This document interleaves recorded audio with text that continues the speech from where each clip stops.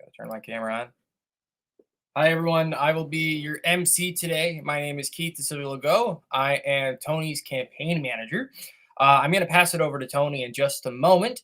We're going to be on stream all day today until we're scheduled until 10 p.m. Eastern time. It's currently 9 a.m. Eastern time. There's always possibility of extension, so keep news for that later in the day. But yeah, I'm going to pass it over to Tony. Tony's in his barn right now.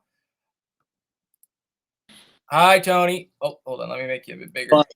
And welcome to the Team Tanille and Team Tony live stream, the second one we're doing. We had so much fun on the first one.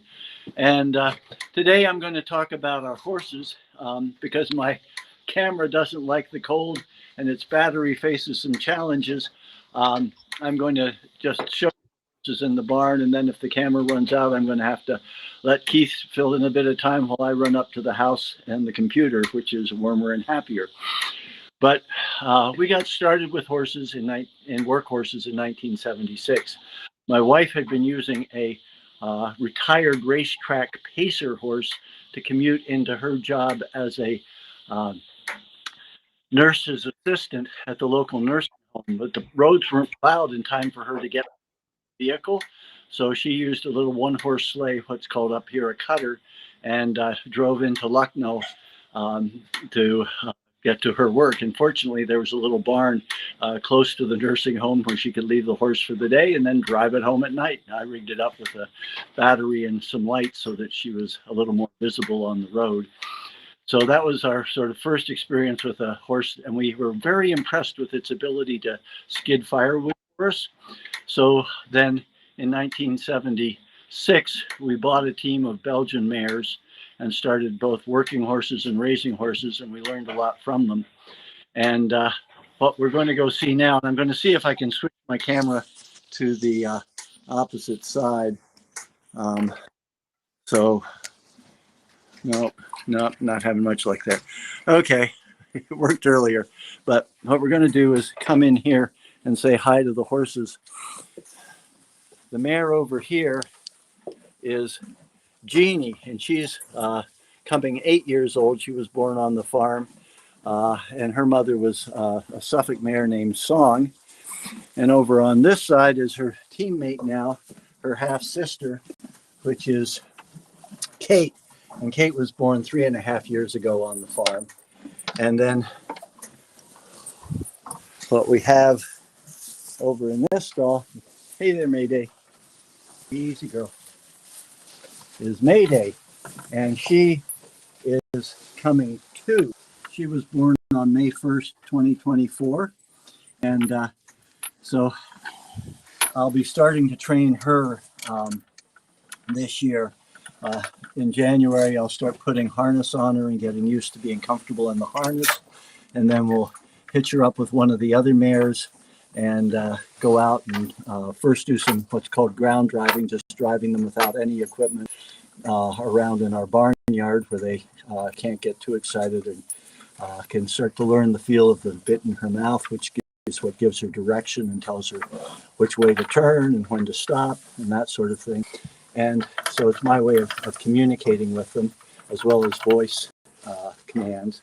But then once she's comfortable in the harness being driven without something, we'll hook to the sleigh, because the sleigh is a really good training equipment piece because it slides and it doesn't bounce very much. And if you've got enough snow and the horses start to misbehave and want to take off, you steer them off the sleigh trail and they get into deeper snow and have to work a lot harder. And then they slow down and behave better. And they soon learn how to work with you, and you soon learn how to work with them. And then our last horse we're going to look at here in the barn is called Junetta. And Junetta was born on June 1st, 2025. And she's another little filly, and she and Mayday are half sisters because Mayday was out of Jeannie and Junetta is out of Kate. And so we've got 2 generations on the farm here right now.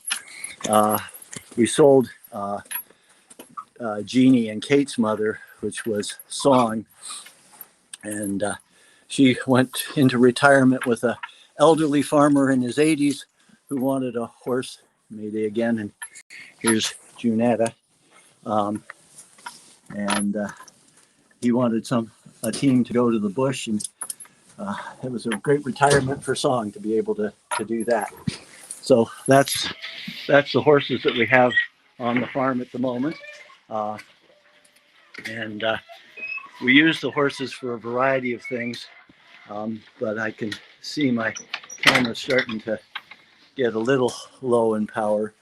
But the team in the double stall there, I harness and can drive them out as a team. One of the advantages of horses is they can turn in the space that they're standing in. So if you're using them in the bush, they can be pretty handy for skidding logs and that sort of thing. And I should show you their harness here too.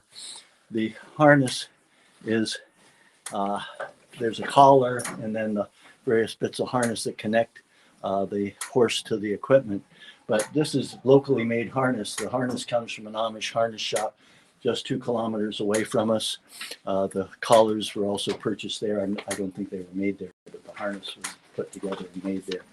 So that's some of the features here at the barn. And I think, Keith, I am going to head on up to the house at this point. Okay. That. I'll fill the time quickly. Okay, and I will go quickly, but I won't run Kaisi out there. Don't run. Be careful. You can put this out. Right. Anyway. I'm going to turn Tony's camera off, and now you're going to look at my mug. So while we're waiting for Tony to get over to the house, and you're going to see me look to the side, just seeing if Tony's gotten back. Actually, I can pan it over to Tony's. Let me see if I can do this. Throughout today, you are going to see me struggling at times to run this live stream. And I'm not going to apologize for it. We're all learning as we go. Okay, so I'm going to turn this on. Okay, so that little screen there is Tony's office, or Tony's desk, I should say. So we'll see him soon. In the meantime, I want to show you something. I want to talk about fundraising. That's something we're going to be talking about a lot today. So the reason why we're here today is there is a very tall entry fee to enter this race. It's $100,000 to enter the race as a leadership candidate. But in reality, it's higher than that, because off of every donation received, 25% of each donation donated to a leadership candidate goes to the central party. So in reality, the leadership entry fee is more like $133K. And that's why we have this solidarity between Team Tony and Team Tanille, because for a working class party, 100K, let alone 133K, is a very, very, very tall price to lead a party of the working class. We want to make sure that these candidates don't get shut out simply because they are working people. So I want to show you something. There's actually multiple ways that you can support the campaign today, and doesn't just have to do with money. Watching the live stream, and more specifically sharing the live stream along with as many people as you can. We have a lot of different events, so even if people in your life aren't exactly political, there's plenty of things in this live stream today that might appeal to them. Later today, kind of our crown jewel event, we have D&D. I have a little graphic I'll show you.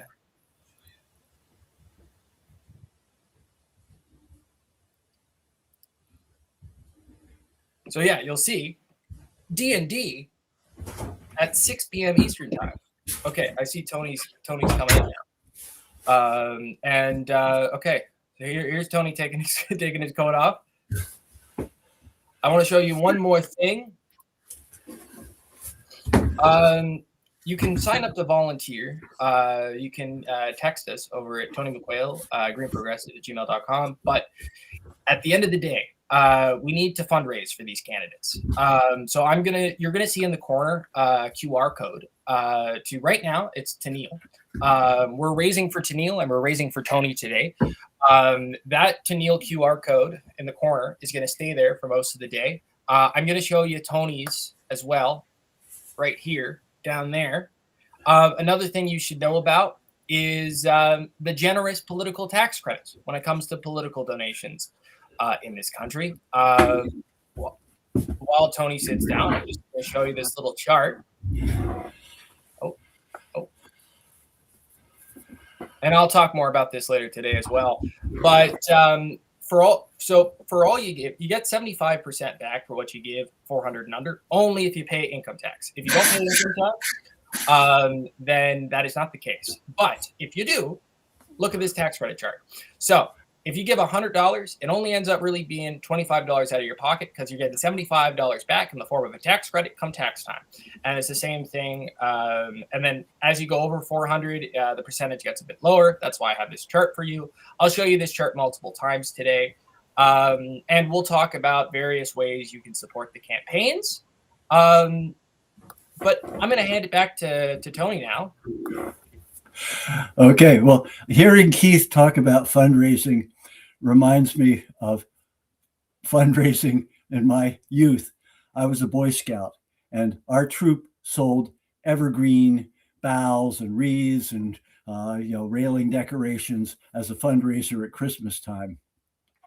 But I was a country kid, and so my block was not a city block. It was a country, and I would walk around trying to sell evergreen boughs and evergreen wreaths to people. And I'd walk up these farm lanes or these country lanes past spruce trees and pine trees and cedar trees. So I hated marketing and I hated selling stuff. But when I got involved with the NDP, fundraising became part of what I did in our local riding and in our local provincial and federal campaigns. And I realized that what I was asking was for people to invest in a future that I believed in, a future where we looked after each other and we looked after the planet. And I got more comfortable with fundraising in that process. But right now I want to talk to you about horses. And so we'd had the experience of working with this pacer that Fran used as her commuter horse to get into her job as a nursing assistant at the local nursing home in Lucknow. And that's a 9-kilometer trip one way. So she used her. We've been impressed with her work. And when I started farming, when I bought the farm in 1973, the equipment I had was a bicycle. So we didn't have equipment. So we were working with, in our first couple of years on the farm, we were working for neighbors in exchange for borrowing a tractor to work the land and that sort of thing. And in our second year, I remember driving a pretty nice new tractor. A lot of the vehicles and tractors I'd worked on, you had to use a screwdriver across the solenoid to get the starter motor to go. And they were older pieces of equipment. But this nice new tractor, I thought, boy, this is a nice new tractor. And then I got thinking, but for us to buy a tractor like that, we'd really need more land to justify having a tractor like that. And our farm wouldn't pay for it. So we got thinking about, how are we going to get our own equipment? How are we going to get our own ability to run the farm? And the Amish had been moving into the area at the same time that I bought the farm. So there were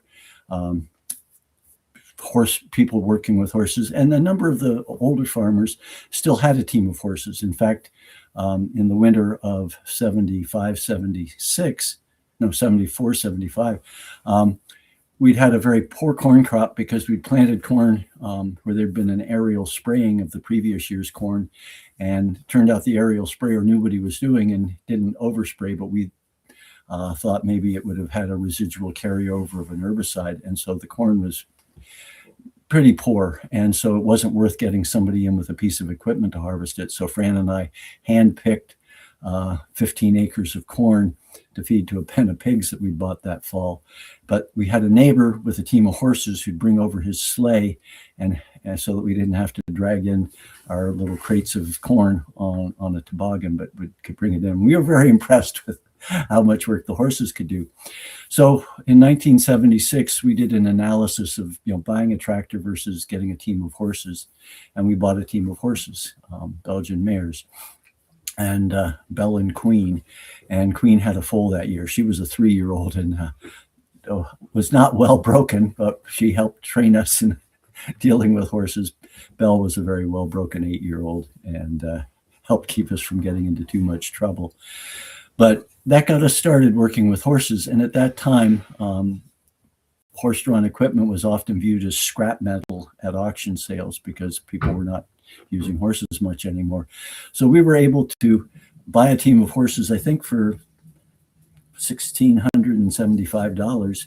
And then we were able to outfit the farm with plow, cultivator, disc, manure spreader, seed drill, and a grain binder, all for under $50, or $500, sorry. But you could pick stuff up very inexpensively at auction sales. So that's what got us started with horses. And the other thing that made us choose horses at that time was it was at the time of the Arab oil embargo, and we'd come off of that and felt that it was really we needed to be thinking about how to transition away from fossil fuels.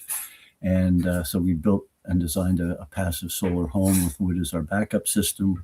In the late 70s, 78, 79, we put up the first grid interconnected wind generator.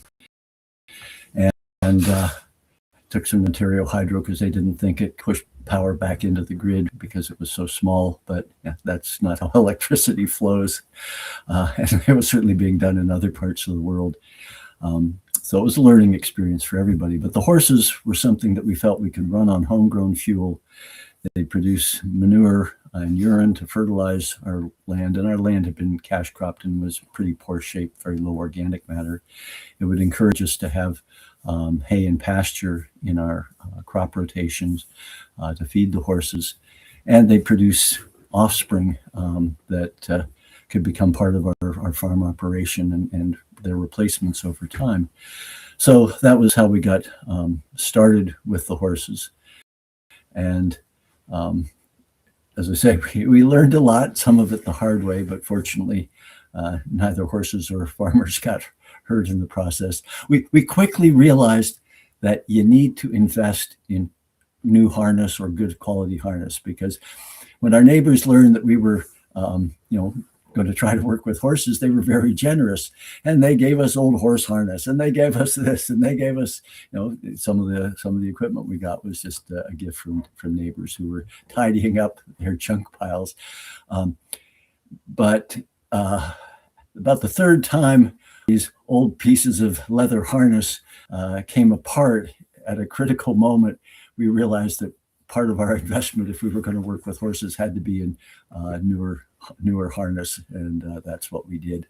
And after that, things got a lot better because equipment never breaks when you're not using it, and harness rarely breaks unless it's suddenly being stressed, and that's usually not a good moment to have it fall apart. So those were part of our learning experiences.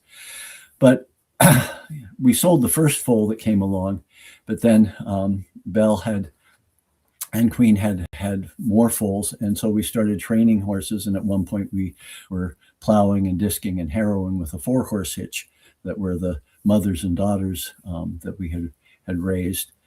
And then we started selling trained horses, and over the years, we've had 3 different breeds of workhorses on the farm.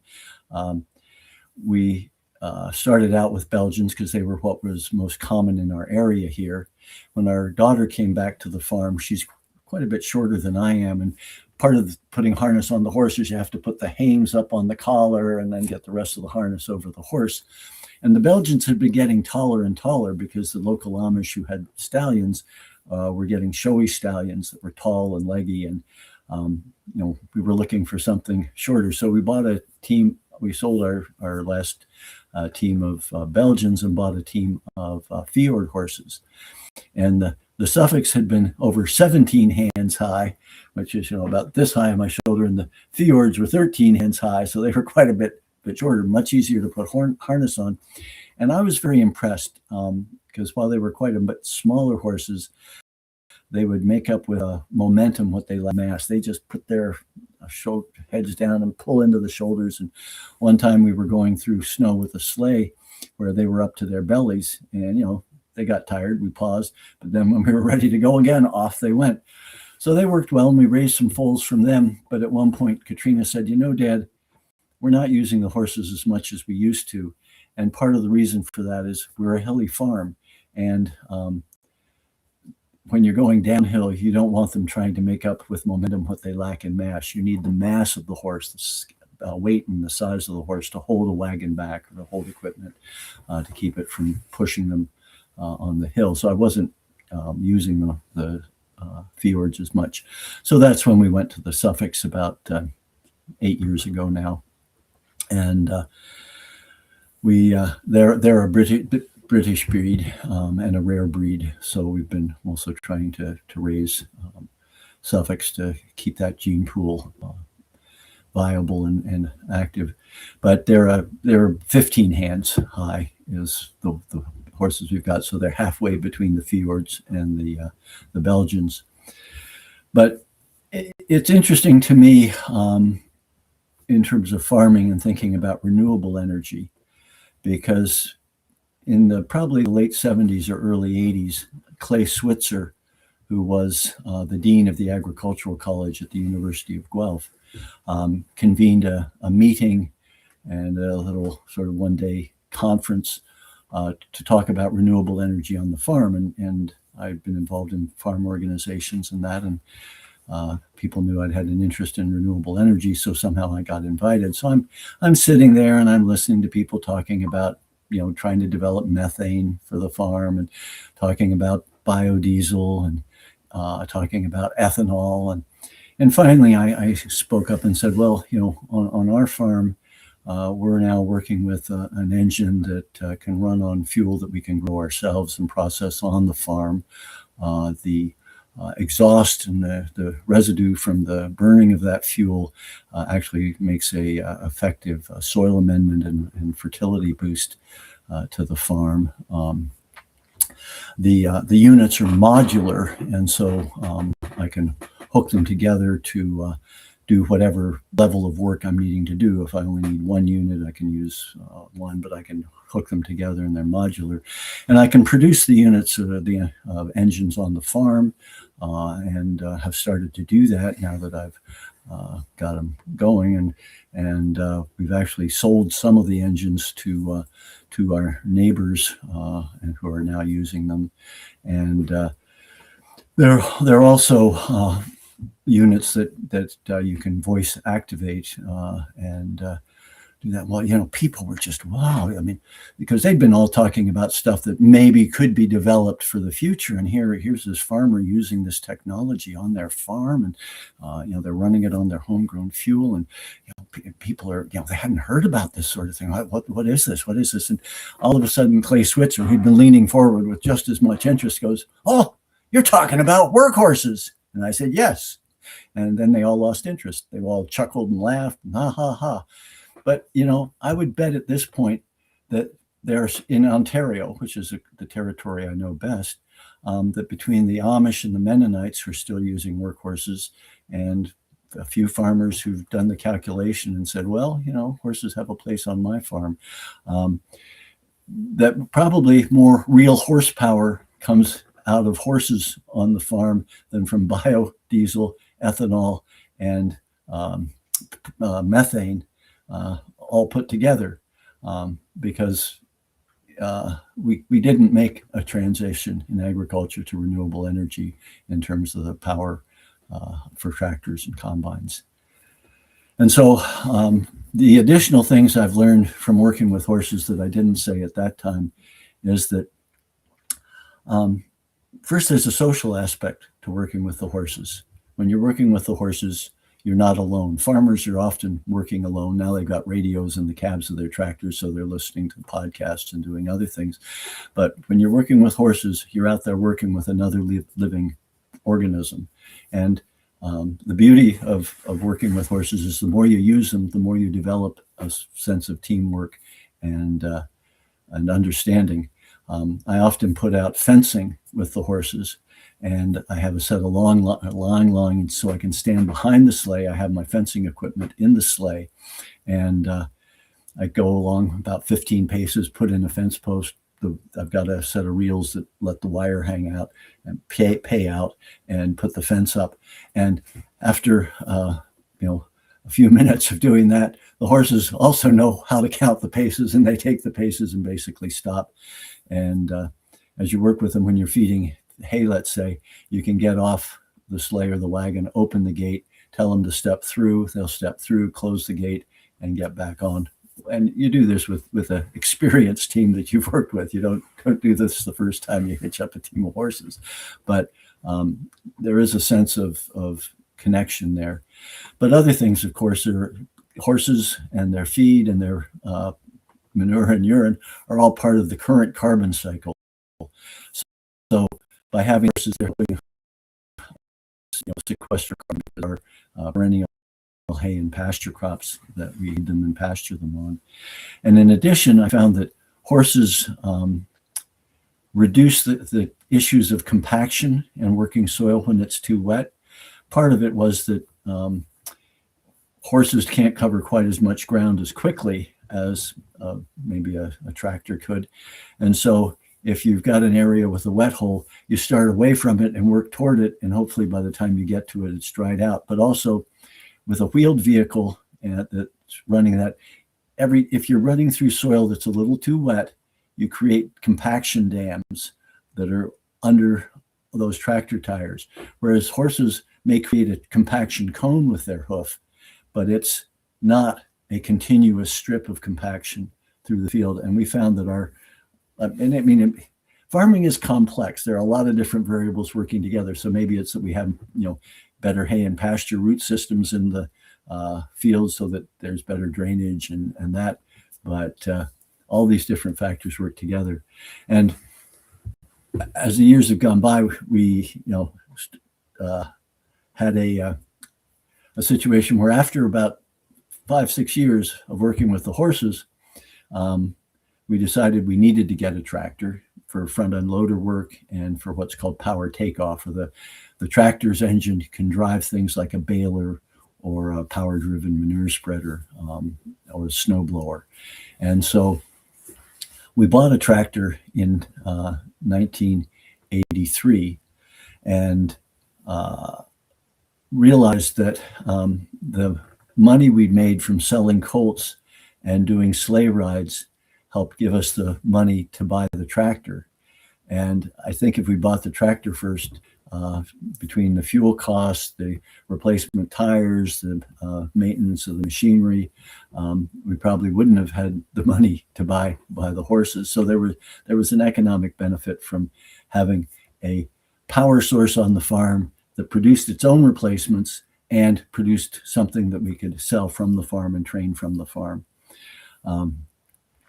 And we did buy a snowblower because by the early 80s, our daughters were coming along. And up until then, we have a long lane. We'd simply dug out the end of the lane and parked the truck that Fran brought into our operation when we got married. We parked it at the end of the lane because we didn't have a way of clearing the lane. And part of the reason for getting the tractor and a snowblower was taking a small child on the toboggan down to the end of the lane wasn't always very much fun for them, particularly if they flipped off the toboggan and landed face down in the snow in their snowsuit. So we got the tractor, we got a snowblower, and after the winter after we'd taken the holistic management course that encourages you to think outside the box and consider a variety of options when you're facing a decision and think about which option best takes you toward the quality of life and future vision that you've described for yourselves. The snowblower had a couple of breakdowns in the first snowfalls of the season, and then the main drive bearing went on it. And prior to taking the holistic management course, I was, we just got to bite the bullet, get out there and buy a newer snowblower or buy a new snowblower. There's nothing to it. But because we've taken the holistic management course, we said, well, what are our options? What can we get a neighbor to blow the lane? Are we prepared to go back to leaving the truck at the end of the lane? Do we need buy a snowblower? But then the Amish in the area used a thing called a snow scoop, which is a metal box with a blade at the back of it that you can drop down and basically scrape up a big cylinder of snow. But then you can drive off the lane and dump the snow and then come back and clean out the lane. So it has the advantages of a snowblower in that you move the snow off the lane without pushing up big banks, because we're in an area with lake effect snow and a lot of wind. And if you push up big banks, you just have a bigger drift across your lane much of the time. So we said, well, I wonder if that might work. So I borrowed one of my Amish neighbor's snow scoops and used it. And I thought, this could work. But the problem was going to be that the fellow who made snow scoops took orders in the fall, made up the appropriate number of snow scoops, and then there weren't any available to the next fall. But I got in touch with the guy, and it turned out he had made one that somebody hadn't taken. So 3 days later, it was delivered to the end of our lane, and we had a horse-drawn snow scoop. And part of our thinking in terms of choosing the snow scoop as an option, because first we couldn't get a neighbor to blow it. Our lane was long enough. The neighbors who had tractors and blowers had enough snow blowing work already, weren't interested in our lane. And with kids who were now young teenagers, not clearing the lane was not an option that was very popular with them. And so the choice became, do we get a new snowblower or a newer snowblower, or do we go with the snow scoop? And the snow scoop was going to give the horses work through the winter so that they would stay in shape for the summer work and the spring workload. And it also was something we could run on homegrown fuel. And one of the other challenges of tractors versus horses is, if my tractor, we still have a tractor. It's the third one we've had, but it isn't going to start at this time of year unless it's plugged in. So not only is it using diesel fuel, it's using electricity to keep its crankcase warm enough that it'll turn over when you start it. Otherwise, it's just going to go, and now you've got a dead tractor battery, and aren't going to be moving much snow with it. So horses start pretty easily through the winter. They don't always go really well through deep snow, because when the snow gets up to their bellies, then it's pretty hard for them to plow through it. But they're pretty versatile. The other things where they're, I think, really shine is on working in the woods. Horses do very little damage if you use them appropriately in the woods. I once took down 15 maple trees to sell as logs in a section of our woodlot, and I skidded. There's probably 2, possibly 3 logs per tree, and I skidded them out on a trail. And the horses are a team, but they can squeeze together to get between an area, and the double tree that's connecting them to the chain that's on the log can also swing back and forth. So we didn't have to create a wide trail for them to get through. It was probably 5-6 feet wide, but it wouldn't have let a regular skidder from a tree logger system wouldn't have worked it. But the really interesting thing to me was going back in the spring, because we'd skidded during the winter and there was snow and ice on the trail.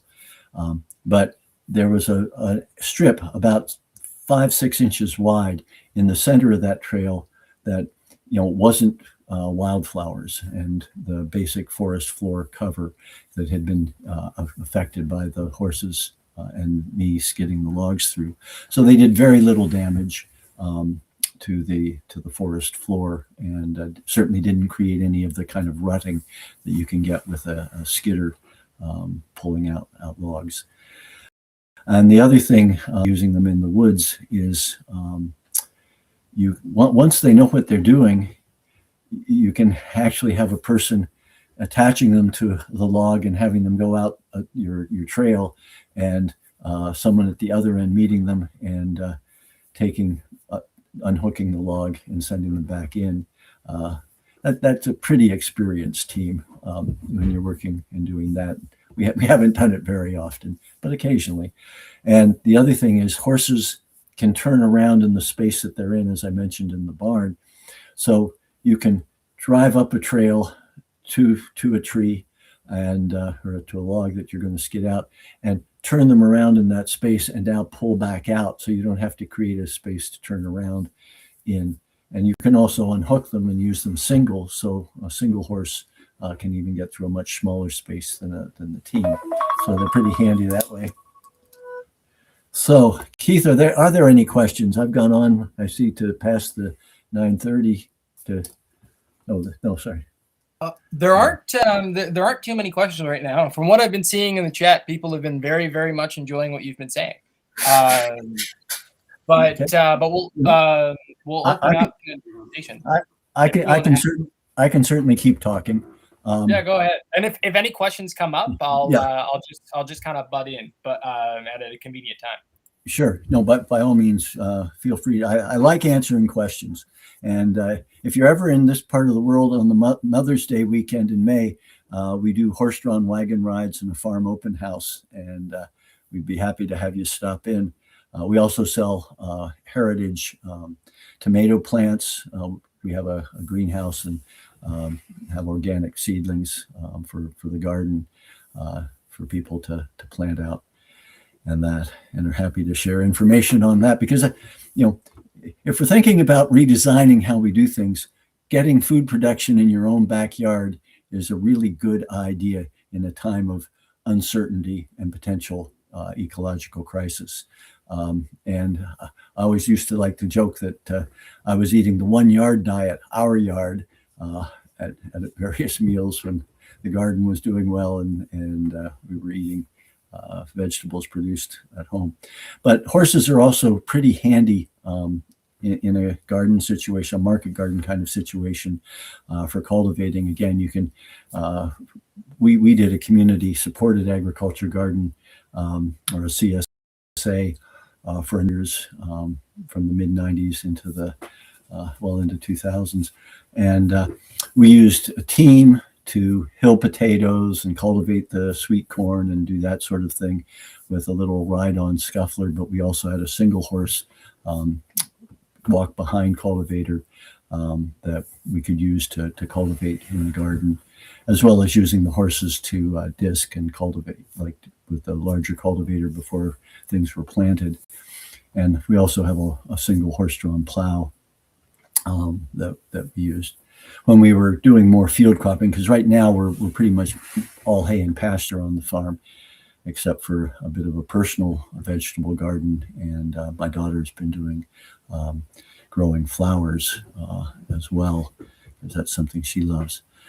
But when we were, at one time we were working up about 15 acres of the farm every year, and planting half of that with a winter grain that we would underseed with a red clover grass mixture for the next year for hay and pasture, and then a mixed grain, oats and barley, that we would underseed with a longer perennial pasture mix, either trefoil in the grass or alfalfa in the grass.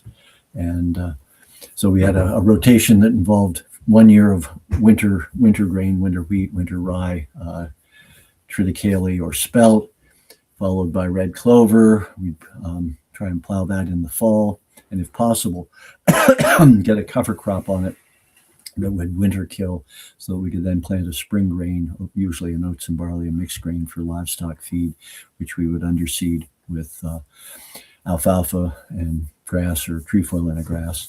And when I say underseed, you plant what the grain crop is a nurse crop, so that it grows up and helps suppress the weeds, and the smaller seeded clovers or alfalfas and grasses get established under it. And then when you take off the grain crop, then they can take off, and it's a way you can establish perennial pastures and hayfields without using herbicides, and also grow the grain crop without using herbicides. And a long known technology by farmers, well used before the pesticides and herbicides came into use. But anyway, then we'd have so a winter grain, red clover, spring grain, and then about 4 years of hay and pasture in a perennial, and then we'd plow it back up again. And when we were doing that kind of cropping, we used a 4-horse hitch on the plow and on the cultivator and on the disc and the land packer. And then we would harvest the grain with a binder, and that binder I bought at an auction sale for $1 because the knotter arm on it was seized up, and it took a bit of work and some WD-40 and some propane torch heat to loosen it up and get it working. But we used it for many years and then sold it to one of our Amish neighbors when we stopped growing grain. But the old horse-drawn equipment really impressed me with the ingenuity of our predecessors in agriculture, because a binder replaced the scythe and cradle. So you've seen pictures of people scything grain with a cradle, and the grain would lie on it, and then you'd drop the grain there, and somebody else would come along and tie it into a sheaf, and you'd stack the sheaves to let the grain dry, and then you'd thresh it either with a flail, or you'd beat on the grain, or having an ox tramp around on a threshing floor. But the binder does all that with horsepower, and it has a mower that's cutting the grain, a table canvas that is moving the grain over to a set of elevator canvases that are moving the grain up to where there's a knotter that uses a little piece of binder twine and goes around, ties a knot, and kicks the sheaf out. And so we were pretty advanced technology at that point. And what always impressed me was that I could bind grain with a team of horses, and usually I used 3 if we had them.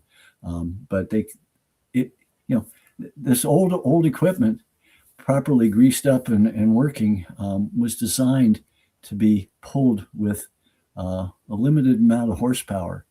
With our tractors, we just have to up the throttle. But that brings me to another point I wanted to share, and that is, what is a horsepower?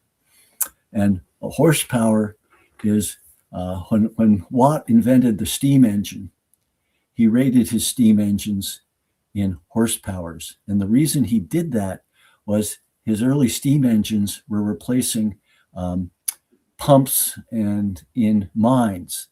And those pumps previously had been worked by a pit pony. And the pit pony would somehow move the mechanism for the pump to keep draining water out of mines. And so he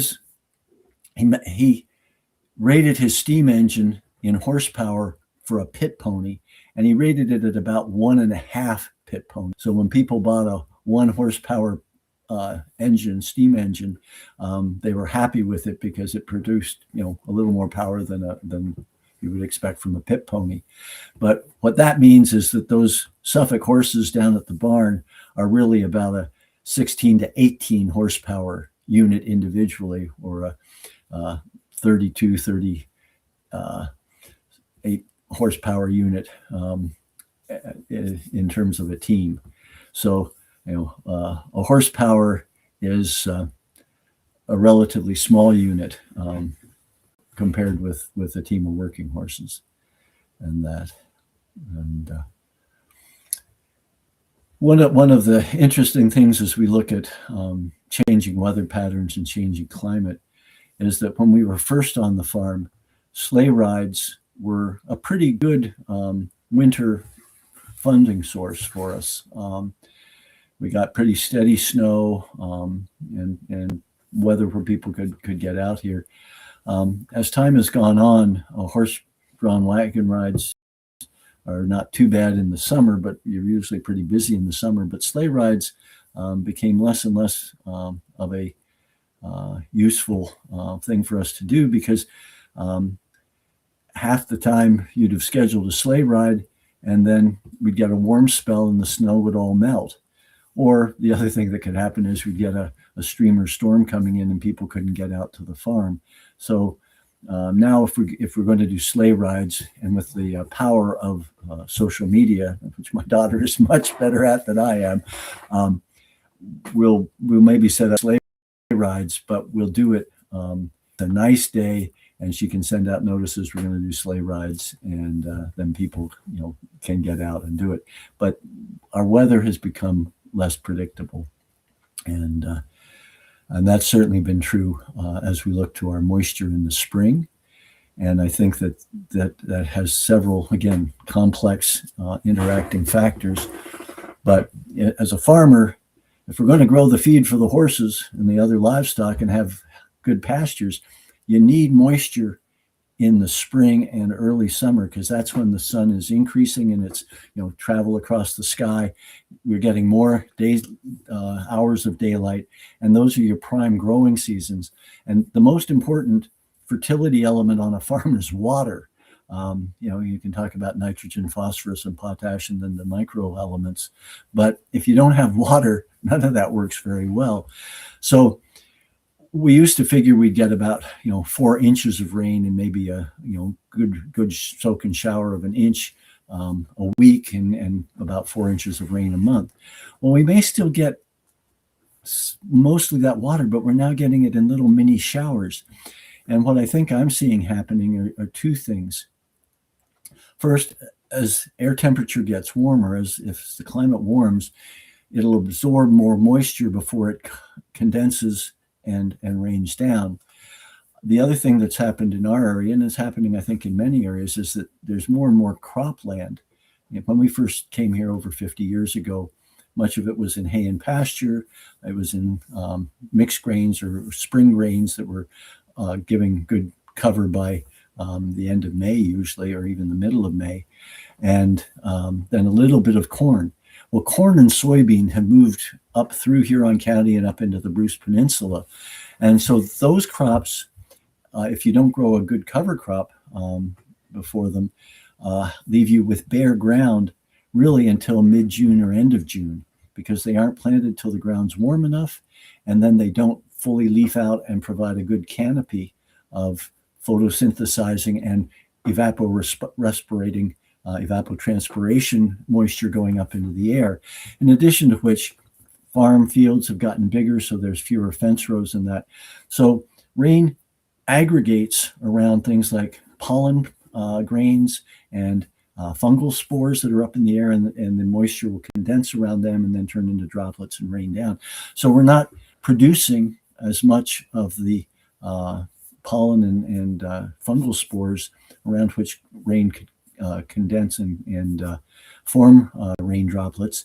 But in addition, with this bare ground in March and April and May, that's only really starting to get green cover by middle to end of June, what's happening is that dark soil, and even if it's pretty eroded and not as dark as it should be, is still dark enough that it's acting like a solar collector. And so when you have sunlight coming in, it gets warm, and then it re-radiates that heat, further warming the air over the land. And with photo radar now, you can watch what's coming your way. And it's really interesting to me to see rain clouds coming across Lake Huron, picking up moisture. But then as they hit the shore, they dissipate and they go up, and then further inland, they maybe drop the rain. But that warm air causes what was rain condensing and coming down starts to then spread back out and not rain. So we're now getting it in the form of snow in the wintertime because the lake is warmer and it doesn't freeze over.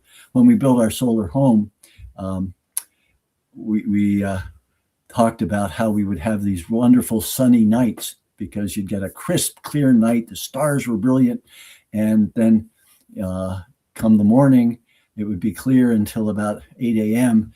And then the sun was warming up the stuff on the lake. The moisture was going up, and turning into clouds and coming over. We weren't getting sunlight until the lake froze over. And I think we're seeing even more of that in terms of snow now in the wintertime. So that can make it hard for the horses to clear the lane with the snow scoop if the snow gets too deep, because you need some place to pull off the lane and drop it. But let's see. Other stories? I'm good with questions, folks. But if there was one question earlier, sure. But you did kind of answer it, but we'll go over it again. Sure. Are there horse breeds in Canada? Is the question. Well, yes. There are a lot of different horse breeds in Canada, and of course there are a variety of uses of horses. So you've got riding horses, you've got heavier hunter jumpers, you've got the work horses, and then the breeds. The primary ones are the Belgian, the Clydesdale, and the Percheron are probably the most common. There are some Suffolks. Suffolks are being raised both out on the prairies, and there are several different farms in Ontario that raise the Suffolks, which I said are a rare breed. There's Halflingers, which are sort of a smaller working horse, and the fjord horses. And then there's the Canadian horse, and it's a registered breed. And it was one that was kind of a cross between a heavy horse and a lighter horse, but they're built to be both able to do work in harness, pull a buggy, also be a riding horse. And they're also considered to be a rare breed, and that. And we currently have a pair of Canadians on the farm, but they've been sold. They came to us from another farmer that was retiring who had them. But I had enough power with the Suffolks that I didn't need to use the Canadians for work. And my daughter, with 3 kids 5 and under, is a little too busy to do much with them either. So it makes sense to let them go to somebody else who hopefully can use them more, because horses really benefit from being used. And the horses that are going out to the field in harness are not the ones calling to say, "Take me with you," which is the ones that are still in the stall. So they do appreciate getting to be part of the operation, in my experience, my observation. And that. But yeah, there are a variety of breeds, and there's some rarer breeds and European breeds that I don't have really any experience with. One of the interesting things that happened when we were first thinking about getting started with horses was that some of our neighbors, the older farmers who kept a team, and those teams were often kept both for doing odd jobs around the farm. As I say, they're really handy for skidding logs and moving firewood and other projects, but they were used in the fall fair parades. And we got married in the orchard on our farm in 1975, and Jim Aitchison, who was a staunch liberal and would come out and make sure he put a liberal sign at the end, on the other side of the road at the end of our driveway in each election, once he knew I was a New Democrat. But we still had a very cordial relationship. But Jim's brother, Bob, was across the road from us, and Bob also had a team of horses. But Jim had a nice little show wagon and a pretty fancy team, and we had our Quaker wedding ceremony up in the orchard under the apple trees. And Jim showed up just at the end of it with his show wagon and his team of horses, and gave the newly married couple a ride around our orchard and around a bit on our farm and through the guests who'd been there. And that was before we got our own team. That was in 75, but maybe that had some influence on us as well, as to get a team of horses in 76. But yeah, trying to think. Yes, one of the joys of working in nature, with nature, and trying to figure out how to work in a way that um, uses biological solutions to things, is that newborn foals are a lovely sight, as are newborn calves and newborn lambs and newborn goats and newborn pigs. The human beings are a part of the web of life. And as a species, we've survived because we knew how to take care of each other, because certainly when a child comes into the world, they're helpless and need to be cared for.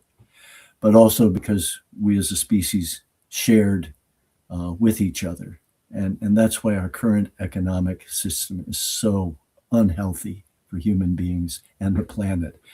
But watching the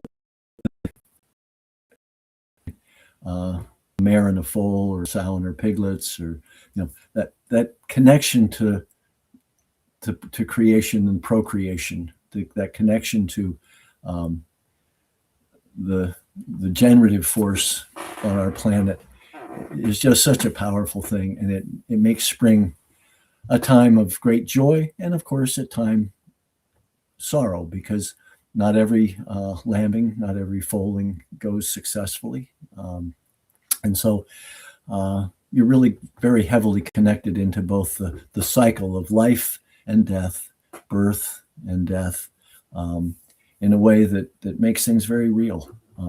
So, we were fortunate that the first workhorse foal born on the farm was there in the pasture on its own. Mother was looking after it, and all was going well. And usually it does. And over the years, we've raised over 55 colts on the farm. And so, here's a biological power source that's self-replicating, self-replacing, and is pretty productive in that sense. If you wanted to try and put an economic lens on it, as I say, we've had 3 tractors, a little International B414, a Ford 3910, and now a New Holland Workmaster 70. But they do work if everything's working right with them. They don't heal themselves. And that's the thing about horses. If a horse gets an injury, it'll often heal itself, or heal itself with a bit of help from you. They're biological organisms, and biological organisms are amazing.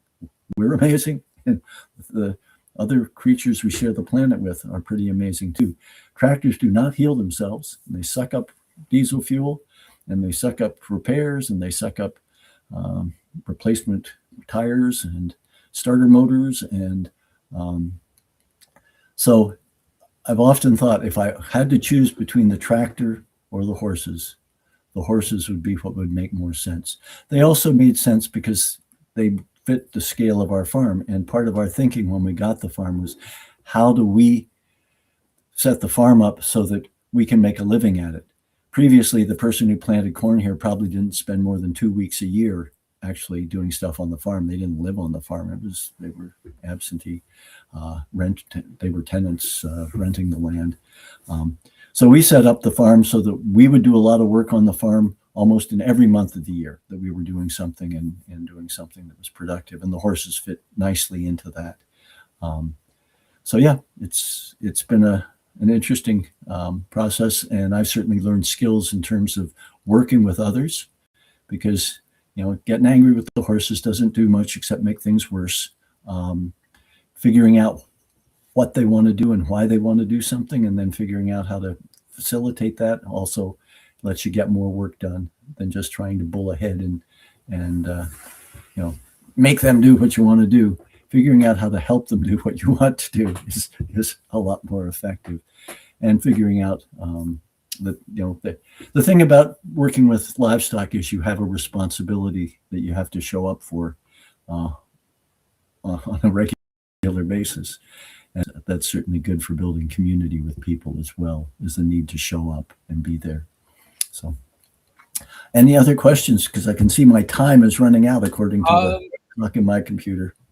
no other questions, but before you hop off, I know you hate asking for money, but let's do exactly that. Uh, give me 1 second. I'm going to hop on here as well. Oh, wait, I want us to share the screen. Okay, there we go. So I'll take over with the rest of the fundraising. I'll say, when we did the first live stream, we had stopped our campaign's fundraising because to me, it's really important that somebody who brings a rural experience to this leadership campaign be in the race and make it to the ballot. And so, the structure of the campaign and the rules and the funds required are not making it easy for ordinary members of the NDP to come forward and share their concerns and hopes for the party. And so, Tanille's thing is up there, mine's down here. If you've only can donate to one person, donate to Tanille. I know my campaign manager may not be happy with me for saying that, but that's the reality involved because I was concerned about our failure to deal effectively with first past the post. That's in holistic management, we call that a log jam, something that creates a problem all across our goals of bringing in good policy that support the 99%. So, I got involved because we have to deal with electoral systems that are defeating us. But I don't want the rules and electoral process for this leadership campaign to defeat both Tanille and myself. So, if you only got money for one, there's Tanille's box up there on the screen. But certainly if you'd like to see the things we're talking about, which is the 4 R's and the 4 D's, we're going to need money. But maybe more importantly, talk to other people who haven't been tapped out by the NDP running this thing at the same time that they've already asked everybody for money in the 2025 federal election. So I'll be quiet now, Keith, and let you. No worries. And a big takeaway too is if, let's say you're tapped out for the year, and you can't give anything, there is still plenty of ways you can help. Number one, and perhaps the easiest, is share this live stream around, especially to your friends who aren't necessarily New Democrats, but people who are open to Tony and Tanille's ideas. And then let us do the work of getting them to donate. We'll convince them ourselves, but bring them to the live stream, spread the good word, and then we'll do the rest. But Keith, there's another thing that people need to keep in mind. Yes. Fast away the old year passes, and 2026 is coming up. So if you say, I am tapped out now, but when the new tax year comes around, then sending a note that says I can't do it now, but in 2026 I can pledge a certain amount toward these campaigns. It would help us know in budgeting whether we make a loan to try and stay in the race or whether it's time to fold. So because we've got expenses in addition to the cost of the party's entry fee. So that's another way that, if you say, I'd like to see you there, but but that's real. I mean, these things are tight and we don't want people stretching themselves into bad places, but that's the rule of the games we're living with at the moment. So we got some ideas of suggestions on how they could change to make it a more inviting process if next leadership race. And then I'll also, in case you don't know already, I'm going to pop up a graphic here. I'm going to cover my own face. Well, cover my face because I have to go back down to do some Okay, things. I'll cover your face if you'd like. I feel so rude doing that. All right, so over here, blocking Tony's face is the tax credit. So for donations 400 and under, you're getting 75% back for what you give come tax time. But over that, there's still percentage that you get back. This chart explains it best. So I'm going to give you a second just to take a good look at that.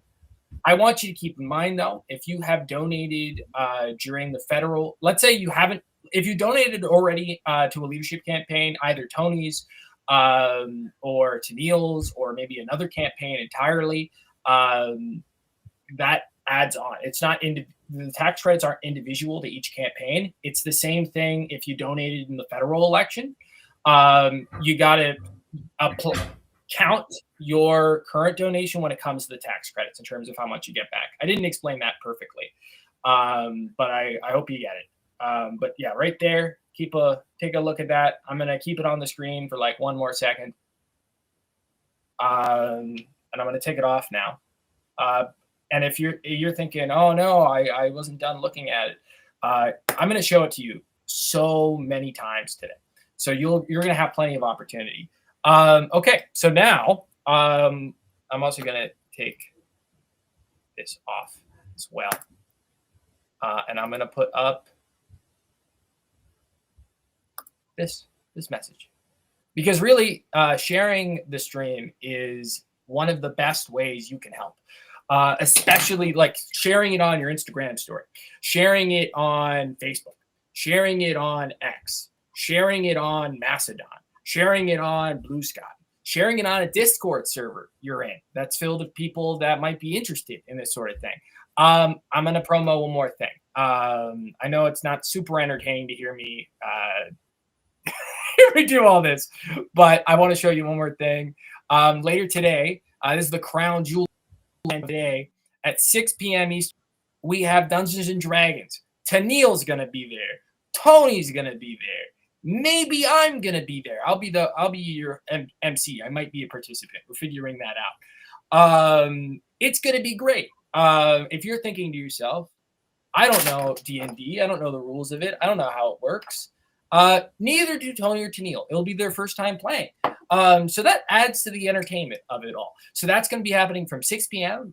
It'll be ending at around 9 p.m. Eastern time. That's 3 p.m. Pacific time, and ending at 6 p.m. Pacific time. But I hope to see you there, because it's going to be quite fun. But it's also a good way of convincing your non-political friends. If you have friends who are D&D, maybe they're not political kind of people, but they love to watch the D&D podcast, like Critical Role and stuff like that. This is your way to bring them in. This is your way to bring it in. So I'll leave that with you. But now, okay, so now Tony's left the room, so I'm actually going to turn off his camera, and the next item on the docket is me. We're going to play GeoGuessr, but the Canadian edition. So I'll set that up for myself in a moment. And then after that, we have Jenna Straff, who is an organizer with Reclaim and also the president of the USask NDP. That will be at 11 Eastern time. But now it's time for me. So now we're going to share my screen. This is the first time I'm sharing the screen on the stream. So let's hope nothing goes wrong.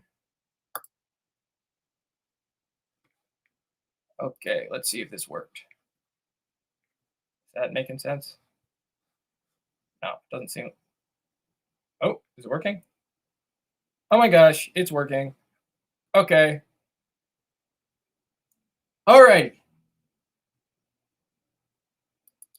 Let's play. All right. I hope I'm kind of afraid the sound is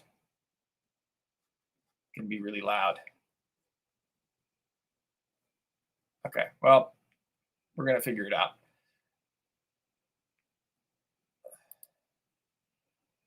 Maps, we're going to go to Canada. And do you like my Christmas lights? I'm going to turn off the lights to try to save battery for the day. I had it on flashing before. If that, when I have it on flashing, if it disturbs anybody, just let me know in the chat, and I will always turn it off. Also, during this, if you know where it is, where the spot is, I do not want you to tell me in the chat. I want you to keep it to yourself, because it's cheating if you tell me.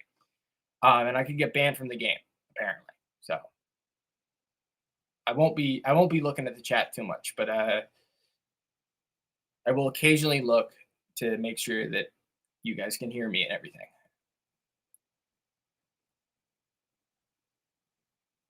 All right, let's play.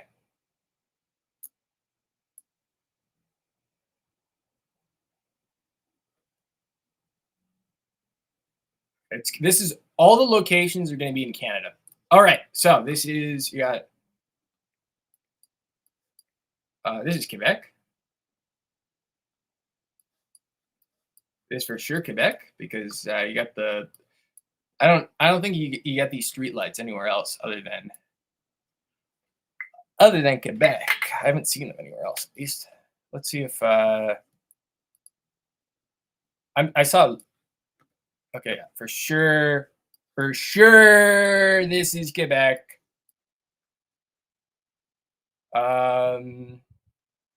Where in Quebec though?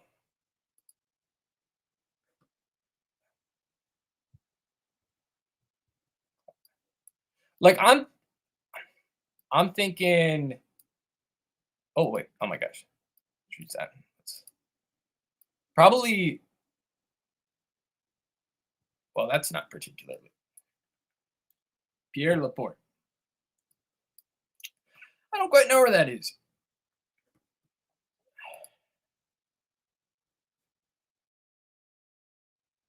Oh, okay. Wait, highway. I'm feeling like this is Montreal.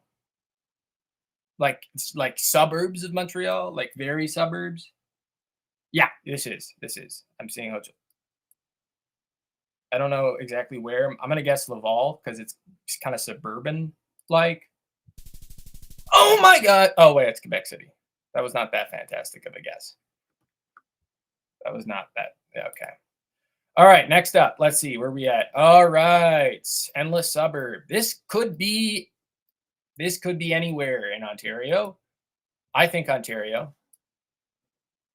I think this could be the place I grew up. I grew up in Oakville, Ontario. This is kind of giving. That's not giving Oakville as much though. That's not really giving Oakville. If I could see the street, this is giving Ontario though. It's giving outside of Toronto.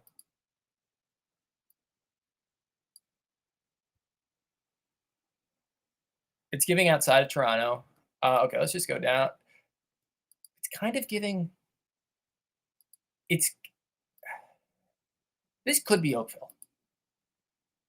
This kind of feels like Oakville. Feels like. No, I don't want to say anything negative about Oakville. It's my hometown, though. I can kind of say this. I can say negative things about Oakville if I want to. That's my right. But these buildings are not familiar to me. But also, I haven't lived in Oakville for like a decade. Oh, wait, this is for sure? This is Oaksasauga? Langstaff. Okay, wait, this is not Oakville. Okay, could I see a street sign, though? That would be nice.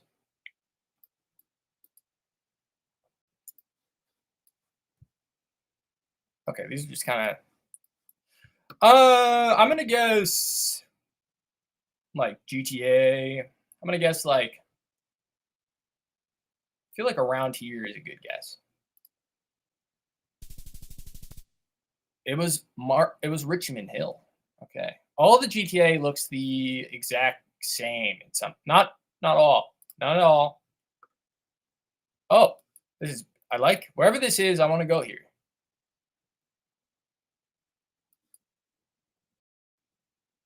I like this rolling hill back here. What province are we in? I always want to say Ontario because that's what I know. And this is definitely not I kind of feel like this is Ontario. I can't really imagine this being anywhere else. Like oh wait.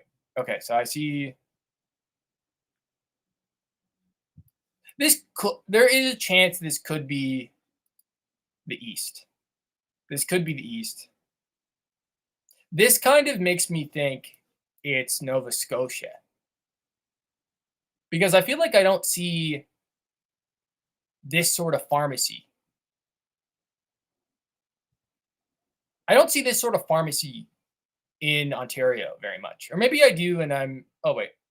Hold on. This street sign might be able to give a lot of indication. Okay, we're in Nova Scotia for sure. That's a Nova Scotian flag. Let's see if this can give anything away.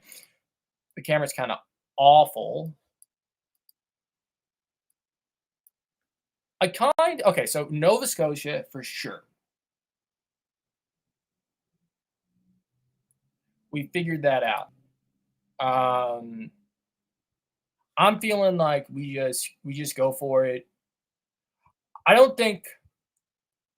think we're somewhere up here. I'm gonna say Amherst. I'm gonna say Amherst. That's what I'm gonna put it in. And it was Newfoundland. That was a Newfoundland. That was a Newfoundland flag. Wow, that was embarrassing. I hope my Nova Scotian friend isn't watching. Okay, I'm gonna say I think this is. Actually, okay, I was gonna say I think this is Ontario, but there's a back lane, and back lanes do exist in Ontario, but I don't see them all that often. Okay, garbage. Garbage cans are usually a great indicator. Wow, that was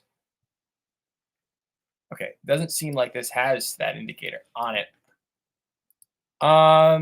Let's just keep. I don't know why we're going down the back lane. Like it's gonna give me more information. Like, so okay. The back lane's confusing me, and I feel like I should ignore it because everything else about this is giving Ontario. Even like like the communist bloc apartment. I kind of want to say Ottawa. Wait, no, we're in Quebec. Nope, we're in Quebec. We're in Quebec. Those streetlights are. I just want to see. I just want to make. I think Gatineau, but also I'm seeing so many Canadian flags. No, we're not in Quebec. This is street. It's not route. Are we in New Brunswick? Where in Ontario do streetlights look like this? Or sorry, where in outside of Quebec do street signs look like this? New Brunswick? But wouldn't there be French on the signs in New Brunswick and English like there would be in Ottawa? Is there a part of Ontario? Oh my gosh, that's a bus. Let's look at the bus. Edmonton. Let's go. That made it easy. I'm not going to try to figure out where in Edmonton we are. I'm pretty comfortable with just hitting that. All right. There's some redemption. Okay, where are we? We're in. I see a blue sign. We're in Ottawa. Yeah, no. That looks a lot like the Ottawa logo, but kind of off. And this could be giving Ottawa. For context, I live in Ottawa. No. I feel like we're in this. No. I feel like we're in Quebec. Maybe we're in No, it's Ottawa. I don't know. Could be in Orleans. This could be Orleans. Was that a sign?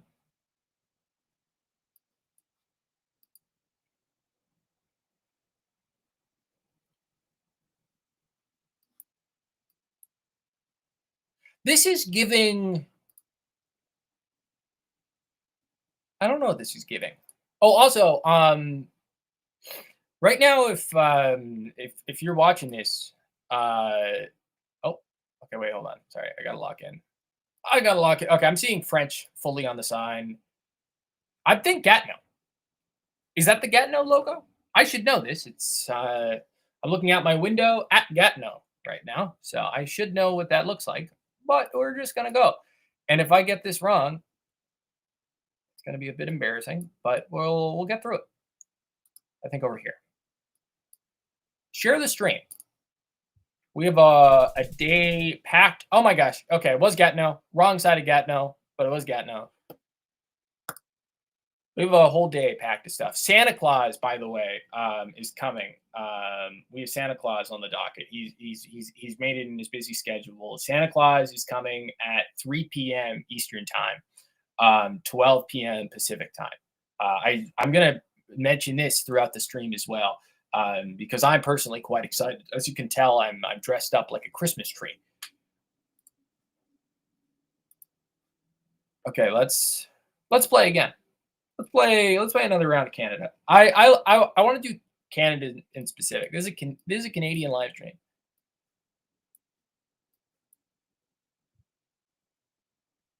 Okay, what are these garbage cans? So okay, immediately looking at this, it's giving anywhere in Canada really. It's giving Ottawa, but like Orleans. I keep saying everything looks like Ontario. No, this is giving Sudbury, actually. Is that English? Let's just make sure. Yeah. This is giving Sudbury. I think we're in Sudbury. I feel like this kind of looks like Sudbury, but also no. Sudbury would have, there'd be more sand, I think. I think if this was, okay, do these, can I get something from these garbages? We're in Edmonton! Wow, Edmonton looks very, not like Edmonton. I don't know. I also haven't spent that much time in Edmonton in my life. I've spent like a little bit, not enough. Is there a published schedule for today's stream? No, there is not. I can show it to you though. I will. When we're done this segment, I will. Okay, I will figure out a way for you guys to look at the schedule. Last time we didn't give it. I don't love to publish the public schedule in case we have to move things throughout the day, because then we have to update it and then people come to, I just don't want to disappoint anybody.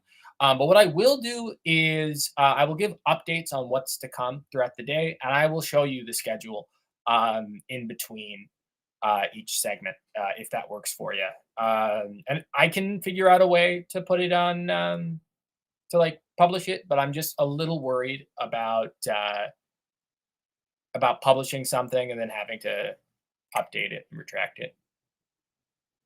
Okay, so Edmonton. I don't know where in Edmonton we are. I'm going to say North Edmonton. Oh, gosh. Good guess. Nice. We're in, okay, for sure, Quebec. I don't even need to see a sign to know we're in Quebec. This is, I've never seen a more Quebec place in my life.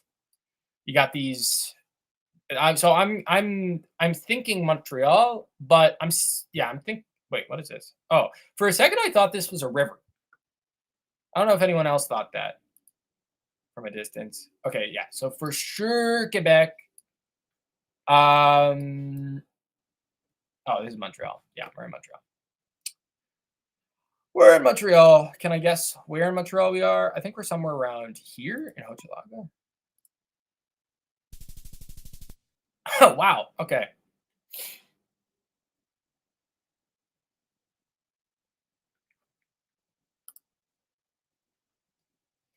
Should I do an international round? Would that be something you guys would like? Oh, wow. Okay, I know exactly where we are. Oh my gosh, this is goated. This is awesome. Roxborough. Okay, we got Roxborough and Yonge Street. I think I can make that work. Let's zoom in on Toronto. Let's zoom in. Let's zoom in. I think, all right, Yonge, where's Yonge? There, okay, there's Yonge. Okay, now where's Roxborough? I feel like I don't know that street offhand, so it's not downtown. For context, I used to be a tour guide in Toronto in 2019. I was on one of those red double-decker buses. It's pretty fun, actually. It was a pretty fun job. I enjoyed it. There we are. This is the exact intersection that we are at. Okay.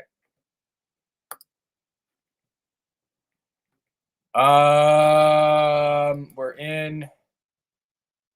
Okay, these numbers give Alberta. They give Alberta because I feel like in Ontario we don't really have numbered streets like this. It could also give. I don't know if it's very flat. So this could be Saskatchewan, perhaps. But I feel like this is giving prairies. For sure giving prairies. It's giving quite a prairie kind of vibe. We got we got an area code, 306. Why do I not know that area code? I know most area codes in Canada because I do a lot of fundraising calls, which reminds me, oh, by the way, if anyone watching this, if you can't donate, but what you can do is give up your time for Tony's campaign, and I'm sure Tanille's campaign would very much appreciate this as well. You can always sign up for an hour or so to do some calls, some fundraising calls. See if you can help us bring money that way, because we have quite a high high bar with this 100K entry fee. But with the 25% administration fee taken off of every donation received to a leadership candidate, it's more like 133K. And then we have a due date coming up, December 30th. 25K is due, but again, yeah, that 25%, it's more like 33K. And in terms of Tanille, which is in the corner, you can at any time scan that QR code and donate to Tanille. In terms of Tony, I can put up a QR code in a bit. I don't know where we are. I'm thinking, all right, I'm not looking at the chat. Jenna, I know you're here. I don't want to cheat, so I'm not looking at the chat. I think this might be Saskatoon. Or is this what Saskatoon looks like? Don't answer that question. I'm seeing the chat and I don't want to look at the chat, but I feel like, oh my gosh. Okay, wait. Okay, that's a Saskatchewan flag. I'm saying this is Saskatoon. I'm saying this is Saskatoon. We're not near a river though. We're on like the edge of town, I think. I'll go over here, see what happens.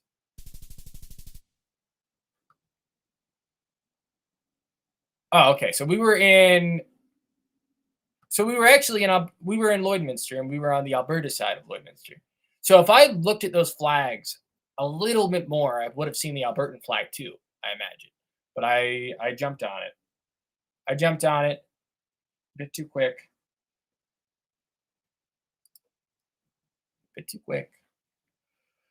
Okay, I'm thinking Ontario, as I say every time. So what time is it? All right, 10. There we go. This is giving. Oh, this is giving. Summerside. We're in PEI. We're in PEI.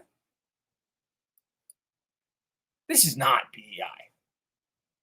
No way. Really? Wait, what color is the soil? What color is the soil? What color is the soil? Is it red? Is the soil red? Is the soil red? Oh, okay. You know what? This is a PEI sidewalk, though. They do have their sidewalks suck. But Summerside is like on the water, is it not? I'm seeing land all around. This does not give PEI, does it? Don't tell me in the chat. No spoilers. I got to do this on my own. Okay, that's a Canadian flag. Doesn't really narrow it down. All of these we're specifically playing Canada.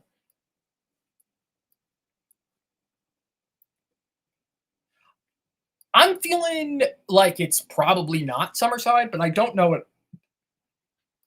Oh wait, let's look at the license plate. Let's look at the license plate. Okay, well that's giving me no information. Oh wait, is that water? No, that's a building. Why do I keep thinking buildings are water?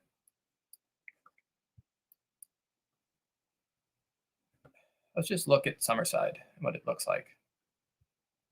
Like, I feel like I'm gonna say over here, I feel like it's not right. I feel like I'm gonna oh, okay. I shouldn't doubt myself. And neither should you. Okay, let's play again.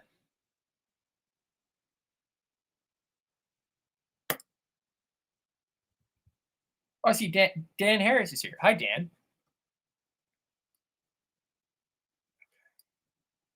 All right, I think we are in. Wait, okay, there's street sign. Wait, French? Wait. Okay, we're in Quebec. We're in Quebec. Where in Quebec are we? I hate when it just plops me in the suburbs like this because this really could be anywhere. So let's look for okay, so I think we're outside of either Montreal or Quebec City.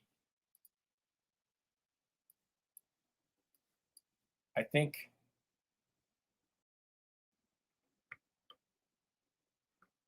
wait. Wait a minute. Wait, what? No. Okay, now I'm confused.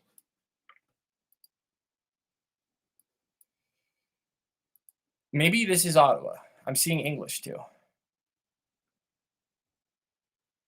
No, this is Quebec. No, this is Quebec. Don't tell me in the chat. I don't want to hear any of it. Okay, no, this is Quebec. This is Quebec. All right.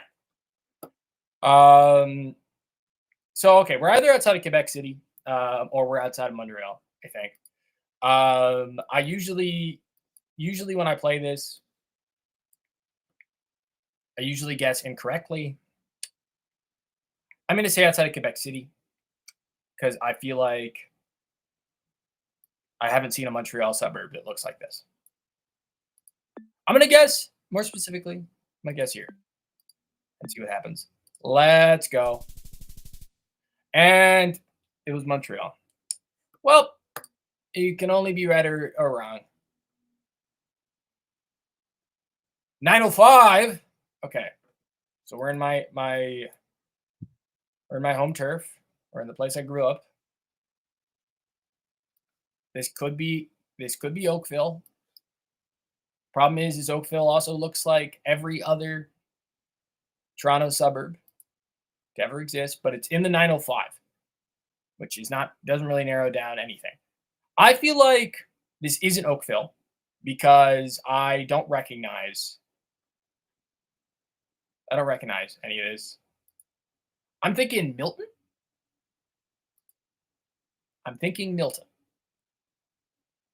This gives Milton energy. Wait, hold on. This is Acton? Could this be Acton? Oh no, this is just auto. It's not a place. I can't read. Okay, I'm looking at the chat.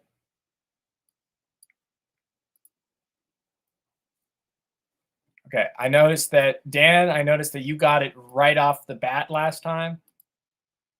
Don't give me hints. Don't give me hints, guys. I can't look at the chat. If Big GeoGuessr finds out that I'm being helped with hints, they're gonna ban me from the game. And for some reason, I pay a subscription for this because I do play this a lot. So I'm all right with doing that. I'd rather do this all the time than doom scroll. Okay,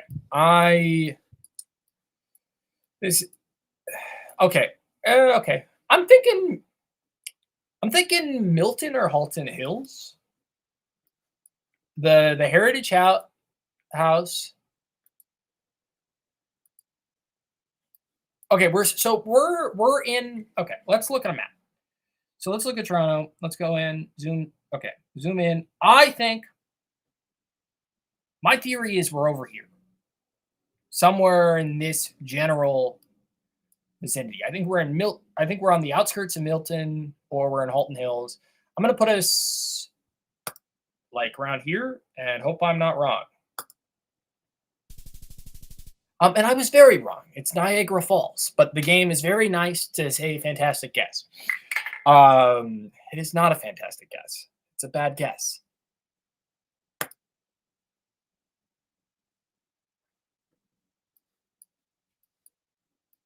Okay. Okay, what time is it? 10:34. France. Okay, we're not in France. We are probably in Quebec though. Yeah, okay. French signs everywhere. This is not giving.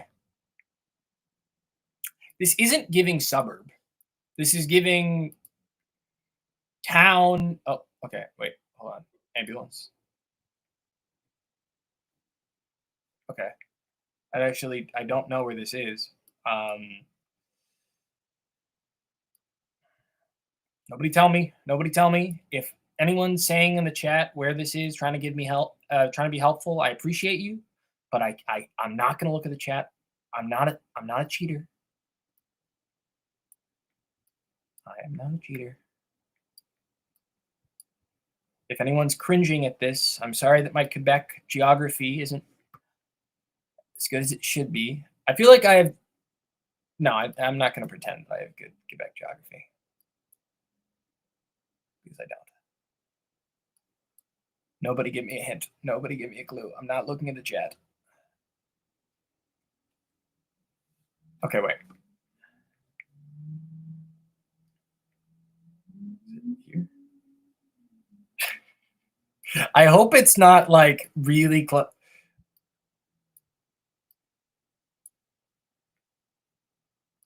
This is kind of feels like a humiliation ritual a little bit doing this. I'm frustrated.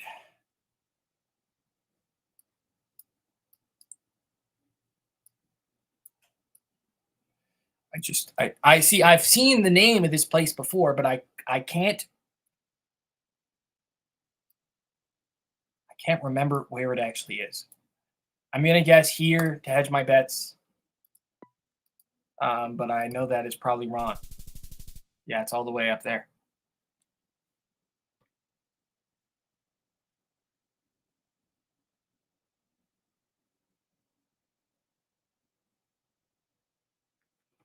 Okay. I'm glad that you're all interested in this. Oh, okay. We got Fort Massey United Church. So if I figure out what city this is Halifax?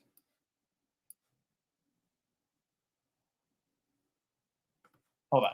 Let's not just immediately. I love to just the minute I get any sort of. I'm seeing a Sobeys. It's giving Halifax. They would have Sobeys there. Okay. Yeah, this is Halifax. No doubt. Can I figure out where that particular church is? I do not know. I don't know Halifax streets enough to really, but I'm gonna try anyway. I've been Queen, Tobin. I don't really know either of those streets. I know downtown Halifax. That's about it. We're gonna just put that there. Yes. Oh, it was downtown. I should have. Okay, I should have tried a little bit harder.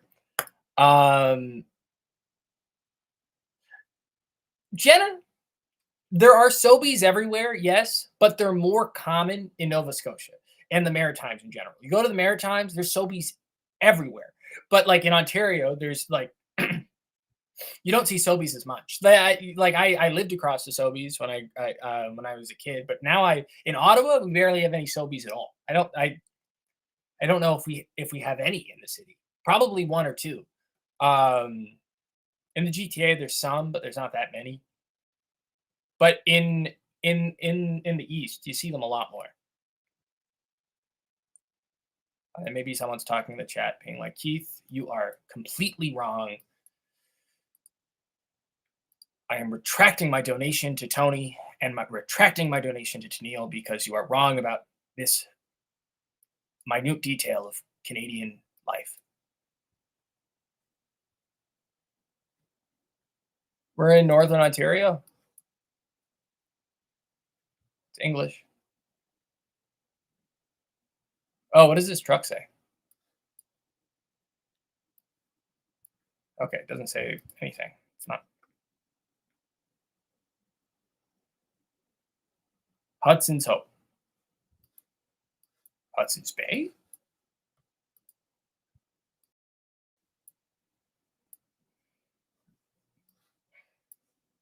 Wow, this is beautiful, though.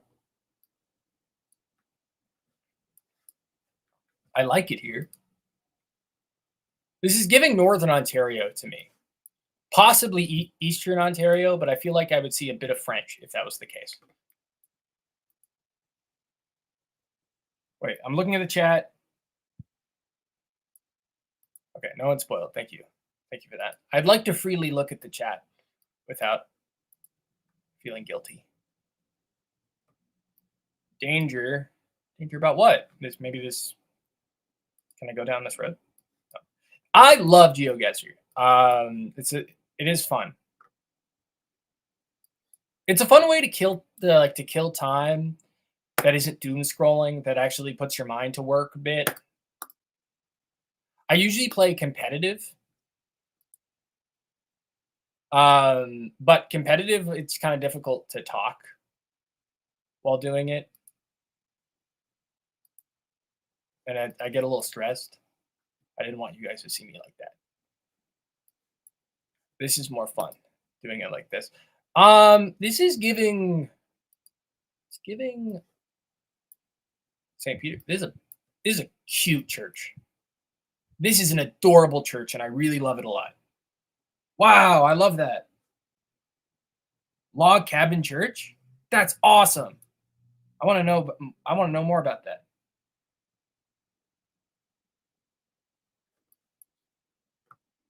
Hudson's Hope. Okay. So we're up in the north. Hudson's Hope. This looks like a small town, so I feel like I have to really zoom in. Okay, maybe we're not quite. This is going to be one of those things where I'm assuming we're in Ontario. I don't believe we're in Manitoba. Wait, I feel like this thing here might give some info. British Columbia.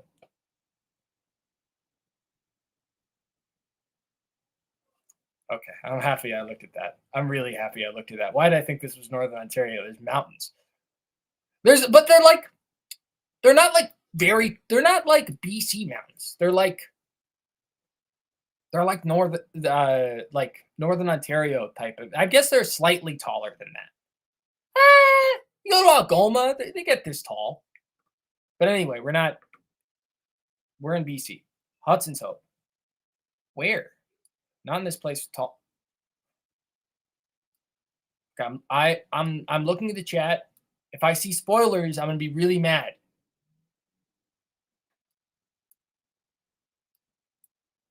I just think everything's Ontario all the time playing this game. I'm like, oh, this looks a lot like the place that I'm from.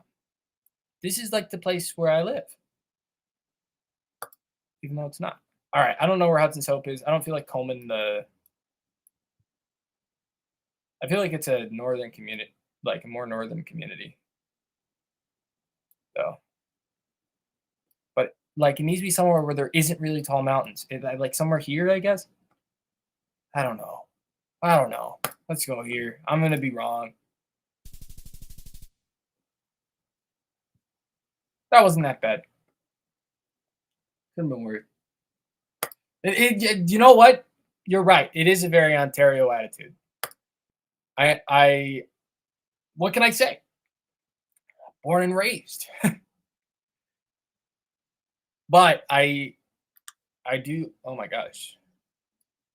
Not very often I say this is a pretty suburb, but this is a pretty suburb. This is cute. I feel like this is Quebec. When I see a pretty suburb, or it's like the Maritimes, both of those. Okay, what is that? What First, what language is this? Let's narrow it down. Okay, we're in Quebec. If there's one thing, there's a lot of I like I like I like this. I mean, I don't really I mean, I live in the suburbs right now. I live in an apartment. Wait, this is 514. That's Mon that's that's Montreal. Is that Montreal? Don't tell me. Don't tell me. Don't tell me. Don't tell me. I think it's Montreal though.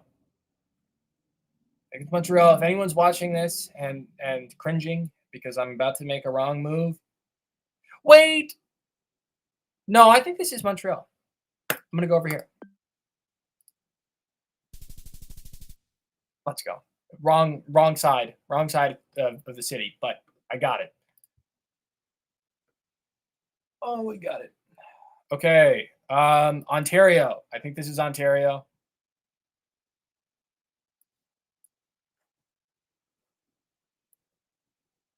$519. What? Is that? Is that? Is that? Is that London? No. Is that Southern Ontario? It's real hilly. Oh, what's 519? Okay, I don't think we're in Ontario. I gotta get that mentality out of my head. Not everywhere is Ontario. They got engineers, they got scientists, they got surveyors here. That's nice. Good for them. Why? Why is my knowledge of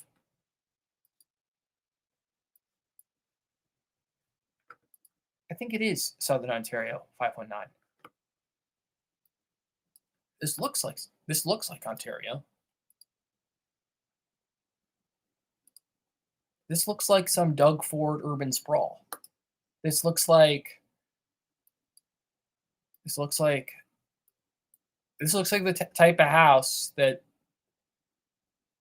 Doug Ford would destroy the Greenbelt for and put up.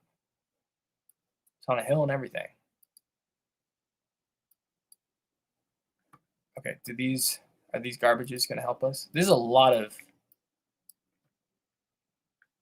Okay, so that's not helpful. Is it? Okay, that just says recycle.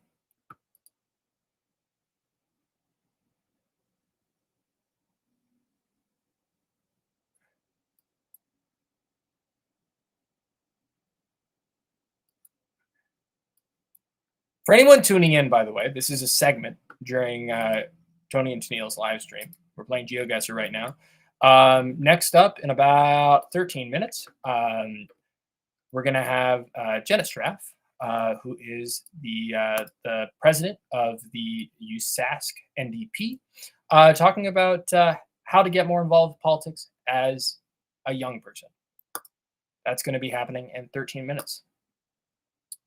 We're also going to have a Dungeons and Dragons 647. That's a different area code. Okay. I think we're in Kitchener.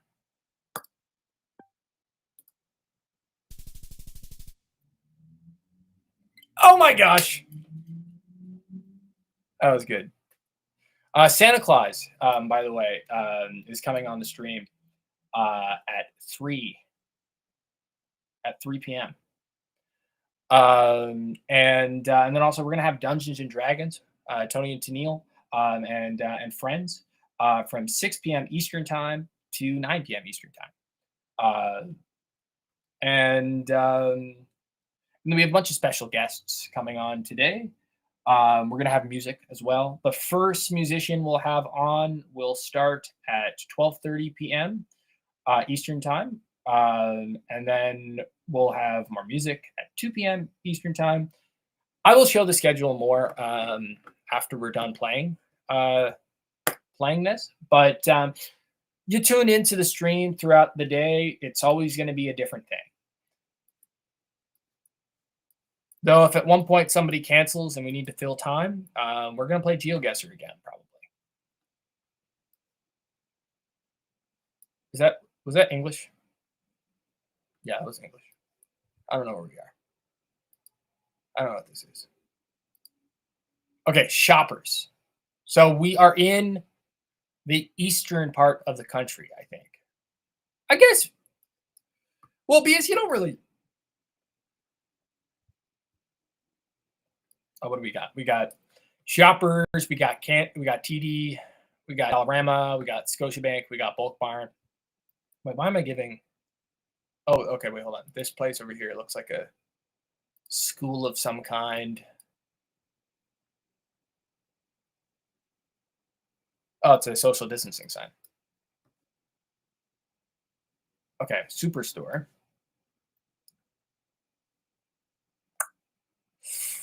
I don't know. Okay, you do. Yeah, but I don't see Shoppers that much when I'm in BC. I do see Shoppers sometimes, but I see London Drugs more often than not. But I guess I can still see it in the GeoGuessr game. I don't know. What I would like to know is I don't think we're in Ontario. This isn't giving Ontario the way I'd like it to. I feel like this is the Maritimes. I'm feeling like this is the Maritimes. I don't think this is the Prairies.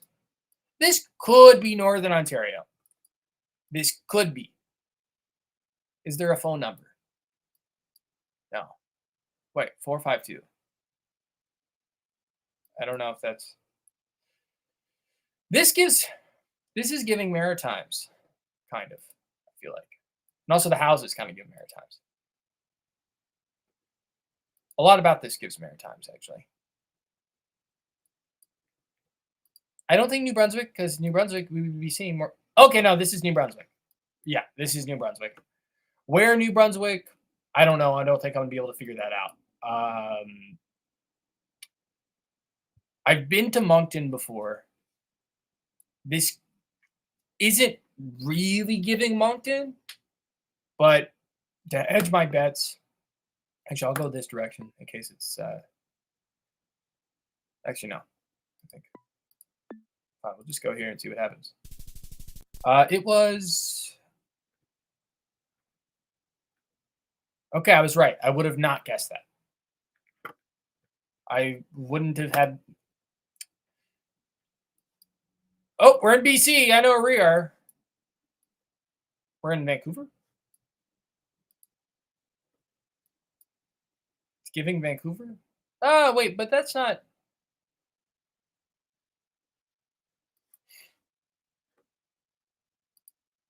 Maybe it's not. Is there a bus stop around here? No, this is. I don't know. I don't know.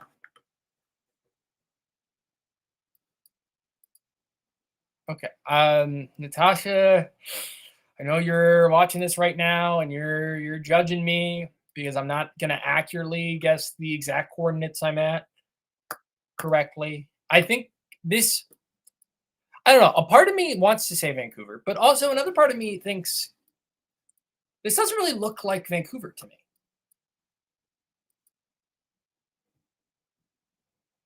Oh, but I'm seeing a skyline and where else would have a skyline like that? And then what direction is that in? There's a little compass at the top, you'll see. I see people are talking in the chat. I'm not going to be looking at it because I'm assuming it's Natasha spoiling it for me. So this is south. So I think we are in. I think we're in North Van. I think we're quite up. I think we're quite up in North Van. I think we're like up here. But let's look. Let's turn around. I have actually no idea. I'm gonna say over here maybe. Okay, I was right about North Van. I was a bit too.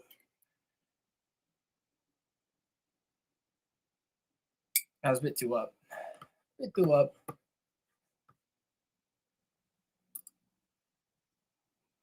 Give me 1 second. I just am checking the live stream here.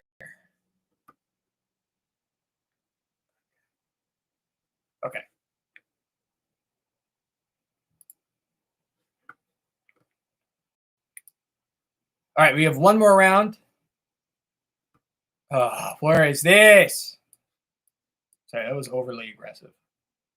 I apologize for that.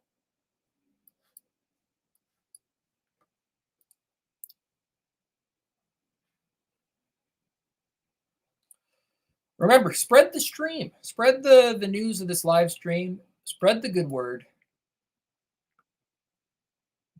Especially if you're not in the place to donate, that's completely okay. But you're most likely in the place to share share it with your network, however big, however small. If you can think of a subreddit that might be interested in some of the stuff we're doing today, do whatever you can within your ability, whatever's reasonable. We're going to have a fun day no matter what. Lake Echo.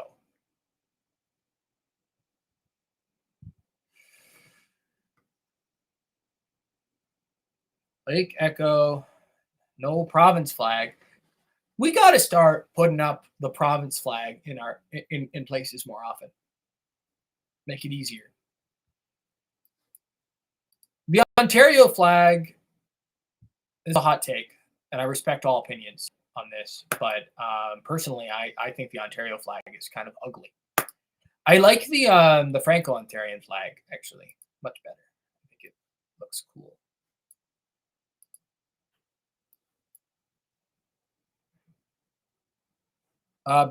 Best flag of a Canadian province or territory. Probably got to be Newfoundland, even though I incorrectly matched it up to Newfoundland, but it is that now that's a pretty flag.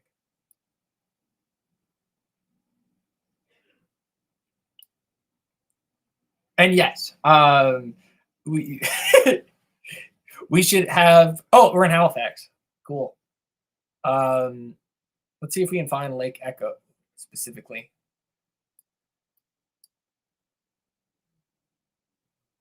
Let's just look at every lake. That's not Lake Echo. That's Second Chain Lake. So many lakes. That's there. That's what. This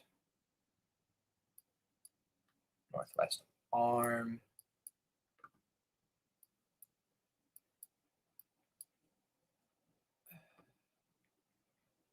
Morris. Set. Russell. That's also Russell. Bell. Settle. Cranberry. That's awesome. Awesome name for a lake. Loon Lake. Also an awesome name for a lake. Topsail. I don't like that one as much. Lamont. It's all right. Okay. Lake Micmac. That's the best one.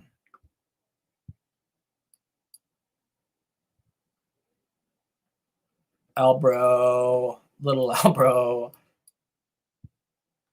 Okay, I give up. I'm going to give up in a second. But now I'm Spectacle Lake. Oh my gosh. I love this one. This is my new favorite lake in Halifax. I haven't even seen what it actually looks like. I just saying that off the name.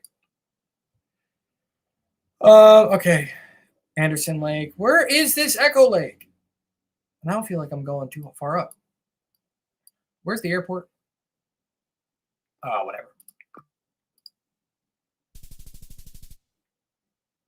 You know, if I kept looking, I would have been able to find it.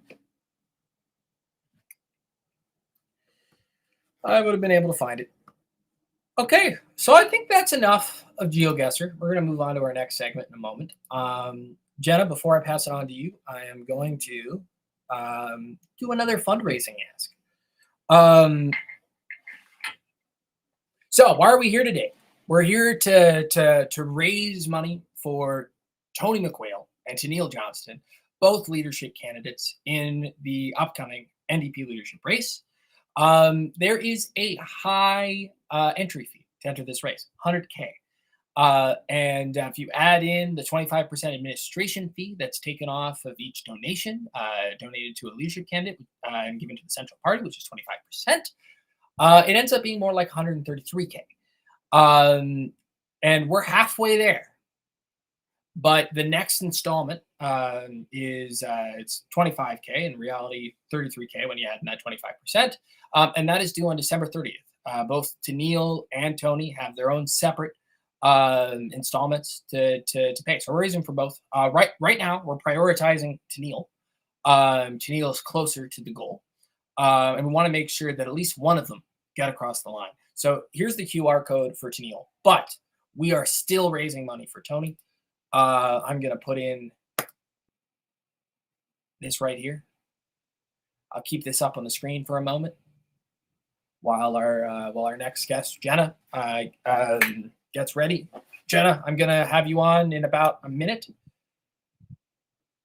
Another thing I want us to look at while we're thinking about this is let's look at the lovely tax credit chart. I'm going to move to the side so I can fit it in. So over here, you'll see the tax credit chart. What does that mean? Donations 400 and under, you get 75% back for what you give come tax time in the form of the tax credit. So if you give $100, you're getting 75% back for what you give. It only ends up being $25 out of pocket. Keep in mind, this only applies if you are paying income tax. If you are not paying income tax, you are not eligible. And then the 40%, the 75% lowers once you go above $400. Keep in mind that the tax credits apply if you've donated federally to either the NDP or maybe another party during the federal election. Then that also you got to apply that onto the amount you get back. There's not a unique tax credit for the leadership campaign separate to the election. There is a separate amount in terms of maximums. The maximum amount you can donate in the leadership race, this amount counts to all of the candidates within the calendar year 2025. That's $1,750.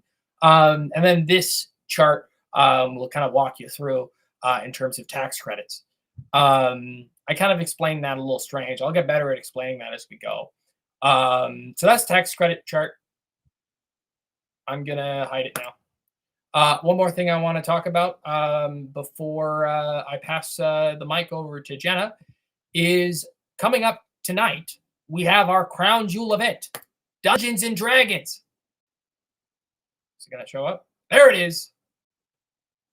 And I'm gonna bring this down for a moment so you can see it. 6 p.m. Eastern time. That's 3 p.m. Pacific time. We will be doing Dungeons and Dragons for about 3 hours. Tony, Tanille, members of both Team Tanille and Team Tony will be participating. It will be a live show where we will be doing a Dungeons and Dragons campaign. It is a custom campaign in this specific context. If you're wondering, oh well, I don't really know how D&D works. I haven't really played that. Good news. Neither have Tony or Tanille. So it's a learning experience for us all. But if you are a big D&D head, if you will, or know people who really like Dungeons and Dragons, especially love to watch stuff like Critical Role, let them know about this. Let them know because even if they're not so much of a political person, maybe they're not a New Democrat, it's still entertaining. So that's a good way of convincing some folks in your life who aren't usually not interested in these sort of things to get involved. And then also we have Santa Claus coming at 3 p.m. Eastern time, 12 p.m. Pacific time. The Santa Claus himself will be coming. He will be tuning in from the North Pole. So Santa Claus is going to be on the live stream today. Pretty excited about that. Okay, so I am now going to pass it over to Jenna. Jenna, I'm bringing you on.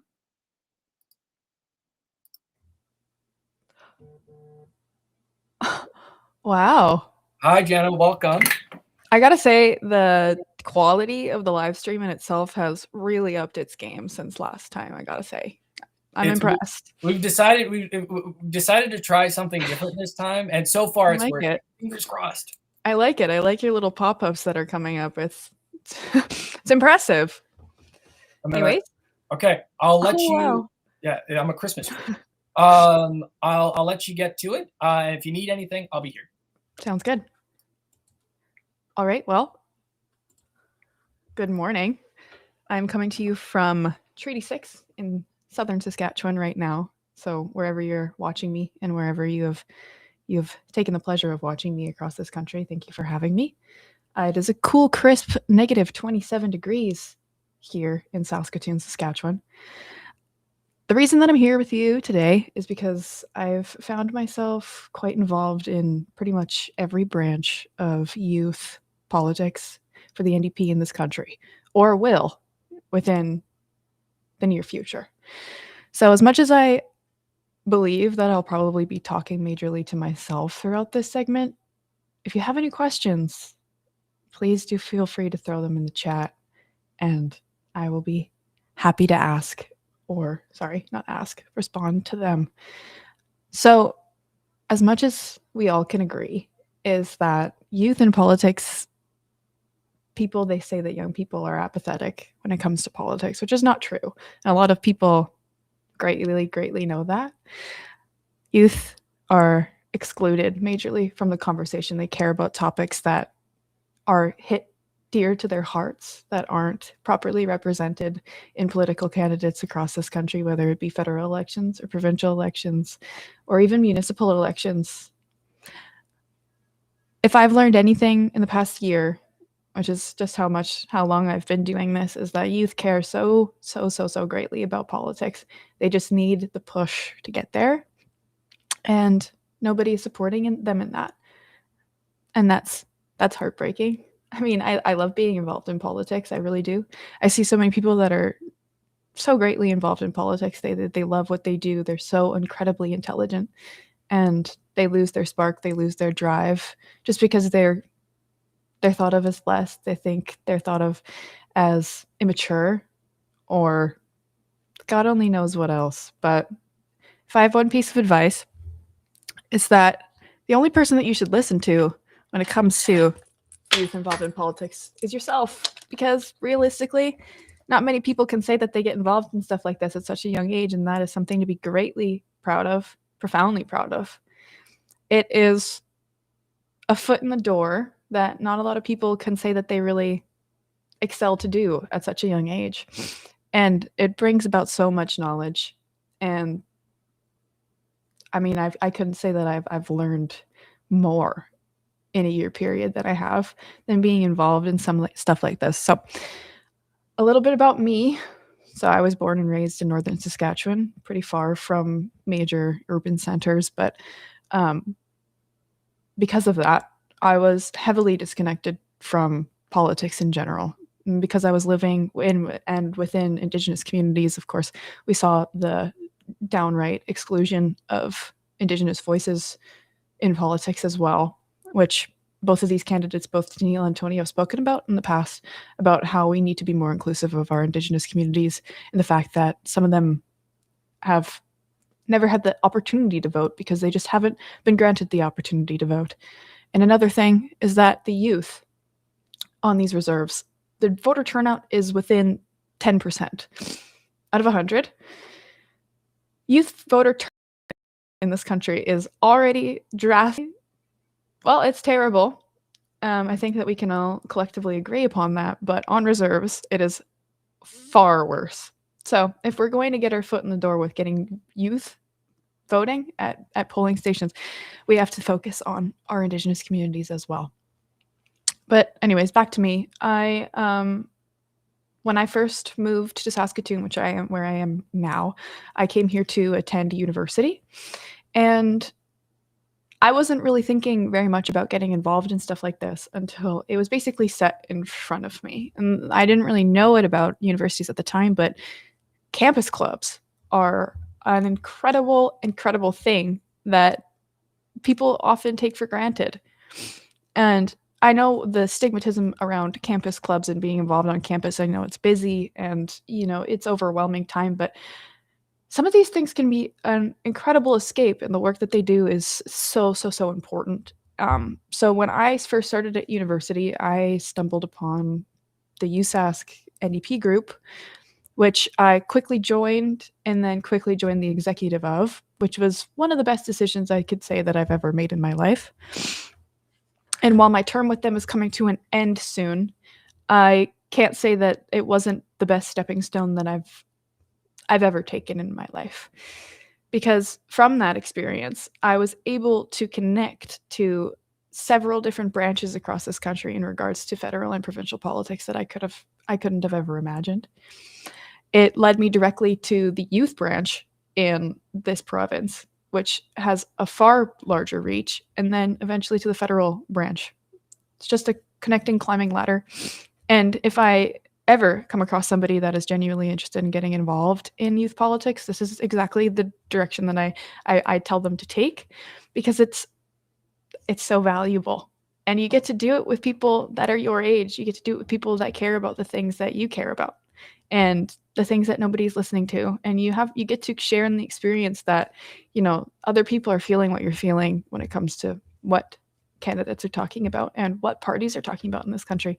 And you get to feel the hope that comes with being a part of the change, which I think is beautiful. But on campus clubs, I mean, I can't speak for every campus club across the country, but I can speak for the one that is situated at the University of Saskatchewan, because that's basically been my home for the past year. We've held a majority of events. We're situated in Saskatoon University, and I mean, of course, that comes with candidates in the federal election. That comes with candidates in the provincial election, which we were both a part of at the same time throughout the term.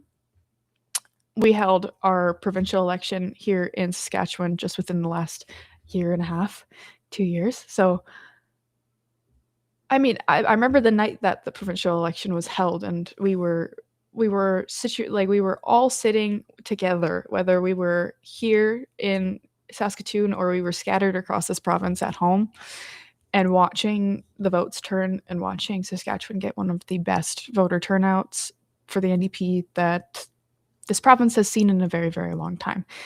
Saskatchewan has been a majorly conservative province for almost 2 decades now.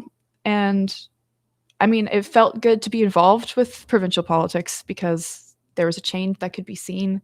And there was a collective caucus now that was starting to listen to what people wanted and started to put their foot in the door about, what people actually wanted to see and what they were going to do when they formed government.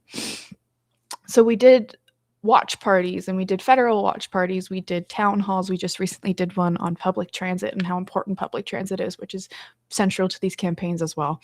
And amongst everything else, candidates would come to visit the school. They would come and hang out with us at the school. They would connect with youths in the hallways, and we would hold events for them for their campaigns. We held like bar trivia and bar nights and something university people wanted to actually get out and do, which benefited us to the greatest extent. I mean, if there's one thing that university students want to do on a Friday night is just relax, maybe have a drink, do some trivia, talk to people that they know. If they really like politics, maybe they just want to yap for a couple hours about what they really, really care about deeply. I know that's something that I really like to do.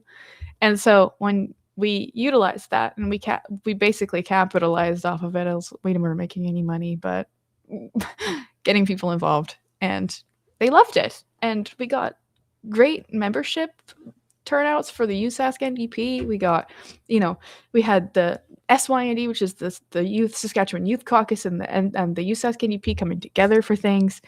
And I mean, it was a perfect little combination. We just recently held our Saskatchewan convention at the beginning of October, and we held one of the most fun events that I can say that I've ever been a part of with party stuff, which was a karaoke night. We rented out a whole bar with a stage, and we had karaoke, and it was right after convention, the first night of convention. So people were still, active. They weren't really dead tired. And so we told everybody, just come out. And if you donated a certain amount of money, you could volunteer an MLA or a central provincial caucus member to do a song, and if they didn't want to do it, they had to double the donation of whatever the person donated to volunteer them. So we ended up getting a very good chunk of money for that went directly to the SYND and the NDP Women's Association here in Saskatchewan. And I mean, it was so much fun. We had our leader, Carla Beck, come out. We had our deputy leader, Vicky Mowat, come out. She sang Taylor Swift on the stage. It was awesome. We had many MLAs up on the stage. We had our provincial caucus members for the SYND and the SaskNDP up on the stage, just, really getting the crowds riled, and it was incredible. But those are the kind of things that you get to see. Those are the kind of things that you get to build when you are a part of these kinds of organizations. So when I was feeling better situated with the USaskNDP, I felt like I knew what I was doing. I branched out and I contacted for the SYND, which was they held an AGM regularly, and a lot of us went out there one year, and we all got positions doing that as well. And that was a different experience too. That was way more connected to the provincial party than I expected it to be. While it is a branch of the CYND, which we'll talk about later, the youth caucus members for the youth groups in Saskatchewan, they hold delegate positions for the provincial caucus as well. So they have 2 seats that are usually go to the co-chairs that sit on provincial council, and they are able to bring about whatever their executive group wants to talk about. If they want to put forward a position about Indigenous relations in the province, if they want to focus on rent control, if they want to focus on the cost of education or the strikes of the teachers, that's something that you could now do as a position in provincial council, which was something I didn't expect. So suddenly you went from a more smaller scale that was kind of all of your time taken up because you're a university student, and then you were part of something so much bigger, and then it just goes up from there, which is crazy. And I'm still trying to figure out how to grasp my head around that myself. But one thing, I mean, it's incredible, and I love that. I love it. I couldn't have imagined how much people were actually involved in the youth caucuses across the NDP. I mean, I've met so many amazing people. I've had the opportunity to speak to chairs and presidents of other campus clubs that are across this country that are also wanting to get involved. And when you create things like this, like what we're doing now, that are a collective of different kinds of people across this country that are doing major things in whatever environment that they're surrounded by, you meet so many amazing people and you learn about what they're doing, and then you adapt off of the ideas that they're focusing on as well, which is, I mean, it's a privilege. It is. That's an amazing thing about Saskatchewan too. In the last federal election that we had, most of our MPs are women. I think we're only 1 or 2 off from having a women majority with our not MPs, sorry, but our MLAs here in Saskatchewan. But if I learned one major thing about being involved in these youth caucuses, it's that sometimes it doesn't feel like you're doing too much. Sometimes it feels like you're not doing enough. And that's incredibly normal. If anybody here is actively involved in a youth campus or a youth caucus that and they feel like they could be doing more, that they aren't doing enough, I can assure you that you're not alone. But you have to understand that being a youth member in politics, holding one of these positions, is a volunteer position, and it is important to your values. It's important to your morals, but you have a whole other life outside of politics. It's true. It's sad, but I mean, I've seen so many amazing young people be lost to this stigmatism that they have to put in everything that they have to do what they can. As soon as they take on these positions, that might be a little bit too much for them. And it could also be the perfect amount for them. But they start to prioritize it over, their life, their family, their school. And then, exactly, don't forget about the life that you have when you join. It's so important. And I've seen so many beautiful souls never come back to politics because they basically drain themselves entirely of what they have and all that energy and that passion. And that is also another big lesson that I have learned, is that even in the past couple weeks, I mean, I'm currently involved in Tanille's campaign, and I haven't been for the past couple weeks because this is peak final season, and I just finished finals on Friday. And I went to the team and I said, I won't be available for the next couple weeks because I will be devoting all of my free time to studying for finals. And I'm so glad that I did, because I went out of finals feeling strong and happy and successful in completing them. And now that I can focus and rest, it brought back my passion to do things like this, to sit and talk with you for an hour about, where I've come from, where I've gone, where I'm going. And yeah, everybody can agree with that. No matter what rank you are in politics, that is major. But thank you. I'm very happy about it myself. I can't tell you how excited I am for the holidays, which is just another point. Happy holidays, everybody. But that is a point for every branch of politics that is out there, whether you have a family, whether you have another job, whether this isn't your full-time work, you must dedicate a certain amount of time to this stuff. And it shouldn't be every single second of your life, as much as you might want to do that. And if that is your passion, I mean, go for it. If it's your passion and you want to do it every single second that you're awake, I mean, I'm sure a lot of people would appreciate it. But if another thing is important in youth politics, is that prioritizing your mental health, your physical health is drastically as important as getting these ideas out and protruding your ideas to the public. Thank you, everybody. Thank you for everybody wishing and saying congrats on my finals. I'm very, very happy about it myself. It was brutal. It was very brutal. You can ask any of my friends online here about just how much I was complaining about finals these past couple weeks, but I'm happy to be done. I'm happy to be here with you all today. What else can we talk about? I have my little notes. Don't worry. I've got this going. I guess we can talk a little bit about CYND. CYND will be more from an outside perspective of myself, because I'm not entirely involved in that branch just yet. Just yet is the key here.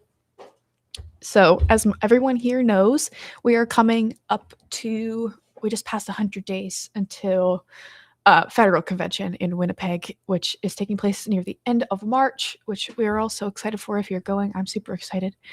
But one thing about it, and one thing that has been released about the agenda, is that a youth convention is going to be held a day before the actual convention is held. And that is CYD members and also youth caucus members, like the provincial caucus members that I was talking about before. They hold delegate seats, and they all hopefully come to federal convention for the youth caucus portion, which, I mean, it's not fully accessible for a lot of youth because of obvious reasons. I mean, where that's taking place right in the middle of the semester. It's also during regular school hours for some high school students that I know that are involved in youth politics. I mean, people sometimes don't want to take that time off, but I do happen to know that a lot of great people from across this country in youth caucuses are attending this convention. And one thing that does happen is that the CYND caucus, which is a cumulative of so many amazing roles, is also held.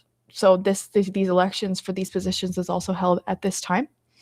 CYND holds a couple of positions on federal council, which is baffling to me. I mean, if you run for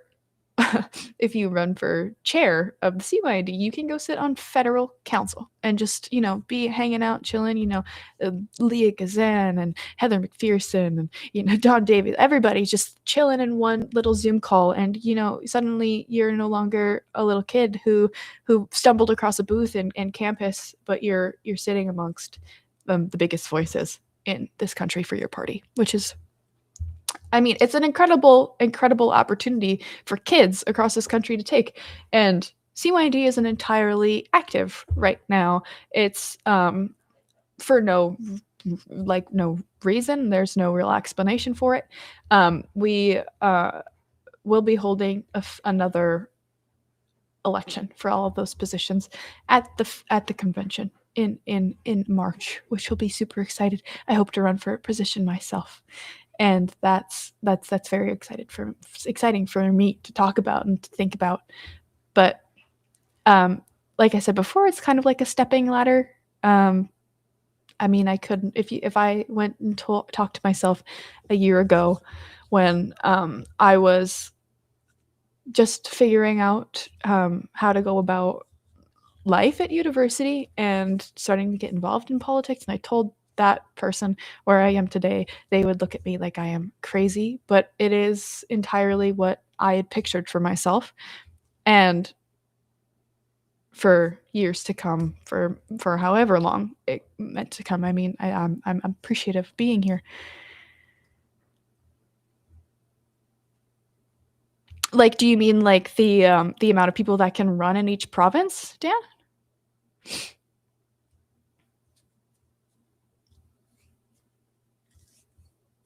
That is a thing, yes.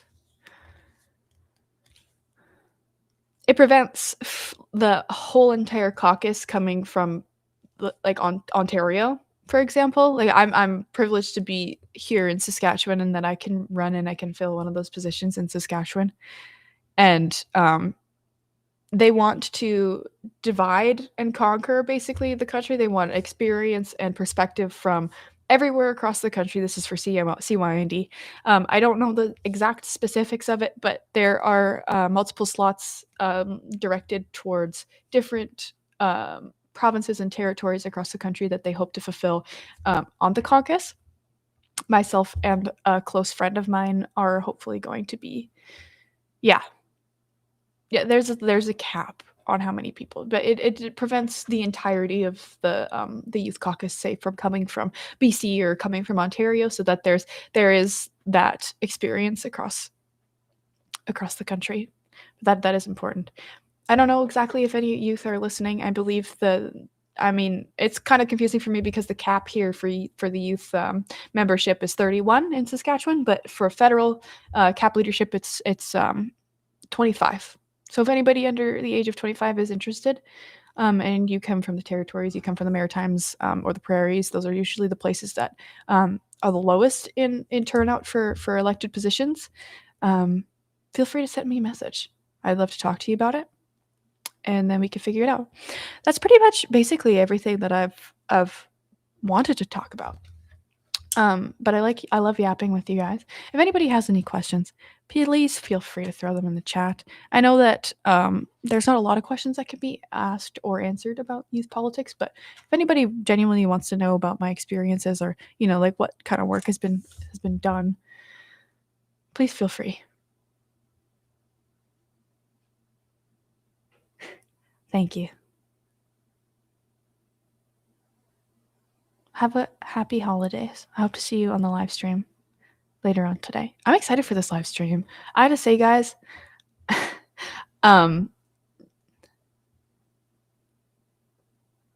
absolutely. As an indigenous person myself, I come from northern Saskatchewan, born and raised in northern Saskatchewan. I've had the walk of life in and around that area, and it is the reason why I want to run for CYND. I want to bring a authentic, neglected community, live-in Indigenous person perspective to the conversation. Considering how much has gone through with legislation for Indigenous people that is genuinely negative in the past year or so, something like that I think is drastically important. It's another reason why I am so supportive of Tanille.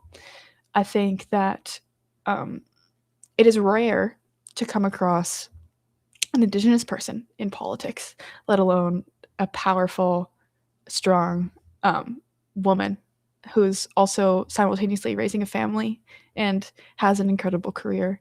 And I think that is so, so, so important. And if it were up to me, every single person that ran for a federal position would have right-hand Indigenous person right beside them, which is so important. Yeah, that's another thing that we can talk about. Mostly everybody here knows that to every EDA, there is a designated position for youth to go to to federal convention. So if you're interested in going to federal convention, there's a lot of perks that come with going with your EDA. It depends on who or what you guys got going on, but there is a designated position for youth in every EDA position. So if you're interested and you want to figure out who your EDA president is and see if they have somebody that's already going for their youth position or still searching, that is a great way to get to convention, is going for the youth position for EDAs.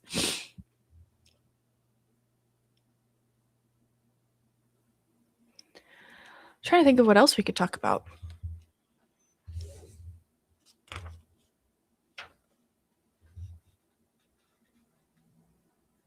Talk about other organizing work you've been up to. Can I? Yeah. I guess, yeah, I being involved in youth politics led me to Reclaim Canada's NDP.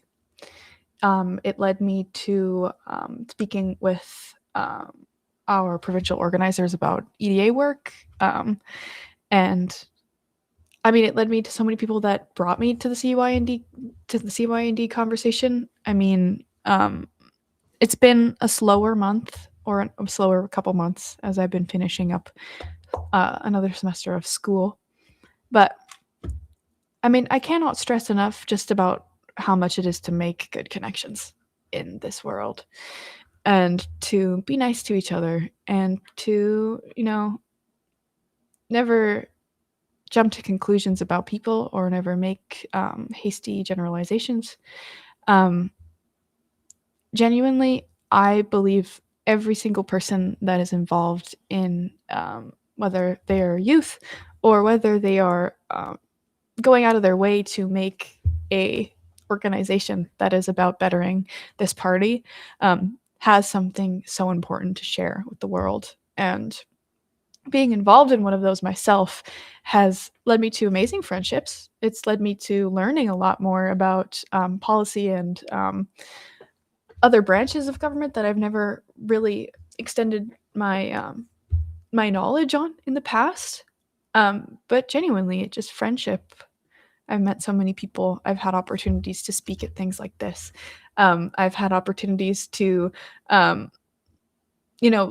present policy decisions and present ideas about what to do in regards to genuine movements, which is just, it's not something that a lot of younger people can say, which is a privilege. And I mean, it's honestly kind of makes me speechless sometimes, just about how lucky I am to have taken this alleyway so fast one day, and to end up in such a privileged space. I see a poster beside my head. I'm gonna bring it down in a second. I'm happy to talk about this. I'm super excited about this. One personal story from me is that I have an elder brother who is a teacher in the North, and he is a very big D&D fan, and so is his partner. And I can't say that he's entirely involved in politics that much. He likes to listen to me ramble, and he definitely does hold a lot of the same viewpoints that I do. But I posted this on my Instagram story, and I had never seen him so excited about a politics event in his life. And I never thought that I would ever see him be so excited about a politics event in his life, and hopefully he's going to tune into this, and I encourage everyone else to as well. I can't say that I've ever played D&D in my life, but I am surrounded by a lot of it because of him. I'm also surrounded by other hobbies that are related to D&D that I hope that Tanille and Tony can utilize in the future, which would be really cool. I did, instead of positing this segment for youth politics, I also heavily debated on playing Stardew Valley, which is one of my favorite games. And now that I'm off and have no responsibilities, is kind of taken over my entire life. But you know, when you don't have any school to do, that's okay to do. Oh my goodness. That's amazing. Thank you, Miss May.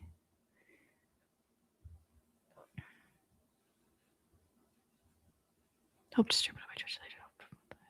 Yeah. Yeah, spread the word about this live stream. We're gonna have so many cool things that happen. I was able to tune into the last one while studying my little butt off a couple weeks ago, and I was so entertained the whole time by everybody. I mean, one of the best things was the music, just to listen to the music as I typed away. But these are so much fun, and I mean, you saw the catastrophic impact that it made last time, and we're hoping to do that again. We will be doing that again. But it's I love this idea. I love the stream idea. I really do. So if you have the capacity to, please consider donating to Tanille or Tony's campaign. I believe that we're highlighting Tanille's campaign right now. Yeah, keep them in a leadership race. Like I said before, these perspectives that perspective is everything. And while the perspectives that Tony and Tanille bring to this campaign are important, as much as youth perspectives are important as well. But yeah, if you're young in politics, don't let anybody tell you that you don't know what you're talking about, because I've known youth members of politics to be far more knowledgeable on political areas than some of the genuine held positions that I've met in my life. So never listen to those people. Never. I mean, I've been told it to my face too. I mean, people just want to believe that. I don't know. I really don't. I don't know the point about it, that we're apathetic, that we don't care about politics, that, you know, we have so many other things to do than show up at the polls. But I promise you, I'm dragging everybody I know to the polls and trying to get people to the polls. But if you know about politics and you have youth in your lives, just take a second to have a conversation with them about this. Take a second to tell them about what they can do, what kind of things it'll bring. Personally, for me, the connections that I've made have been honestly one of the best points of this, is that, you know, some of the people that I've met have made amazing references for other sections of my life. My involvement in the NDP here in Saskatchewan has actually gotten me a job. It got me a job last year, and it has maintained me that job into this year and hopefully onwards, because some people out there just genuinely appreciate what you do and where you put your time, and you know, who you put your time into and where you put your time. That's important, and it's not something to be ashamed of. I'm very open about who I support and where I am, and it may be daunting to do, and if it makes a person uncomfortable, I mean, don't do it. But I just want to say that if you're feeling like your position in politics is something that you want to keep to yourself because you're scared, or it's a daunting experience, I can say from experience that it did help me. And if that helps you, then that's fulfilling to me.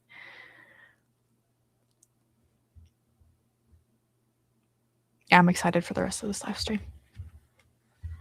What else can we talk about? Do you want me to hop in? Sure. What do you want to talk about? I don't know. Actually, first I want to ask the chat here. someone asked, I don't know if you're still here, but somebody asked about the schedule.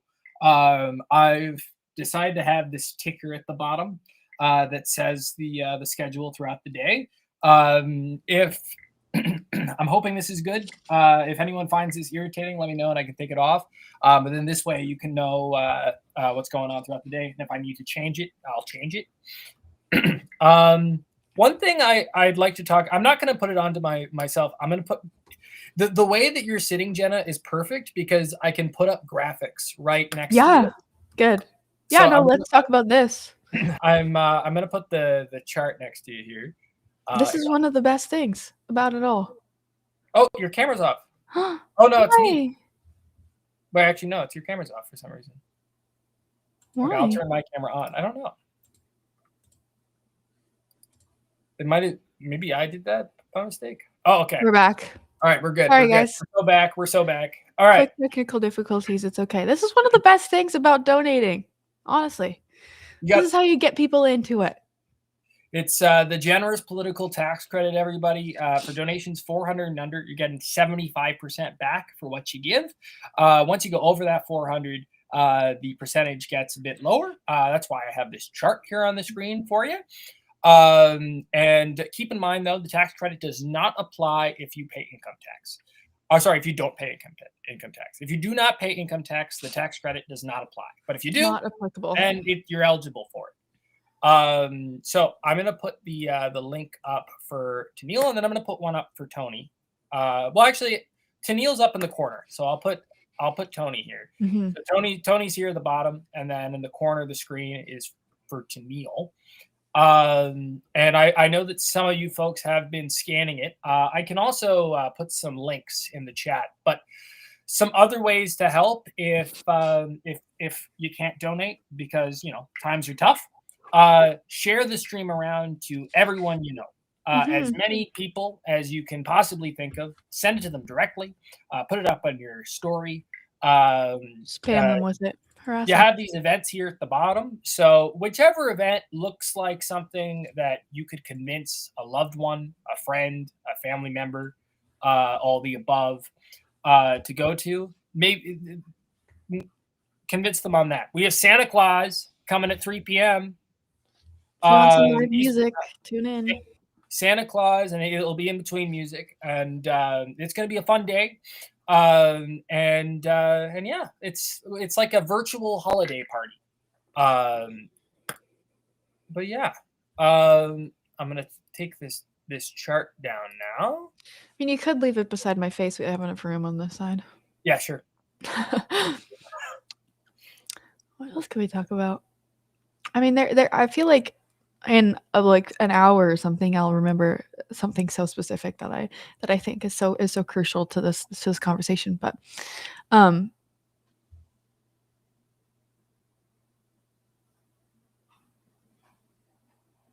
Miss May, what are you saying here? QR codes. Yeah, if you'd like to send, I'm going to put the email here on the screen. That's a very good idea. If you want to send me an email here, Tony McQuail, greenprogressive@gmail.com. I love having the ability to put these graphics and words. I mean, that's it's innovative. Tony McQuail, greenprogressive@gmail.com. If you just email Mrs. May, I will get you back those QR codes for you. I'm just gonna fact check myself before I say this out loud. Good thinking. No, I'm just I believe, is it 13 or 14 years old to join? It's 14. 14? Okay. That's just a testament to how broad the category is. I mean, I can't say from personal experience that I've gone to a 14-year-old and told them to go get involved in politics. Specifically, majorly because I know how it affects me, and I maybe not want to do that to a 14-year-old. But a lot of the MLA children and stuff like that, they're involved. I mean, they don't they like to like come and sit and do the events and stuff like that. And it's good to form a community. We did some barbecues for the Saskatchewan Youth Caucus at the like right at the end of summer. So it was kind of like an introduction to like the fall legislative sitting and stuff like that. We had bouncy castles and like cotton candy and what else did we do? Food, face painting. It was awesome. We had hundreds of kids come out to this thing, and it was kind of like babysitting, but like really fun. Because you would sit at like the entrance of the bouncy castle, and you'd be like, nope, you have to have your shoes off, or don't be climbing on that. You're not allowed to. But it's funny because you realize like these kids are a part of the same caucus that I am. They're just they hold a very specific other role to it, and which is that like they bring the fun. So if even if somebody is as young in your life as 14 has expressed interest in stuff like this or like wants to do events and stuff like that, they are like fully able to hold a membership with the youth caucus, which is so cool. I tried to get my my I have a 15-year-old nephew, and he does not have, he has some interest in politics, but not really. And I remember I was visiting him, and I was working as a phone fundraiser for the party at the time, and they were doing this little thing where Jagmeet came and saw us in a Zoom call, and I was doing a call from my sister, his mom's house, and I said to him, I was like, "Hey, do you want to meet Jagmeet? If you do, you can come into this room with me, and then you can see him in the Zoom call." And he was like, "No, no, I'm good. No, I'm good. I'm all right, actually. I'm not interested." And I was like, all right, fair enough. I think he was at the time, he was 13 or 14. One day he'll look back at that and be like, he was, you know what? He was interested. The one time he tuned in was when Jagmeet was resigning. good. I was behind him. I was standing behind him, and then you guys were there. Yeah. And my sister was watching the news and saw me in the background, and then told my nephew, and then my nephew came up and watched and was like, "Oh, that was sick." He didn't even know what was happening. He didn't. No one did. He was just like, "Oh, it's cool that you were on TV." It's like, "Oh," it's like he won't show up for. He didn't show up for Jagmeet, but he showed up for me. So I appreciate that. That's very important. Yeah, that's one thing that I can talk about too. Is that's an experience that I was able to gain by being involved in the youth Sask NDP and the SYND at that point as well. I had the opportunity to meet Jagmeet Singh in person in April, which was an incredible opportunity, honestly. And the meeting of him wasn't the highlight of that weekend. It was that immediately following his appearance in Saskatoon the next day, you got to see, because he's a very active, like community active person. Like he went to the gym, he went out to like the jiu-jitsu studio, he went to like a couple restaurants, he was like walking around downtown, and you got to see like the people of my community who I know personally would like go on their Instagrams and post that they saw him too, and they took photos of him like on this like with him on the street or like at the gym and stuff like that, which I thought was really cool. But yeah, he held a rally here with Saskatoon West, which was the riding of Rachel Lowen Walker, who was we had the opportunity to do a town hall with for Reclaim for our Saskatchewan town hall way back in September. Amazing woman. And they had Jagmeet Singh come out and do a rally in their campaign office, which was so much fun. And having the opportunity to meet with him, got some great pictures. He's an incredible person. I mean, it was the first time I've ever appeared on the official NDP Instagram account. I got a hug, which is pretty cool. But I love it when people don't usually come to communities like mine. I mean, I don't blame them. It's strictly conservative here in Saskatchewan, and there's only been slight chances that it looked like the NDP might take over for a riding federally here Rachel Lonewalkers was one of them. That's why we had the opportunity to meet Jagmeet and his team. But yeah, it's just fun. I mean, to be able to have an opportunity like that is like, I thought of it like a once in a lifetime thing, and it was like, cancel all my plans. I'm going to this immediately. And this was in the peak of the federal election, and I didn't know that I would ever get an opportunity like that again. And I'm so glad that I did, because little to our knowledge at that time, he was going to be resigning from his post. And now I could say that one of the people that directed me to this party several years ago is now somebody that I've shared a moment with, and got to meet and have a conversation with, and tell him exactly what and why his impact had got me to where I was, which was great. Saskatchewan specifically had the 3 major party candidates actually come out to Saskatoon for the first time in years. Pierre Poilievre held a rally here, Mark Carney held a rally here, and Jagmeet Singh held a rally here for the first time in a while. It was also one of the only places of the rally stops during the convention where there was hecklers at these events. Apparently, there was some guys that were causing a ruckus at the Mark Carney rallies and the Pierre Poilievre rallies. They weren't at the NDP rallies. Kept that one on the DL. Got away from there. So,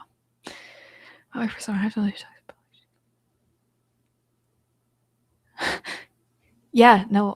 You'd be surprised at just how much those questions travel across just across youth. I mean, I still get questions like that in university. I'm not a politics major in university. I'm actually an English major in university, but I do take a lot of politics classes, and a point of those, a lot of the teachers actually tend to conduct a lot of their own research about voter turnout in those classes. And they ask the students whether or not they voted in the last federal provincial election, or whether they or not they plan to, who they plan to vote on, and if there was a federal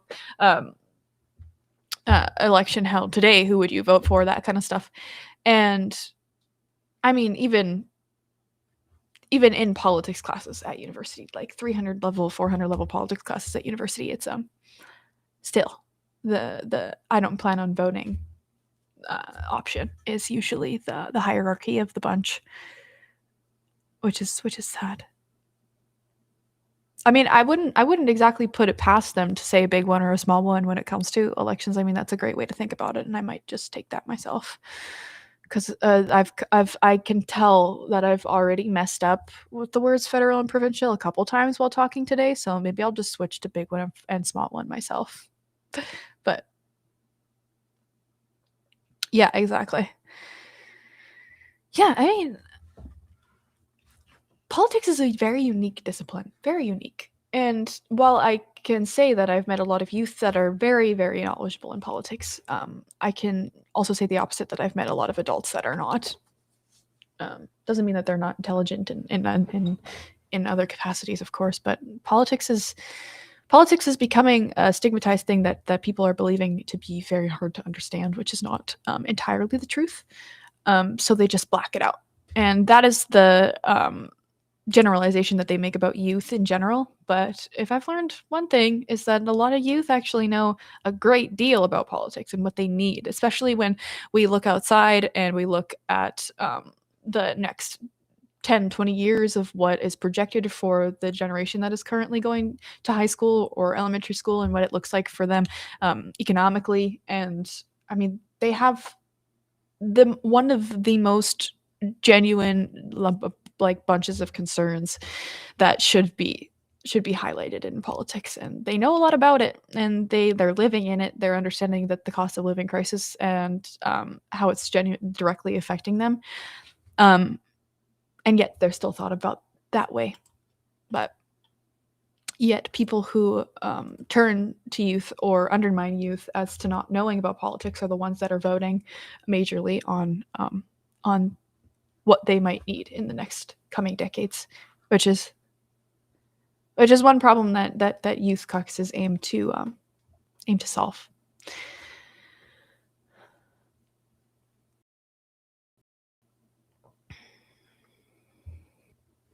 Yeah. This is fun. I like the little active chat. Well, we have 5 minutes. I don't know what else we could talk about. If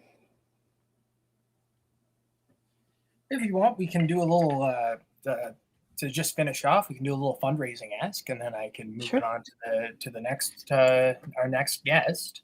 Yeah, for sure. Okay, I'm gonna bring myself on now, but we're gonna Yes. share the screen.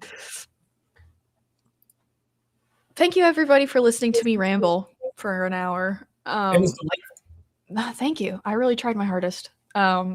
I hope that something, if not at least one point, resonated with every single one of you. And if not, that's okay.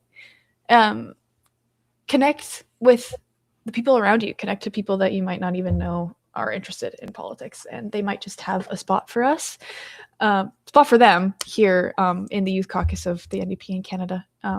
I mean, we're so happy to teach too. I mean, if we want our perspectives as people who went from being younger to being older in politics to be highlighted and to pass that knowledge on to younger people as well. So thank you, everybody.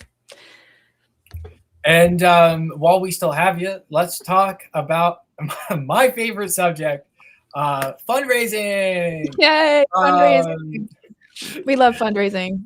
Our objective today is to get preferably Tanille and Tony across the line. There is an installment fee coming up because, as you might be aware, there is a $100K leadership entry fee to enter this race. Boo, boo. And in reality, it's actually higher than that because there's a 25% administration fee on every donation submitted to a leadership candidate. So that means the leadership fee or entry fee is more like $133K. That is, but there is good news. Both Tony and Tanille, respectively, are halfway there. We have another installment deadline coming up, December 30th. The last one was November 30th, and then the one after this will be January 30th. I sense a pattern. So it's not only is there a high fee, it's specific times that we have to raise them for. So right here, I have Tanille's donation code for you. I've been bad about putting the link in the chat. I promise I'll get better throughout the day. It's just a bit Tanille.ca. asking. Tanille.ca. And for Tony, it's Tony McQuail Green Progressive.ca. I'm gonna put Tony's up here as well. If I've just taken away Tanille's QR code and you're like, oh, I was about to scan that. There's still this one up here. This one will be like this in the corner all day, so don't worry.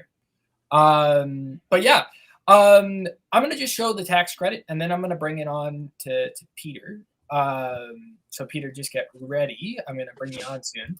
But I just want to show us the lovely tax credit chart. I'm gonna use it. I'm gonna cover my own face. So right here in front of me is the tax credit chart. You get 75% back for what you give, $400 under, and then above the 75. Or sorry, above 400, it's you still get something back, but it's a bit of a lower percentage. This chart will help you figure that out. There, okay, there. And so I'll show you this chart multiple times throughout the day. But if you cannot donate, I'm taking the chart down now. If you cannot donate, what is a good way to help? Great question. Spread the knowledge of the stream. Go on your Instagram, spread the stream. Honestly, just text it directly to people.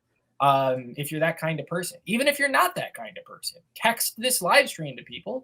Maybe give a little bit of context, so people don't think you've gone off the rails. But spreading the knowledge of this stream is how we're going to be able to achieve our goals here. Our hope is to make sure that we can get both of these lovely, lovely candidates across the line.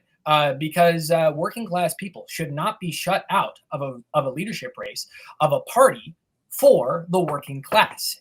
100%. So, and unfortunately, the onus is on us, working people, to get them there, and it shouldn't be the case. But unfortunately, we have to take that up with the national party director, and yeah. So I'm now going to bring this down.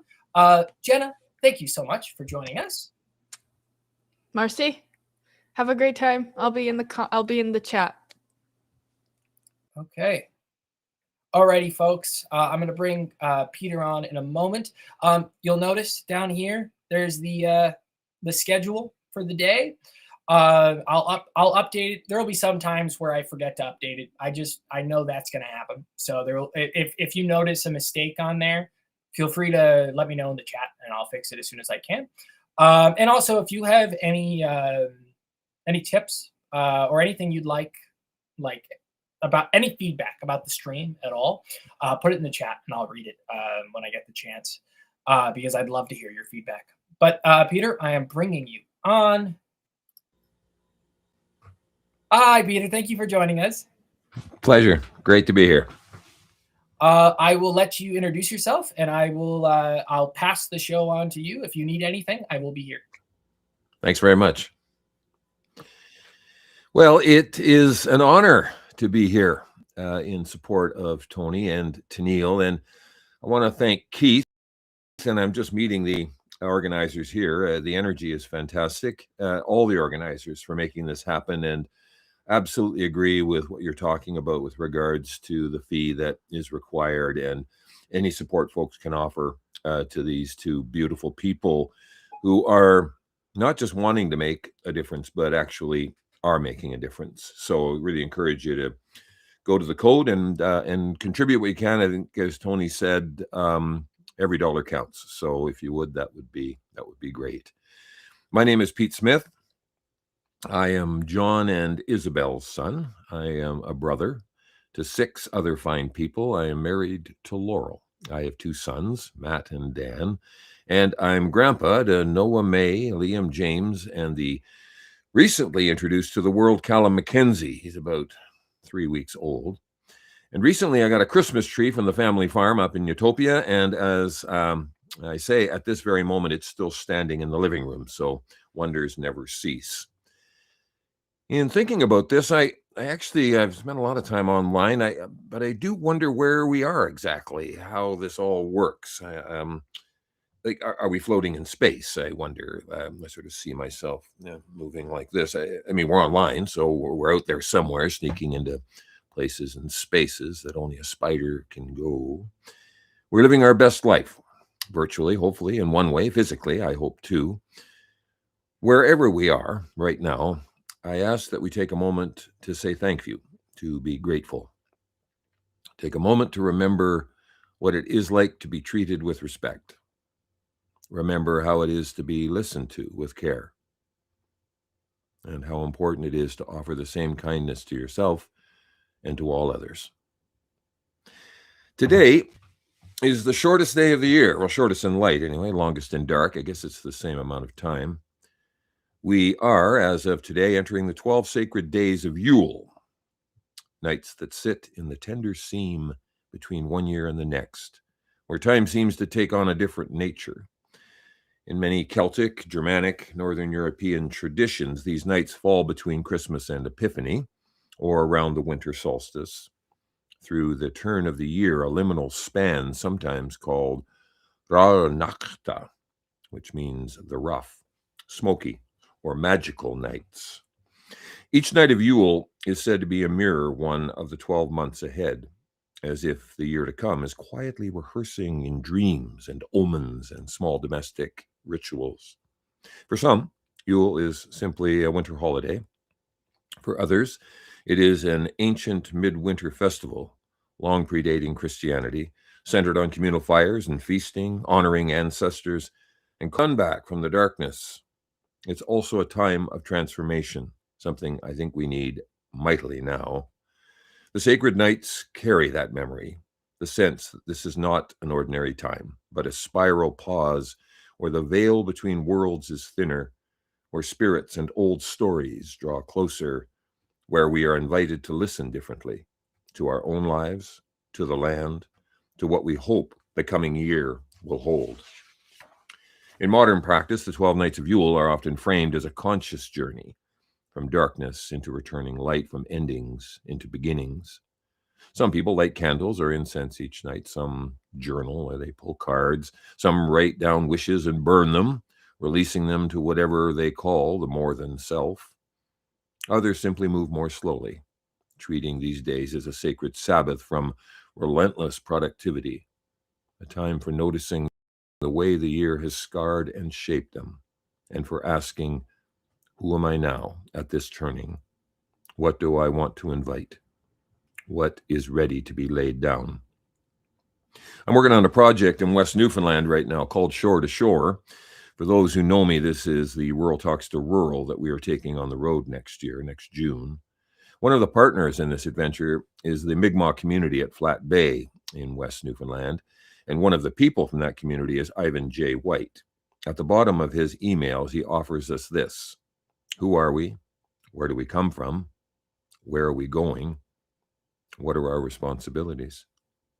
Maybe it's more than coincidence that we are meeting on the first day of Yule, when transformation is possible, where we can hopefully slow down a bit, take stock, ask ourselves questions like, where are we at? Where are we going? And what are our responsibilities? A wise man I have come to know, his name is Patrick Michel. He's a former chief of the Kanaka Bar Band in the interior of British Columbia. And he has said this to me on occasion. He said, first, you got to get yourself right. Make sure you're healthy enough to be able to carry, to walk, to move, to think, to offer. And once you get yourself right-ish, and look around the kitchen, see who's there. Are they struggling? Do they need a hand? Can you lend a hand? If you're all right, can you get them into a shape that is right? Then take a step out onto your porch and look around your community. Can you lend a hand there? What's required? Well, he then says that, well, then you'll be 85 years old. It is a lifetime quest. Not only are we here to constantly learn, maintain our curiosity, but we are here to lend a hand, and something that Tony and Tanille and many in the NDP are doing and have done. And we're at a critical time. We really are. I don't need this, really, that's stating the obvious. But how did I end up here with you? I said, who is this fellow? Well, I was invited by Tony. And I've known Tony and Fran since the 80s. Now, that's the 1980s, not the 1880s. And Katrina, not long after. And if you don't know Katrina, she's a wonder. And I got to know them in the 80s when I was artistic director at the Blythe Festival. And I've known them ever since. I've square danced in the rain at the McQuail farm. I've eaten the finest Northern Spy apples, one of my favorites, that I've ever eaten from their trees. And I've roasted more than one chicken from their coop in free range. Katrina has been part of the Rural Talks to Rural gathering since the very beginning, back in 2016. Tony remains for me a thoughtful, kind, true blue man with a keen sense of community, of humor, and someone who embodies the Chief Seattle thought that we haven't so much inherited the earth from our ancestors, but rather have borrowed it from our children. Beyond having a Christmas tree still standing in the living room, I'm hoping I haven't heard any crash, I have also been involved in the arts in one form or the other for over 45 years. I lived, worked, and connected to the stories that tell the story of a people and place, traveling from coast to coast to coast throughout that time. I have been humbled when people shared their stories, delighted and enlightened when they do, and over the moon when they take in one of mine. I have felt the earth shake. I have felt the earth go quiet still in a single moment. I believe what Tony and Tanille are doing is immensely hopeful and captures our desire to leave the campsite better than we found it, all the while treating others as we'd like to be treated. So what follows on this winter solstice are a few poems, a couple of stories, some thoughts about our one and only home. And hopefully you will see what I have to say as a connection to what Tony and Tanille are doing with their lives right now. They are healthy, they are hale, they are standing on the porch, they're reaching out. Time goes forward, we are told.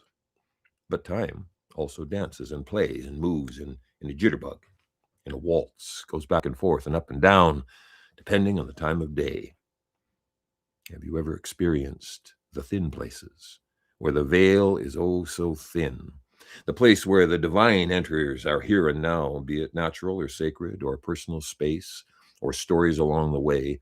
Thin places evoke awe, wonder, to something beyond our head down every day. Stories are held, stories are remembered, stories get forgotten. There's no one way to tell them or remember them. There's no one way to hear, listen to what they have to say, or fully understand how they've been pieced together. Best to go with the flow. Move with the voice of the river as you go. The stories weave are a thick field of water grass, are etched quietly into stones. They are on the air and in the heron's call. They are in the stars, and they speak to our connection to all. Ben Okri, he says, stories are as ubiquitous as water or air, and as essential. There is not a single person who is not touched by the silent presence of stories. So, what's our story? What's your story? The people are as healthy and confident as the stories they tell themselves. Great leaders understand the power of the stories they project to their people. They understand that stories can change an age, turn an era around. Stories are the secret reservoir of values. Change your story, Ben says, and you might just possibly change your life. The universe began as a story, a big bang of a story. For me, there are 3 stories. The first is experience. The second is the relating of that experience to another. And the third is the moment we receive the story back from the other side of the world. When we started telling stories, new dimension, the dimension of meaning, apprehension, comprehension. Homo fabula, say the Latins. We are storytelling beings. Without stories, we'd go mad. Life would lose its moorings, lose orientation, even in silence. We are living out stories. We breathe them. Moods are stories unspoken, condensed, in the air, untold. Story is paradox. A good story keeps growing. A good story never dies. Stories are always a form of resistance. Politics is the art of the possible. Creativity is the art of the impossible. Tony and Tanille are in the impossible, or in the possible, and at the same time working to make the impossible possible. In our one and only home, nature is our teacher. In the early 90s, Canadian Suzanne Simard, while studying the understory of log temperate for northwest BC, observed a curious correlation. When paper birch saplings were weeded out from clear-cut and reseeded plantations, their disappearance coincided with first, the deterioration and then premature deaths of the planted Douglas fir saplings among which they grew. See, foresters had long assumed that such weeding was necessary to prevent young birches, called the weeds, depriving the young firs, called the crop, of valuable soil resources. Simard began to wonder whether the simple model of competition was correct. It seemed plausible that the paper birches were somehow helping rather than hindering the firs. When they were removed, the health of the firs suffered. If this interspecies aid-giving did exist between trees, what was its nature? And how could individual trees extend help to one another across the spaces of a forest?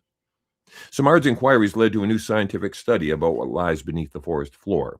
An underground social network is what it is, a bustling community of fungi, species that linked sapling to sapling. And the study went on to prove that there were connections between species with others, non-hierarchical network between numerous kinds of plants. The whole vision, she wrote, of a forest ecology shimmered, and it shifted from a fierce free market to something more like a community, a system of resource redistribution. In Merlin Meldrake's remarkable book, Entangled Life, he writes, mycelia is the 100-million-year-old collaboration, something we can learn from, a collaboration that has connected, shaped our world, and continues to do so. By sharing, mycelia has adapted in all conditions, in all sorts of situations across the planet. Fungi and lichen annihilate our categories of gender and reshape our ideas of community and cooperation. Nature as our teacher. Trees talk to one another. You may already know this. They feed and care for each other, as mentioned from Simard. They orchestrate shared behaviors through soil, build immune systems as wide as a forest. The woody-coned alders harvest gold. The inch-high pecan might have a 6-foot root. The inner bark of birches can feed the starving. The one-hop hornbeam catkin tree holds several million grains of pollen. Poplars clean soils of chlorinated solvents, and willows remove heavy metals.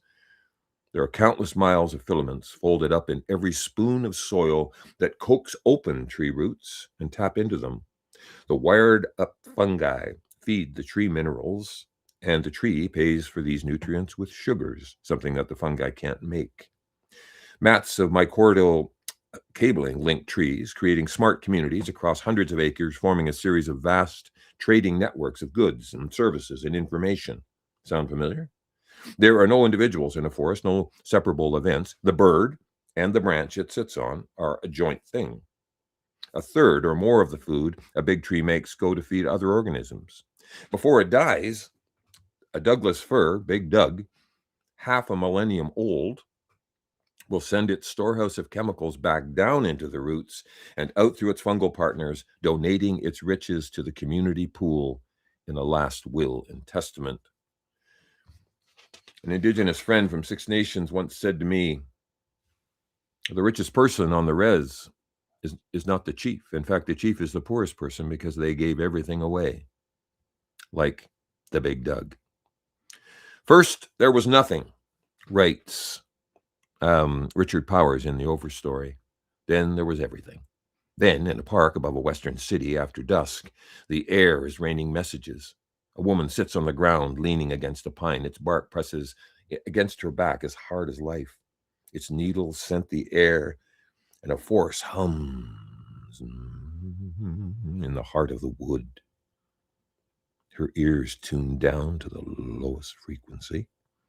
The tree is saying in words before words, it says, sun and water are questions endlessly worth answering. It says a good answer must be reinvented many times from scratch. It says every piece of earth needs a new way to grip it. There are more ways to branch than any cedar pencil will ever find. A thing can travel anywhere just by holding still. Here's a poem by William Carlos Williams called Winter Trees. All the complicated details of the attiring and the disattiring are completed. A liquid moon moves gently among the long branches, thus having prepared their buds against a sure winter. The wise trees stand sleeping in the cold. I produced 2 community plays in my life. One was in Blythe, the other along the length of the Grand River. Community plays start like what we are doing now. We gather, a trust gets built, hopefully. We listen, and we build together. Communities, plays bring people together. They are inclusive. Anyone can be a part of it. And the plays are told in every way a story can be told. In theater, in music, in dance, mask, puppet, in parade, in workshop, in partnership, in communion. In 1990, I became involved in a community play in Blythe, but I did not know the transformational power of it until I had experienced it. It was called Many Hands, and it was the opening production of the 1993 Blythe Festival season and a co-production between the Blythe Theatre and the local people of Blythe District. It was a departure from the plays going on at the Blythe Memorial Community Hall and would call on a whole lot of trust and civility and the latent talent held by the local community to make it happen.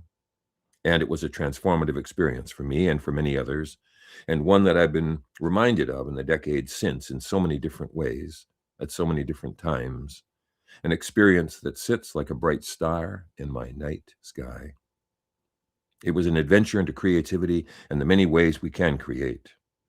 It was inclusive and connected the community's inhabitants that live in the village of Blythe in North Huron Township and across Huron County with the artists, designers, and technicians of the Blythe Festival Theatre. It was a project about storytelling. It was a 2-year process, and there were 150 people in the show and another 100 doing everything else to keep things going. And on a lovely June evening in 1993, the play opened on the street in front of the Blythe Hall. The audience, 400 strong, walked behind a long parade of actors in skeleton costumes, dancing and singing, pushing and pulling wagons filled with all sorts of things inside.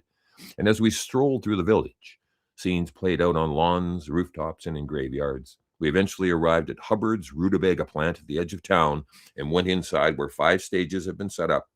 And the story of the place was then told by the people of the place, and it was a remarkable event, a celebration, a party, a coming together like this. What Tony is trying to do by bringing the Greens and the NDP together, it's a coming together, and it includes everybody. There's much I remember about this production, but there's one story that I think about at least once a week and all the weeks across the 30 years since. Dale Hamilton, Many Hands playwright, came to the festival office one day with a handful of paper that she slammed down on a table. "You got to read this," she shouted. "And my vote is we put the entire speech into the play as is." It was a speech written in 1932 and was delivered in the Blythe Memorial Community Hall that same year. What led to the speech being written started innocently enough and built to a crescendo of upset and turmoil that divided families, filled the local newspapers with angry letters, stopped council meetings with shouts and taunts, and the Reeve was at the center of it all. So Dale then suggested we drive out to Belgrave, which is just outside of Blythe, so I could meet the Reeve, and asked if it would be okay if we put his speech into the play. Well, he met us at the door, an elegant-looking fellow in a bolo tie and suspenders holding up his trousers, a pair of shined leather shoes. He wore wire-frame glasses. He was gracious and very excited that the speech had moved us, and immediately gave his consent for it being part of the play. Dale then asked if he'd be willing to play himself and recite the speech while the play was going on. "I'm 87 years old," he said. "And if I could go back to my 1932-year-old self, the answer would be yes, but I can't. So I'd say you go and ask my nephew. He lives in the farm right next door." All right. So we hopped the fence and we crossed up the long drive to the big farmhouse that sat at the end of the drive. The man who answered the door was the right age and was as big as the door he'd just opened. We explained why we were there. He listened and then said, "Nope, can't help you, not your man. I might come and see it. Good luck." And he shut the door. So I looked over at Dale and she said, "Let's go back and ask the Reeve if he knows of anyone else." So we walked back down the drive, hopped the fence, and we're back at the Reeves' house. "He what?" is what the Reeve said when he heard that we'd been turned down. "Hold on, stay right where you are." He went to his wall-mounted phone in the kitchen and had a very short conversation, then came back to us, "Go see him now." So we hopped the fence once more and once more walked up the drive. When we got to the farmhouse, we didn't need to knock at the door. The farmer was already filling it, and he was glaring at me. "Give me a copy of the speech," he said with an edge that could have cut cheese. Dale reached into her bag, having photocopied a thing at the theater, and handed it to him. He was not happy about it. And he took the paper from Dale and he said he'd be in touch. Wow. Rough start. His first rehearsals were nerve-wracking affairs. For him and for everyone watching him, he was just so nervous. No one could hear him or understand what he was mumbling and stumbling through nervously. But John Oram, the director from the Galway Theatre in England, was patient with him, cajoled the man who was used to being in control, just was out of his element. He wasn't comfortable. He took one step at a time, and he had to learn to breathe again, something that I need to do. We just need to breathe and let it go down inside of us, not keep it up here tight near our throat. And over the months that followed and led to the production, the farmer not only grew in confidence, but by opening night, he stood in Hubbard's rutabaga plant and in a clear voice spoke the speech as I imagined it had been spoken by his uncle in 1932. And here is the story of the speech. The Reeve had returned from a trip in the southern states where he'd learned about the difference a conservation authority could make in a community. He was excited when he presented the idea to council, thinking it would be embraced, celebrated even. But that's not what happened. People argued that it was foolishness, that there was no need for such a thing. There was plenty of water and plenty of land, and people had time off. They should go to church or get back on the tractor and get to work. Others felt the idea was visionary, in consideration for the grandchildren, like Chief Seattle, and the world that was being left to them. The anger built, the chasm between yeas and nays widened, and with seemingly no end in sight, the Reeve decided to call an all-thingy, that's an Icelandic term, just bring everybody together and have it out together. He invited anyone who had something to say about the Conservation Authority to the Blythe Memorial Community Hall to say their bit. The only thing he asked was that he have the last word. People agreed, and 600 of them stuffed into the 500-seat hall. The windows were pushed open for another 1,000 who had gathered outside. folks came up on stage. They shouted from the house. Some gave up their seats so those that were listening on the lawn could come in. And the assembly went on for hours. There was cheering and jeering. And finally, as the sun was setting, the Reeve came out on stage and asked if anyone else had anything to say. Anyone at all. The assembled were worn out, and the hall had gone quiet. The Reeve took a moment, then offered his thoughts. That speech was an amazing piece of writing, filled with gratitude and forgiveness, humility and love of community. And the final few lines are lines that I continue to think about and I offer to you right now. And they are, it's easy to get along with those that you agree with. The difficult part is to get along with those that you don't. In the community I live in, we need to figure out how to do both. And in the summer of 1993, words written in 1932 were once again delivered to the community in one of the finest cultural exchanges I have ever experienced. The man who wrote it sat behind his nephew who delivered it, and like a river, it continued to flow into the community commons, to the audience, and into the imaginations of the next generation. A reminder that it's easy to get along with those that you agree with. The difficult part is to get along with those that you don't.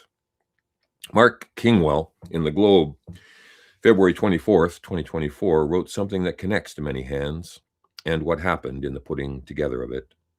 Civility is not politeness or good manners, he wrote. It is instead a baseline willingness to seek justice together with others who are not like-minded.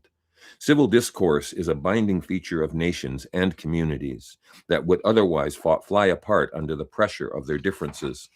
He ends the article, civility means talking to each other, not holding your tongue out of fear or worse, disdain for the other. It depends on the idea that disagreement is only possible against a background of agreement about shared destiny. Practice is essential for its success because habit is the parent of virtue. Do we want to go on living together? If we do, civility is not a luxury. It's the lifeblood of democratic citizenship.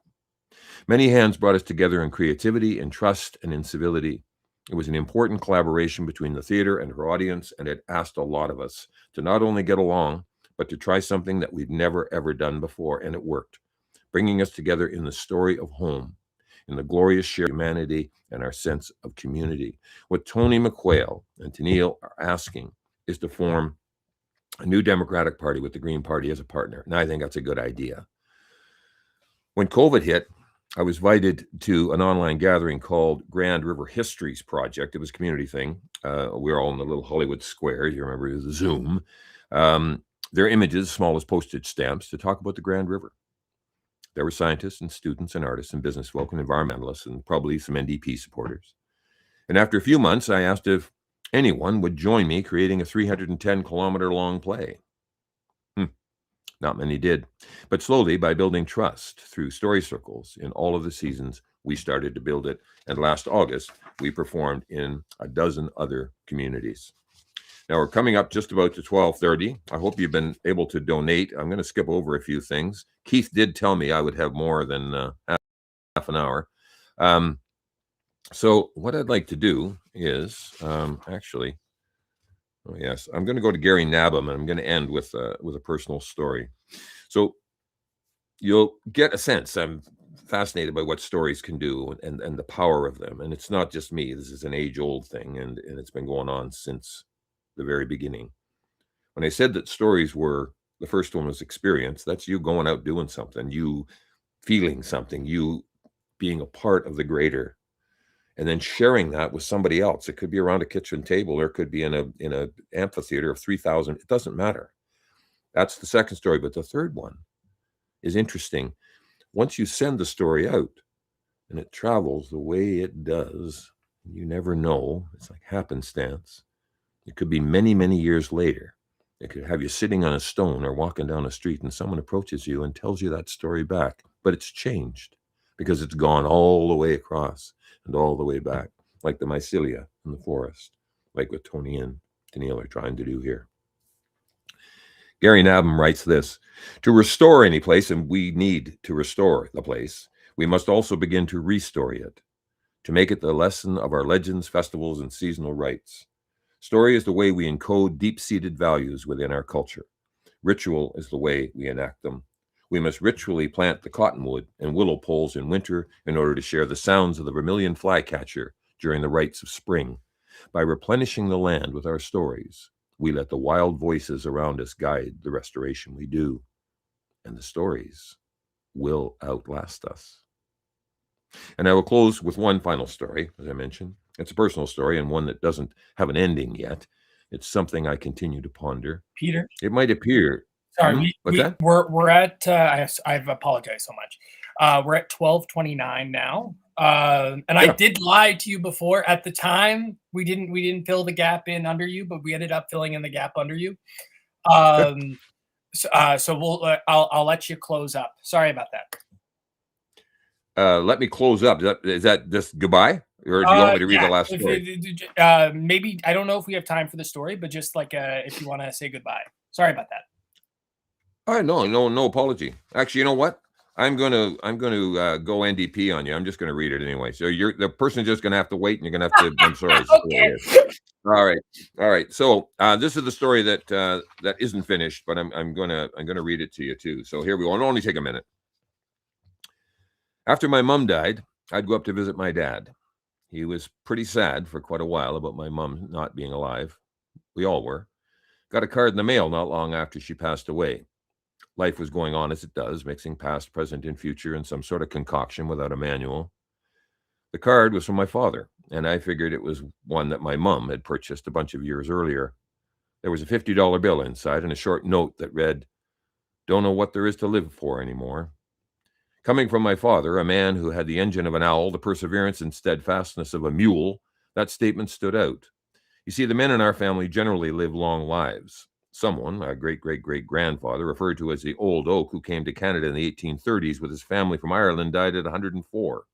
My dad's two brothers, Eugene and Clarence, lived to be 97 and 105.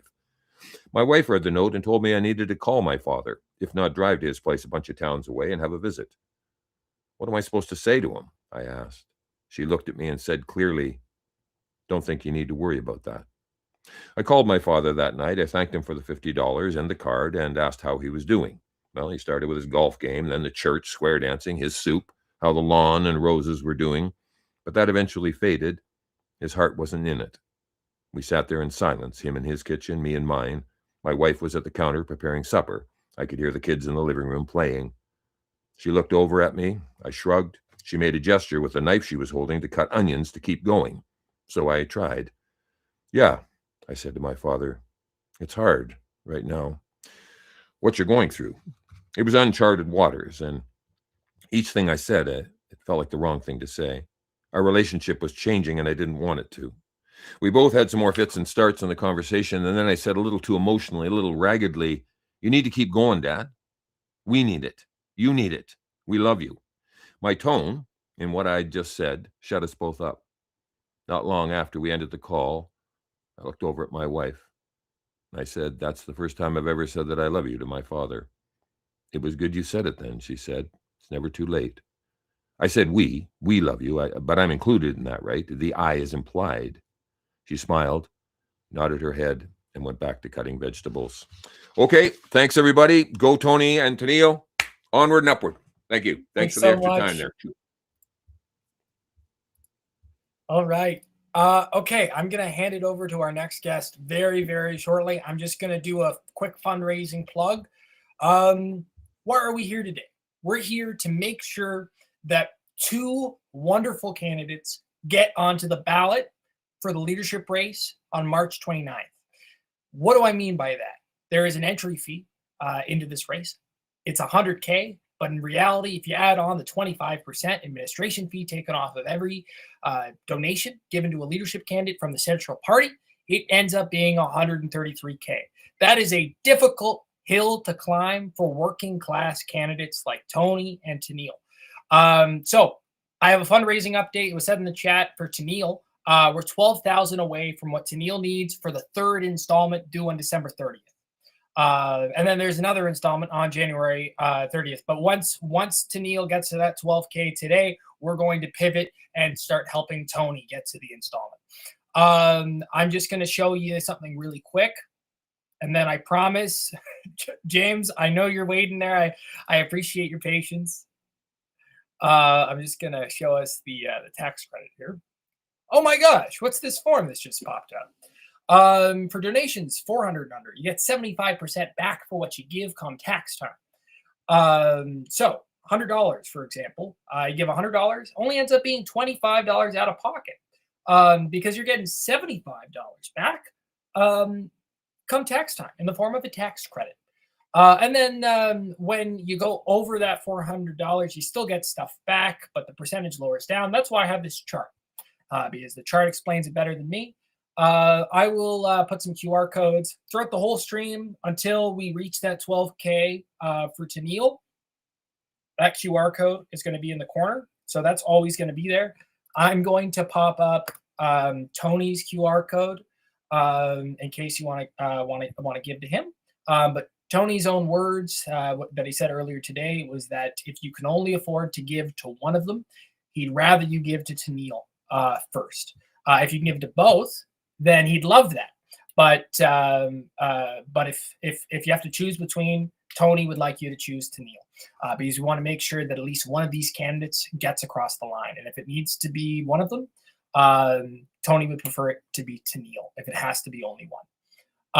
So all that being said, we have our first musical guest of the day. So I am going to pass it over to James Walsh. James, I am bringing you on now. Let's hope it works. There. Hello. Okay. I will be here. I will be standby. Probably going to run to the bathroom, but if you need anything, just holler. I appreciate that. I feel like it probably wasn't noticeable for him, but I was like waving, no, let that guy do another story. It's okay. I'm a musician. I'm used to having songs cut. It's not a big deal. I wanted to do a couple songs today that were sort of reminiscent of the campaign, or like what I have been taking from these campaigns. And for me, that is mostly about we can take care of each other. We have it in the economy. We have it in the power to take care of each other better than we are doing. So I kind of that's sort of what I was inspired by, looking for tunes. I'm going to do a couple songs that I've written, and but that's not this first song. I'm going to do something that I did not write.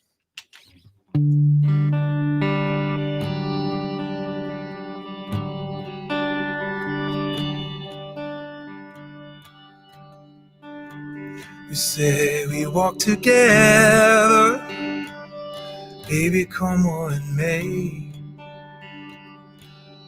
Like come the twilight, should we lose our way?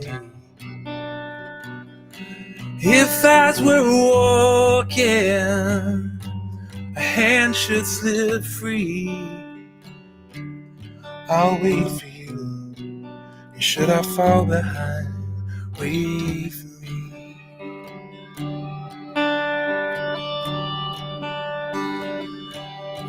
We swore we travel, darling, side by side. We'd help each other stay in stride. But each lover steps forward, oh, so differently. I'll wait for you, and should I fall behind, wait for me.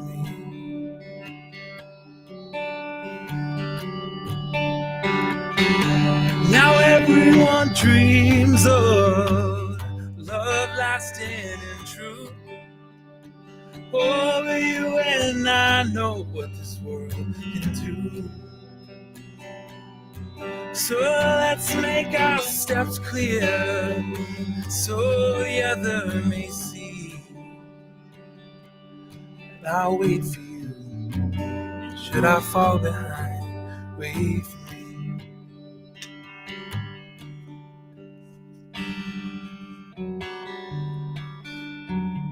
Now there's a beautiful river in the valley ahead. Beneath the oak's bough, soon we will be wed.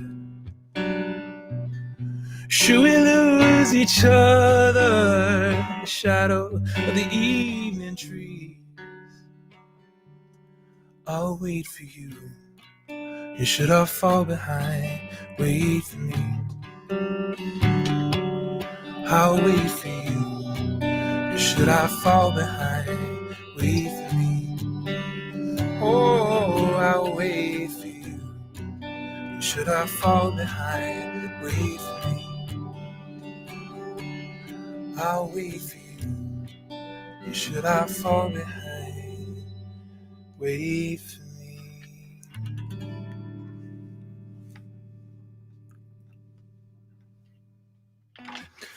All right. And I assume everyone at home is going, woo! As a musician and songwriter, I have loved many different kinds of songs in my life, but one of the songs that I really found kind of uncomfortable was like songs about your kid. I don't know why. It just made me feel like uncomfortable, like that's a silly thing to write about. And then I had a kid, and the first thing I did was write a song. So I'm going to sing a very silly, a very nice song that I wrote for my daughter with the help of my wife, who's a lovely poet and whatnot.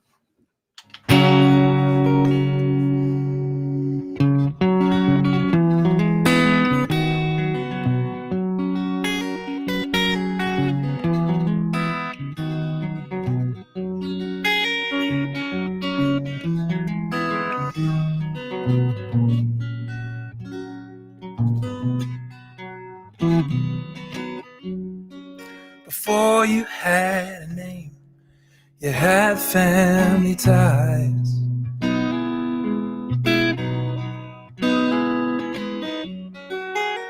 Before sight had a heart bigger than your mind.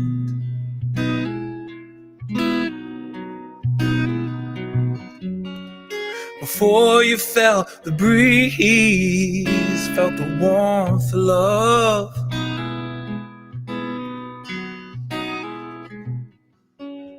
Before you seen the trees, had a canopy above.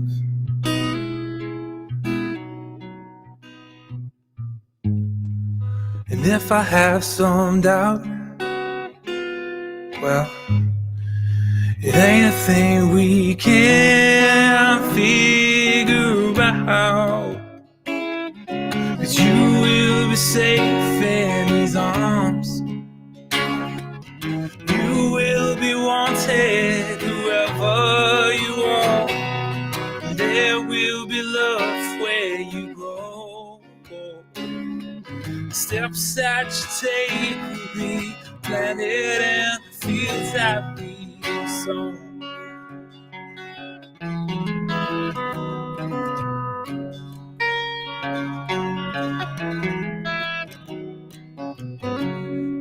I had a heart once weak, now it needs to shine.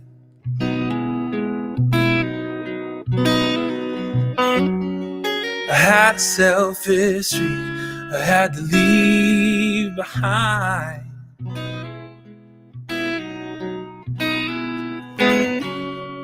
I had a mind that roamed, head in the sky. What if I came home to the man I'm trying to find?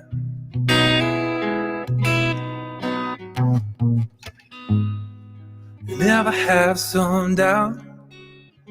Well, it ain't a thing we can't figure out.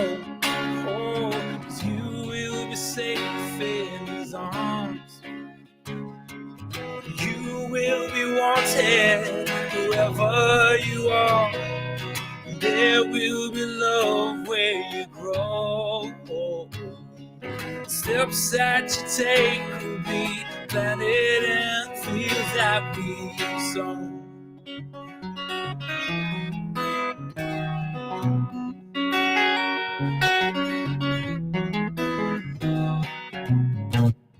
I don't know what we'll leave. The world's getting colder, it ain't getting easier. I tell myself to breathe, 'cause all I can do is my best. I hope you understand that my heart is in your hand. I try to teach how to stand. Cause if there's one thing I'm sure of, is love's the only thing that you can get more of it. And you will be safe in these arms. You will be wanted whoever you are. There will be love where you go. Steps that you take will be planted and fields that we sow. Ooh, yeah. Oh, the fields that we sow. Yeah, and there will be love, there will be love, there will be love, there will be love, all in the fields, there will be love,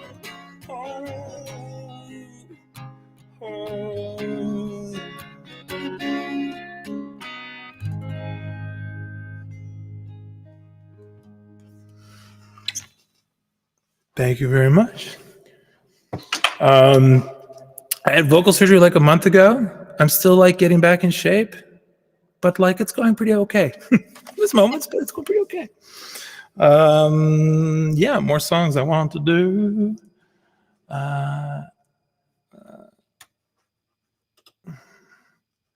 Let's do another song. No, let's do another cover. Let's do a fun tune. I'm going to be doing more like slowy emotional stuff. Let's do something a little fun.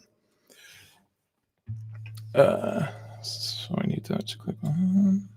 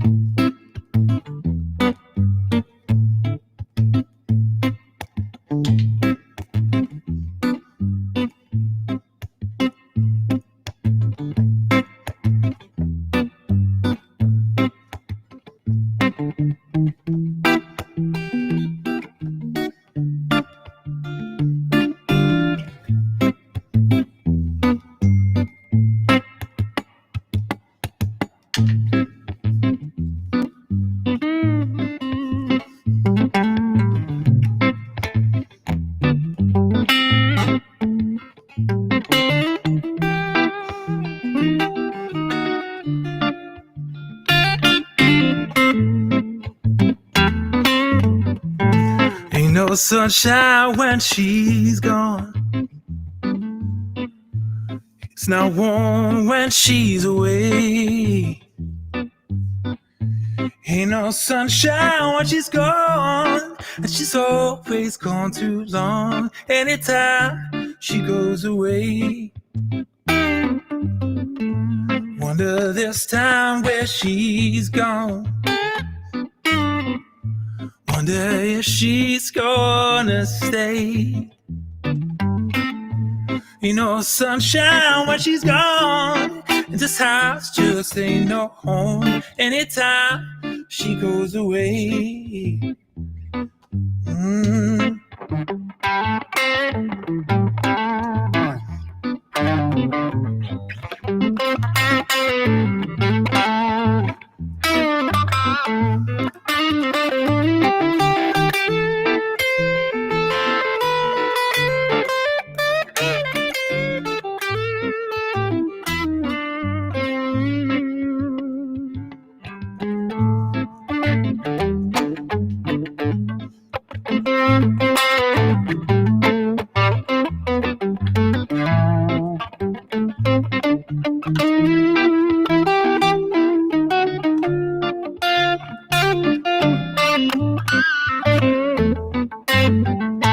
Ain't no sunshine when she's gone.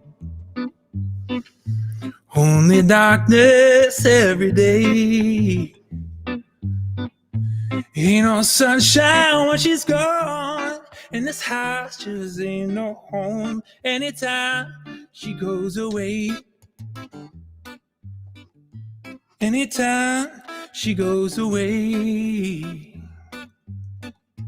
Anytime she goes away.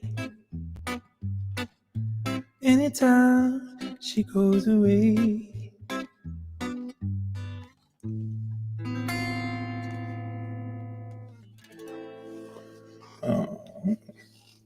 All right.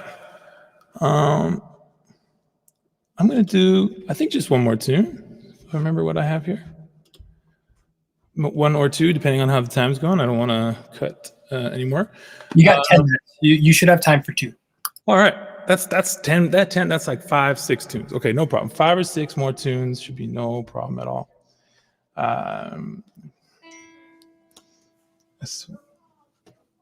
Where is... No. All right. Maybe I'll say that one for the end. Okay, so I have another tune. This is an original tune, and sort of like the. Oh, I didn't even mention that the first tune was Bruce Springsteen, and I don't listen a lot of Bruce Springsteen, but a friend asked me to play for a wedding. They really wanted that song. Never heard it before, and I was like, "This is a great song."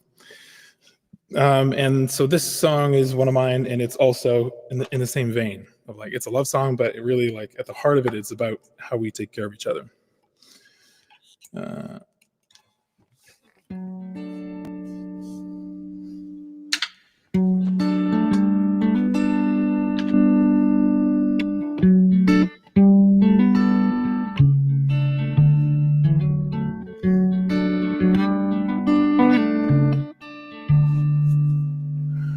When my shoulders shook and head was low, your hand was on my back. When all went wrong and I derailed, put me back on the track. When I said run, you said attack. When I cut out, you cut me slack. You said you go first, but I got your back, so just hang on for me. Hang on for me, hang on for me, hang on for me.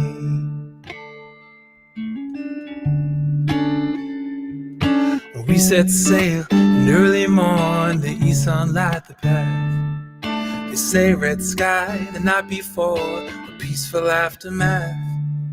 But as a white squall swallows whole, a lofty heart, a lofty coast. You said you never know how it all unfolds, so just hang on for me. Hang on for me. Hang on for me. Hang on for me.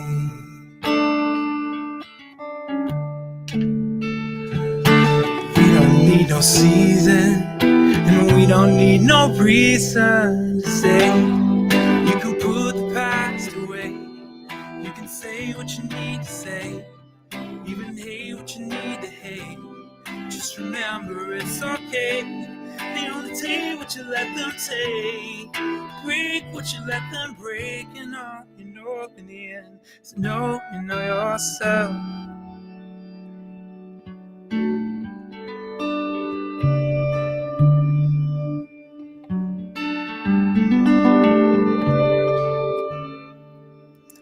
The armor that I wear today, it's what you helped me build. And as you're hammering out your own, yeah, till that odor's filled.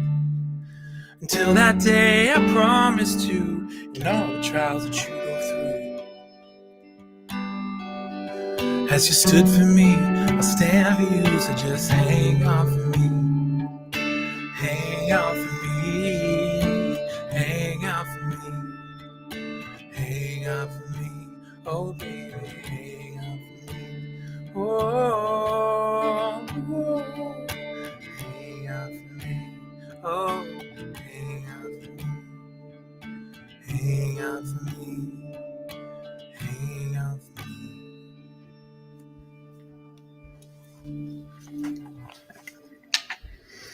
Okay. Time for one more? Yeah, heck yeah. I'm gonna do Tanille's campaign song. Tanille is the best. No, I'm just kidding. I haven't written, but we could have, if we'd had more time, we could have written that today together on the stream. But I haven't put anything together. I've got just brainstormed ideas. I'm going to finish on another song that I also wrote, and it features a ukulele, in case you hadn't noticed.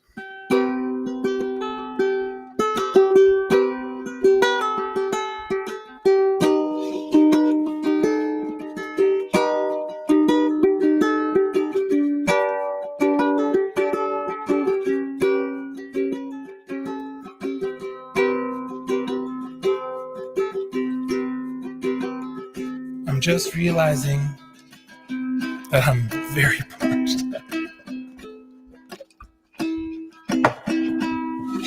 That's better.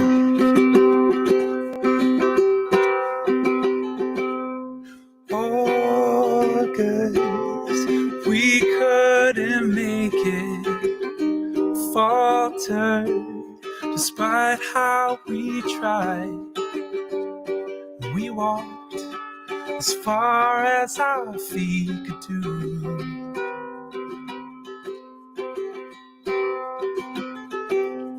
August, why was it so hard to keep us safe from ourselves? Was I ever enough for you?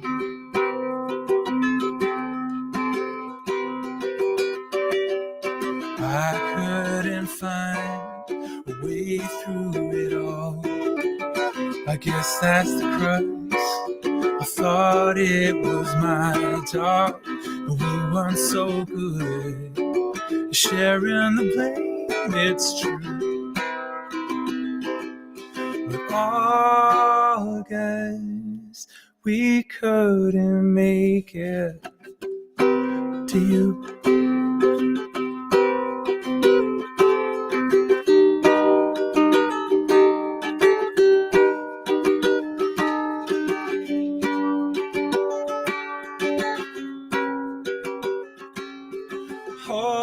August, why were you so far down path? I didn't know I reached as far as my arms could do.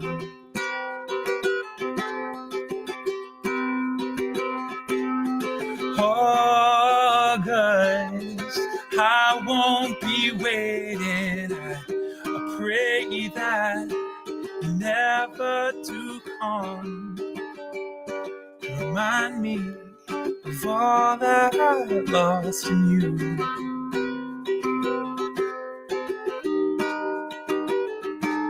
And show me ways that I ruined you too.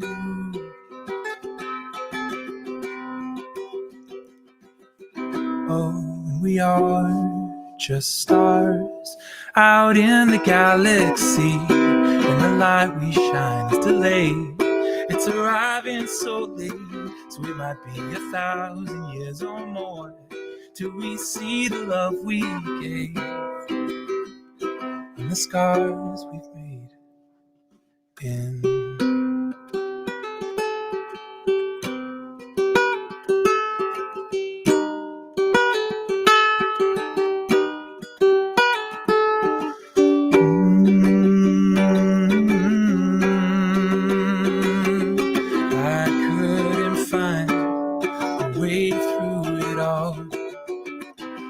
That's the point. It wasn't just my job, we weren't so good at sharing the blame. It's true.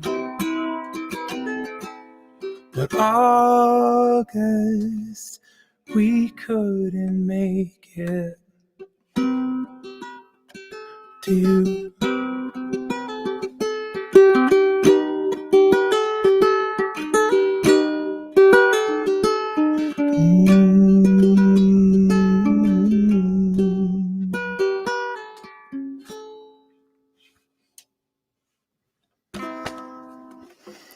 All right. That was a lot of fun. Please donate if you can. And thanks for having me be here. It was fun. That was amazing. Thank you very, very much. Okay. All right. Okay. I'm before I let on our next guest here. It's time for a fundraising ask. What? Who would have thought? Right next to me, you can see there's this QR code, and there's also a QR code over here. They lead you to the same place. They lead you to Tanille's donation page. Tanille is $12,000 away from reaching the third installment on December 30th. There's another installment on January 30th after that, but our goal today is to get to the third installment. So here's what I'll say. There's a couple ways that you can help us. Two big ways for that I'll just leave for now is, number one is, if you can, donate. I'm going to show you I'm going to just block my own face. I'm going to show you a donation chart. Some of you have been watching for a bit, have already seen this multiple times, but I'm going to keep showing you. Here, I'll go over here.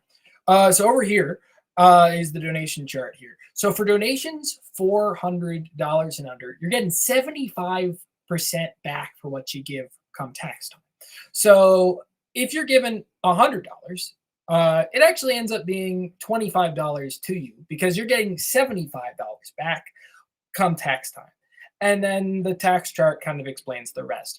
When you get over the 400 mark, there is still a tax credit. It's not quite 75%, hence why I have the chart for you, so you can see and just do what works best for you. But also, if you can only donate $25, so be it. You're still getting 75% of that back.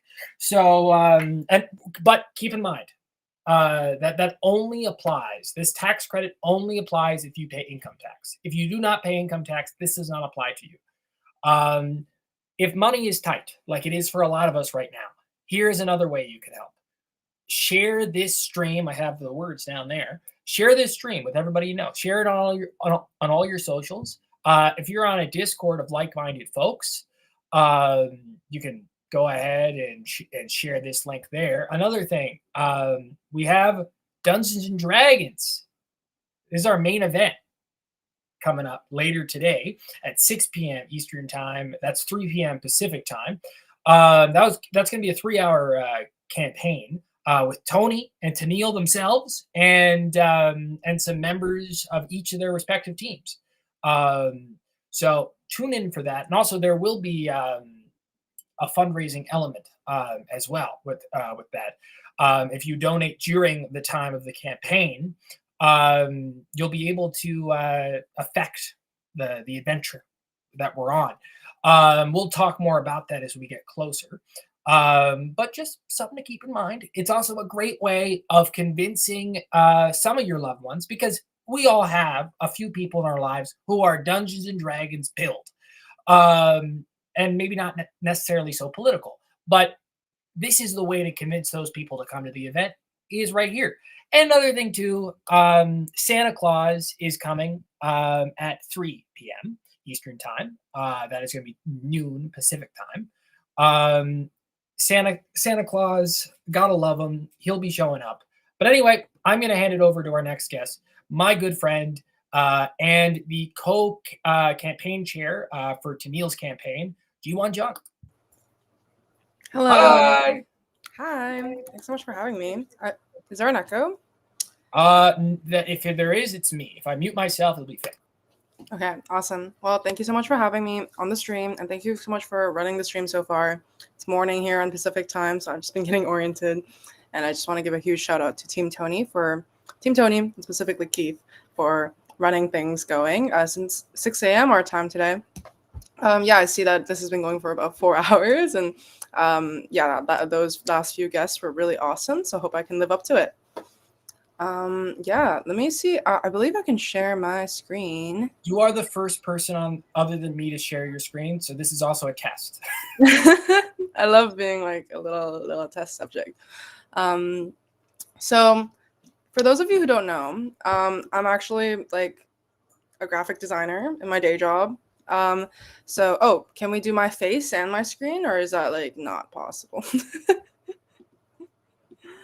You let me know, Keith. But we're gonna take down the QR code here, okay. and then I think you'll be able to have your Awesome. Okay. Yeah. So for Oh, those of you who don't know, I'm a professional graphic designer.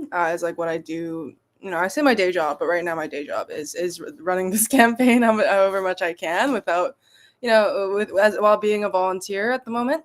But yeah, I do take some graphic design contract work now and then.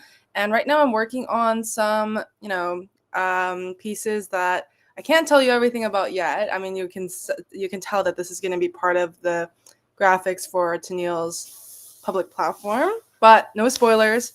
So we're going to do some blind designing today. Like, obviously, I'll know what I'm designing. Maybe you guys can guess at it, but no spoilers on like what the actual topics or policies are, just because we don't want to anyone to get any ideas and steal it or anything. Half joking there, but yeah, let's get into it. And I'm happy to just kind of be chilling, and I'll pull up the chat like on my side as well. So if people have any questions or any suggestions while I'm designing away, please let me know. Like if you think like, oh, like maybe try this or move this around this way, totally feel free to let me know. Otherwise, I'll just be kind of yapping, because I have about 30 minutes to fill up. And sometimes when I'm designing, I can go a little bit in the zone and be very quiet. So I don't know if there's like a way to like have some like background music going here. I don't know if Keith, you can figure that out. But if not, it's okay. I will try to multitask and talk while I'm designing. But we'll see how that goes. If at any point you want me to just to chime in, let me know. I would put music, but unfortunately, the only music that Restream, the platform we're using, allows is AI generated music, and no, boo, Boo. So I can hum if you'd like. You can hum. That's funny.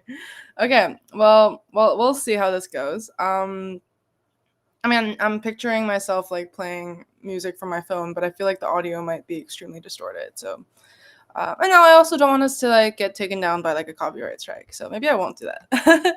Okay, let me get into my thing. Okay, I have this tab open now. I hope everyone can still see my face. I'll try to not do my super zoned out face that I usually do when I'm designing away. Yeah, so I mean, I can share like obviously like the design elements I'm going for, but again, I don't want to spoil too much. So yeah, this is like part of our platform that's very focused on like fairness and like justice and equity and stuff like that. I mean, I'm sure hopefully our whole platform is framed around that. But I'm hoping to kind of get some visuals going that really like inspire people, like, oh yes, like this is what we need, like this is the direction that we want to take in our society, in our government, in the NDP. So trying to find a good picture of a scale that's not like super, like this is like too generic, like it's too flat. Like I would love, what I'm looking for is a scale at an angle, that I can kind of like make it look popping out, like more three-dimensional. But I mean, a lot of these scales are very like just like head on. So let me see if I can. I mean, like this one's like kind of what I'm going for. Oh, it also doesn't look real though. I don't know if that's just me. So let me do like I this is like kind of like an unintentional Canva ad. I also yeah, I mean, I used to be kind of a Canva hater, but honestly, this year, since I've been doing more graphic design with politics, like with campaigns, I was a candidate in the recent federal election, and I did my own graphic design, and Keith and I run Reclaim Canada's NDP, for which I also do a lot of the graphic design, and then for Tanille's campaign, I've been supporting as well. And I'll say, like, I used to be like a very, very hard-headed like Canva hater. I was like, oh, it's not a real design platform. Like you have to use like Adobe or like, other stuff that's like more uptight and professional. But I will say that in recent years, Canva's really, really gotten their stuff together. I have to give it to them. They've been, let's see if this removes the background in a clean way. If it does, I could use it. It's just like sometimes when it's like that dark background with like the dark foreground, it's a bit hard to do. Okay, this kind of works. Maybe I'll do this with like a color pop like behind it so you can see it more, because with the dark background you can't see it as much. Let's see here. Yeah, so I've been like I've become a bit of a Canva warrior, a defender, if you will, um, in more recent months, just because like, first of all, it's kind of like Google Docs, where like you can just like live share it and you can like work on it with other people, or you can like have people comment on it and give you feedback. Whereas like, even though like some other software is like technically better, like Adobe, also Adobe is like really expensive. Canva is like very affordable compared to that. So I feel like it's very accessible compared to the average threshold in the past for getting into graphic design. Yeah, so I've been really appreciating that piece of it. Let me see. Maybe we can recolor this to look good. I don't know. I kind of want it to be like a very stark color in the back behind this. But I want to find a good shape to take. Ooh, maybe this. Okay, maybe. I don't like how I feel like it's meant to be a lot smaller than I need it to be. Yeah, I think it's very accessible. Like, it's a really great way for like people to collaborate and like kind of get into graphic design. And that's the other big thing, right? Like, it's a lot of other graphic design software is like good for the designers, but it's not really great for like people that they're supposed to work with. Like, it's hard for them to review it or like make specific comments on specific parts or make like tiny little copy changes, stuff like that. Like, you kind of have to know the software like to be able to go into the edit file, or you just have to keep going back and forth with the designer being like, oh, actually change this is this, like these tiny little bits. Whereas, yeah, like on Canva, like I feel like most people can kind of figure it out. If it's like, you know, if I give you this and then you're like, you just have to like type in a title or something, like it's very easy to figure out.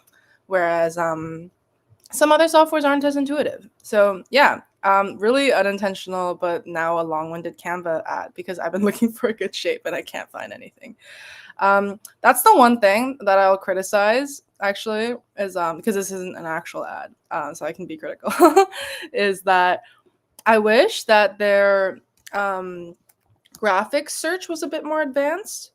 Like, I wish there was a way, I don't know if there is, to like filter like the styles of things you want to look for, because I find that like, you know, I mean, I know shapes is a very vague search term, but the thing is like I've used Canva quite a bit now, right? Like, I know there's some like really good assets on here, like especially in like within like the shapes category, but like I don't know how to find them. Like, the only way I seem to be able to like find them again once I've used them is to like go back to that file where I used it and then grab it, and then copy and paste it over. Like, I can never seem to find it again. So I wish there was a way you could like, can you favorite them? Oh, you can star them. I did not know that. But I don't know. Ooh, maybe I'm wrong. Maybe they already have a system. Let me look at these tags. Because like there's like the specific, but I don't know. I feel like I don't have a word for the type of graphics I'm looking for. Maybe abstract. No, that's the thing though. Like, I don't want like this feels very 2000s, like Microsoft Word branding. Like, I want something clean but very modern. No, that feels so like tech bro. Sorry, this is like the weirdest segment ever. I'm just like trying to do like stream of consciousness commentary while I'm designing, and this is usually the process. But let me just I'm imagining a group of people on one scale and a money stack on the other. Ooh, I do like that. Which one would be heavier though? Like, I mean, I guess obviously like we would want the people to be more weighted than money, so that's probably the vibe. Right? Let me know if I understood physics correctly there. But hi, Mrs. May. Hello. Thank you for being here. Yeah, Mrs. May is a really cool streamer, if anyone wants to check her out. I haven't been able to tune in too much recently because I've been dying with campaign stuff. But yeah, huge props. Thank you for supporting. Ooh, wait, I like this. Let's find a good color. This is a bit too dark. Also, what is this? Let's see. What can be done?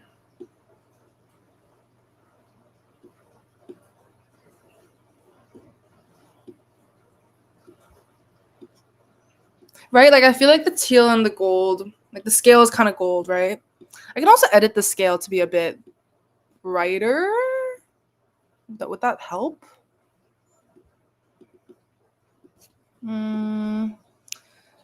Thank you, Mrs. May. And yeah, I mean, obviously, well, yes, the message I want to send is that people are more important than money. But I guess like I'm trying to figure out like, would it make sense to like depict like what we want, which is that people are more weighted than money, so that people should be on the heavier side of the scale, or like, yeah. Or if we were trying to point out like the issue, which is that like money seems to be more important than people. I feel like the former is like the vibe. So yeah, let me like try to but I hope this doesn't look weird. Like if it's like just a bunch of like little Photoshop pieces. Okay, let's see. I like this color, but let me like see if I can move the shape around a bit. And yeah, I was gonna go in and edit the scale itself to maybe be a bit brighter. Yeah, this is the vibe. More or less contrast? Oh, more contrast. Oh, okay. I was asked to do this segment and I was like, okay, yeah, I know how to do graphic design. I can probably do it for a live audience, but this also feels very vulnerable. I'm not gonna lie. Let's see here. Highlight. If it makes you feel better, I had to do a GeoGuessr segment earlier. Yeah, didn't you do that for like an hour also? I did it for an hour. This segment's only 30 minutes. And you're doing good. You're doing great. Thank you. Keith is like my personal cheerleader. Well, and also graphic design. It's one of your many talents that you have.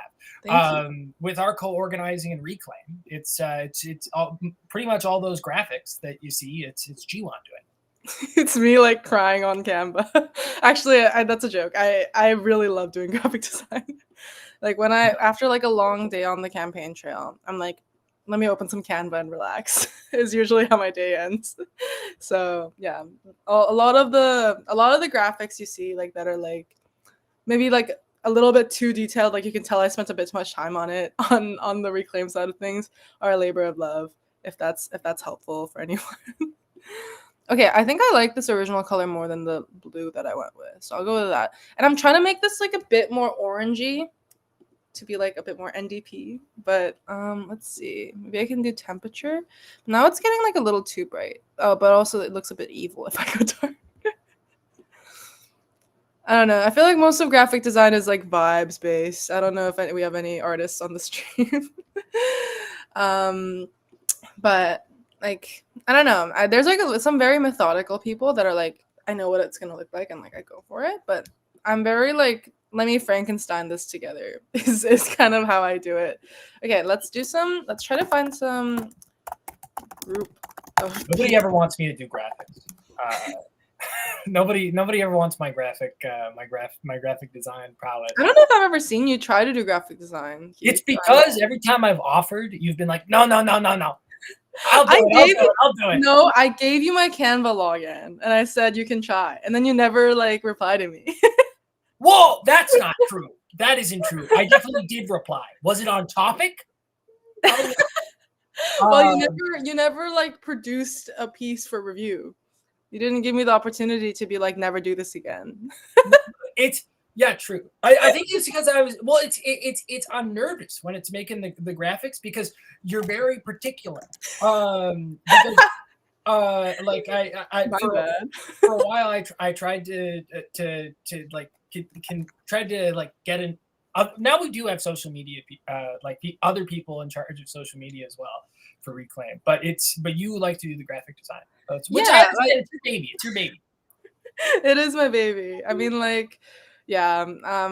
I think like with like Tanille's campaign, I've been a bit more liberal with it because I'm like, if I baby like two different brand identities, I might explode and die. So I've been trying to be a bit more loose leash with it, but Reclaim is just like so dear to me, and like I really like I mean, I don't know if people even have seen it, but if people want to look at Reclaim Canada's NDP, like not the website, I would not say that that's my best work, but like our social media, like if you go to like our Instagram or Facebook or I don't know, TikTok, Blue Sky, you can see like some of the graphics that I put together. Like recently we did like a, you know, why you should be an NDP member thing. Which I mean, I can give the quick spiel here, which is that you need to be an NDP member to vote for the next leader. So if you're here to support Tanille or Tony, or you know, if you want to like rank them alongside any other candidates, because it is a ranked choice ballot, make sure you've renewed or nude, I guess, if you haven't ever done it, a membership with the NDP, an official one. Yeah. Oh, is it echoing, or are you talking? I need to mute myself when I'm not speaking. That's Sounds good. Yeah, so yeah, get your membership with the NDP. If you have a specific candidate you support, like for example with Neil, if you go to, I believe it's ndp.ca/join/Tanille is like the short link that the party's made for us. You can register as a member using Tanille's link, and then the same idea for Tony. It's ndp.ca/join/Tony. And what happens is that like when you join using a leadership candidates link, only that candidate can access your information. Like the other candidates won't know that you're a new member, which that's kind of nice because it's like, oh, you don't get bombarded. I mean, if you've already been a member, you're already getting bombarded with emails from every campaign. Sorry. But if you're like a new member, then that's like one way to only get emails from like the candidate that you want to hear from. But also, I mean, like, there's kind of a benefit too of like getting all those emails, right? Like obviously it's a bit annoying if you're getting spammed, especially this holiday season, because everyone's trying to fundraise and meet those deadlines. But in general, I feel like for me, like I almost never unsubscribe from emails, even from like orgs that I'm not like super interested in, because I feel like I want to know if anything like crazy happens, right? So yeah, I mean, I think register as a member. It's about $10 in most provinces. I think it can be up to like $25, as cheap as free, or $1 depending on where you are. You just put in your postal code and it'll tell you the fee you need to pay, and you just like give a credit card. Yeah, I think I will say the one thing that's come up is that like people think that like when they donate to the party or to a leadership campaign, then they're automatically a member. That is not true. I mean, not that I necessarily agree with this, but the way that the party does it. Also, I'm having a hard time finding like a good picture of a group of people, because I'd like to like cut it out, and so I don't want it to just be like something like this. Like it's like if I cut them out, then they're just gonna be like floating upper bodies. Like I want them to be like full body things, but then like the full body ones like look very stock imagey. Anyways, jumping back to the thing I was actually talking about, which is that yeah, like if you donate to a leadership campaign directly, that does not automatically make you a member. But also, I mean, that's kind of like a benefit in a way that you don't have to be a member to donate, right? Like just because you donate to a leadership campaign doesn't mean like suddenly you're like automatically a New Democrat. Like you can still be whatever you want to be, and whatever. But I don't know. I mean, there's different arguments to be made, right? Like maybe if you donate, if you want to be a member from that donation, you should be able to. But right now, you have to do it separately. So I think if you go through the membership link, like if you, let's say you put like $50 towards your membership, then the party will take like, let's say like $10 in BC as your membership fee, and then the rest will go as a donation to the leadership candidate you signed up with. But yeah, it's all a little bit confusing, because like the party like centrally is like a different entity than the leadership campaigns, and that's an even separate entity from the local branches of the party known as electoral district associations, which are like the local campaign hubs. So EDAs are the ones that actually fund riding level campaigns. Yeah, and there's like different limits to each. Like the Elections Canada limit of like 1750 is like separate for each of those that renew very soon, actually at the end of this month. And whatnot. But Yeah, it's a bit confusing. Overall, I'd say, like, if you have money to give, consider donating to Tanille's campaign, just because, yeah, I think I'm just really excited to be part of Tanille's campaign, and I'm so honored to be as a co-chair. Maybe I'll find the stack of money first. Maybe that'll like give me like a reference of like the vibe we're going for. Wait, I need stack of Canadian dollars. Not using US money. Unless I use like stylized money, I guess. But Elbows this up, is a- elbows up, elbows up. What?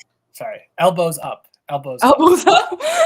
I was going a bit. I apologize for yelling. Anyone who had headphones on, I'll behave next time. I'm sorry. Yeah, that was kind of scary. I thought there was like a bee in your room or something. I was like, what just happened? That would be my worst nightmare.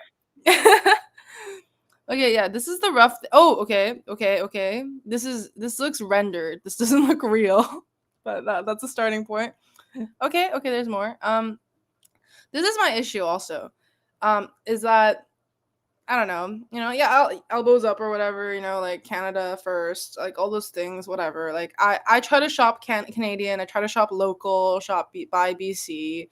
But I feel like within our digital spheres, like with Canva, for example, Canva is an American company. So is like most major digital platforms. I'm sure Restream is probably American, unless I don't know that. When we're streaming onto YouTube and Instagram, which are all both American. All that to say, like I think there's just so much green space for Canada and like the Canadian government to invest in. Like, why are these all like rendered? Like, sorry. I feel like there's so much green space for Canada to invest in digital, like, yeah, products as a form of trying to achieve sovereignty and independence. Because I mean, we are dependent. Like, if one day, like, the US, like, decided to just cut off all digital services to us, like, I feel like a lot of us, like, wouldn't even, like, know how to get in touch with some people, because some people we only talk to on Instagram or Meta platforms, including, like, WhatsApp, Facebook, right? And, like, obviously you can still, like, text on the number, but, yeah, I feel like there's a lot of things, like, a lot of people get their news from TikTok, which is, like, another foreign platform. Yeah, I just think there's like so much work to be done when it comes to spending and the Canadian government to invest in digital sovereignty, like in a physical way, in terms of like trying to not let all our data be going to like data centers in the US, but also like just in like a very innovative way of like, why don't we have our own, like, okay, like I have this one pulled up. I have like this website pulled up called Unsplash on another window, which is like, I think it's American, I might be wrong, but it's like a copyright-free like photo sharing website, right? And on Canva they have a built-in thing, and like you can see like all these little crowns. That means like because I pay for Canva, it lets me like license these images and use them for like whatever purpose I have. But a lot of these services, like a lot of these photo services, are very US centric, and so it's so hard to find Canadian stock images. Like, I don't want a group of like Americans like protesting. I don't want a photo of that to use. I want a photo of Canadians protesting. And like if like I'm supporting like Ascent towards some Canadian photographer, like I think that's worth it. But that's just not something that's available. Yeah, that's my little spiel as I'm trying to find a PNG of stacked Canadian dollars. That just doesn't seem to exist. Yeah, that's American. I'm not using that. And like this is like, I don't know. I feel like this looks too cartoonish. Let's see how these work. And then, actually, it doesn't look too bad. Does this look too cartoonish? What do we think? And then I'll try using this one too. Okay, but this looks worse than this. I don't know why. And like I know it's not the Canadian dollar. Like I feel like Canadian money looks fine. Like it's actually very pretty. I like the Canadian money. I don't like the green American money. Oh, I guess it does look American because American money is green, but our 20s are green. Maybe it's a stack of 20s. It's I know what a Canadian $20 bill looks like. I know what a Canadian $100 bill looks like, and it looks kind of like that. Okay. Yeah, well, I think my section's wrapping up. Sorry, I didn't get to design a lot because I was yapping and also looking for photos. Um, yeah, Keith, do you want to wrap me up? Yeah. Or what do you Okay. Do you want to stop sharing your screen? Okay, but would it be really funny if I did a stack of loonies? Stack of Loonies is objectively funnier. I'm doing a stack of loonies. Okay, I'll leave us. Stack of Loonies is awesome, actually. Yeah, Yeah, I'll and leave us. it's better than this this printed. Yeah. Well, you guys will find out soon enough what this is for. So, okay, that's all from me today. All right. Okay. So we have our next guest shortly. We're just gonna do a little fundraising ask. Why are we here today, Jimon? We are here to fundraise and ask you for money and hopefully get your money to get some amazing leadership candidates in this NDP leadership race on the ballot. So for those of you who don't know or who might be tuning in, there's 4 installments of 25 grand each, so a total of 100 grand as an entry fee. So not even like to run a race, it's to like literally be allowed to be a candidate, for you to be able to vote for them or even rank them on your ballot. Even if you want to rank them like number 2, 3, 4, like for you to have an option for you, that name to be there, we need to raise 100 grand plus a 25% administrative fee by the end of January. So we have the second last installment right now that is due in 9 days from now on December 30th of another 25 grand plus 25%.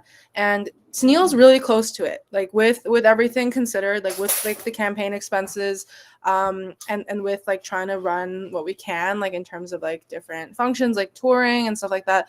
We're about 12 grand away from the minimum we need to hit, like, you know, to be able to make sure that she goes forward. From there, we'll need to raise quite a bit more. We'll need to raise another 30 grand by the end of January to make sure she's in the race. But if you have anything to spare, you know, it's the holiday season, maybe you got a bit of a bonus or maybe you got like a bit of an allowance, and, you know, we hate to ask because we really wish we didn't have to do this. We, like, you know, I'm sure Keith and I would love to be, you know, be doing this just in good faith. Like, I mean, not that we don't want to be doing this live stream, but we wish we didn't have to interrupt every 30 minutes and ask you for money, but we do, because that's the system we're working within. So yeah, if you have anything to spare this holiday season before the end of the year, considering the fact that also after this year, your tax credits reset. So try to take advantage of it if you can. So basically, like, let's say you donate like $100 today, you would get $75 back. But you could donate another $100 like in the new year, and you could get another $75 back from that. So try to take advantage of that, however way that makes sense for you, whether it's like for you, maybe $10 today and $10 in the new year, $20, $30, so on. If you're feeling super generous, like $400, you get $300 back. So if you donated $400 today, you get $300 back. If you donate another $400 in the new year, you get another $300 back, right? So try to take advantage of that. Don't wait to donate, because this is like a huge deadline. Like, if we don't make it past this one, we unfortunately won't be able to fundraise in the new year. So don't wait to donate. Try to take advantage of your tax credits and help us, please. Thank you very much. Yeah. And one thing I'll say as well, in terms of some fun events coming up down the line today, the closest one. So first, we're going to have Des come on. And then after that, we're going to have my friend Joshua Dzanson come on, and he's going to be performing music, but he will take your song requests if you donate. And how it will work is where it's going to be kind of a bidding system. So start to think of a song that you want my friend Josh to play. I have told him that last time there were some songs that our friends recommended or got him to sing that he usually would rather die than sing. And this time he said that there's some, he reserves the right to say no. But depending on the number, if you like promise like a fair bit to donate, I will try my best to bully him into singing the song. So start to think about a song that you'd like Josh to sing. He uses a guitar, acoustic. So yeah, okay. That being said, Jiwon, thank you for coming on. we'll see you later. June will be helping MC later today. Have a safe drive in the big one. Thank you. All right. See you all again soon. And donate, please. All right. Bye-bye. And then I'm going to say one more thing. In terms of, not everyone has money to give. Let's be honest with ourselves. So if you are not in a spot to give money, but you still want to help in some way, best way you can help is share this live stream. Share this live stream to as many people as you know, and then let us do the work of convincing those people to donate money. If you want to help a little bit, if you want to help along the way, that's okay.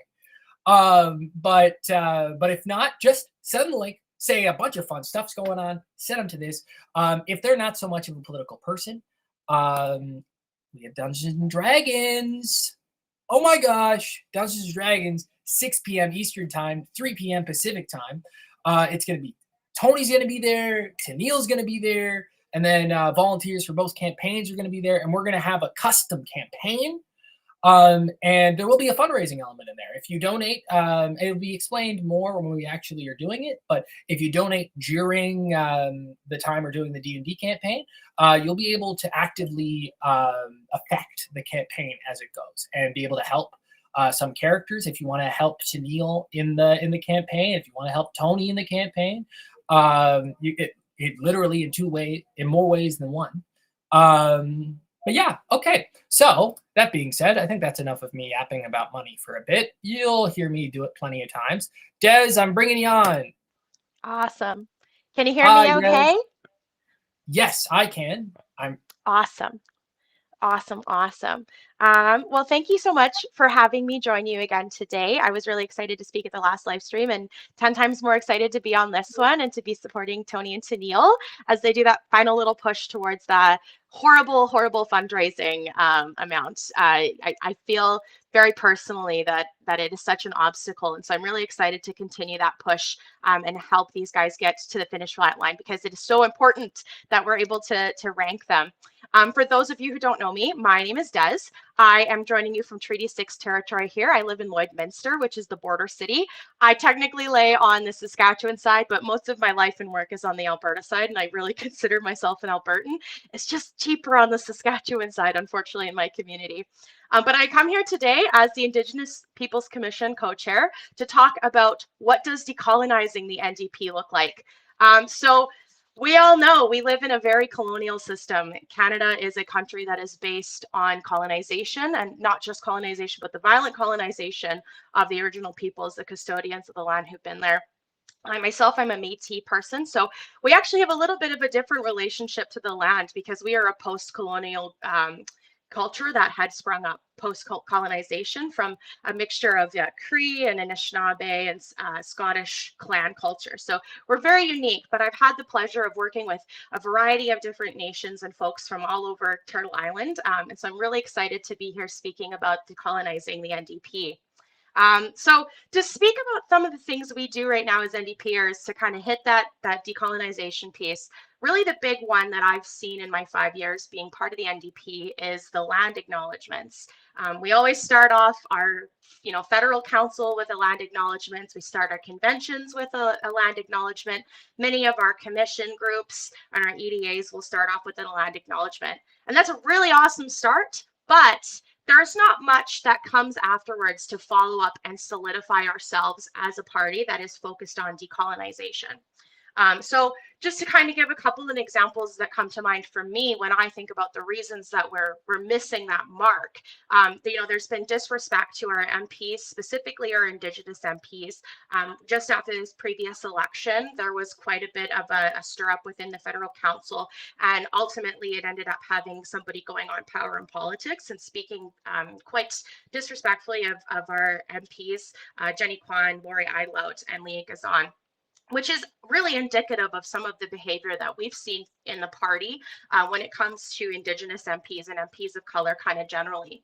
Another thing that always really comes to me and hits me quite personally is the piece around Wet'suwet'en and how this party, both federally and provincially, responds to the problems within Wet'suwet'en and the question of the pipeline. Now, when I was a candidate in 2021, I was like really frustrated about what was happening at the time. John Horgan was the Premier of BC, and I wanted to speak about Wet'suwet'en, but I was told not to by the party. The reason being because we didn't want to affect the results for BC candidates. And I think that's really disingenuous, and it really is not, it's not giving our voters and our supporters enough autonomy, because so many people wanted us to speak up. So many of our candidates wanted to speak up, our volunteers. And so that was something I think that we really missed the mark on. And just a general lack of Indigenous voices when it comes to decision making. You know, we on my commission, the Indigenous Peoples Commission, we have a spot on our federal executive and the federal council, but we don't see Indigenous people in leadership, and we don't see the things that we're always bringing to the table being followed up on, acknowledged, or respected in the way that they need to be. And I think that there's a lot of room for improvement in the NDP when it comes to decolonizing ourselves. So let's talk about how we get there. Where do we start?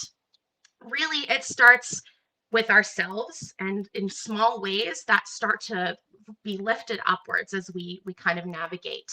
So I really want to encourage you to think of decolonization not just as this big obstacle that we have to get over in order to improve this party, but think of it as a very personal journey, a very emotional journey for yourself. Something that I don't think gets acknowledged enough when we talk about colonization, and specifically the colonization of Turtle Island, is that all of us are bearing some kind of wound from what's happened on this land. Now, that wound looks really different depending on who your family is and when you've come to this country, or come to Turtle Island kind of generally. But we all have wounds from how colonization has asked us to navigate, how capitalism demands that we navigate systems. And so it's a really personal journey for all of us to challenge that within ourselves. It's something that I work on every day and how I challenge myself, and just to recognize where I am still colonized in my own mind.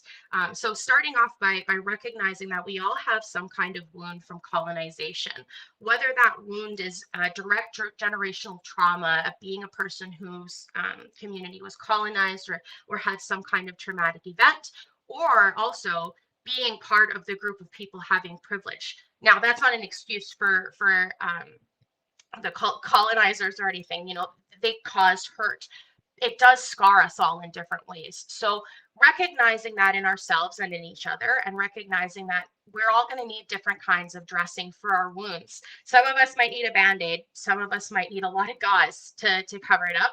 But ultimately, we all want to work towards healing our wounds.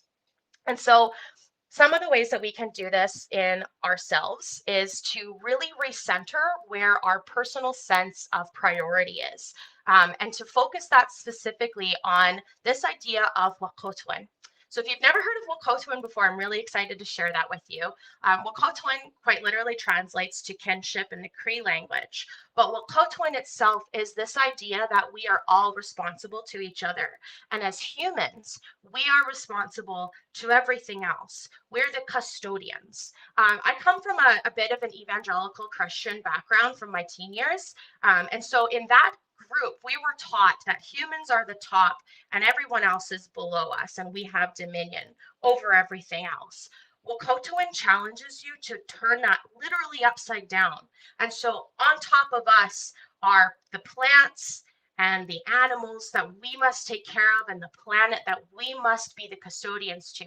We're the ones who can speak. We have this beautiful language, all sorts of different languages that we've created as humans. We have the ability to speak, whereas plants and animals don't have that ability. So Whakotwin is a challenge that we are speaking for them, and that we are speaking for the planet, for each other, for everything, and having that kinship relationship and that responsibility to each other, to the planet, to the animals, to really all of the world. And so putting that priority in yourself and having that idea of my responsibility is to everyone. It's to all of us, to everything, and to act accordingly with those priorities. So in the NDP, when we're thinking about policy work, we're thinking about creating things for our upcoming convention, and thinking about what values do we have as NDPers that we want to focus on. And I really want to challenge you to start your priorities with the smallest possible voice that you can think of that's being missed. To think about when you're navigating your policies, how does this help the planet? How does this help my community? How does this help people who can't speak up for themselves or don't have the visibility that I have? How does this help the animals that can't speak for themselves? And to really navigate with that responsibility and that custodial idea that we are taking care of each other. Furthermore, bringing in Indigenous voices to make those respectful connections and further that is really important. Connecting with the nations that are in your immediate area and giving them the respect that they deserve, recognizing them as sovereign nations. Like, you're talking basically to another world leader, you know, when you go into a band space and you're speaking to CNC. So coming with that idea of respect, of the autonomy of the nation that you're speaking to, inviting them into our spaces and actively seeking them out is really important. Something that I find in the NDP, at least in my own personal experience, is that we're constantly like, how do we bring people to us? How do we bring people here? How do we get people to vote for us and donate to us and come to our side? And I think that really limits how we navigate, because we're thinking in the same colonial lenses of growth and progress and profit, whether that's conscious or not. It's something that we're all going to have to work on. And so instead, turning it into a conversation of how do I go to these places? How do I create that respectful relationship? How do I show people and show Indigenous nations that I'm here to listen and I'm here to follow through on the things that you're asking of me? Within the Indigenous Peoples Commission, something that we talk about is this hope that we want to do witness sessions and going to different nations, speaking to people and just really absorbing what they say, and not having an expectation afterwards. We're not expecting them to donate. We're not expecting them to be members. We're not expecting them to write our policy. We're asking that people to give us their honest, unfiltered needs so that we can act accordingly and go to it. I think another thing that's really important that is a decolonial work in individuals, and something that the NDP itself as a party, all of us working within it really need to think about and to champion, is being open to being accountable. The thing about living in community is it can be very messy, and as we're navigating colonial systems and navigating out of them, it's really, really hard to acknowledge when you make a mistake, because people don't want to make mistakes. People don't want to feel like they've done something wrong. And I really want to challenge people that accountability doesn't have to feel like that. Accountability can feel like a forward movement, especially in this party where we've had a lack of accountability on so many different instances. I think that us all expecting and holding each other accountable and creating that precedent can move upwards. And especially as we're looking to the future of having a new leader, bringing that to the table and making sure that our leader knows that we expect them to be accountable because we ourselves are accountable is really, really important. And knowing that the work doesn't stop. The colonial work is going to be our entire lifetimes. Generations and generations, hundreds of years have happened from the start of colonization. It's not going to get undone in a week or in a session or in a new leadership group or even in a decade. We have literally hundreds of years that we have to peel back, find the wound, heal the wound, and then move forward. So that's something that is really, I don't want people to feel disheartened that things don't happen fast, because it won't happen fast, but we can make it happen faster by committing ourselves to it, by committing ourselves to Wokotowin, by committing ourselves to each other and committing ourselves to respecting Indigenous nations, even when we don't like what they have to say to us, because there's been a lot of hurt, and sometimes people will say things maybe you don't want to hear, or they will say, I don't like the way this policy is written because I feel like it doesn't hit these, and it might be the best thing in the world to yourself in that moment, to really step away from that and recognize that everybody's voice is going to be different, but they're still valuable. Something that we do within our Indigenous Peoples Commission that's a little bit different from other commissions. So I just want to toot the IPC's horn a little bit. We are like one of the most active commissions within the NDP. We meet once a month if we can manage it. Sometimes there's been months where we haven't been able to meet that. We try to always have a makeup meeting or multiple makeup meetings or conversation email threads, what have you, in order to fill that gap. And one of the ways that we operate that's really part of our decolonial work is that we only do consensus-based conversations. So when we are choosing our team, when we're choosing for the next term here coming up at our AGM in January 18th, for those Indigenous members who'd like to join, send me an email. I want you to come. But when we're choosing our commission members, we're not taking, whoever has the most votes in that group. It's a long conversation where everyone who wants to be part of that commission, whether you want to be a co-chair, you want to be our youth representative or women's representative, what have you, you come to the table and we start with why. Why am I in this position? Why do I want to be in this position? What am I going to do? How am I going to service people? And what makes this my priority? And so we work through these conversations together.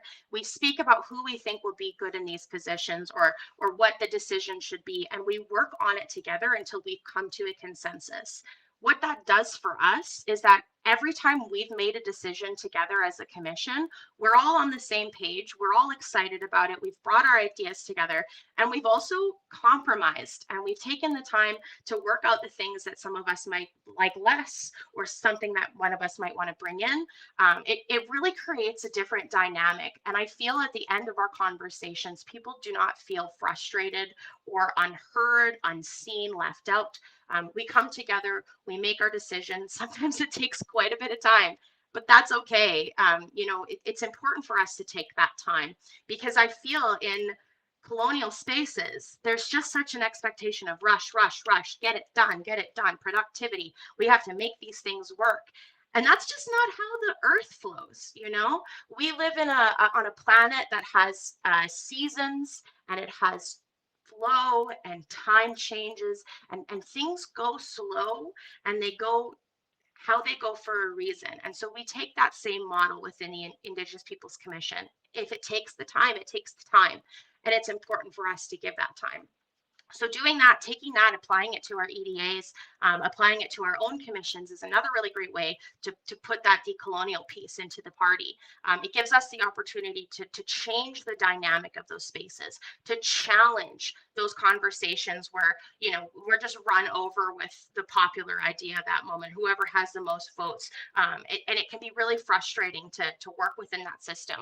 So bringing that consensus-based piece to your EDAs, bringing that to your teams, bringing that to your commissions is a really big decolonial piece that can really change things for you. And in leadership positions, I have found that it challenges me to let go of my expectations at times, because you really never know what's going to happen. Sometimes you'll bring an idea to the table, everyone loves it, we've consensus, it's all good to go. Other times it's a long conversation, and it really I feel it's humbling as a person in a leadership position to be in that position where you really have to be willing to compromise, willing to change your ideas, and willing to move forward together in a healthy way, rather than strong-arming each other into having the same opinion or agreeing that, the majority said this, we're going forward with it. There's a lot of really important things that come from us as individuals that comes to that decolonial work. I think the biggest thing for us in that piece of knowing that the work doesn't stop is that it doesn't have to be hard. It doesn't have to feel hard. And we can be gracious with each other. We can be loving with each other. We can help each other. We can hold each other accountable. And we can move those things up, and we can hold the party accountable. We can put expectations. Another really great way that I think of often is this: we're so beholden to Robert's rules when we're operating in our spaces. And Robert's rules can be really great sometimes. Other times it can be a tool of literally oppression, because they'll use Robert's rules against us at times, or against each other. People will use them, and that power structure. And so I think that holding on to that at times can be really it can really hold us back from having a real good faith conversation. And so challenging those places where maybe Robert's rules don't need to be used or don't need to be followed to such a strict T, because we don't want to just be acting colonially. We don't just want to be operating within the bounds that capitalism and colonialism demands that we do and tells us that this is the only way to be. That's not true. We know it's not true. We know that capitalism isn't the only way to be. We know that these colonial systems, that the political parliamentary system that we have in Canada isn't the only way to be, because it didn't exist here at one point. At one point, there was an economy that was based off of the gift economy, based off of, you need this, I have this, here you go. You need food, I've got food. Now we both have food. And I don't expect anything of you, because we are in Wahkotoan. We have kinship. We are together. We are supporting each other. And my survival is dependent on your survival, the same way yours is dependent on mine. We're all dependent on each other, and it's not to our detriment to care for each other. And we know that is possible in Turtle Island, because it's been here before, and it will be here again. There will be a time in the future where we come back to this place and recognize that capitalism hasn't worked. The colonial system hasn't worked. It hasn't served its purpose. It's only taken us further on this path of extraction and profit and productivity and demand, when that's just not how we are, not how the world operates, how we're supposed to be. You know, there's no shame in having a slow life, because the whole world just moves at its own pace. And so I think it's really important to fight back against these colonial systems, knowing that we've existed without it and we will exist without it again. And so as we're working in the NDP, challenging that colonial piece, challenging power, asking our party to change and to remedy and to come to a place where it really respects Indigenous people, and as a result respects all of us and hears all of our voices. It starts here. It starts with you. It starts with me. It starts with us as a community. And when you start that decolonial work, you are part of my community. I consider you part of my kinship, my Wahkotoan, because we're working on something together to bring it forward. So I want to finish off with a little bit of an exercise of imagination, just on the idea of the gift economy and what we want to move forward into is where all of our needs are met. And this actually comes from, if you've ever read the book Braiding Sweetgrass by Robin Wall Kimmerer, she describes a dream that she had. So join me now in envisioning this together, of being at a marketplace. In my community, we have a farmer's market that's quite large and quite interesting to go to, very hustling and bustling. So that's where I'm transporting myself. But imagine yourself in a farmer's market or a maker's market of some sort that you're in your community. And you come up to a stall with lots of beautiful fresh food in front of you, and you really want to get some of these food, and you realize, oh man, I don't have my wallet, I don't have anything on me to trade and create this trade relationship, or to pay for these vegetables. But instead of turning you away or saying, okay, we'll come back when you have money, the vendor sees you in need, sees that you have no food, sees that you don't have anything in your shopping basket, and says, okay, well, take what you need. I have this, take what you need. You're not going to take too much, because you've taken what you need. You know that there's that relationship of reciprocity. So you take some, and then you go to the next stall, and it's the same thing. And as you navigate through the market, instead of people trading money to each other or expecting anything out of each other, people take and give without expectation, because we are a community. And imagine yourself with your basket filled with food. Maybe you've picked up some art from a local vendor that you get to enjoy and share. Maybe you've gifted something to somebody else at this. Maybe you've imagined yourself as a vendor handing out things. The feeling that you have from that moment, that reciprocity, that kinship, that free market where we're all being gifted the things that we need without that expectation.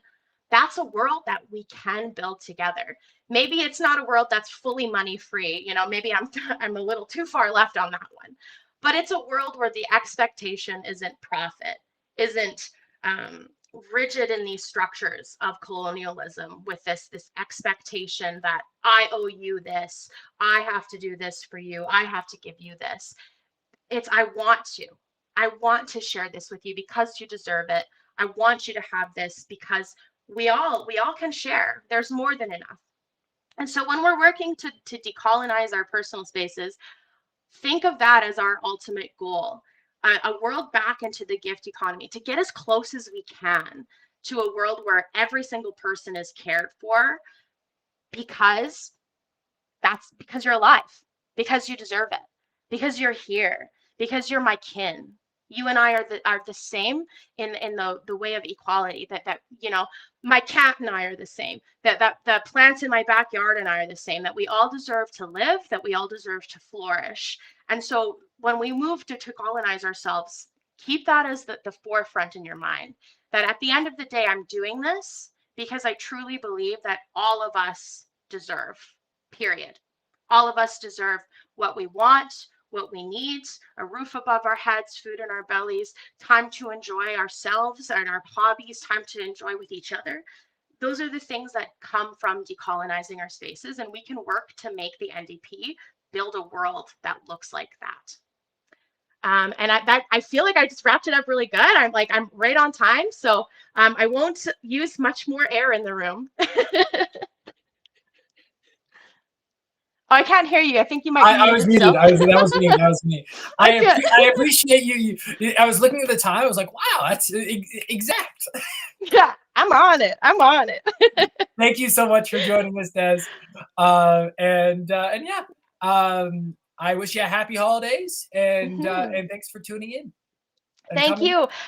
And I also would just like to say, my last little note here, as before we have our musical guests join us, that I will be donating $50 to hear Solidarity Forever. And so if you also want to hear Solidarity Forever, let's throw some dollars at it. It's a fantastic song. It's been kind of on my playlist this year. I don't use Spotify, so it's not on my Spotify Wrapped, but it was on my YouTube attempt at making a rap that never actually loaded. So I'm gonna start that by saying my first song request is gonna be Solidarity Forever. I'm gonna send you $50 for it. Okay. So thank you so much for having me. And thanks so much for coming on. And Josh, I know you're in the room. I hope you heard that. That's gonna be your first song request. And that's actually, thank you. That's a lovely segue. I'm gonna take you down, but thank you so much, Des. It was a pleasure as always. Take care. Okay. All righty.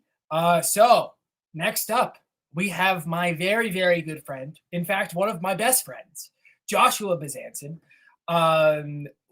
Very, very talented musician. He's going to take song requests for in exchange for donations to either Tanille or Tony. I'm going to bring him on, but Josh, I'm just warning you, I'm going to do a little fundraising ask before you begin.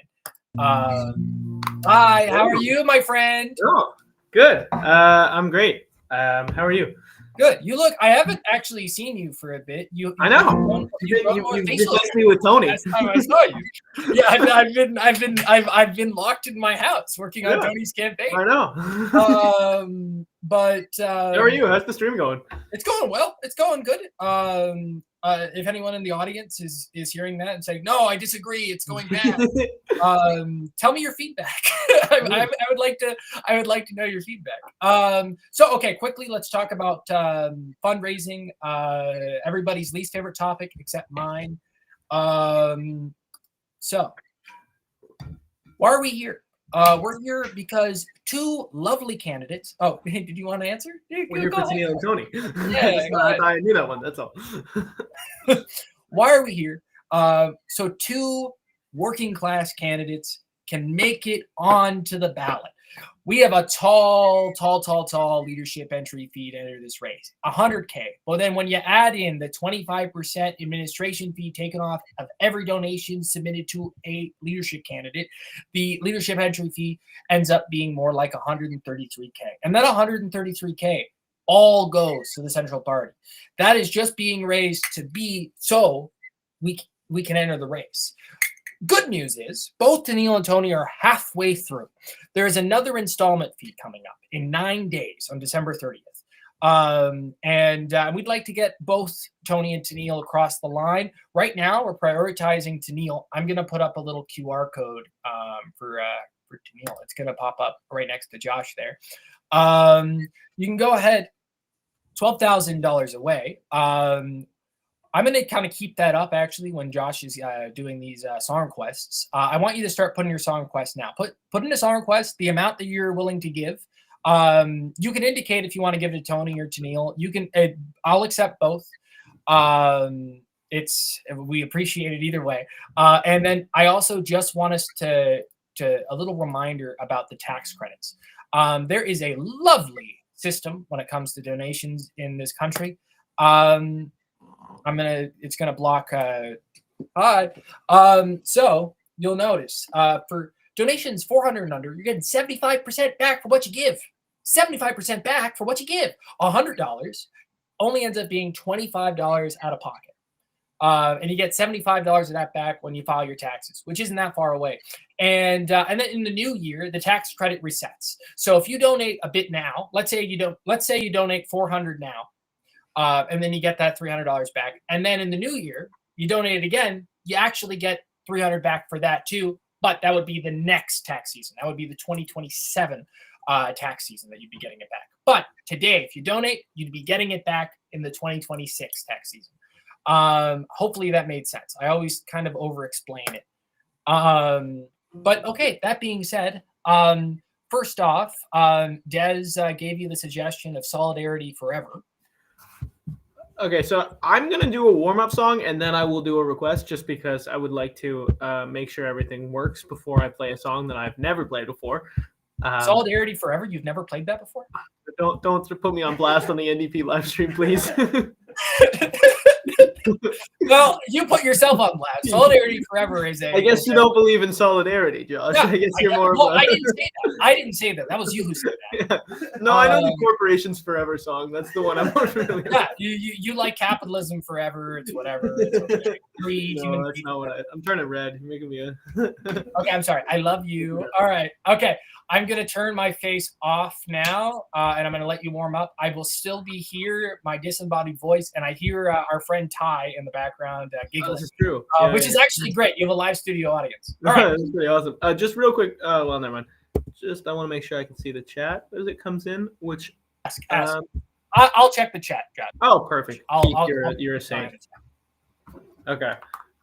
So I'm currently at my parents' house in St. Catharines, Ontario for the holidays, which is why you will notice that instead of a capo, I have a chopstick with 2 hair elastics as my setup. I'm going to start with a few songs. I think I'm going to do I'm going to take one request and then I'll play a song and then I'll take a request and we can go like that. So I'll get to anyone who's willing to give money. I'll play a song for you. I don't know. I can't speak to how well I'll be able to play it, but I'll give it my best shot. Let's just start with, where we gonna go? All right, this one's called Delicate.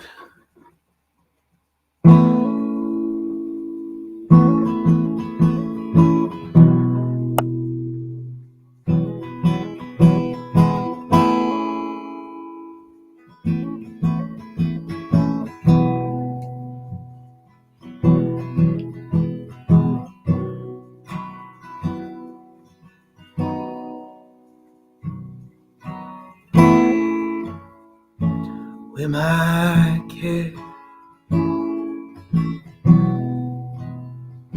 we are alone.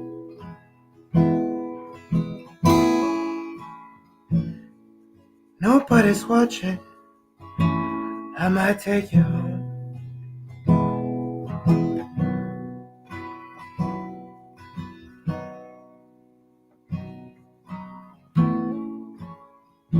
We might make out some sacred place. Look how your face is delicate.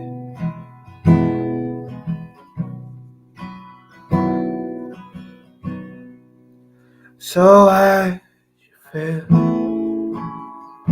my sorrow with the word you borrow from the only play. You know. And why you sing hallelujah if it means nothing to you? Why'd you sing with me at all?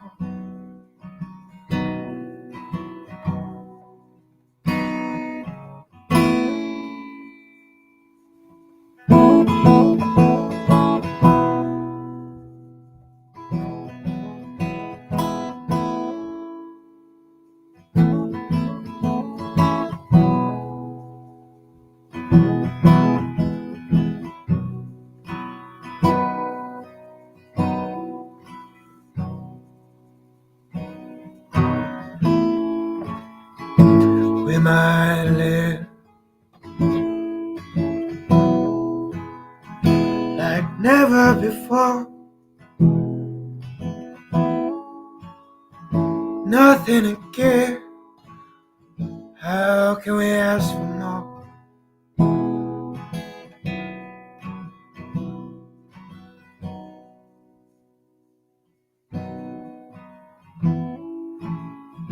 We might make love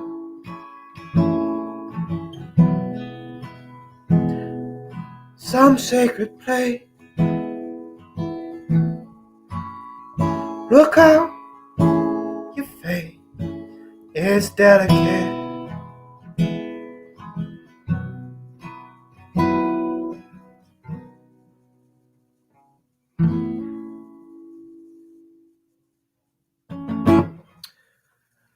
That was Delicate by Damien Rice. Oh, thank you. I got my roommate in the room who's clapping very quietly. Hey, Keith, you're back. Hi, I'm back. What was the request? Solidarity for all? Solidarity forever. See, you forgot. That's crazy. That's awful.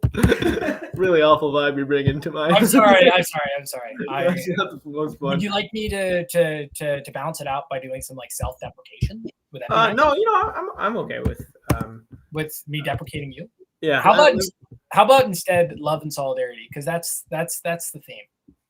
Sure. Solitary forever. not solitaire for solidarity. Yeah, that's not a good song. I will invite folks watching. If you'd like our friend Josh here to sing a song, it could be any song, any song at all. I'll do my best. Yeah, he'll do his best. Put it in the chat of the song that you'd like him to sing and the amount that you'd like him or that you'd like to donate in exchange for that. We said in the chat $50, but to be honest, if you can work lower than that. But I am going to pick the highest bidder to go next. So if like for example, there's somebody who says something like $20, but there's also another who says $70, I'm going to pick the higher number. But anyway, solidarity forever. We're going to start with that. Could you do me one quick favor, Keith? Not to put you on the spot. Yeah. Could you just hum the tune of this one? Solidarity forever. That's pretty good. All right, that's awesome. For the union makes us strong. I'm really happy that the liberal back there is. Don't put him on blast. All right. Sorry, I'm just a Christmas.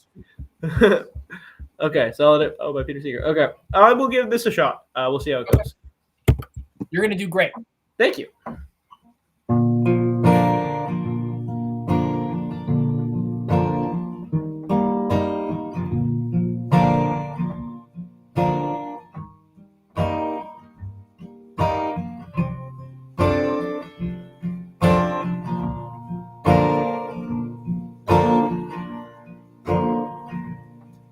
When the union inspiration through the workers' blood shall run, there can be no power greater anywhere beneath the sun.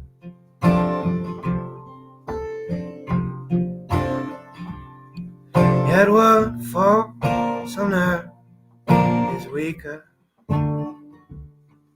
and the feeble strength the one. But the union makes us strong.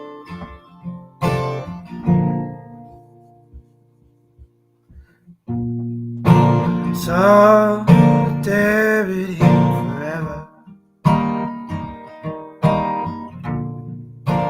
Solidarity forever. Solidarity forever. For the union makes us strong.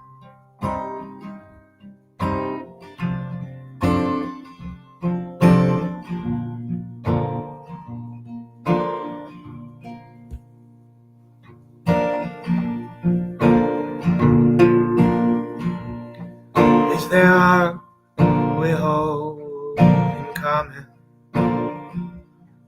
with the greedy parasite who would lash us in to serfdom and would crush us with all his might? Is there anything left but to organize and fight for the union makes us strong?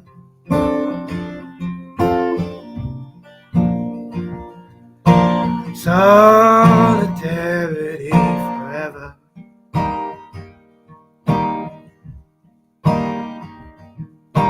Solidarity forever.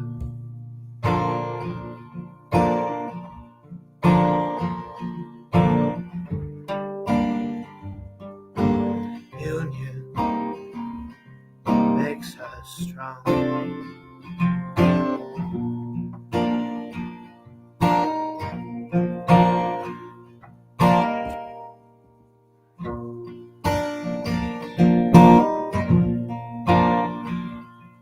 It is we who plowed the prairie, built the cities where they trade, dug the mines and built the workshop, endless miles of railroad laid.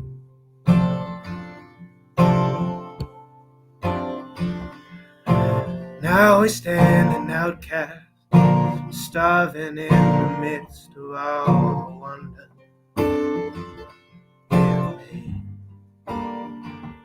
But the union makes us strong. Solidarity forever. Solidarity forever. For the union makes us strong.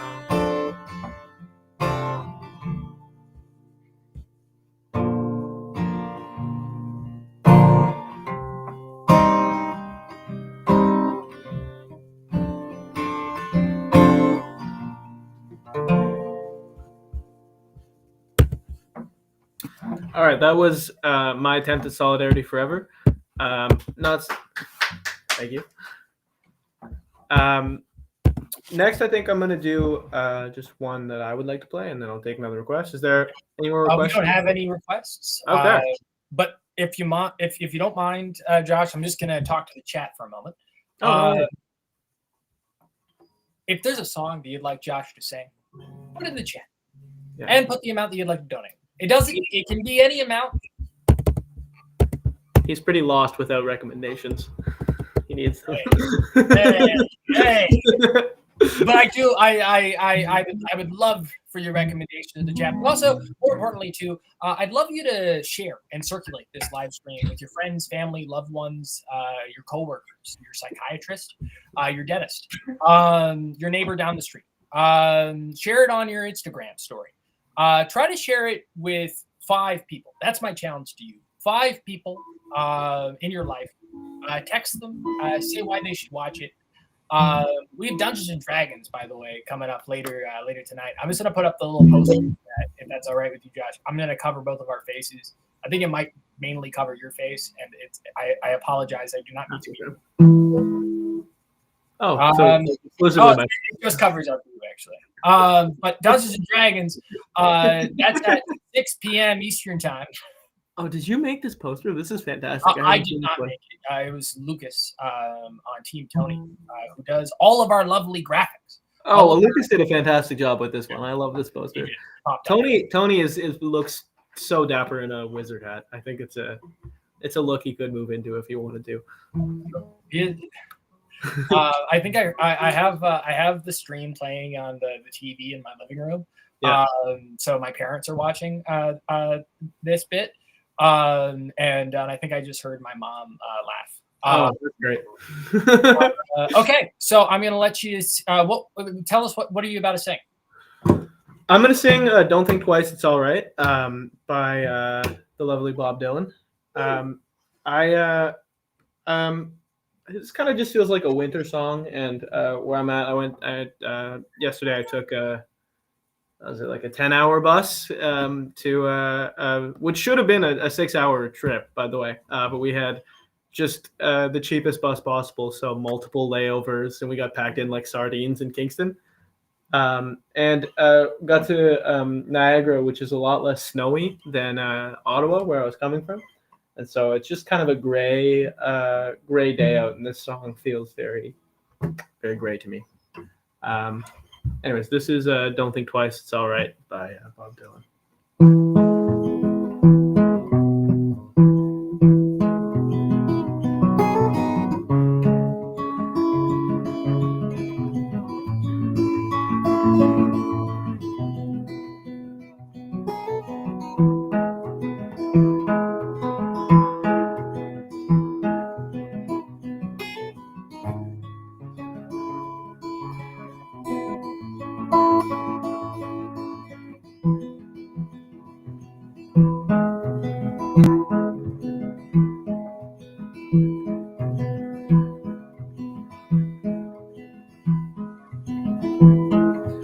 Ain't no use sitting wonder why giving you don't know about love.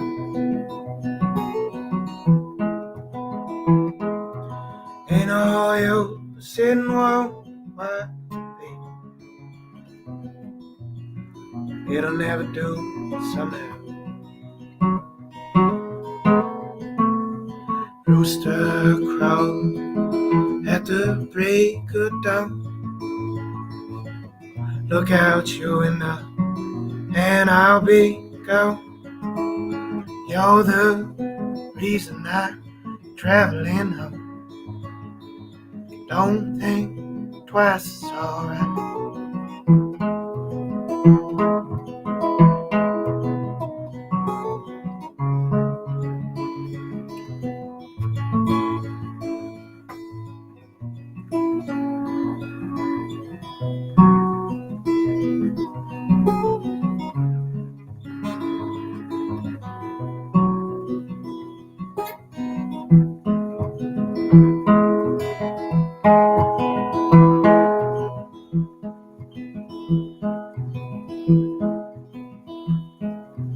Ain't no you calling out my name, girl, like you never done before.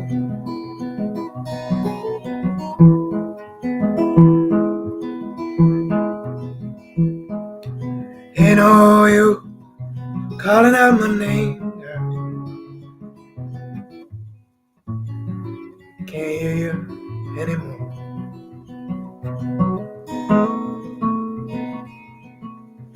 Ain't saying you treated me unkind. You could have done better. I don't mind. You just kinda wasted my precious time. Don't think twice, it's alright.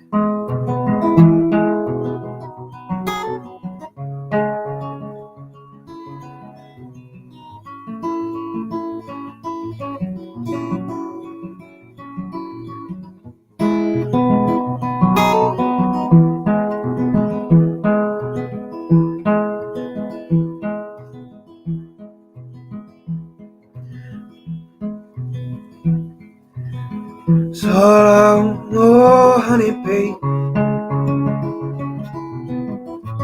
Where I'm bound, I can't tell.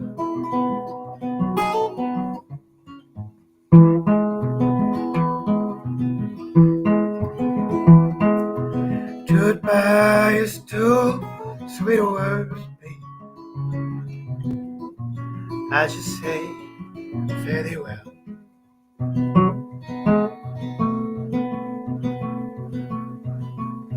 Sitting and I'm wondering, walking down the road.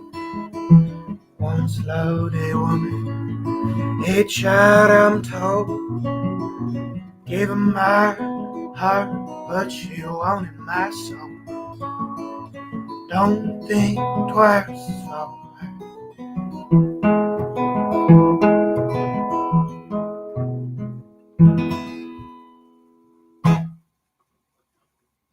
All right, that was "Don't Think Twice, It's All Right" by Bob Dylan.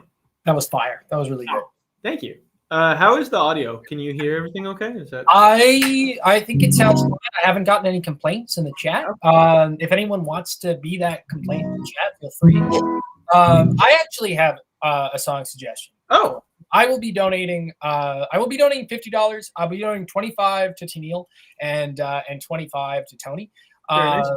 And then I would like you to sing any Tragically Hip song. I know that you've done Bob Cajun before, but whichever one you want to sing, love I'm Bob guessing Cajun. it's going to be Bob Cajun because I know you like that song. It's one of my favorite Tragically Hip songs. This is a great request, Keith. I will be doing Bob Cajun. And also put your requests in the chat. Put your requests. We for Tanille. Tanille is 11,900 away from raising what she needs to get across the second last installment fee for the leadership entry fee. If we do not raise that pretty much almost 12,000, Tanille will not be in the race. Same thing with Tony. Tony is about 20K away. We want to get preferably both of these candidates over the line. But if it has to be just one of them, Tony himself said earlier he'd like it to. If it has to be only one of the two that gets across the line, Tony would like it to be Tanille. So if you can donate to both like I'm doing. But if you can only donate to one, Tony would like you to donate to Tanille. But anyway, I'm going to let Josh and let you take the show away, and I'm going to do my donation right now. Okay. All right. Per Keith's request, this is Bob Cajun by the Tragically Hip. I'm going to move that down. So. All right. This you'd be surprised at how finicky this chopstick capo setup is. It's not the best. But my brother lied to me and said that we had a capo, and we most certainly do not. All right, there we go.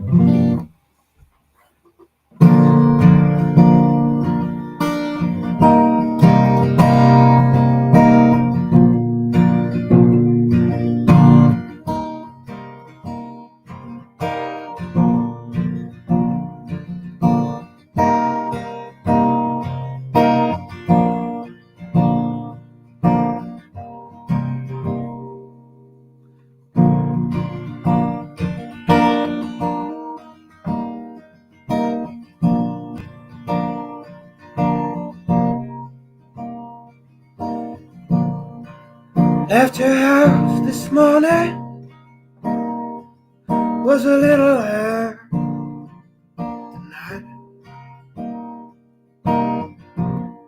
Could have been the Willie Nelson,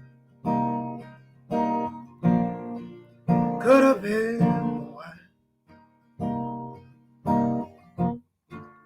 When I left your house this morning, as I'm pulling down,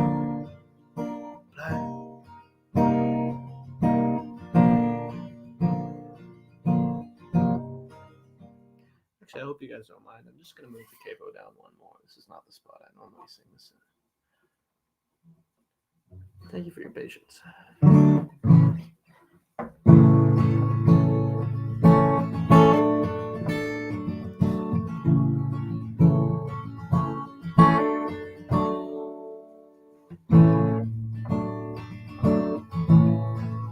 Left your house this morning with a quarter after nine.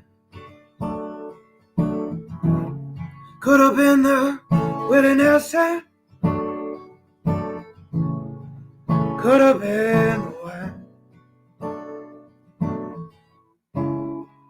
Left your house this morning, was a little after nine.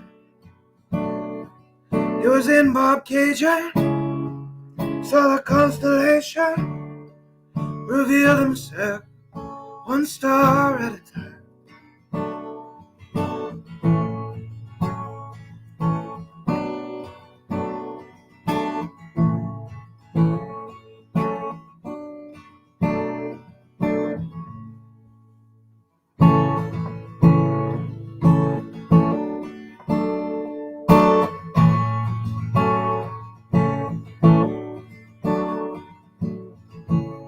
Drove back to town this morning with working on my mind. Thought of maybe quitting, thought of leaving it behind. Went back to town this morning as I'm putting down the blind. The sky was dark, hypothetical, and falling one cloud at a time.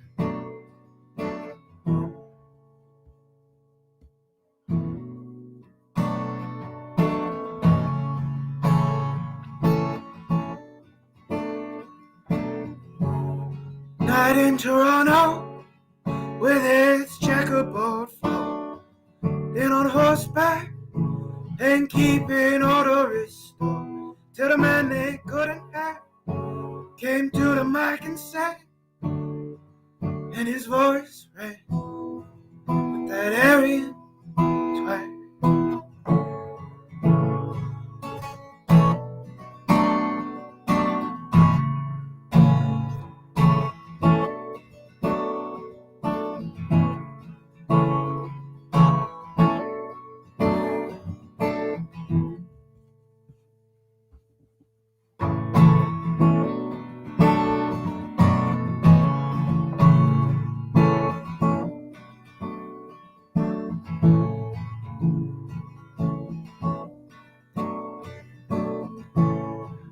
Got to your house this morning,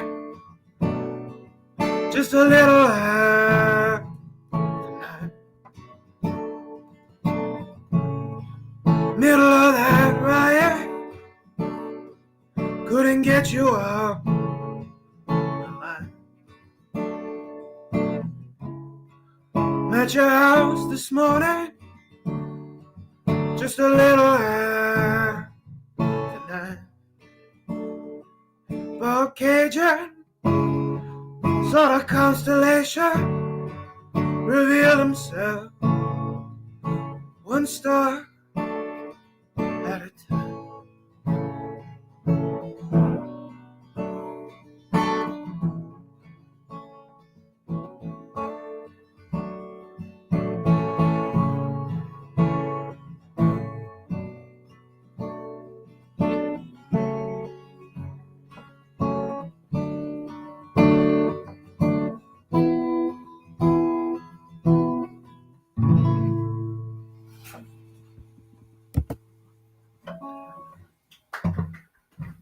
Thank you.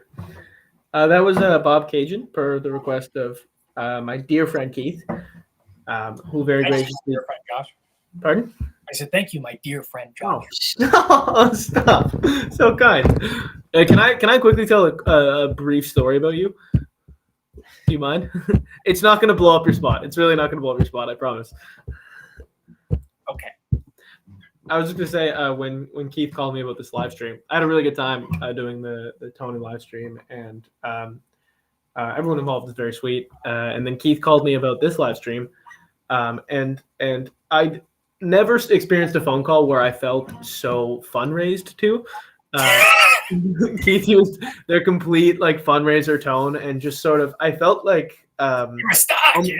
yeah, like almost like wooed by like an agent. Like Keith was like, I keep hearing how good the live stream was. You got they're clamoring for more. You got to come back. Plenty of people have been, and I'm not even. It's not even a trick. Bunch of since the last live stream, bunch of people keep telling me like about my musical friend Josh. And Well, that really makes me smile. That's lovely. And I really appreciate both Tony and Tanille making artists part of their fundraising campaign. I think that's really sweet, and it's a lovely opportunity for just to be a part of a grassroots fundraising effort. I think that's really special, and pretty grateful about it. I was gonna do one song that I've been wanting to play, but I can put that on hold if there's any requests in the chat. There is no request in the chat. The only request, and it doesn't have to do with the donation, but I would also like it as well. There was a request for if you could sing some of your own music that you've written. Oh, I would love to. Yeah, I have a couple songs. Yeah, I'd be happy to do that for money. Only for $. $300,000. Let's look at the tax chart real quick. You get 75% back for what you did. 400 and under. And you know what? We said $50. I keep saying this, but it doesn't. Even if you can only give $10, if that's all you can give, if you can only give $20, you can only give $5. Put it in the chat anyway, and we'll go with it because this is a grassroots movement. Yeah. It doesn't matter. Like every just show us like proof of income so we can assess which bracket you should be donating. I'm kidding. Sorry, please. Get him out of here. Yeah. Sorry, I keep yelling. I apologize, chat. No, it's really funny, and yeah, but it's probably not fun for people who have their headphones in. I'm just loud. That's a good point. Josh will tell you I'm loud as all get out. Well, I probably wouldn't tell the live stream that, but it is true. You're acting like it's a secret. They know I'm loud. They can tell. Oh, okay, wait. All right, we have a request. Oh, okay. I want you to play your song. But here is the request if you know it. For $50, which has already been donated, by the way. So you have to do this. Okay, yeah. Jump Into the Fire by Harry Nilsson. I'm not familiar with the song at all, but I will happily play this. Stuck in Your Head for Days. It's more of a bass-heavy song than guitar, but okay. I will look at the tab and see if I can give it a shot. First, though, I am going to play a song by Bruce Springsteen off of Nebraska. Thank you, Ty. This is I think the song kind of similar to a couple of the other ones I played on the Tony live stream in that it's kind of about there's elements of poverty and just sort of trying to get by in the lyrics in this one. And I was singing this at an open mic the other week because there's a line in the song, it's Atlantic City, where he goes, looking for a job and it's hard to find. Down here it's just winners and losers, and don't get caught on the wrong side of that line. And I was singing it. I went on just after my aunt, who's also looking for a job, and me, who's been on Indeed, for many weeks now. And it's just, I was kind of belting that lyric because I think it resonates with a lot of people particularly the Ontario economy, but in Canada writ large right now. So this one is Atlantic City by Bruce Springsteen.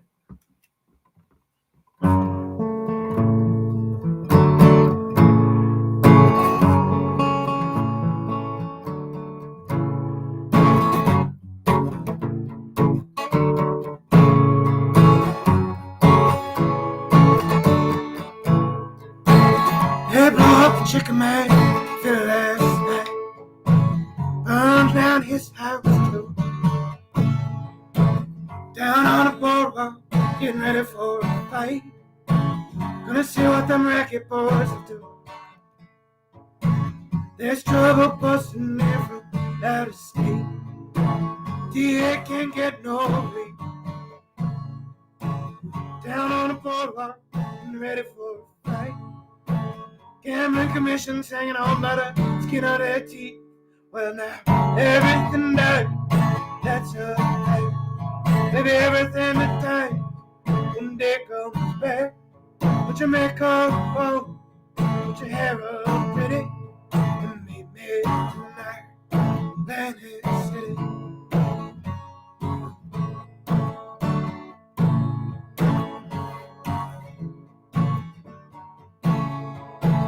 Looking for a job, put some money away, but I got debts to no honest man could pay. I drew what I had from the capital truck. I bought us 2 tickets on that Ghost City bus. Well, now everything died, that's a fact. Maybe everything that died one day comes back. Put your makeup on, put your hair up pretty. Meet me tonight in Atlantic City.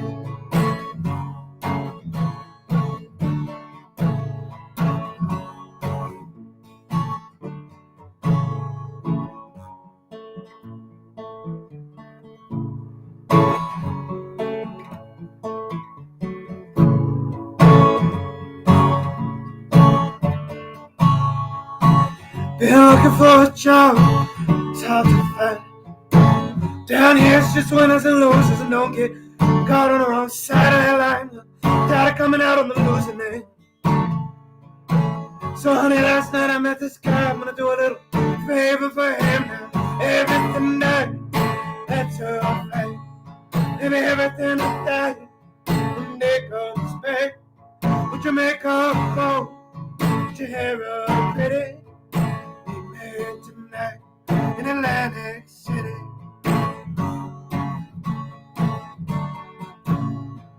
Meet there tonight, Atlantic City.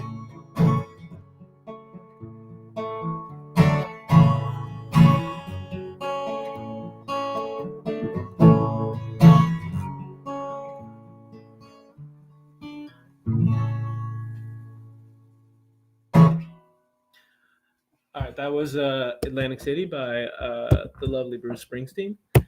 I'm looking at the chat just to find the song that was requested because I'm not familiar. I can also tell you, "Jump Into the Fire" by Harry. Jump Into the Fire. I've not heard this song. Very nice title though. I like it. Jump Into the Fire tab. Also, while Josh is looking up this song, and this is actually, and Josh, listen a little bit because this. Yeah, I'm gonna go on mute and listen to the song real quick. If that's okay. That's a good idea. That's a good idea. Go ahead and do that. I'll kill time real quick. That's a good point. After Josh, the next segment we have is Santa Claus. Santa's coming to town. He's coming to the live stream. Josh, I'll probably request, and I'll donate another like 25 to Neil if later in exchange for you singing Santa Claus Coming to Town to welcome Santa Claus for the next segment, because I think that would be awesome. I'd really like that. I'd like to make that happen. Okay. This is what I'm gonna do. Real quick, I just wanted to not to cut you off, Keith. I just listened to Jump Into the Fire, and the tab is not great, and it is very, very bass heavy. I don't think I could play this one on guitar. Is there, I know you mentioned you'd be fine with an original, but is there another song you'd like to hear? I can also play an original if that you'd like. Five Aerith. Question then. How about you just do karaoke? What does that mean? Like you just pop up the YouTube audio, like instrumental, and then you sing. I would prefer to play a song if that's all right with you. I think the audio would sound pretty murked coming through my computer. Could you try? Could you try your best to do this song? Because Five Earth did already donate $50. No, I'm just asking if there's another song that's less bass heavy that they would like. I would prefer not to do karaoke if I'm being honest. Okay, well then if perhaps maybe here Five Earth is not saying anything in the chat, and I want to make sure that Five Earth gets their money's worth. I'll dance for them. Don't worry. Listen, I can't quite figure out this song, unfortunately. They did also mention they'd be okay with an original if not. I don't know if I just wanted to. Okay, yeah, let's go with they did say that. So Okay. let's go with an original then. Thanks for spinning the karaoke pitch. That was awesome. Yeah, Five Earth, I want you to know that I really tried hard to make it work. Yeah. All right, I'm gonna hand it over to Hey, just spitballing here. just spitballing. Have you thought try harder? Yeah. Okay, I will do an original. Tell us the title of the song before you start. Oh, I have the title songs. Okay, or don't. Okay.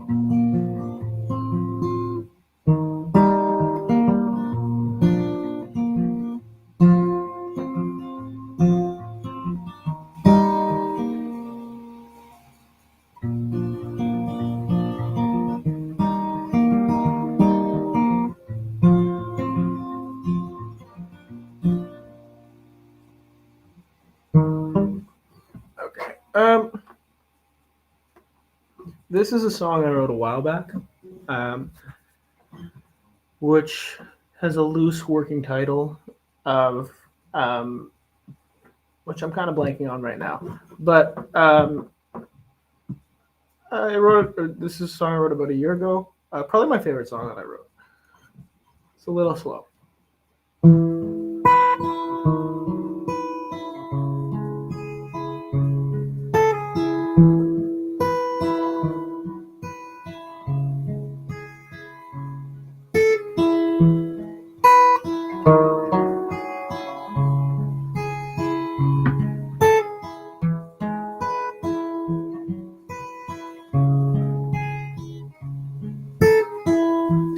There's a hollow in my breast, never found tattered words to say. I will wait here at your door, like a dog, till you want me again.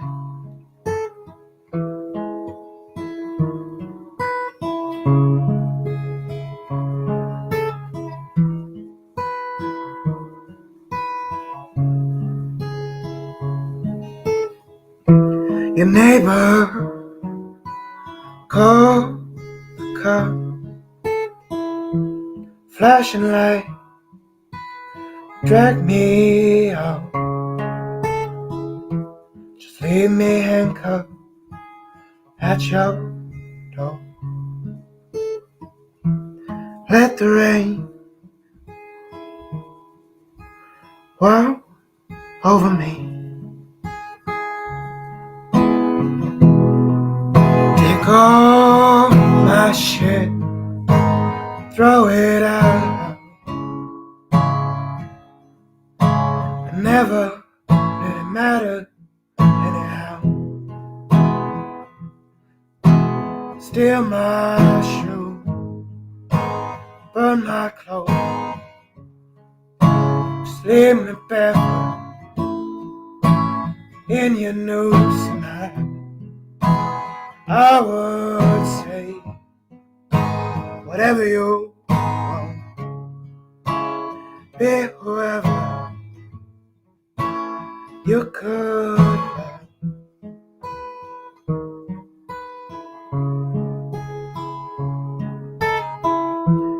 There's a hunger in your breath, you hear it when you borrowed words from track. won't you tell me who I gotta be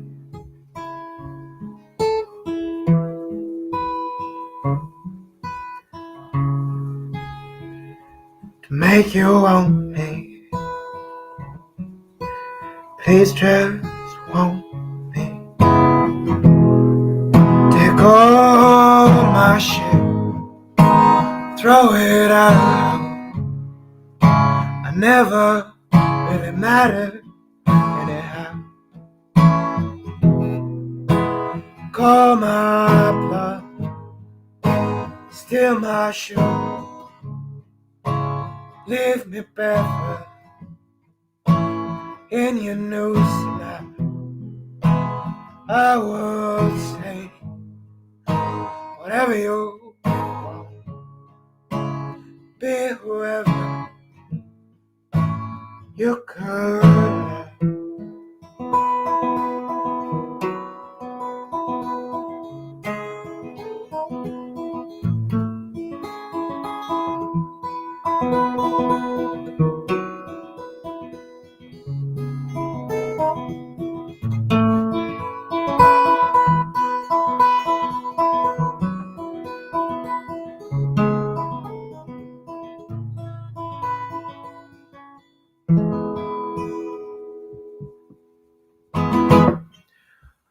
That was an original I wrote a while back.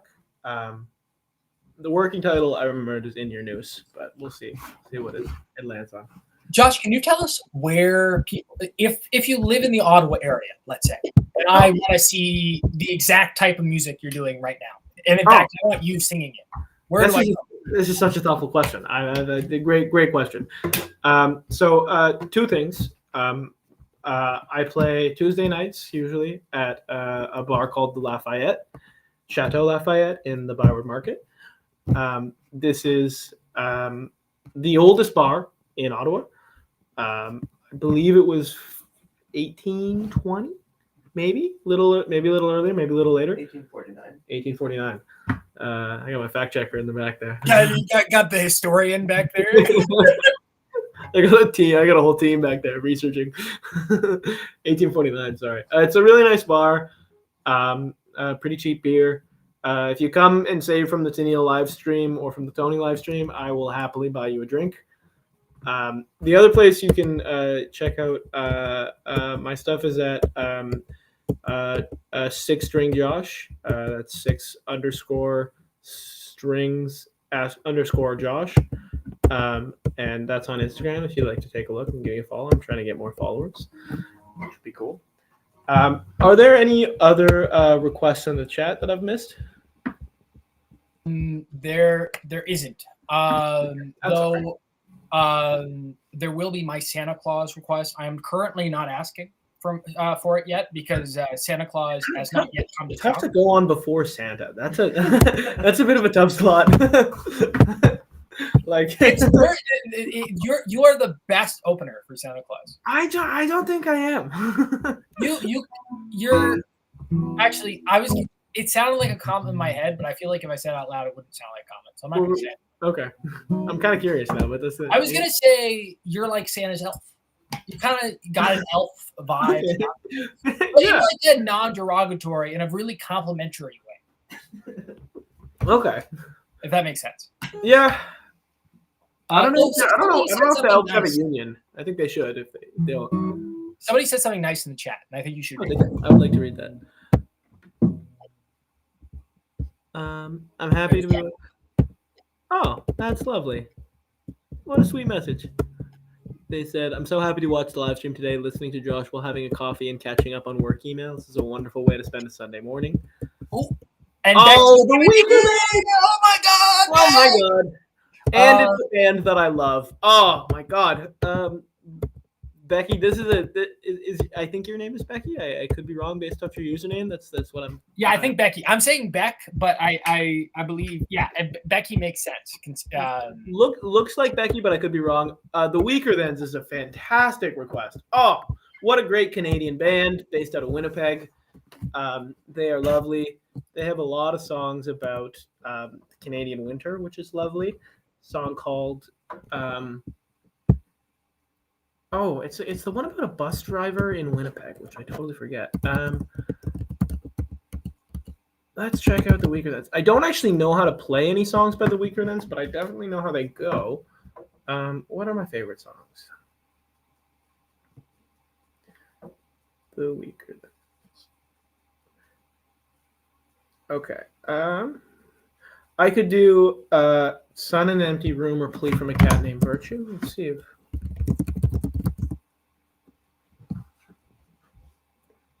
if Civil Twilight is honestly my favorite song. I might go Civil Twilight if that's all right with you.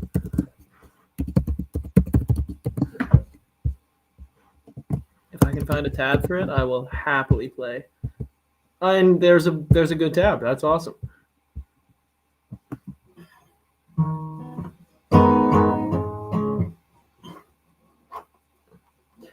Not confused.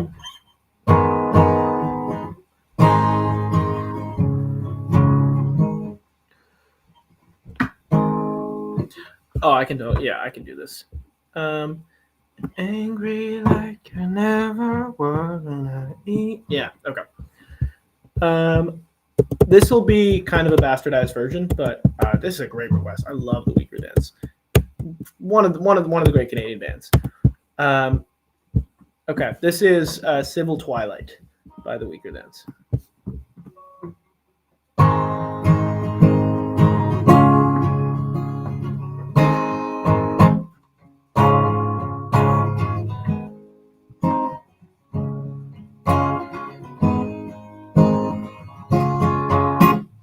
Fusion corner commuter, cursing the cold away. As December tries to dissemble length of their working day, and they bite their mitts off to show me transfers deposit change. And I can't stop seeing your face, faces all rearranged. Angry like you never were, and I ease us back into traffic. Dust comes on and I wonder why I'm always remembering you. Civil Twilight.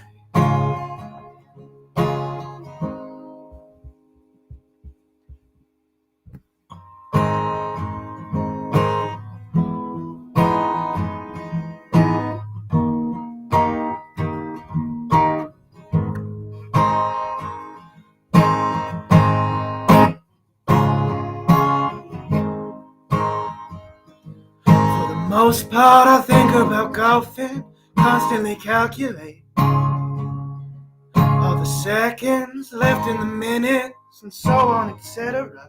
Or recite names of provinces and Hollywood actors. Oh, Ontario, Jennifer Jason Leigh. This part of the day bewilders me. Street, slow down and ice over. Dark comes on and I struggle. Stop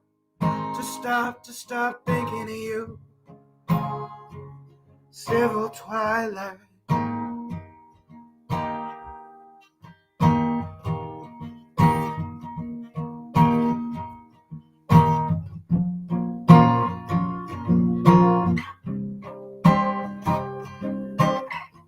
Every other hour, that house where you told me that you had to go. I wonder if the landlord has fixed that crack that I stared at, instead of staring back at you. My chance to say something seemed so brief, but it wasn't. Now I know I had plenty of time. Between the sunset, certified darkness, dust comes on and I follow the exhaust from memories unto you. Silver twilight, silver twilight, silver twilight, silver twilight.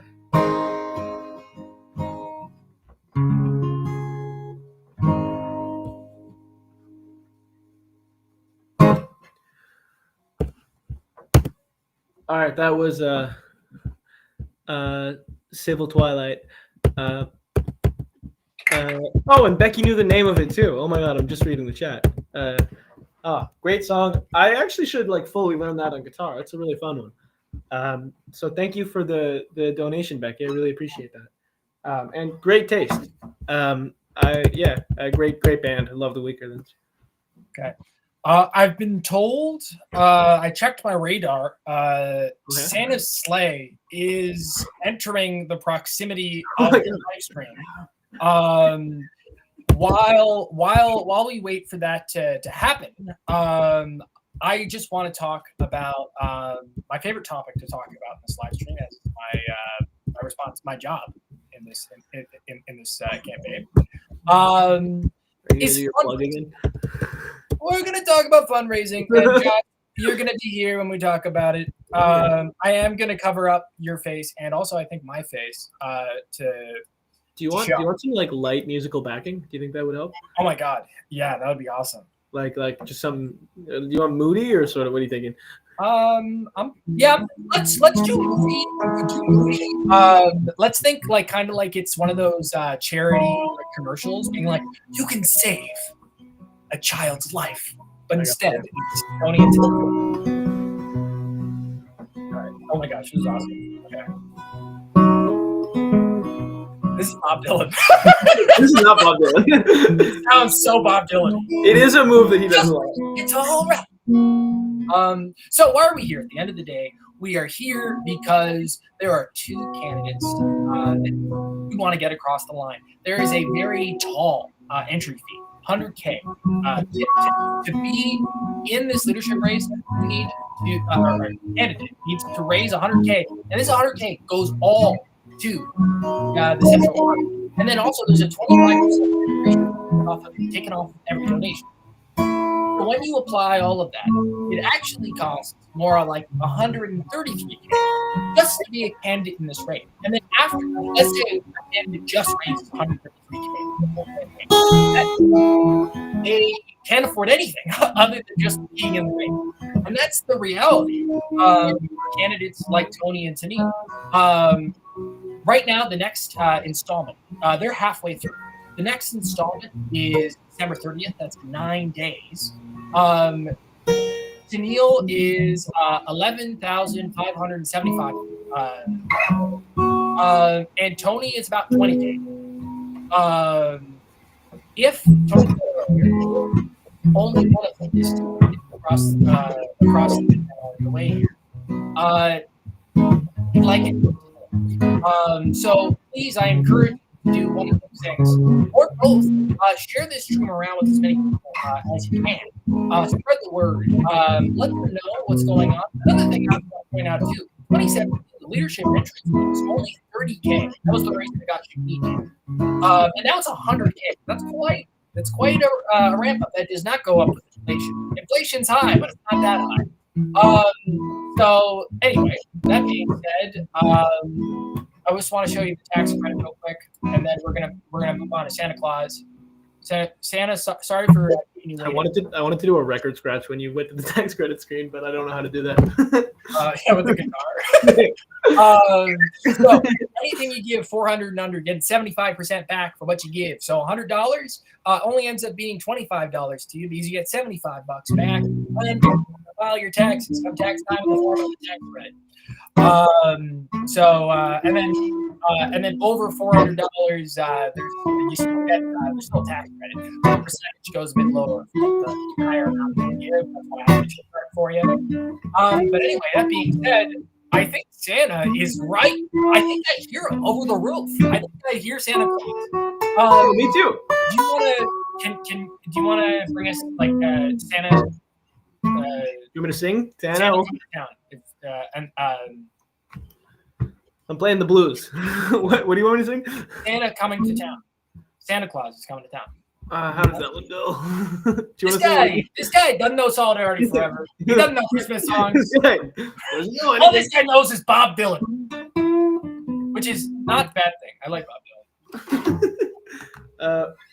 Do you want to? Would you want to sing Santa Claus Coming to Town with me, Keith? My singing voice is not as good as yours. Here, you start, and I'll join in. How does it genuinely? How does it start? Santa. Actually, I don't know. Except all I can hear in my head is Santa Baby. I think. Which I Okay, think you know is what? wrong. Play any song about Santa, and I'm happy. Any? Santa Baby, No, hurry down the chimney. No. this one is strangely no. That's just anyone other than that one. Unfortunately, that's the only one I know. I know the chorus. Santa Claus is coming to town. How does this? What is this? Todd, do you know the starts? No. I know the chorus. Yeah, right. Lyrics. Oh, I got a question. Oh yeah. You better not cry. Yeah, that's great. You better not pout. You better not shout. I'm telling Telling you why. Santa Claus is coming to town. Down. Oh, Oh my God! Oh my God!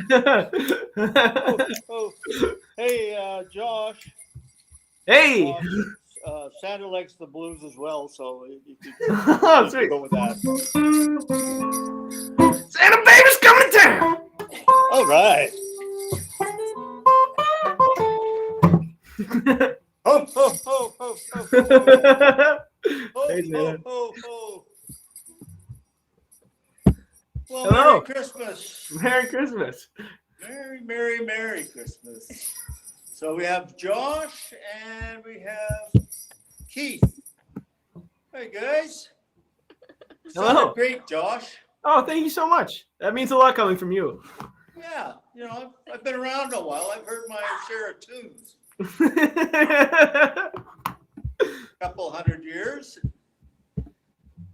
So, is everybody ready for Christmas? I hope we are. Being prepared, that's a good political credo to go with. So, if anybody has any questions for Santa, I have my little political elf here that is going to help me through this. And I heard that Tony and Tanille might be here, and I'm just hoping they're going to bring out a new album soon. Ooh, they could. Tony and Tanille, they were great back in the 70s, right?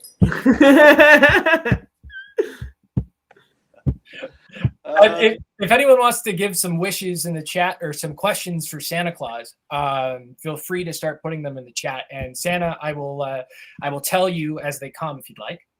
Okay, I'll do my best. I have my little bag here. I can look inside and see what we got. I think maybe some electoral reform. All right, Santa, I've been needing to go to the bathroom for about half an hour, so I'm going to hop off the live stream. But Okay, bye, Yeah. Josh. thank you very much for having me, Santa, and Thanks for for your everything. support. Appreciate it. So it's you and I, Keith. Yes, if you'd like, and I can also leave it. Let me know what you'd like, Santa Claus, and if you want the spotlight all to yourself, I'm happy to give that to you. But I can be here too if you need someone to banter with.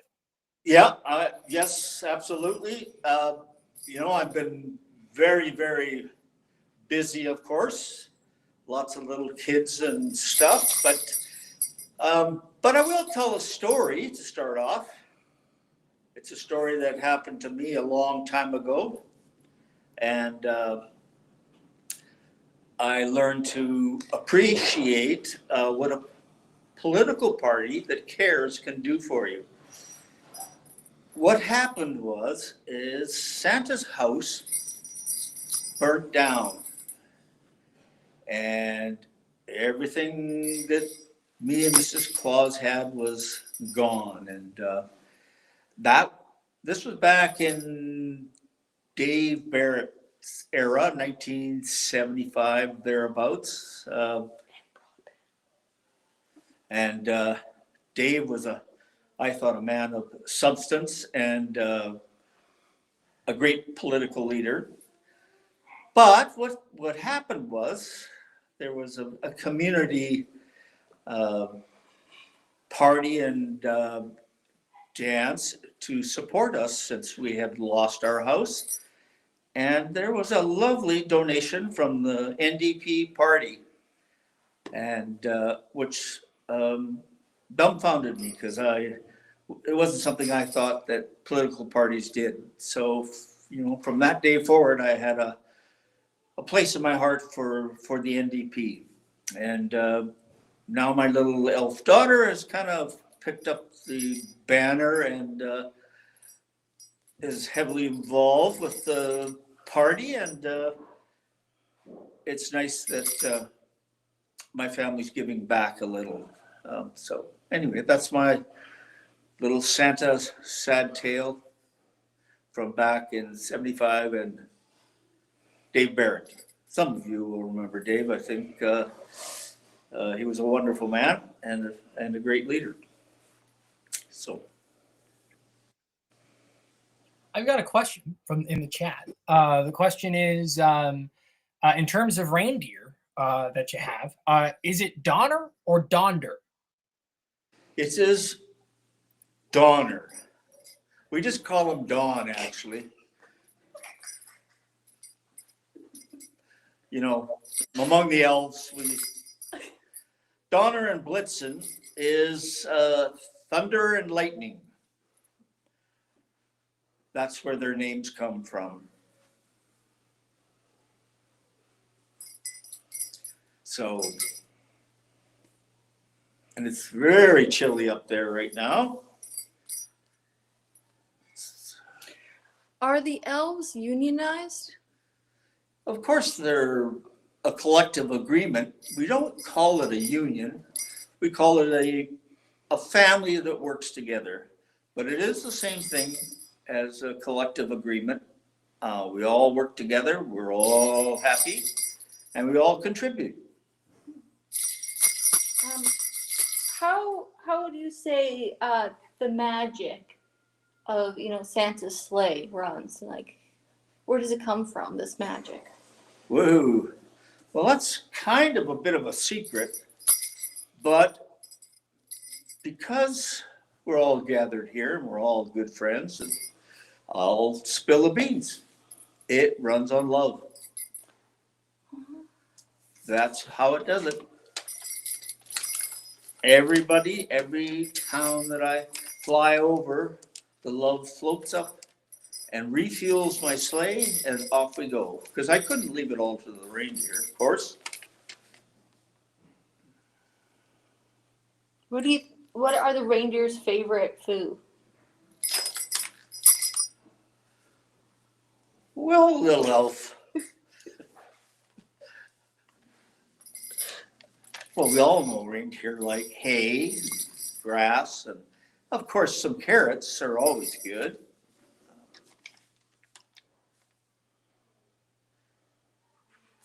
Yeah. I have a question. I have a question from the chat here. Question is, Santa, you brought toys that were made in China. Are your elves in China, or did you succumb to lower prices? What are your thoughts on that? Well, we work in the north, right? And so as you move to the north, of course, the lines of longitude get closer and closer together. So by the time you get to the North Pole, where we're all working, it is one spot. And so we're all working together to produce toys for everybody in the whole world. So we don't really have toys made in Taiwan or China or Canada. They're made at the North Pole, and that's where everything comes together.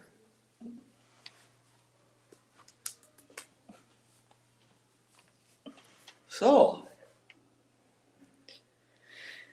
I hope there's more questions. They haven't. There's not so many questions out, but I'll say one of my wishes. My wish this Christmas is for Tony and Tanille, both of them, to get over the next 25,000 installment due on December 30th. Yes, it's quite a challenge, but this is the season of giving, right? And we all know that in these precarious times, we need a party like the NDP. And so we should all be contributing to help that out. And this is a great time for giving. And hey, maybe they will drop that album. And my little elf says I got to let that go. Santa thinks that Tony and Tanille sound like a band. Yeah. Oh, they're not? They do sound like a band. And you know what? That's an idea for a future live stream. Get them get some musical instruments on them and some mics. Have them singing and dancing. Sure, I think it's a great idea. I love Tony's hat. I have another. This is a wish from one of our viewers who is 6 years old. They wish for a cat stuffed animal for Christmas. A stuffed animal. The cat.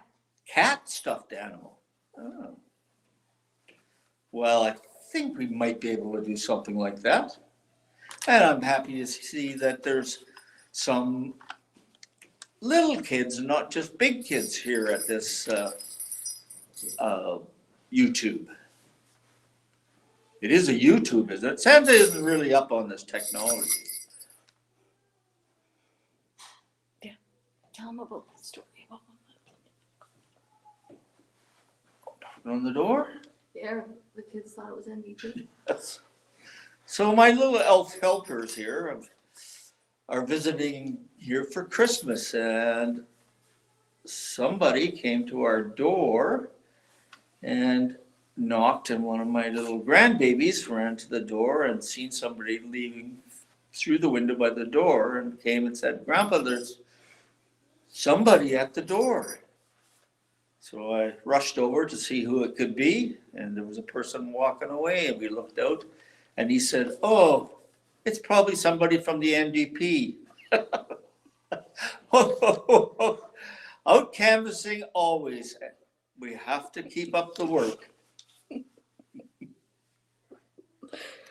Out of the mouth of babes.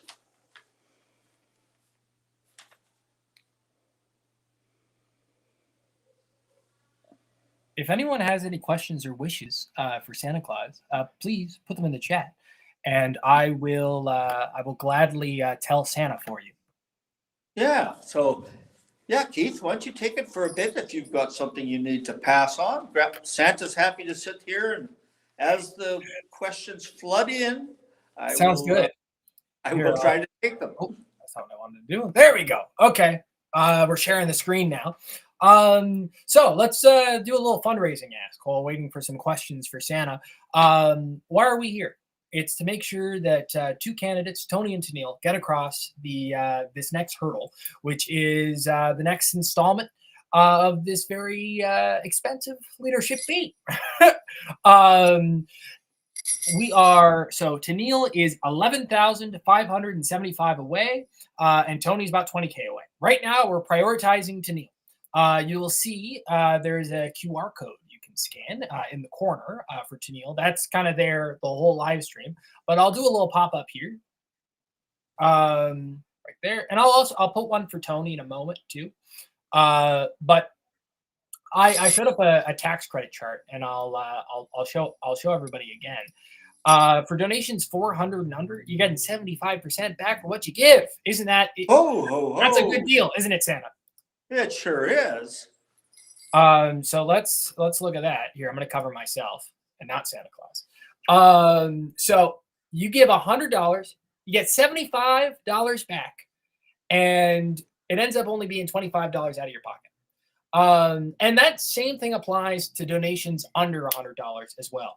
If you can, let's say you can only give $25, you are still getting 75% of that $25 back come tax time. Just keep that in mind. Every dollar counts to get Tanille and Tony over the next line. And yeah, and we're going to be here today raising that money to make sure that that these two lovely candidates make it across the way. And we're also doing Dungeons and Dragons. I'm going to cover myself. Oh no, I cover Santa. I don't want to cover Santa. No. There. That's happening from 6 p.m. To 9 p.m. Eastern time. And it's going to be a Dungeons and Dragons campaign. It's going to be a custom one that's more themed to the leadership race. Tony and Tanille will be participants alongside Team Tony and Team Tanille volunteers. That's going to be happening from 6 p.m. to 9 p.m. Eastern time, 3 p.m. to 6 p.m. Pacific time. And if you want to encourage your friends and family to tune into this stream, this is probably a good way to do it because it's going to be entertaining, even if you're not a big D&D person, because everyone's going to be learning. Everyone's learning. I will be a participant. I will be learning. It will be my first time doing a D&D campaign. I think that's the case for most of the participants, except our dungeon master, who you'll be introduced to later. Let's see if we have questions for Santa. It does sound like a lot of fun, Dungeons and Dragons.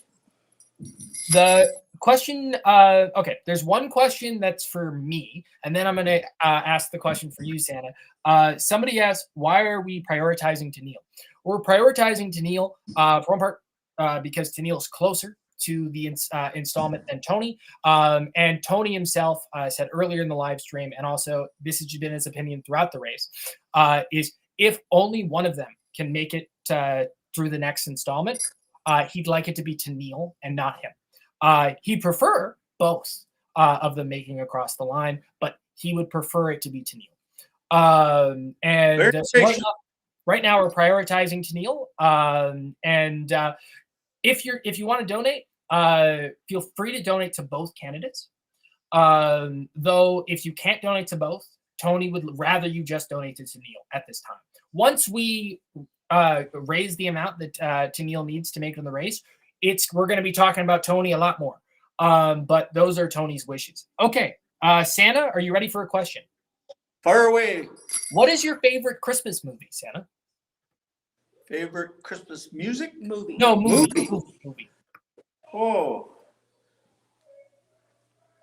Wow, that's a tough one. There's so many good ones, the old ones. There's one here that's surprisingly, it's about the Grinch. And so sometimes it's fun to see sort of the other side of Christmas giving and how it takes a little prodding and shoving and stuff for the good to come out in people. So the Grinch kind of fulfills that. So I find that maybe this year's favorite. Christmas Story, of course, from way back is always a good standard. But yeah, I'm going to go with that for now. Okay, another question for you is what would happen if you gave a reindeer a candy cane? Wow.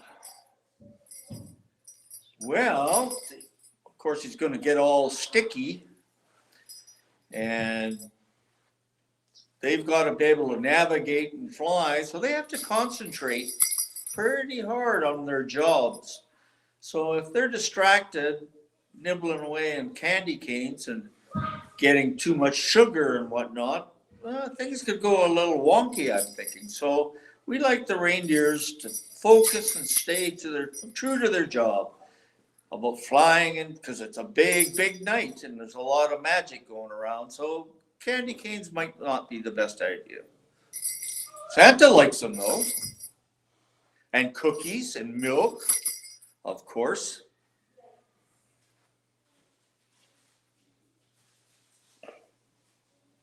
These are pretty tough questions, Keith. All right, another one is, do you have elf lawyers to help with suits? Well, this is kind of the world we live in. Yep, we have a whole corporate side that of lawyers and advisors. Something new. Another person asks, and this is a question more for me, I think. When do you have to be signed up to be a member to vote for Tony and Tanille? The membership cutoff is January 30th. So in order to vote in the leadership race, you need to make sure that you're signing up as a member before January 30th. And if you are a member currently, in the new year, I recommend renewing your membership if you do not have an auto renewal system set up, which most people don't, unless you're a monthly donor. All right, so question for you, Santa. Okay. I actually don't have a question for you, Santa. Does your elf have a question for you, perhaps? Yeah, she seems to always be pitching questions to me. She has written some notes here as well. What happens if the sleigh breaks down? Has it ever broken down? No, because magic works everywhere. So the sleigh has been prepared and everything's working fine when we take off. And after we launch, it's magic time. So it's never broken down. But if it did, because we all work together, we would know that no matter where we landed, if we had to land for repairs, there'd be somebody there to help us. So we're not worried, but it's never happened. Okay. I have one last question from the chat, and then we will end the segment. The question is, Ho, ho, ho. the question is, what is your favorite color? Well, I'm gonna have to stick with red. That was probably the easiest question of the whole day. Okay, I'm gonna hop on here. Santa, thanks so much for giving your time today. I know it's very, very busy before Christmas. Must be very busy in the North Pole. It is very, very busy, but I'm happy to see all you young people out here working so hard to make this world a better place. So none of you have to worry about a lump of coal in your stocking, I'm pretty sure. Pretty sure, not 100% certain, but you never know. Never know. We're a few days away yet, so. But Santa, thank you very much for coming, and thank you to your elf as well. And yeah, have a happy holidays to you both. Merry Christmas to everybody. Ho, ho, ho. Okay. Everybody, we have another musical guest that I'm going to bring on in just a moment. But let's just go over some basics real quick. I talked about fundraising like 5 minutes ago, 10 minutes ago, so I'm not going to repeat that spiel or whatever, however you say it. But what I would like to say is if you cannot donate, if you are not in the place to donate, that is okay, 100%. Share the stream as much as you can. Share it around. Share it to 5 people that you know. Share it on your Instagram story. Share it to your Facebook. Share it to if you're in like a group, if you're in an EDA, like in a writing association, share it with the writing association chat that you have. If you are a young person in an NDP campus club, share it there. Even if it's not something political, share it there anyway. We have plenty of musical. Well, actually, this will be our last musical guest unless we extend past 10 p.m. Eastern time. But some other, I'm going to just promote the Dungeons and Dragons again, because I'm pretty excited about that myself. And I feel like this is your best bet of convincing some folks in your life, because we all have somebody in our life who loves Dungeons and Dragons, loves this sort of stuff, loves D&D. And even if not, I feel like it's it's going to be an interesting watch. It's going to be a fun watch. We're going to have a fun time. It's going to be 3 hours. We're going to do it from 6 p.m. to 9 p.m. Eastern time, 3 p.m. To 6 p.m. Pacific time. We'd love to see you there. And yeah, but most importantly, and I said I wasn't going to talk about fundraising, but I lied. We are here today to make sure that Tony and Tanille are getting across the line. But first up, we want to make sure Tanille gets across the line. She's $11,575 away from reaching that. So if you're able to spare, well, remember the tax credit. Donations 400 and under, you're getting 75% back for what you give, but it doesn't matter the amount. If you can get, if all you can do is $5, if all you can do is $10, if all you can do is $15, if all you can do is $20, if all you can do is $25, you get the point. Then that is all right. And I got good news. As long as you pay income tax, you still get 75% of that back. So if you're given 25, you're still getting a lot of that. You're getting most of that back and 75% of that back. Let's look at the tax chart, and then I'm going to pass it on to Trevor. So Trevor, just letting you know, I'm going to bring you on in just a moment after I once again plug donations. Also, if you have any feedback for me in terms of like visually, like the live stream, please put it in the chat. But please share this around. If you know another thing too, think of the person in your life with the biggest following, even if that's like 2,000, 3,000, 4,000, 5,000 followers. Think about those people, those influencers in your life, people who are on social media all the time, have at least somewhat of a following, or maybe they have a large following. I would like you to text them, tell them about the live stream, and ask if they be willing to use their platform to point people in this direction. Live stream. That's the best. That's, if you can't donate, that is the best way you can help. So please, I want you helping in some way. It doesn't need to be money. But if it's going around to as many subreddits as you can that this stream fits into and publishing it there, so be it. I would really love to get this stream as many people watching as possible, because that means more possible people to donate to ensure that Tony and Tanille get across the line. But at the end of the day, too, this stream is about having fun, and that is what we're going to do. Anyway, that's enough of me being on my fundraising soapbox. I'm going to take down these for now, and I'm going to bring on Trevor. Hi, Trevor. How are you? I am doing great. How? Well, I mean, I'm assuming that you were in the spirit, the festive spirit. Yeah, I'm dressed as a Christmas tree. My girlfriend says I look like the Grinch. I'd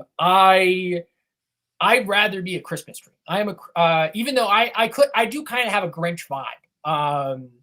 But anyway, Trevor, Yep. I'm going to pass on the spotlight to you. If you need anything from me, I will be around. Sure, awesome. And I think as far as the Grinch resemblance, I think the turtleneck has something to do with that. That's what's sort of speaking Grinch to me. That's is just sort of, yeah. But no, your outfit is immaculate. So let no one tell you different. Okay. All right. Yeah. So hopefully this is gonna sound good for everyone here. So what I sort of have in mind here is something of a half and half of fun music time and story time. I've got like a number of relevant short stories that I've written over the years, things that I think many of us can probably relate to. The things that I wrote when I was a student, for instance, in post-secondary, and just things that are roughly seasonal, roughly kind of democratic socialist in their themes. But yeah, what I would like to start with here is, and my voice is probably going to get a whole lot more atmospheric as I fiddle around with my hardware here for one quick second. I don't really know much in the way of other people's material, at least in recent years. I mean, I kind of cut my teeth on like sort of like thrash metal when I was in high school, and more or less learned basically every Metallica song pre-Black Album. But in recent years, I really emphasized more kind of like fingerstyle, pretty music. Now this is let's see, can you hear my guitar? Does this sound like an instrument should sound?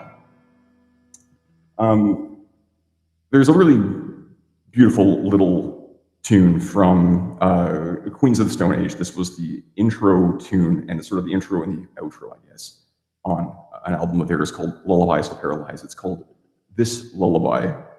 This is sort of a version of that, which I think sort of when I hear the song, I kind of think about, among other things, love's lost, and I think that sort of seems to be appropriate for the state of the NDP in the current day. So let's see how this goes.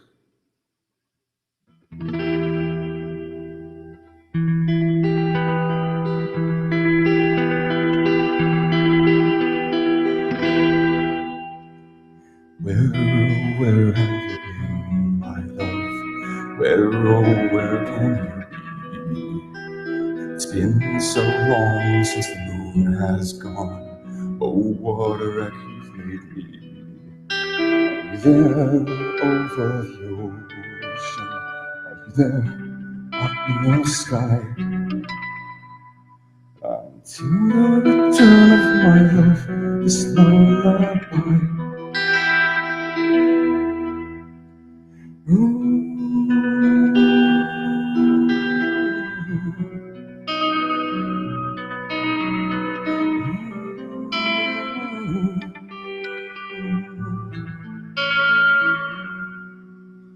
My hope is on the horizon, every face your eyes can see. I pray for you each night and day. My face is on the tree. It's sure as days go by, each hour comes in its time. When she left, I'd only begun this lullaby.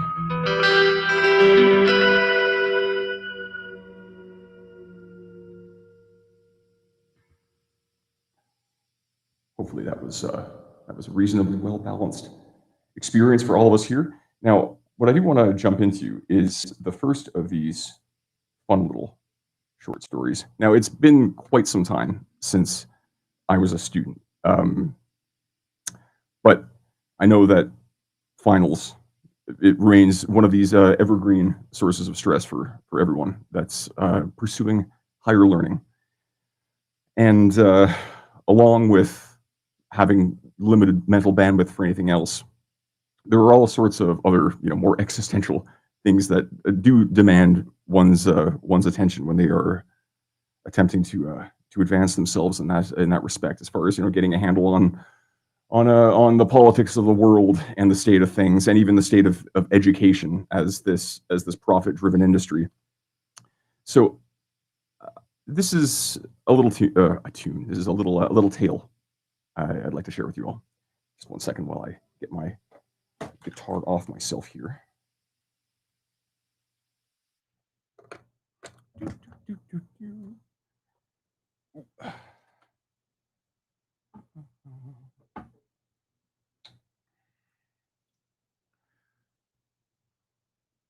Pardon the obviously DIY setup here. This Jenga tower, I assure you, is more stable than it looks as long as nobody touches it.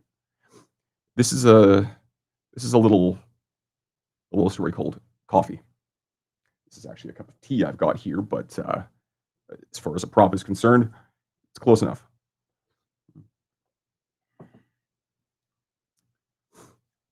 Knight to King 4, or whatever condescending chess players prefer to call it. Leslie stares at the board, eyes flipping from piece to piece, hinting at a cunning plan developing behind a rolling conversation, now returning to familiar ground. He peers up from his strategizing. So man, and by the way, I'm gonna censor this. So man, 4 effing years. I have to keep reminding myself of time's passage. Hesitantly, I remove a sip of coffee from my cup. Yeah, and 4 years of what? No effing idea, he laughs with a sarcastic smile. His focus returns for a moment longer to the game before knocking a pawn over with the foot of a bishop. The slain soldier joins his brothers on the sidelines, and Leslie pays his respects to the dead with a lift of his mug. This is such a cliche. It's approaching midnight, and we're the aimless college students chilling in the Denny's, I observe as an aside, turning to take in a quick panorama of the place. Continuing, listen, man, we know what we're into here. We've discussed this business of education and arrived at whatever the skeptical conclusion was, however long ago. If nothing else, we've had 4 years to think, not necessarily university assisted. He nods, eyes falling back upon the dueling pieces. You put it best, I say, mouth hardly disengaged from drink. As far as the outside professional world is concerned, our degrees prove the following things. We follow rules, we jump through hoops, and we'll deal with your BS. Please, load us up. I only partially believe that, but enough to pin a scrap of truth to its underbelly. As easy as pessimistic wordage flows during our Denny's conversations, the bitter attitude may be something leached from their house blend. No, that's downplaying it. Leslie and I recognized serious problems with our education, and in that fractured view there was little doubt. We didn't cling to some romantic ideal of higher learning, having seen the inner workings of the machine and been wholly disappointed. These chances to verbally reflect on our disenchantment made the situation better, but worse, to be as annoyingly contradictory as possible. The windows finally opened, and I dart a rook across the board to an entirely intimidating spot, to which Leslie curses and chuckles. A sharp tip of the wrist empties the last of my cup of black, and I push the ceramic mug to the edge of the table, a spot where history has shown refills to manifest themselves from the hospitality ethers. Another cup. Why? They're on the house, that's reason enough. Do I even like coffee? Is an acquired taste really just ongoing self-deception, or even some lurking auto-sadist tendency? The refills are free, and it's an excuse to locate at this particular locale our games of chess and the accompanying discussions of all things relevant. Really though, this scene is the only option for such low-key activities as these at this hour of the night. They could charge double for their drip-brewed swill and still be drift in, but the franchisee is powerless and standardized praises are what they are. One fewer brain making decisions. If business has taught me one thing, it's to spot opportunities and scoff at their squander. If business has taught me 2 things, it's halt this rambling pessimism. The friendly waitress is filling your coffee. I thank her and risk ruining my sense of taste by taking an immediate pull from this smoking exhaust pipe of a beverage, as if a clearer warning couldn't exist. Looking back to the board, Leslie is completing his move. Son of a bee, I mutter, more amused than anything by my own defeat, sinking deeper into the cracking, pleather-skinned cushions. Something so obvious and so crucially overlooked, blindly wrapped up in my rook most threatening scheme which proved itself a fiasco. Is there a powerful, life-affirming metaphor here? A self-deprecating truckle, a wry grin, a shake of the head. If business has taught me, if life, if being a thinking being has taught me one thing, it's to laugh at my own stupidity. I run a hand over my toque and punish myself with another mouthful of black plague. We'll be old men before we know it, if time keeps dividing into these easily digestible 2, 4, 6-year denominations, I say, peering deeply into the coffee, but unable to see its bottom. Leslie shrugs, and we proceed to clear the board. He downs his drink and nudges the cup to the table's edge. That's that one. You know, it's that was written back in 2000, 2008, 2009, and I mean it's funny. There are probably even fewer options for late night hangouts in the modern day than there were back then. I mean, Denny's really is a true standby. Perhaps we should recognize its importance in society more broadly. But we're gonna try another one of these ones here. I've also got my classical guitar next to me here. But for the sake of keeping things interesting and fresh and unpredictable, let's just hop back and forth and really risk a technical mishap. Who doesn't love just a spontaneous disaster that needs to be course corrected in the moment? Good fun.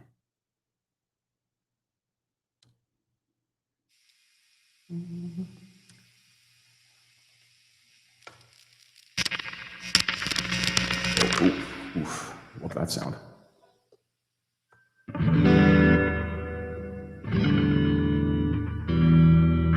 Hopefully you can hear this just fine. This is a tune, an original tune, called Descender. Assuming I don't totally screw it up.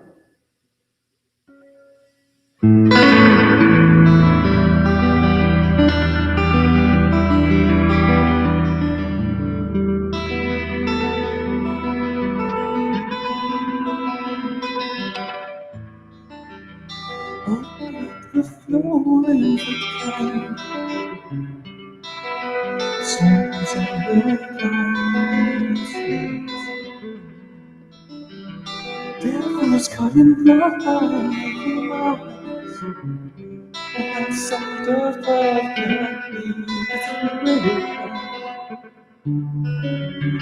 you don't want your voice, added to the voice. Also lingering waves that knocks away. Tend to start anxious to maintain. Leave no fingerprints along the way. Because of summoning the sound awakes you slowly.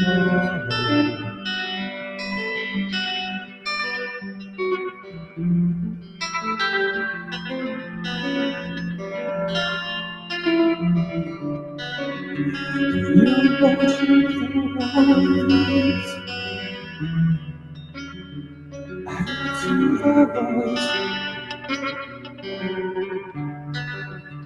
Silence if you please. What's to create a great unease?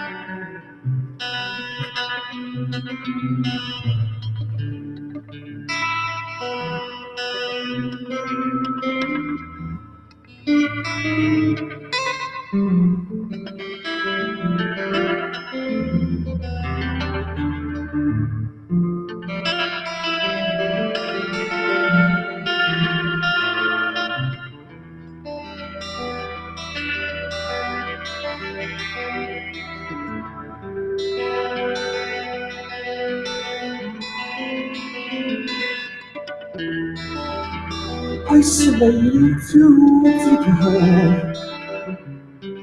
Solitude is comfort and control. Alone at the encroaching tides fall. Patting down my last close both to and claw. Take like your face and around this place. I hesitate to leave. Gone away just off the summer breeze.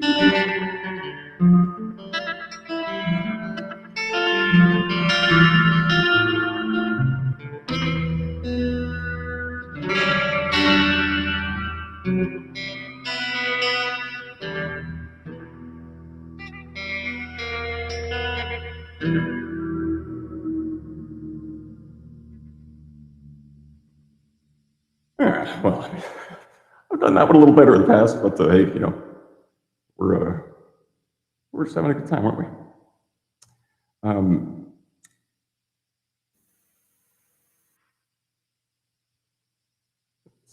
Once again, in the interest of keeping things fun and unpredictable, I'm gonna just hop back into another one of these little stories. This is one that's a little more Christmas themed. One moment while I, oh dear God. One second.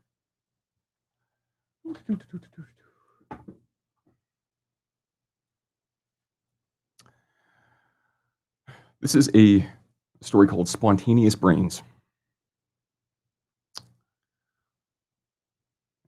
Not unexpected given the season, I find myself at Carmen and Kai's annual pre-Christmas potluck, and as I navigate the numerous dialogues, pockets of small talk, and abundant passive aggressiveness, I can't help but wish I'd had a bit more time to come to grips with this newly discovered, highly unpredictable telepathic tuning.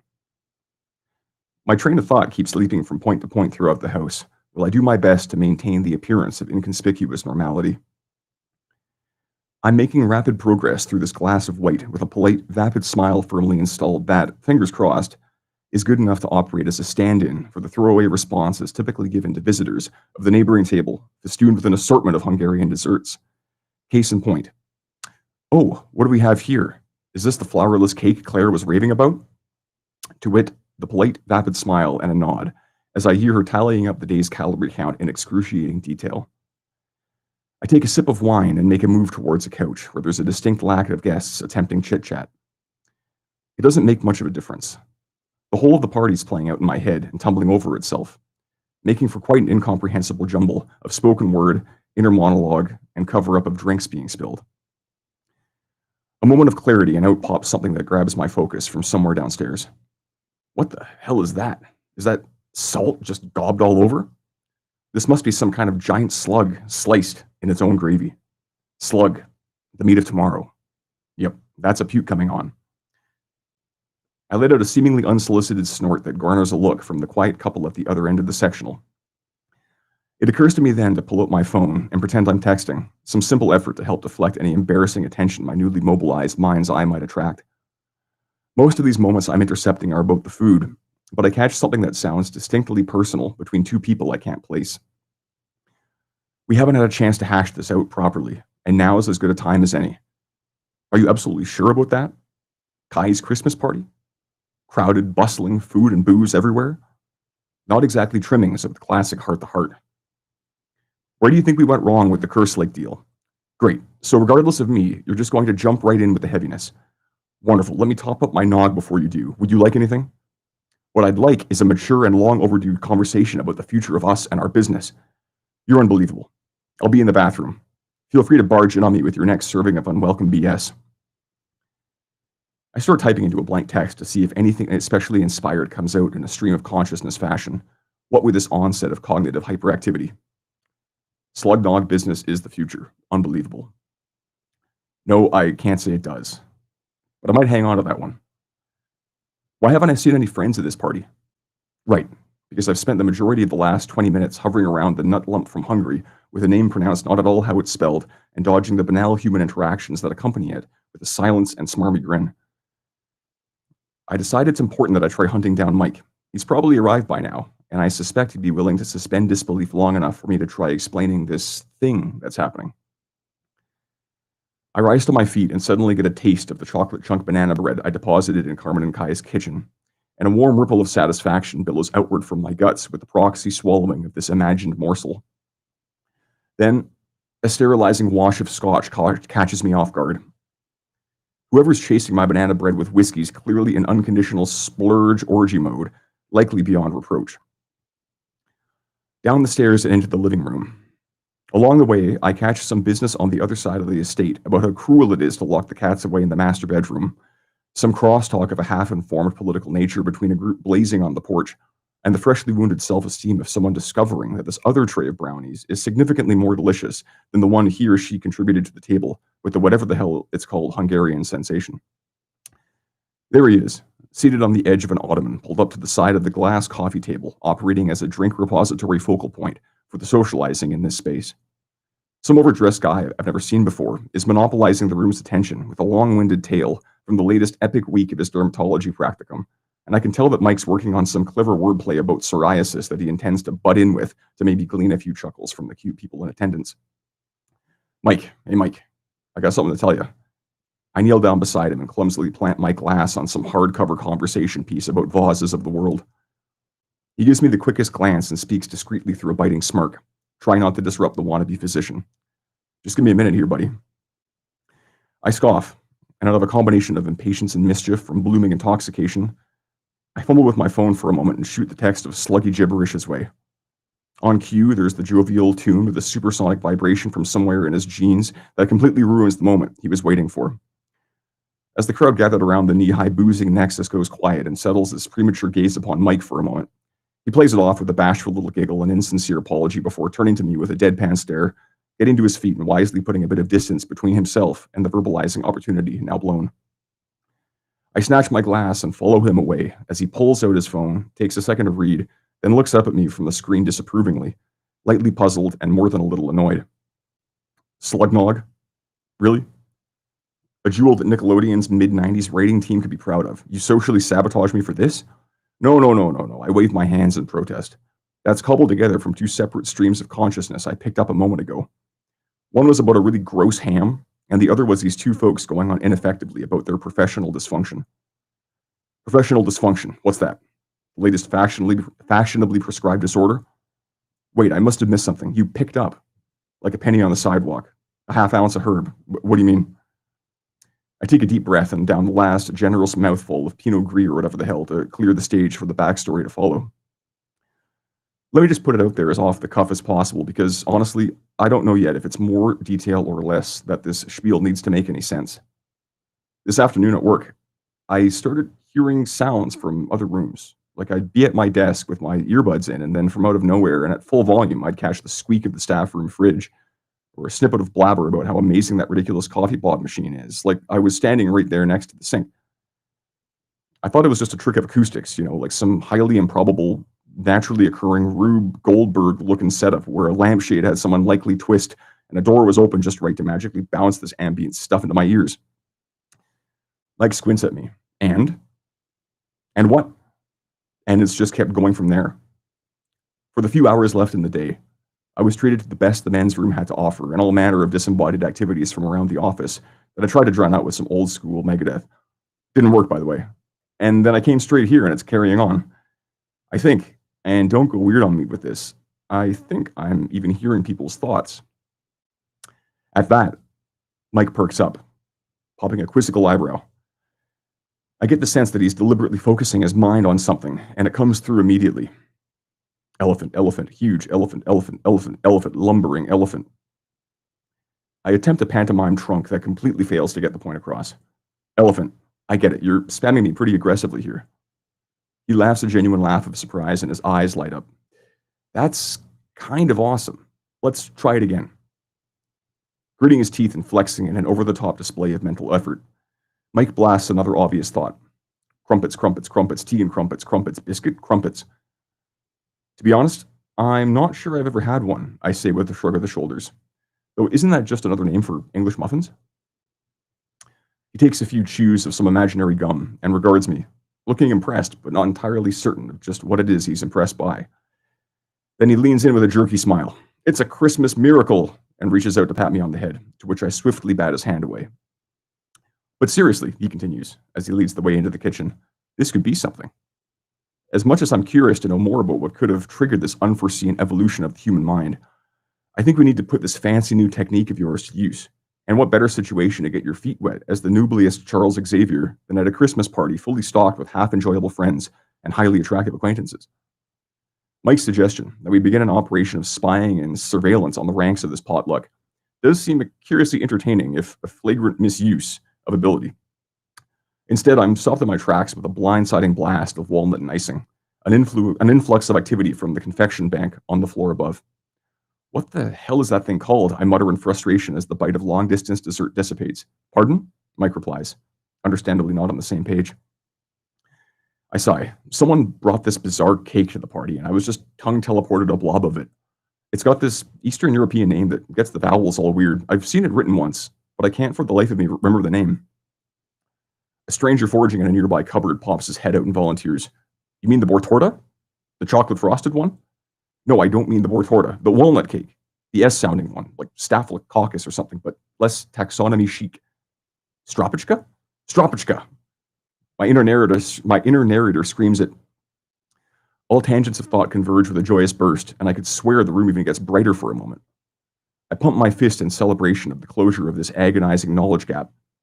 Then as I settle back into reality and do a quick scan of the room, my smile goes stale. I realize with some degree of alarm that I'm the only one left standing. Mike slumped over the counter, clutching a half-uncorked bottle of wine, thoroughly unconscious. The cupboard vulture, blessed with the lexicon of Hungarian baking, is doing something fetal on the floor with a box of discovered crackers. I look back to the living room, the site of the dermatology seminar, and spot a number of unmoving faceplants. With a freshly picked chunk of banana bread in hand, I exit the kitchen and do a quick tour of the downstairs, taking stock of a couple dozen blackouts and a variety of ragdoll poses, consistent with the notion that everyone's brain has just been figuratively kneed in the groin. I noticed for the first time since this all started that there's not a single transported sound or foreign thought vying for my attention. In fact, the only thing I hear after a long, uncomfortable silence is a series of soft footfalls of someone descending the stairs. She's stepping carefully over the prone bodies on her way down, avoiding the overturned plates and the occasional shattered glass, looking at me whenever she can spare her attention from the obstacle course of prostrate partygoers separating us. She pauses for a moment, takes a deep breath, and crosses her arms, regarding me with the sort of condescending judgment of an older sibling about to get real. Mike had to try, but she doesn't. Newbie, we really ought to get you some training.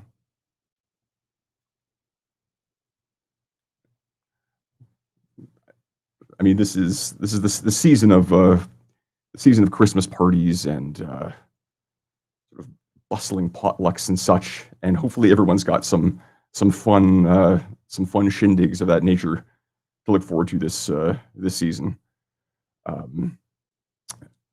It's always sort of a fun little cross section of sort of different layers of society, the kinds of things that are witnessed at these sorts of well-attended high society events, as it were. But yeah, I've got one more little story there. But what I'm going to switch off to now, once again, let's, for the sake of sonic variety. Now there were a few tunes that I had played at the first of these telethons. Now, I have intended to record another little EP's worth of music, but I just simply haven't had the time. Partly because of being involved with Tanille Johnston's campaign. I've been volunteering on this, and it is a wonderful application of energy and effort. It does pull away a certain amount of time that would otherwise be going into creative pursuits. So I'm going to play a couple of tunes that are in development. I don't yet have vocal parts to properly go with them, but these two songs do kind of flow into each other, assuming that, once again, I don't F it up entirely. But let's go ahead and see.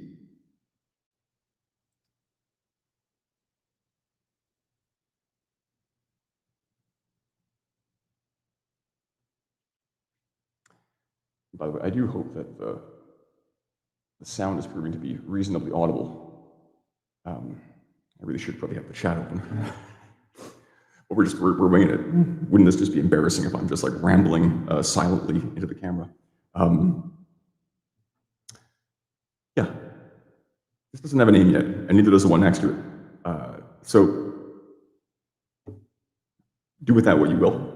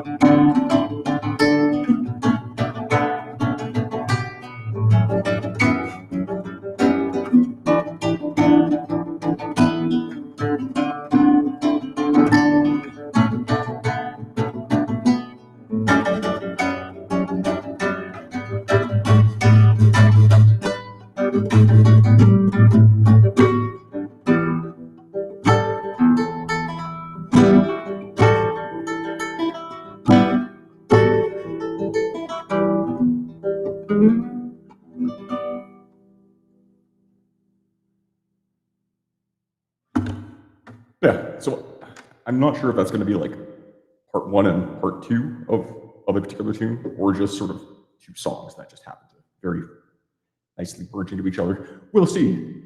Maybe I'll just sort of leave them perpetually in a state of disrepair and become another lifetime project. We shall see. So if you don't mind, I am going to finish off with the story. Finish off the stories, let's say. This one.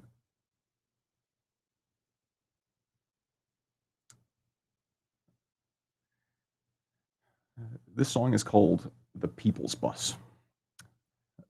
The People's Bus.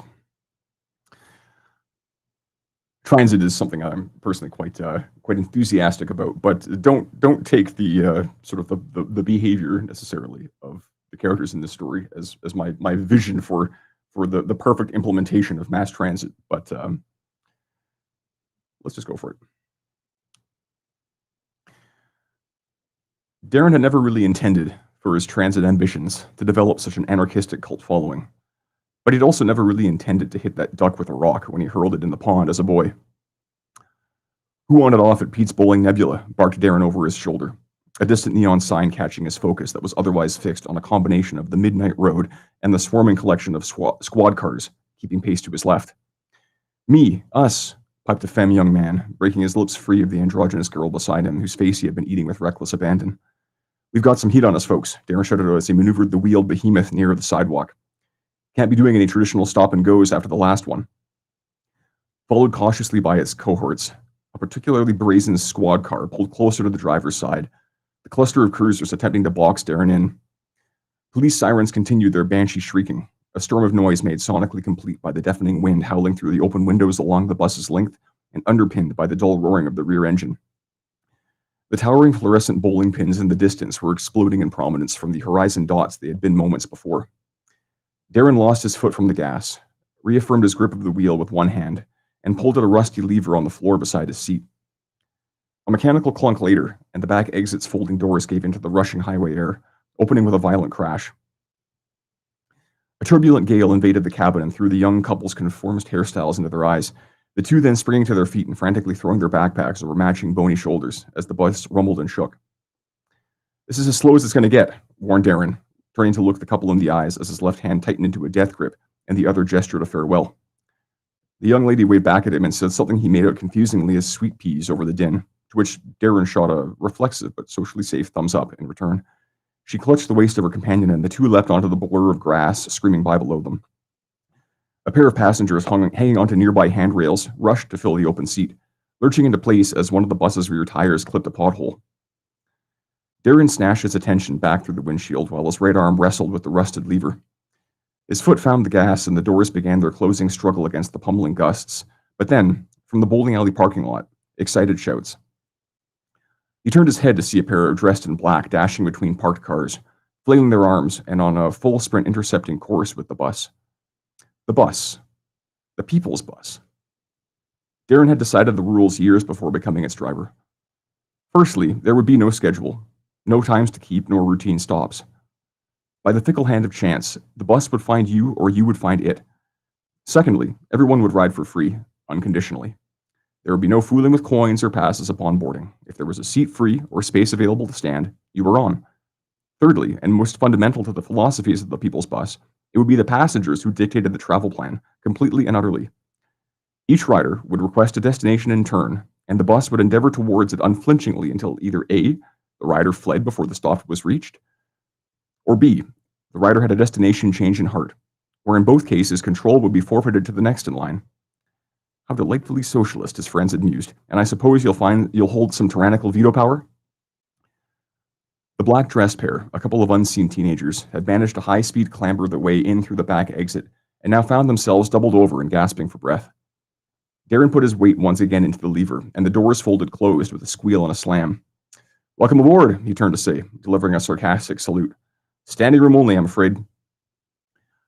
The police escort was getting antsy, a few cars weaving in and out anxiously in some feeble attempt to intimidate the hulking transit stallion. Darren was aware of them enough to know they wouldn't try anything quite yet. With the bowling alley well behind, his mind fixed itself on the next destination, and an intersection of note was now upon them. He pulled as hard a right as the bus was capable of doing. "Hey driver, what's up?" the taller of the winded youths exclaimed as he pushed forward through the standing crowd, kneeling then at Darren's side and wheezing. "We've got to get to L's pharmacy, like fast."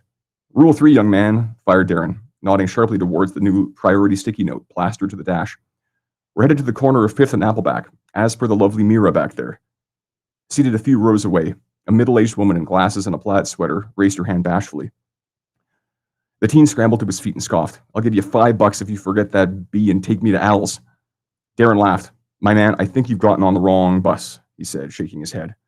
"First of all, watch your language. And second, I don't have time to discuss with you the psychological ramifications of being so tied down to us." His teeth snapped, his tongue silent, as metal shrieked and windows blew inward. The bus jolted savagely, its weight shifting with a moan onto the right wheels and throwing passengers into disarray, but it still rocketed onward straight and true. The ballsiest of the cruisers had rammed the driver's side and now sported the shredded blue paint job to prove it. "You dirty MFers. You reckless bastards." Darren reached for the piece of self-defense rebar he'd stashed in a dashboard cubbyhole and hurriedly cleaned out the jagged remains of his driver's side window with a few bouncing bashes. Acting on rage and instinct, he hurled the metal rod of the accordioned cruiser through the blasted window frame. It flipped off the car's windshield with a sharp crack, having laid a visibly crippling spiderweb formation into the passenger half. The battered vehicle veered off to the opposite edge of the police cluster. Riders were reaching into their backpacks, handbags, and pockets for objects of lobbing potential. A few fished out textbooks for sacrifice. Others produced the stones and bricks hauled along in hopes for such an altercation.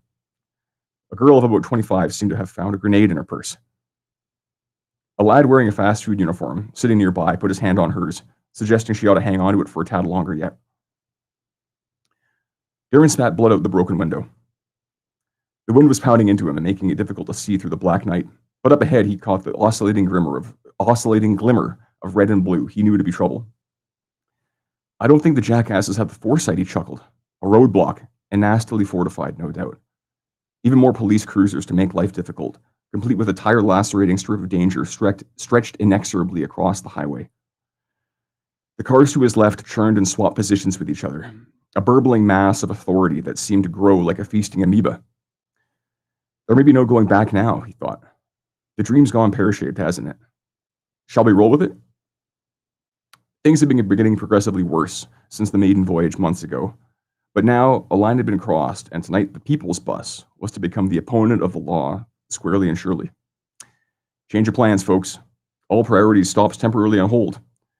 "You undemocratic jerk, you can't do that," a man in suit and tie bellowed from the back. "Extenuating circumstances." "You effing stooge, they want us dead," growled Darren in response, turning in his seat to regard his passengers.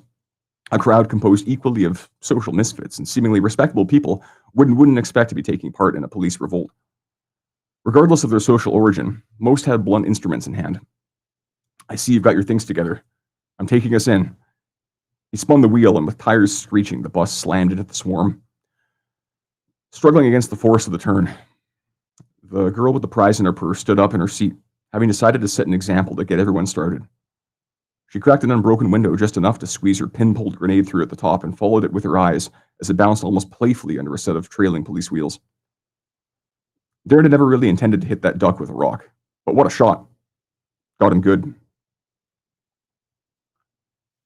Now, I don't condone armed anarchistic uprising, but I do think that there is a great deal of societal hostility against the wider adoption of public transit, and I think that some sort of like public transit that is genuinely here to serve the interests of the public is something that we desperately need in so many communities across this country. I mean, I can certainly speak from experience here in Kelowna. Oh, by the way, I didn't really properly introduce myself as far as introduce my place in the world. I'm tuning in today from the traditional ancestral unceded territory of the Syilx Okanagan people. This is the city of Kelowna, where I am located.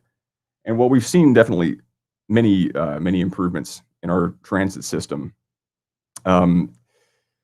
it's still an incredibly inadequate like substitute for getting to your destination by by individual car. It's like how can any like person working unpredictable shifts expect to get home when service on many routes basically ends at around 9 a.m. 9 p.m., 10 p.m., that kind of thing. It's like the benefits of like investing in transit are countless, but it's just like trying to get through to people at large is definitely a bit of a challenge. I keep sort of like handling this cup, and I should actually take a drink. So we got exactly 10 minutes left. All right. Well, this once again is not exactly a finished work, but on the last fun live stream, at the end of the night when we were going overtime, I hopped back on, and as Tanille and various awesome members of the team, Jiwon, Jay, who's no longer part of our ranks, Keith, Jaeger Rosenberg was here. I was in the background, kind of providing a bit of ambient scene setting music, and it's just stuff that was sort of half improvised, whatever. But I've kind of listened back to it, and I've got some of those ideas in rough song form. So what I'm going to do is I'm going to basically just do a little trial run here.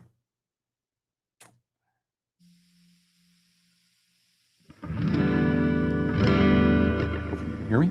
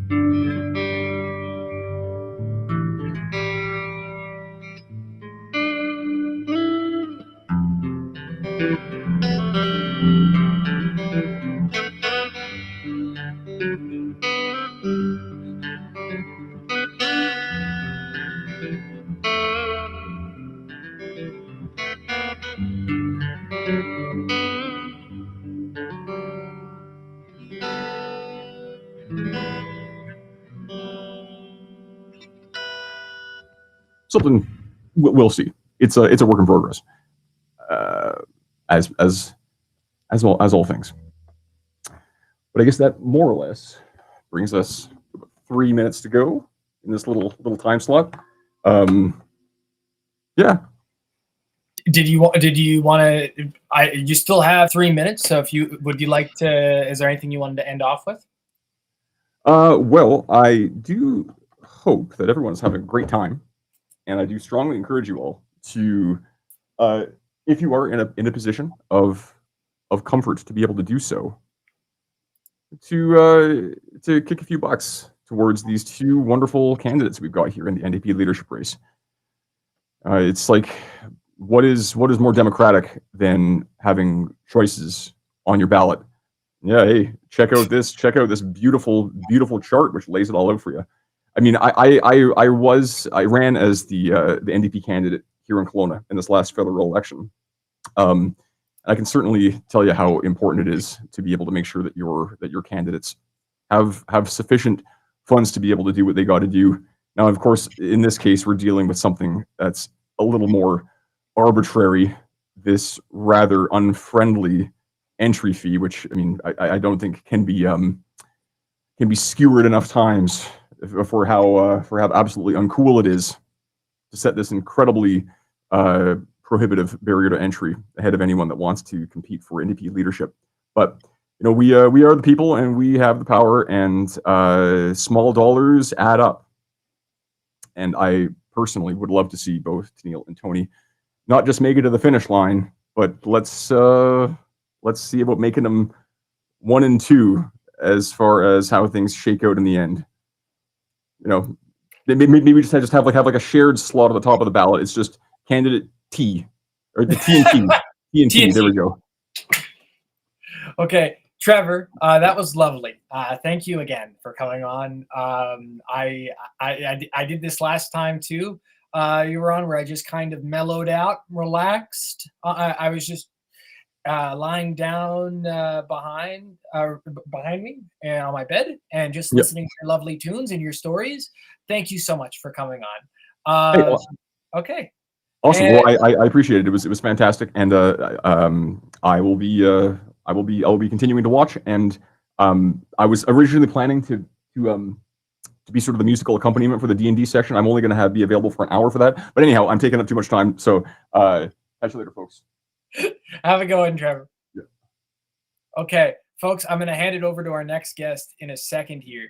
I need confirmation first, but In terms of fundraising numbers, we're still looking about 11,550 away in terms of fundraising for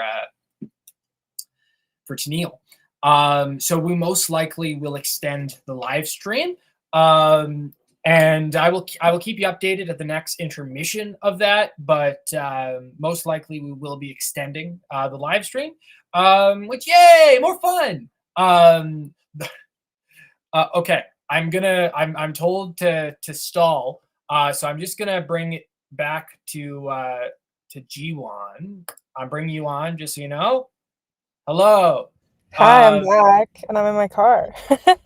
And then we'll okay. I think Hazel is ready. If you want to introduce our next guest.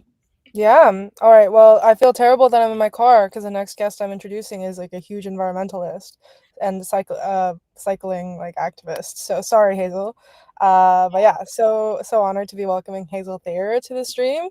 I know this came together a little last minute, so I just want to say a huge thank you to Hazel for being here, who is one of like my favorite Canadian American social media content creators, specifically in the political and environmental space, who's located on Vancouver Island, same as me. So yeah, thanks so much for being here, Hazel. Hello. Okay, is my mic okay? It won't tell me which mic is coming through. Your mic is good. We hear you very clearly. Love it. Okay, it's probably the fancy one then. Yay. Okay. Hi, everybody. Thank you so much for having me. Vancouver Island represent Tanille, Juan, and me, right? Yeah, Keith, get out of here. Yeah, get out of here, Keith. Mainlanders. Ugh. Exactly. People say I give Vancouver Island vibes though. I don't know. I mean the mustache definitely. I got the toque. I think the toque. Okay, here's the problem with the toque. I think the toque is too big. Okay, that's a plus. Lot of weed. That's a plus. Okay, first of all, psychedelics are more important, I would say. Second of all, I think the toque is too big. If you want to live on Vancouver Island, you have to like roll it up a bunch. Like, yeah. Do you want to see this Instagram account? Yeah. That's what the fuck I'm talking about. Yeah. Now they'll let you on the ferry. There, I'm from Vancouver Island now. Uh-huh. Okay, I'll pass it over to you.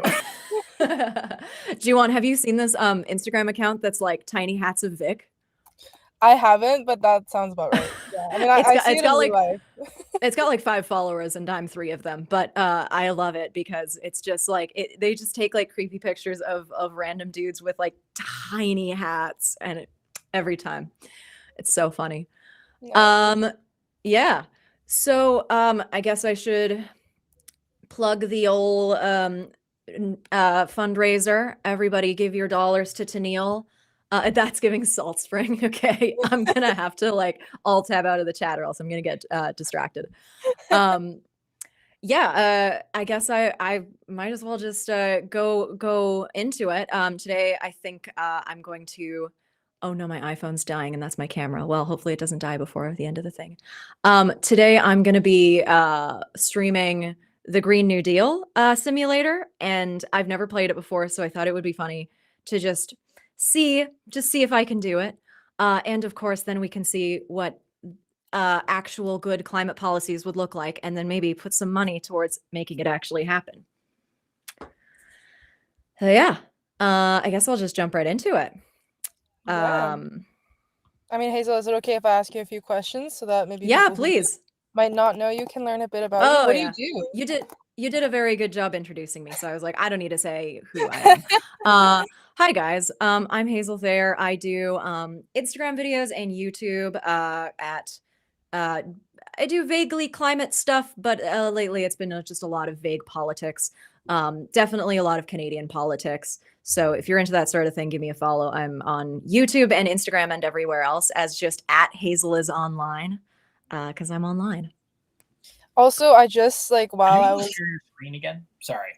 Oh yeah, I was gonna share my screen, but you haven't yet. Sorry. My bad. I can. Get out of here, Keith. I'm kidding. Let's see. All right, this is gonna be a "Can you see my screen" moment because I don't know if you can see my screen or not. Sounds good. Can you see my screen? Yeah. And you see Green New Deal Simulator?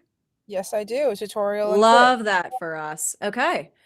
All right. Anything I should be covering before we get started? Like who I am and what I do? I already did that, but No, I anything think you're else? good. The one thing I'm just gonna say is because I'm gonna Mhm. send your website link in the chat at like Mhm. hazelthayer.com, which I looked Sure. up for the first time today. And like I need to check out this web design. It's so 2000s. It's so cute. I was a web developer before I did this, so. Oh, sick. That's awesome. Okay, well, I'll hand it over to you then. Thank you so much. All right, folks. Let's get in on it. So I'm gonna watch the tutorial. I watched a bit of the tutorial. Oh, can you hear it also, or no? You probably can't hear it. I don't think we can hear it unless there's No, like. that's a bummer. Unfortunately, sorry, Keith here again. Okay. You can't hear it. No. Hi, Keith. That's I can maybe let me try. I have an idea. I'm not too worried about it. Although I will say that this little frog guy is adorable and he's making really cute frog like squeaky noises. But I think that's really the only important thing. So I think it's okay if we don't have it. Okay. I will stop. Okay. So I've become the CEO of America. I'm the Green Deal Secretary in charge of transitioning our old fossil economy into a more just and sustainable one. Thank God somebody's got to do it. To avoid catastrophic climate change, all industrialized countries will have to reach zero emissions by 2050. Ruh-roh. This bar is our emissions. Okay, so don't go up here or I die. Okay. Oh no, no, my little frog. Okay, opportunities for actions will present in the form of cards. So this is a solar farm, 2x more efficient in sunny regions, disrupts neighboring regions. Oh no, God forbid. Okay, as opposed to those fracking sites, which are just so gorgeous. These are too unsightly. Let's see. Okay, well, I know California is pretty, or Texas. Both of those are pretty sunny. Let's go California because I'm California pilled. Great deal of emissions come from fuels used for transportation. Public transportation. You know what? Texas needs some public transportation. Let Texas do something other than drive around. Switching to electricity doesn't automatically reduce emissions. The increased demand will have to be converted into net zero emission sources. Exactly. Electrifying isn't enough. Okay. Money. Skipping an action increases your money by a fixed amount. Spreads unemployment equally across the neighboring regions. That's an interesting card for high-speed rail. Okay, so it says that I can't have high-speed rail right now. We don't have enough money. So I guess I'll go fuck myself in the skip pile. Some actions can only be played in certain regions. Other have regional bonuses. Okay, so pumped hydropower requires mountains. So like here, probably? Yeah. Goal of the Green New Deal is transition to a post-carbon economy while ensuring full employment. Without workers' support, we will be voted out of our office and our agency will be shut down. This is very Tony and Tanille coded, for sure. Okay, we want unemployment low. You will be unable to play actions that push unemployment over the limit. Okay. Tax breaks and grants reduces natural gas consumption, but disrupts gas-producing regions. So we don't want to put these, in regions where there's a lot of people working in gas? Oh, no, we do. That's good. Oh, okay. Looks like the east area needs most. Okay. You will need to build voltage lines to automatically transfer surplus energy. Spreads the surplus of future green projects across all connected nodes. Oh, cool. I don't know. I don't know what this means. I'm just gonna plop it. Okay. Are you gonna show me where the windy regions are? Yes. Putting in wind farms decreases unemployment to 0? That slays. Let's go. You can add new action cards. A research lab to develop new technologies unlocks a new card. 2x less expensive to your research universe. Where are those? Here? Okay, well, I could go here or here. This has slightly more unemployment. Okay. Holy moly. Absolutely not. No direct air capture plant. Waste of money. You won't get me this time, pathways. Offshore wind farm. I'm clicking this if I'm Carney, but I'm not clicking it because I'm me. Okay, offshore wind farm requires windy coastal regions, disrupts auto manufacturing regions. Just because of who I am as a person, I'm going offshore wind farm.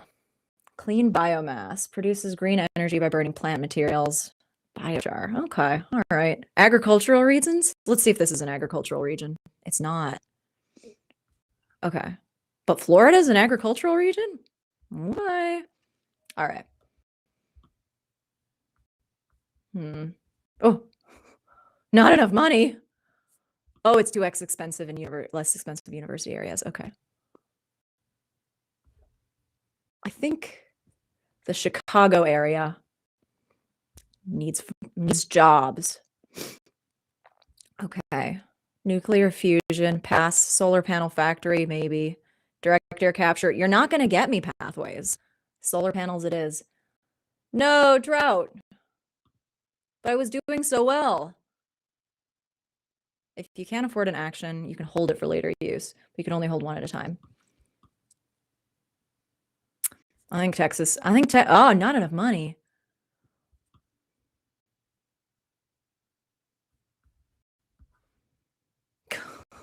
It's good that you guys can't hear this because it is making a very concerning clang noise. I guess I can't spend all that money. That's all you need to know to get started. Good luck. All right, I'm going to check on chat real quick. Hello.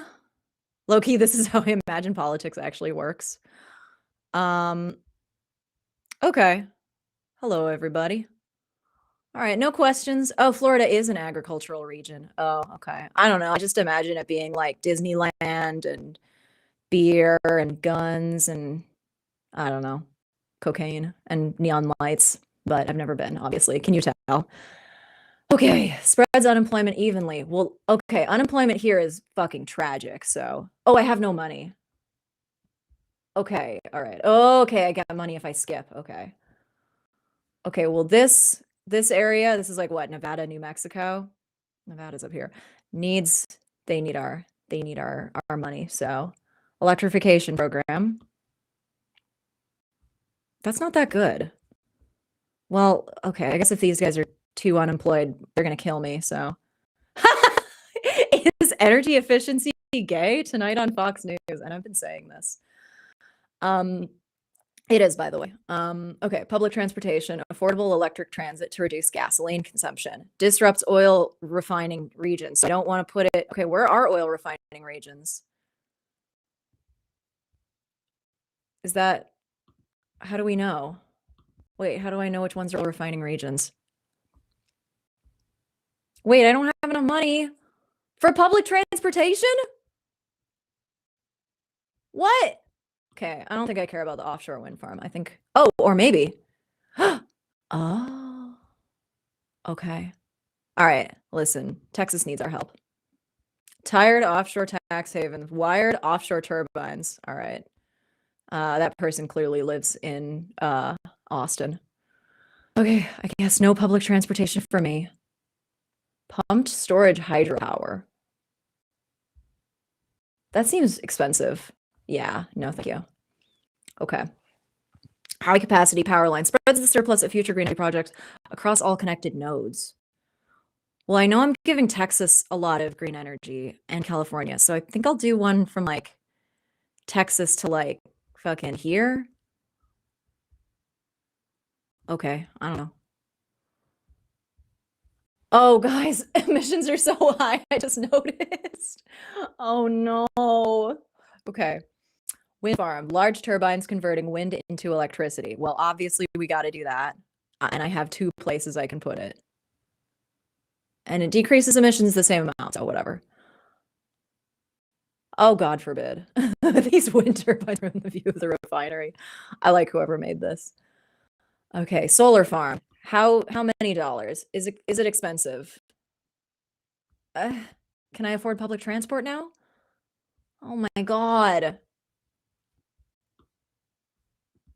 Okay, I think public transport seems to decrease emissions a bit less, so I'm sorry. Sorry, everybody.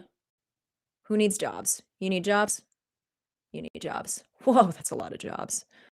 I just created full employment in like the Southwest, so you're welcome. Okay. Biomass plant. I think this is, I don't think we need this.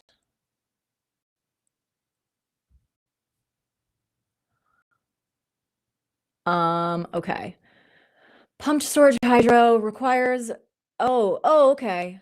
Okay, boost green energy in all regions connected by high capacity lines. So none of these regions are connected by high capacity lines. I guess I'll wait. Can I afford high speed rail? Okay. I think these guys really need high speed rail. It decreases emissions the same amount no matter where I put it, right? All right, that sounds good. So true. It says bullet trains. Nothing with bullets could be bad for America. I'm surprised they didn't put that in Texas, though. Public transportation. Oh, I can afford it now. Let's go. Okay. Who wants public transport? California? I'm from California. I know for a fact these people need public transportation. It's rough out there. Wind farm. Okay, wait. When do I get new cards? I feel like I keep pulling the same cards. But emissions are going down. Okay.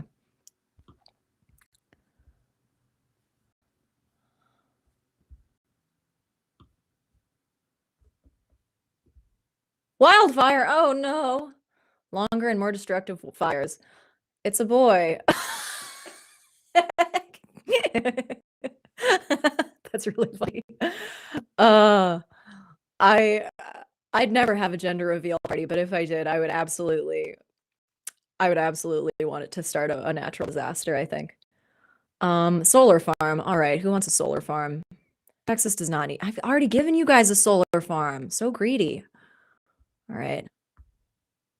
Oh, I've been completely ignoring the East Coast. All right, here, have some solar, gang. The only true renewable energy is the love of Jesus. Hallelujah. Okay, electrification program. Tax breaks and grants to electrify heating in buildings. Reduces natural gas consumption by 50%. This is just woke civilization. Exactly. I saw a yikes. Listen, I'm not gonna have a gender reveal party, and I promise I won't start any wildfires about it either. Yeah, this is woke civilization, except for like I'm kind of bored and I kind of want to go to war with somebody. When do we get to go to war with Canada in this game? Maybe that's what happens if emissions reach 100. Okay, what am I electrifying? Okay, wait. Why does putting electrification here increase unemployment here? What does this pie chart mean?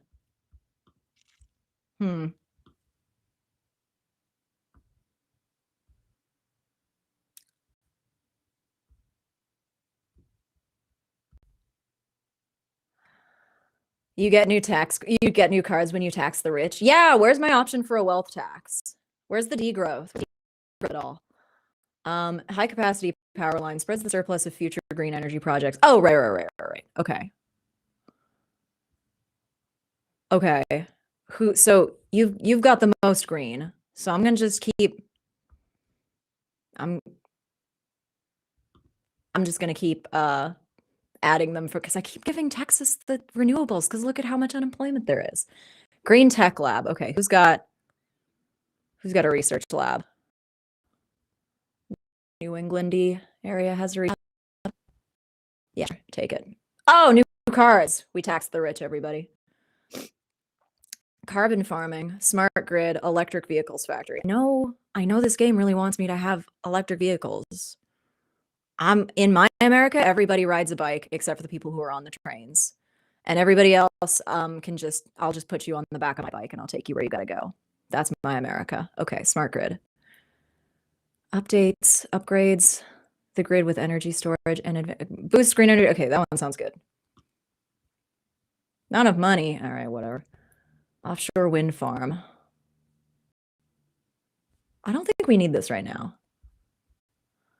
Okay, public transportation. Who needs public transportation?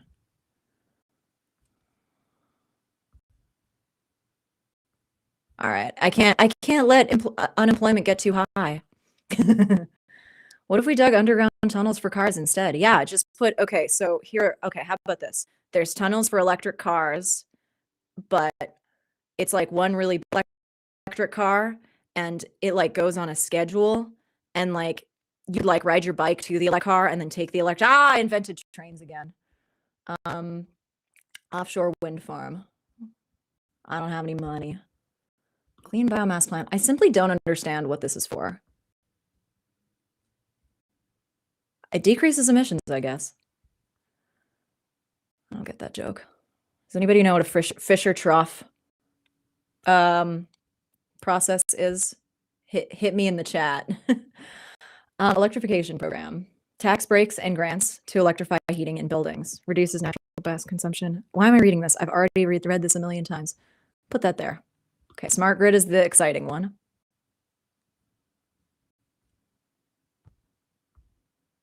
I feel like here is being, but that, no, but I need to decrease unemployment.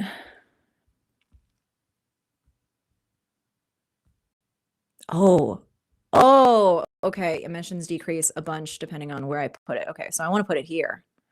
That decreases emissions the most. Dope.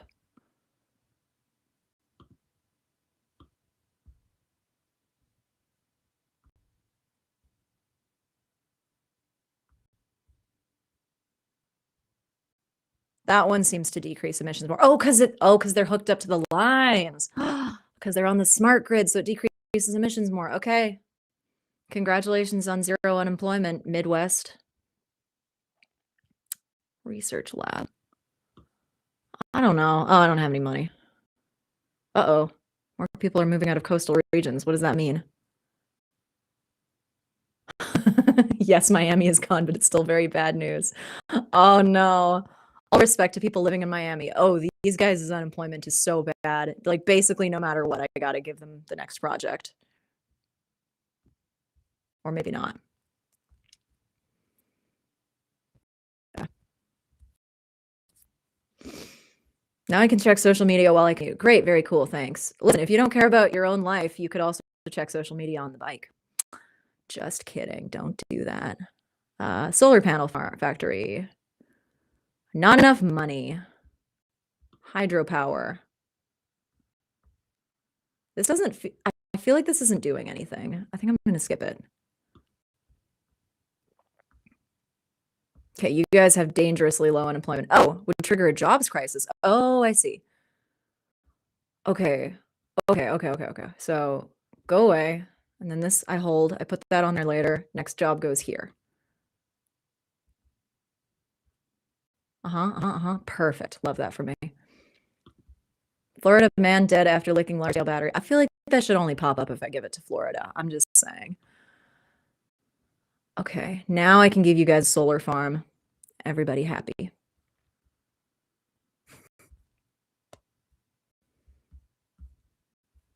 Just checking on chat. I don't know if you can see when I check on chat, when I peek over. Can you see that?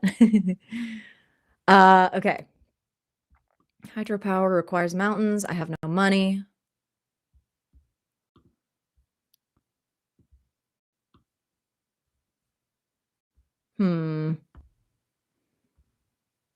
Okay, here is better for unemployment, but here's better for emissions.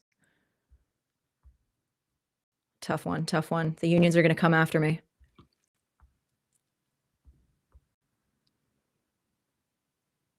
Yeah, that one looks good.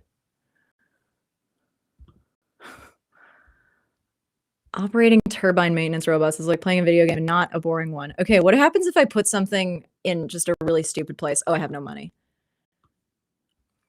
Not enough money for high capacity power lines. Okay, I'm just going to skip that one then.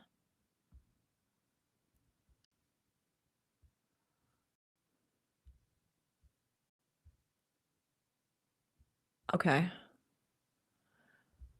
I'm trying to figure out what the hell this does. All right, well, Texas is almost entirely green energy, so I think I just need to keep putting out event, nuclear power decommission. Old nuclear power plants are being shut down, reducing green energy in the region. Hot take calling it green energy, but I mean, it is low emissions, so fair enough. High-speed rail. I don't know. I can't afford it. I can never afford high-speed rail. I understand how Carney feels now. Everybody just wants a train, and he's like, guys, I literally have so much money to give out to fossil fuel subsidies. I couldn't possibly. Who wants to get electrified?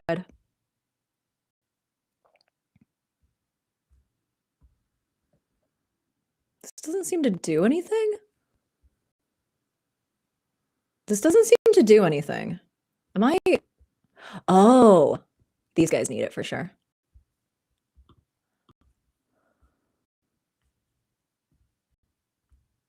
That's not making a huge difference. Skip.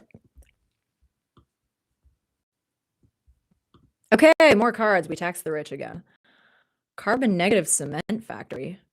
Adds a nuclear power plant card to the deck. It doesn't advance time when player skipped. I don't know what that means. Nuclear fusion research.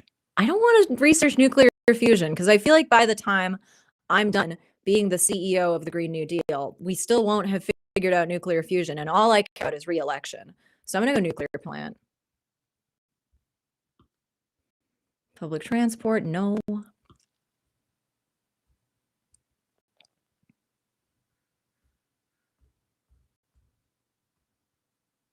There we go. Solar panel factory. Who wants jobs? Who wants jobs? You want a job.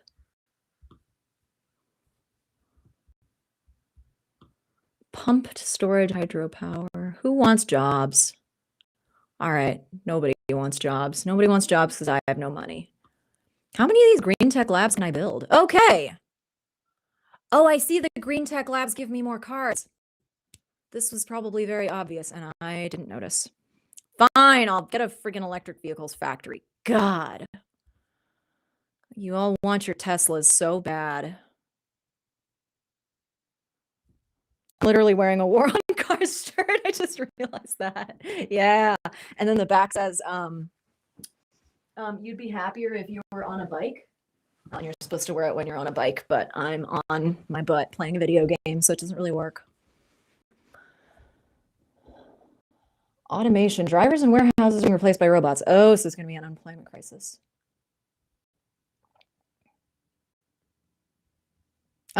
Someone's wondering what this is. Green New Deal simulator. Yes. Okay. Somebody already answered. You guys are quick on the draw.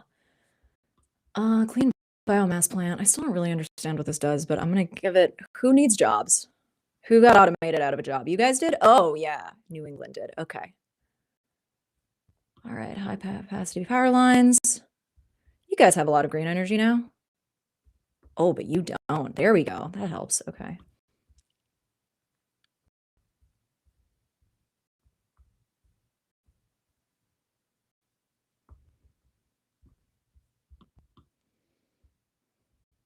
I don't have any money.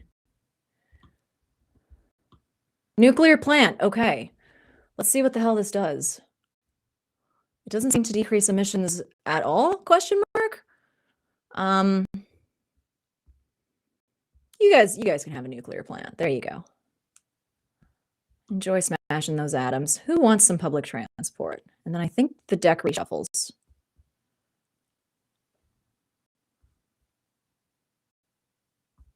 I'm just saying we just had an unemployment crisis, and the unemployment is like these little shadows here.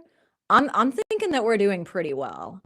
Like, this is after everybody got automated out of a job by ChatGPT, and it's like medium, low, 0, medium, low, low, 0. Maybe I should be running against Tanille and Tony. Nah, just kidding. They'd probably slay me in this game. We don't have any money. I feel like I've given everybody public transportation already, right? Who doesn't have public transportation? You? All right.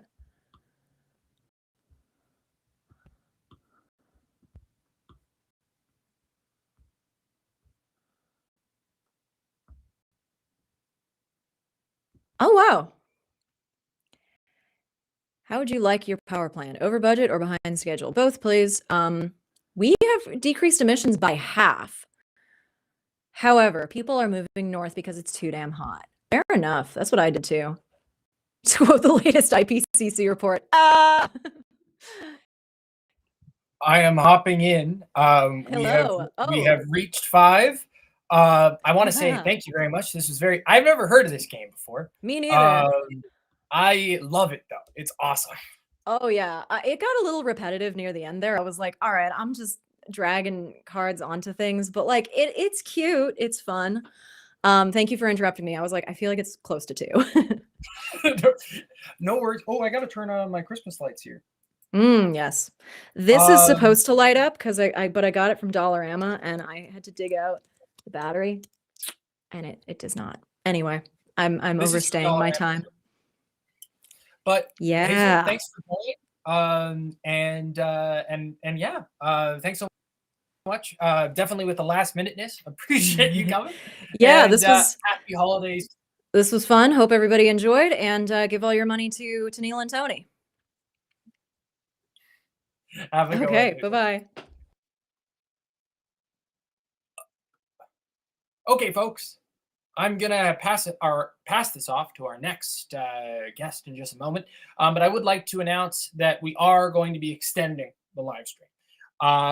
Extending it to what time? I don't know. Until I get too tired. Is the honest answer.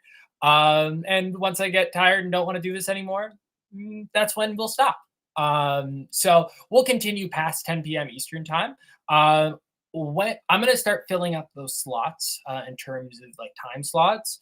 As I do, you'll see it updated down there in this lovely ticker here.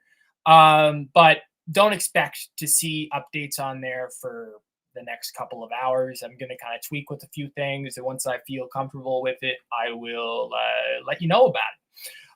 We're going to talk about fundraising very briefly, and then I'm going to pass it over to our next guest. So why are we here?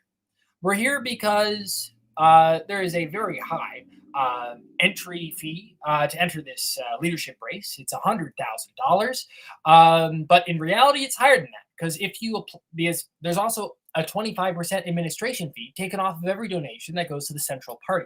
So in reality, candidates need to raise $133K just to be in the race. And that $133K, they don't get to use that for anything. That's only used to be in the race. That is set all to the central party. And we want, though, for these folks, Tony and Tanille, to get into the race because this is a working class party. And these are working class candidates. And working class candidates should not be not allowed into a race simply because they can't afford the outrageous entry fee. So that's my soapbox there. But there's two things you can do to help. One, of course, is donating, which I'm going to put right now we're prioritizing Tanille. Tanille is $11,500 away from being able to reach the next installment on December 30th. There's a QR code right there. I have this QR code in the corner. And then we're raising money for Tony as well. Tony is 20K away. He is further away. But Tony, he said this earlier, would rather, if only one of them can make it past the next installment, he'd like it to be Tanille. He'd prefer that it's both of them. But if it has to be one, and it's not, and we're 9 days away, so there's still plenty of chance. But the goal of this live stream today is let's get Tanille across the line. Let's get Tanille across the line. And I just want to show you the tax credit chart real quick. If you've been watching for a bit, you've seen me do this a few times. But for the folks who are just tuning in now, because I know there's some of you that are new, let's look at this. So for donations 400 and under, you're getting 75% back for what you give come tax time. And here's a chart here. If you give more than $400, you still get a tax credit to a certain point. And it's not quite that 75%. That's why I have this chart here. But for example, if you give $100, it only ends up being $25 out of your pocket because you're getting $75 back come tax season. And that's just right around the corner come April and March. Okay. So that's that. Also, one more thing, YJ, I'm gonna bring it to you in just a second. I just want to promote the D&D because we haven't done that for a bit now. Dungeons and Dragons. It's coming up soon. 6 p.m. Eastern time, 3 p.m. Pacific time. So that's about an hour. It'll be Tony. It'll be Tanille. It'll be volunteers of both campaigns, and we'll be doing. I'll be a character in the campaign too. And I'm gonna be a green rat. Is what I'd like to be, but not everyone loves that idea. But I want to be a green rat. But anyway, it's going to be fun. I recommend you tell your loved ones who are interested in Dungeons and Dragons, maybe not politics, maybe they're not political people, but if they're interested in Dungeons and Dragons and they'd like to see two working class politicians, here is their chance to do so. And that's other than donating, the best thing you can do is share this live stream to everybody you know. Put it on your socials, put it everywhere. Help us get more people viewing the stream. And then when it comes to the fundraising, let us do the rest of the work. But that's a thing that you can do even if you've already donated. You can share too. You're not exempt. You can share. I want everybody to share. Not everybody can donate, but everybody can share the live stream. Anyway, that's enough of that. Anyway, so yeah, we've extended the oh, I did not mean to do that. Okay, I'm going to bring on our next guest. YJ, I'm bringing you on. Hello. Hello. I'm going to let you introduce yourself. I guess, yeah, I was the candidate for the NDP in Fort McMurray, Alberta, Canada. And I'm a train conductor, and I also sit on the political action committee for the Edmonton District Labour Council. So yeah, that's me. I like to do a lot more than just what my roles tell me to do. So you'll see me around in a lot of things. Fingers in every pie is what I like to say, which is what we're going to talk about. So I'm going to hand it over to you. I'm just letting you know, usually I'm available. I'm going to be having dinner. So for the next 20, 30 minutes, if you need me, I will most likely not be near my computer. But if you're loud enough, I might be able to hear you through the door. Anyway, I hand it to you. Goodbye. And my beaches. Anyways, so I chose power and community to talk about because I find that like I talk about this quite a bit, but in like various different ways. I would say part of the problem of trying to fight back against injustice and not having the power to stand up for ourselves is associated with the lack of power. So what I tell my friends, who I think are wonderful people, is you should probably go for that position. Like, you're never going to feel ready for it.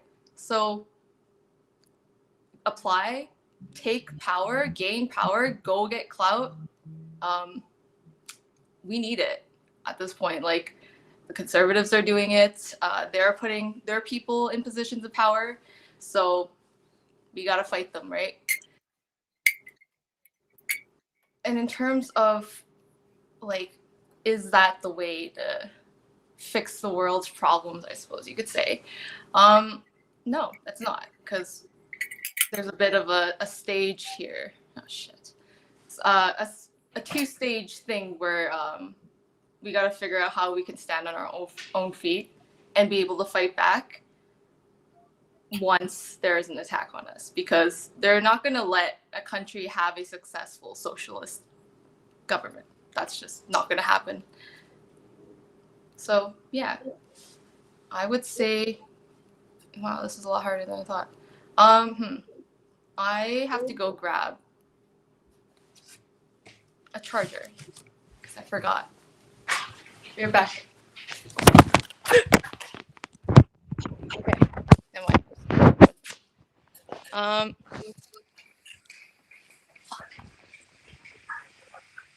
Sorry, guys. What a mess. Where is this trigger? No, that's not it. This is? This is it. Here.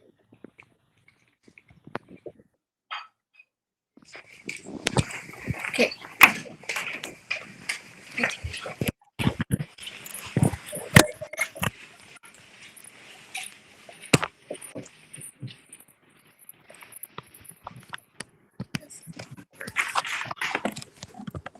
Okay, I'm back.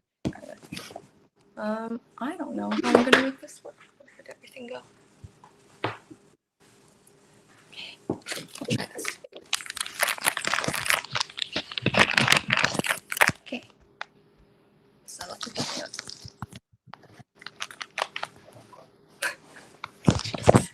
Okay, sorry guys. Let's see here. Why is this?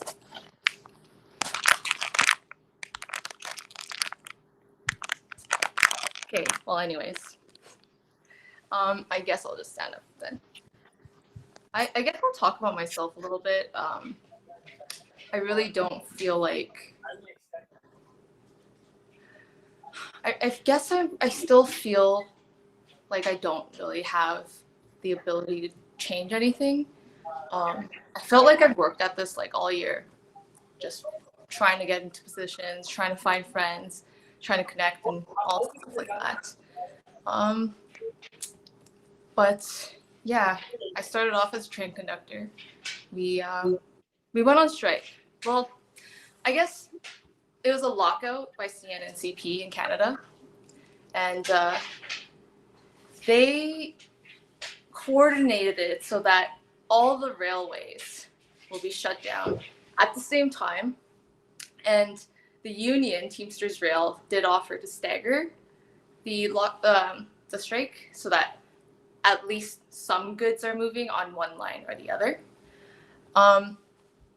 So yeah, CN and CP for like a whole year were demanding that the government give them an hourly contract. They're also saying, okay, fine, if you guys don't want this, it was a good deal, we want arbitration. And the government just folded. We weren't even out on the picket lines for, I think it was not even 24 hours. It was quite a disappointment. It was heartbreaking. Everyone was pretty upset, as one does when things like this happen. I was like just this like conductor with nobody to turn to, and like, what do I do? And so I decided to go talk to Blake Desjardins, at the advice of someone named Crystal, whose husband worked at CN, but she said, go talk to Blake. And so I went to go talk to Blake. I showed up at the barbecue that they were hosting conveniently, like a couple days after.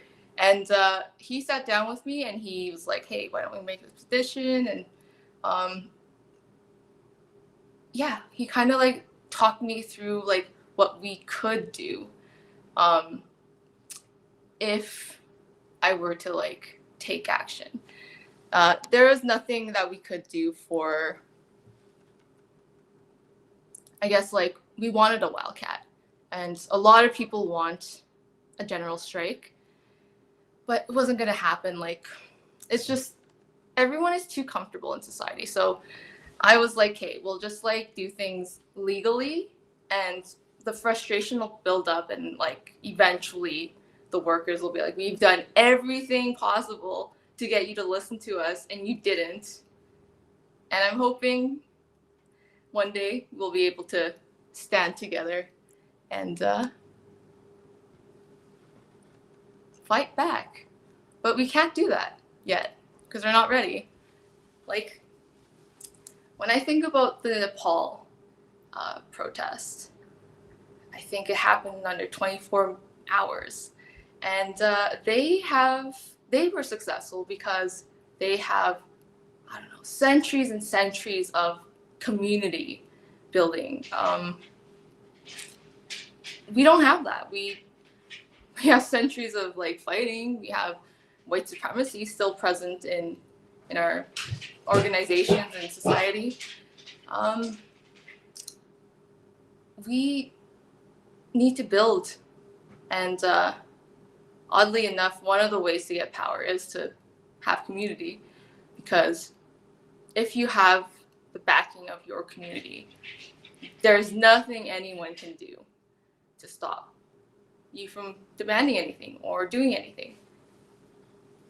I think there's been some other protests lately, and they're fairly good. And again, this is like in countries where there are centuries of community building, and we need that. thing is, I think Canada is quite a capitalist country in terms of like, we really like brag about the amount of hours we work. We brag about how much money we have in stocks and stuff like that. Have our own little version of crypto bros hanging out around here. And you know, some Canadian families really like their lake house and boats. It's frustrating because I'll walk through the city in Edmonton, and also I've been in Winnipeg and Vancouver, and like the bodies just like littered across. That's horrible. Bodies like laying down in front of like whatever shelter. It's just like, it's frustrating. It's like we can't even take care of each other. We're literally like parents. I guess like the difference is like those people out there are us, but they didn't have a family to move in with, and I had, and I'm guessing most of you guys have as well. And I don't know how to tackle that. Like, I don't know how to like get people to start building community so that it doesn't turn into that. However, there are things we can do, of course. I think in terms of like getting the system that's oppressing us to not oppress us more. So I would say one of the things is that you know, healthcare is an important one, and hey, they have child age laws so that pedophiles don't take advantage of children and rape them. I can't believe that's a law that's needed because someone decided to do that. And in addition to like healthcare, by the way, when I talk healthcare, I'm talking like dental and vision as well, and of course, pharmacy. I think that's all encompassing. I'm so sorry. I have no idea how to do this. Okay. Am I working? Does this work? Keith.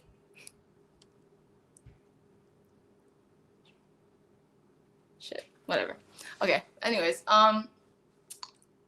yeah. So we use government to stop like further exploitation, but like the system is created so that like we are oppressed, and most of the time, if we want to get our rights back or like make progress in human rights, we have to break the law. We have to break the rules. We gotta do the things that is gonna put us in jail and beaten. So who's gonna start it, I guess, is the question, because it feels like everyone is like waiting to save everybody. Like there I guess to like save us. And what I found out is like they don't exist. It's us. We're all alone. It's up to us. And one way we can do that is make sure our community can grow and be stronger by forcing the government to put good social programs in place. That's step one. So once we have healthcare, good education, and I don't know what else is there, like public options for like, I don't know, insurance and comms and internet and stuff like that. Like once we have a good structure for people to be able to like thrive, which we can, there is enough resources for everybody to thrive. Once we have that, then we can start looking into the whole like, how do we get rid of colonizers? And that's when we start the fight. That's when we're ready. We start the fight to getting rid of the system that oppresses us and allows thousands of lives to be like killed, kidnapped, and like nobody gives a shit. Like it sucks. Like I don't know. It's frustrating that like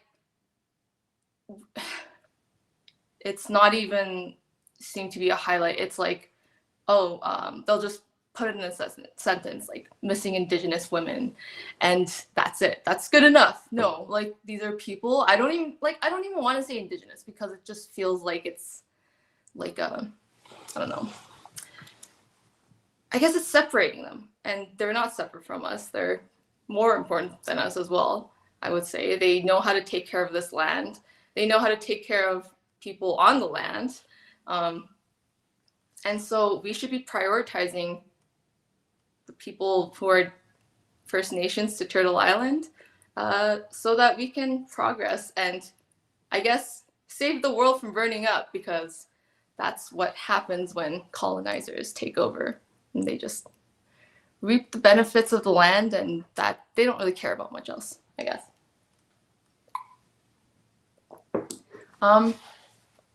Yeah, and the other thing is like the whole water thing on reserves, like the fact that the government still hasn't done that is crazy. What am I talking about? Yes. So yeah, getting rid of the colonizers is the one thing I think we kind of have to plan. And people are like, okay, when we talk about like billionaires and stuff, I think they can just run away, and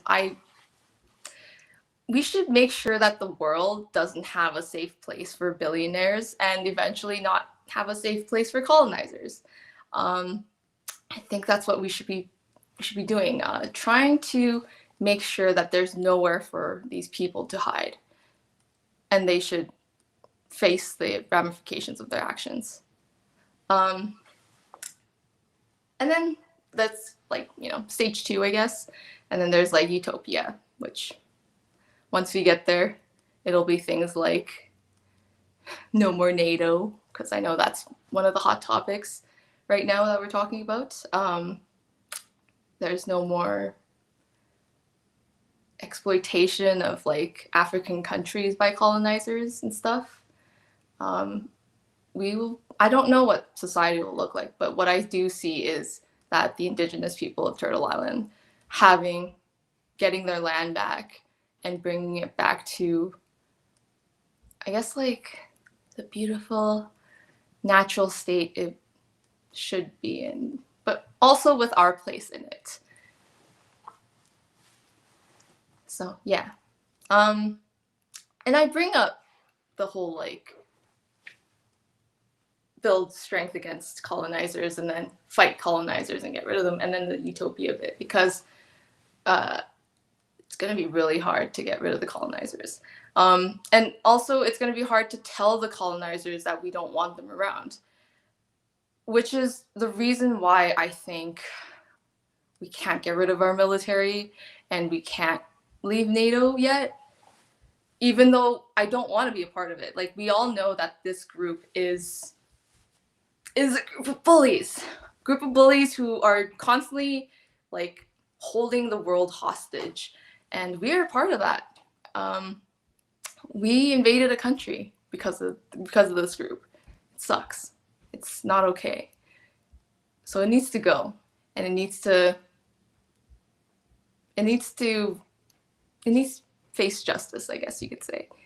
But right now, if let's just say Tanille became prime minister or something like that, and she said, yeah, no, we're gonna pull out of NATO like next week or something like that, it's gonna be, we're immediately a threat. Like, why are you leaving NATO? What's your reasoning for that? And the reasoning for it is we're against them.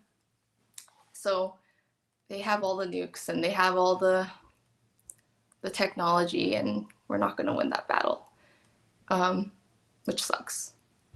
So yeah, we have to build community first. We have to make sure we have social programs in place first. And we have to do that through this shitty, fucked up colonizer system that's the government. And it feels like we're going to lose every battle at this point. So I guess I'm giving a bit of a downer on this. I do think there's hope. What I noticed is like when I go out to like sit-ins and picket lines and stuff like that, like these are people going out for days. They're giving up their money for helping find a boy that was like lost. Or I guess he disappeared and they found his body eventually. But there was an encampment set up, and there were people who like donated food and donated their time and became sort of part of the search team as well.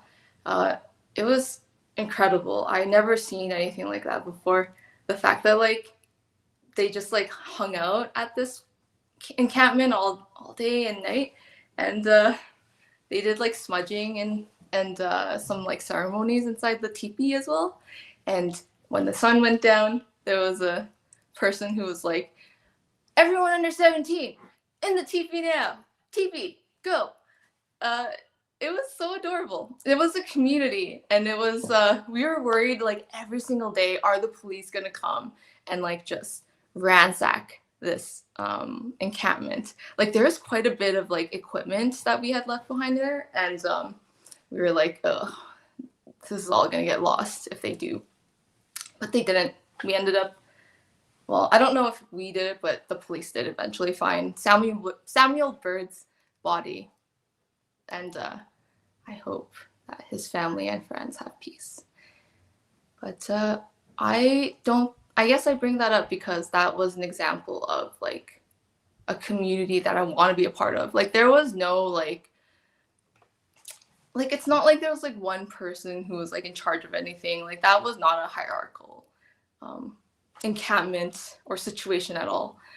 It was like, yeah, and it was cute. Like everyone contributed, everyone had a say in things, and there was just no fear that like things were gonna get taken. Although the soda drinks were very precious there. It's funny.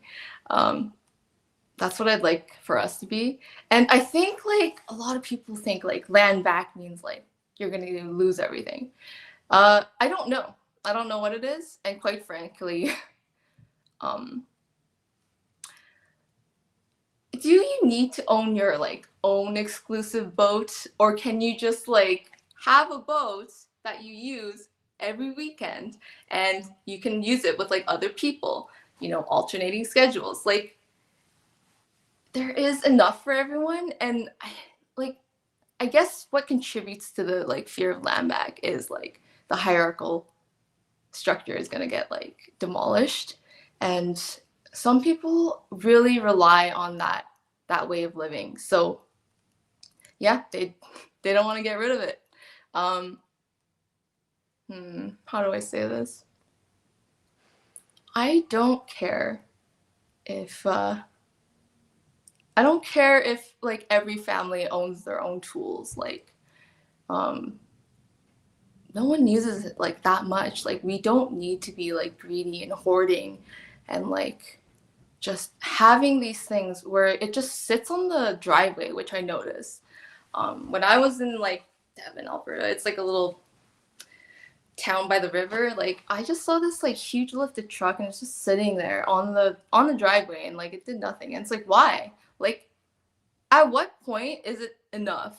And when they feel threatened, it's because we want to take that shit and cut it out, because you're kind of fucking polluting the planet and also exploiting us, the workers, to varying degrees, of course. Like, I don't know. I see a lot of racism in Canada going towards like people who come from South Asia, and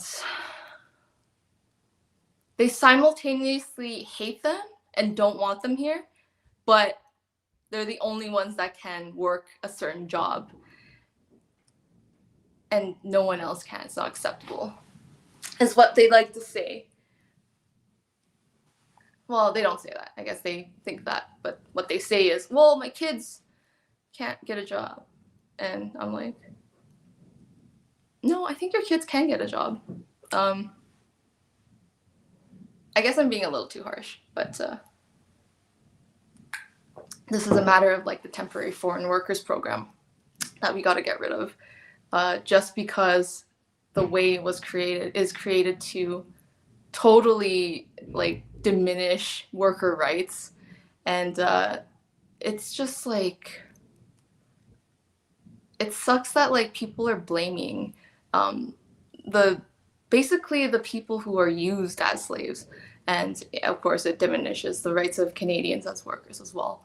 The government has had 4 instances of doing that, and they did that to Section 107. They did that with the WestJet pilots, I believe. They used Section 107, told them to go back to work. They went back to work. But, oh no, actually, they had a strike still because they were not told that their contract was like extended or anything like that. So technically speaking, it's still in the negotiation phase, and they could still strike legally. For us, they cleaned up that mistake. So they used Section 107 to order the Canadian Industrial Relations Board to tell us to go back to work, and your contract's going into arbitration, which oh my God, I forgot to tell you guys that. That's what happened. The government gave in and folded. That was last year, August. And then they did it again for the Canadian Union of Postal Workers, Canada Post. A clear case of collusion between the government and whoever, I don't know, whatever greedy entity is like salivating at the mouth at the either, I guess, total dismantling of Canada Post or privatization of Canada Post. Pretty sure they want privatization because it could be quite a lucrative business, and they know it. If once they had brought up the price of stamps, I think just recently, like they were making enough money to be able to sustain themselves. A lot of that whole like, there's not enough money, or we shouldn't be like supporting something that's not even working. Like, how often do you guys get packages from like Amazon and like like FedEx and stuff like that? Like, of course it's still a thing, and Canada Post offers like a lot more versatility too. What I'm saying is that Canada Post is like keeping those people from like taking advantage of us through raising prices and also abusing their workers. Like, that's basically why they want to get rid of them. It's like a multi layer like benefit to them if Canada Post gets privatized. Funny little fun fact there, the CEO of Canada Post is on the board, or he's part owner or something of Purolator, which we found that like the sales of Purolator went up when Canada Post was on strike.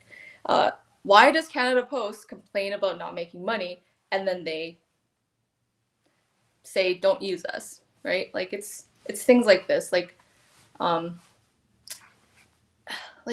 it's just like we see it happening with like healthcare and stuff like that. And what can we do?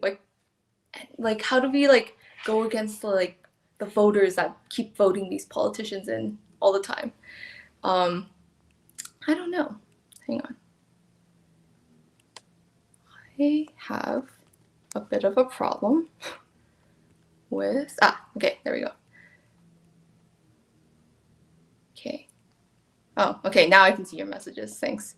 Totally right with it. I know, I'm going like maybe others, Teamsters, Rail, CUPE, yeah, that's right. And CPW, maybe others. ILWU, that's the longshoreman. How much? Okay, I'm gonna plug you in because you're gonna die. My house. Ow. Oh my god, I'm so sorry. Oh, chaos everywhere. Okay. Hey, we did it. Hello. Sorry. I keep forgetting battery's dying. You okay? Just feel the need to check in. Yeah. All right. There was a time where I was like, I don't know what to do. Okay, no, you're good. Okay. There was a time where like the message board like disappeared and I was like, what happened? But Now I just figured it out. So now I can read your messages. Back from migrant workers. I am now back. So if you have any questions or if you need anything from me, I'm here. Yes. Okay. Cool. Thanks. Okay. I'm so sorry, guys. Let's see. Where was? Okay. So I was talking about Canada Post. Canada Post is like kind of the issue that I'm like focusing on right now. Their union has been like really amazing to me. They've been supportive. They also have like pro-Palestine. I think they have something about like literally Palestine support written into their constitution. So that's their national constitution that is on Palestine's side.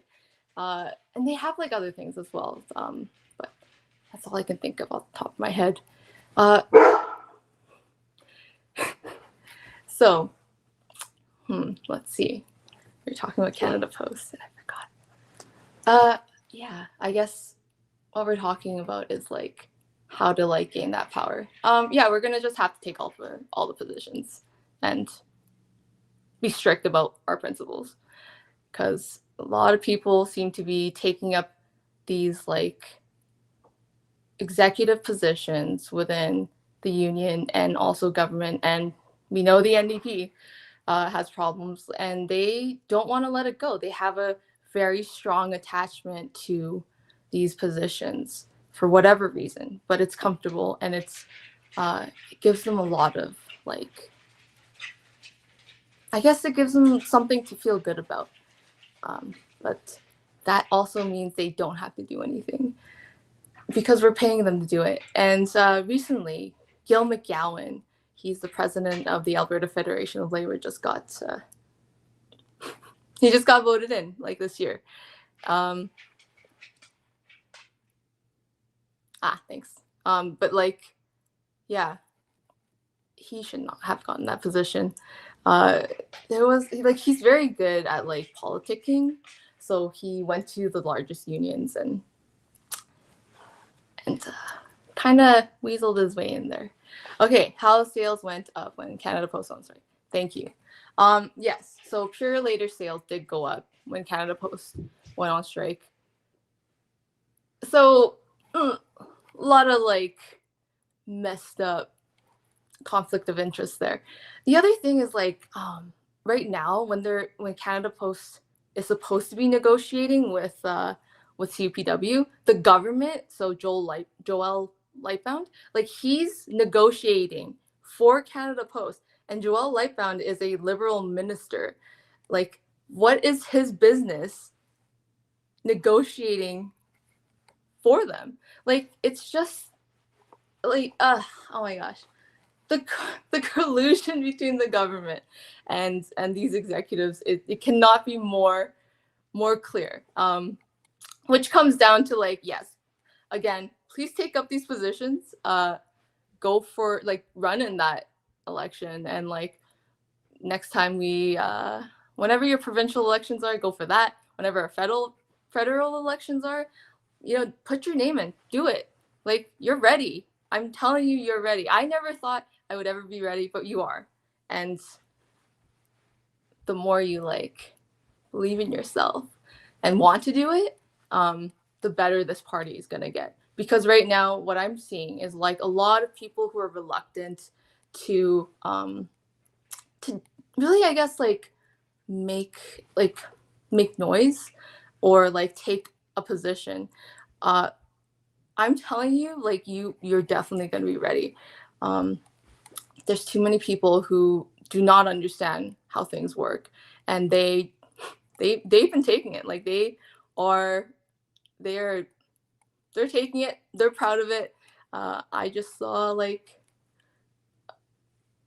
a mother-daughter duo being like, "Oh, my baby's special," and I just kind of like, I don't know. I'm not going to talk about which position they were, but like it was definitely like, I don't think you should be involved in politics. So yeah, get that position, get that promotion, and let's like, tear it all down.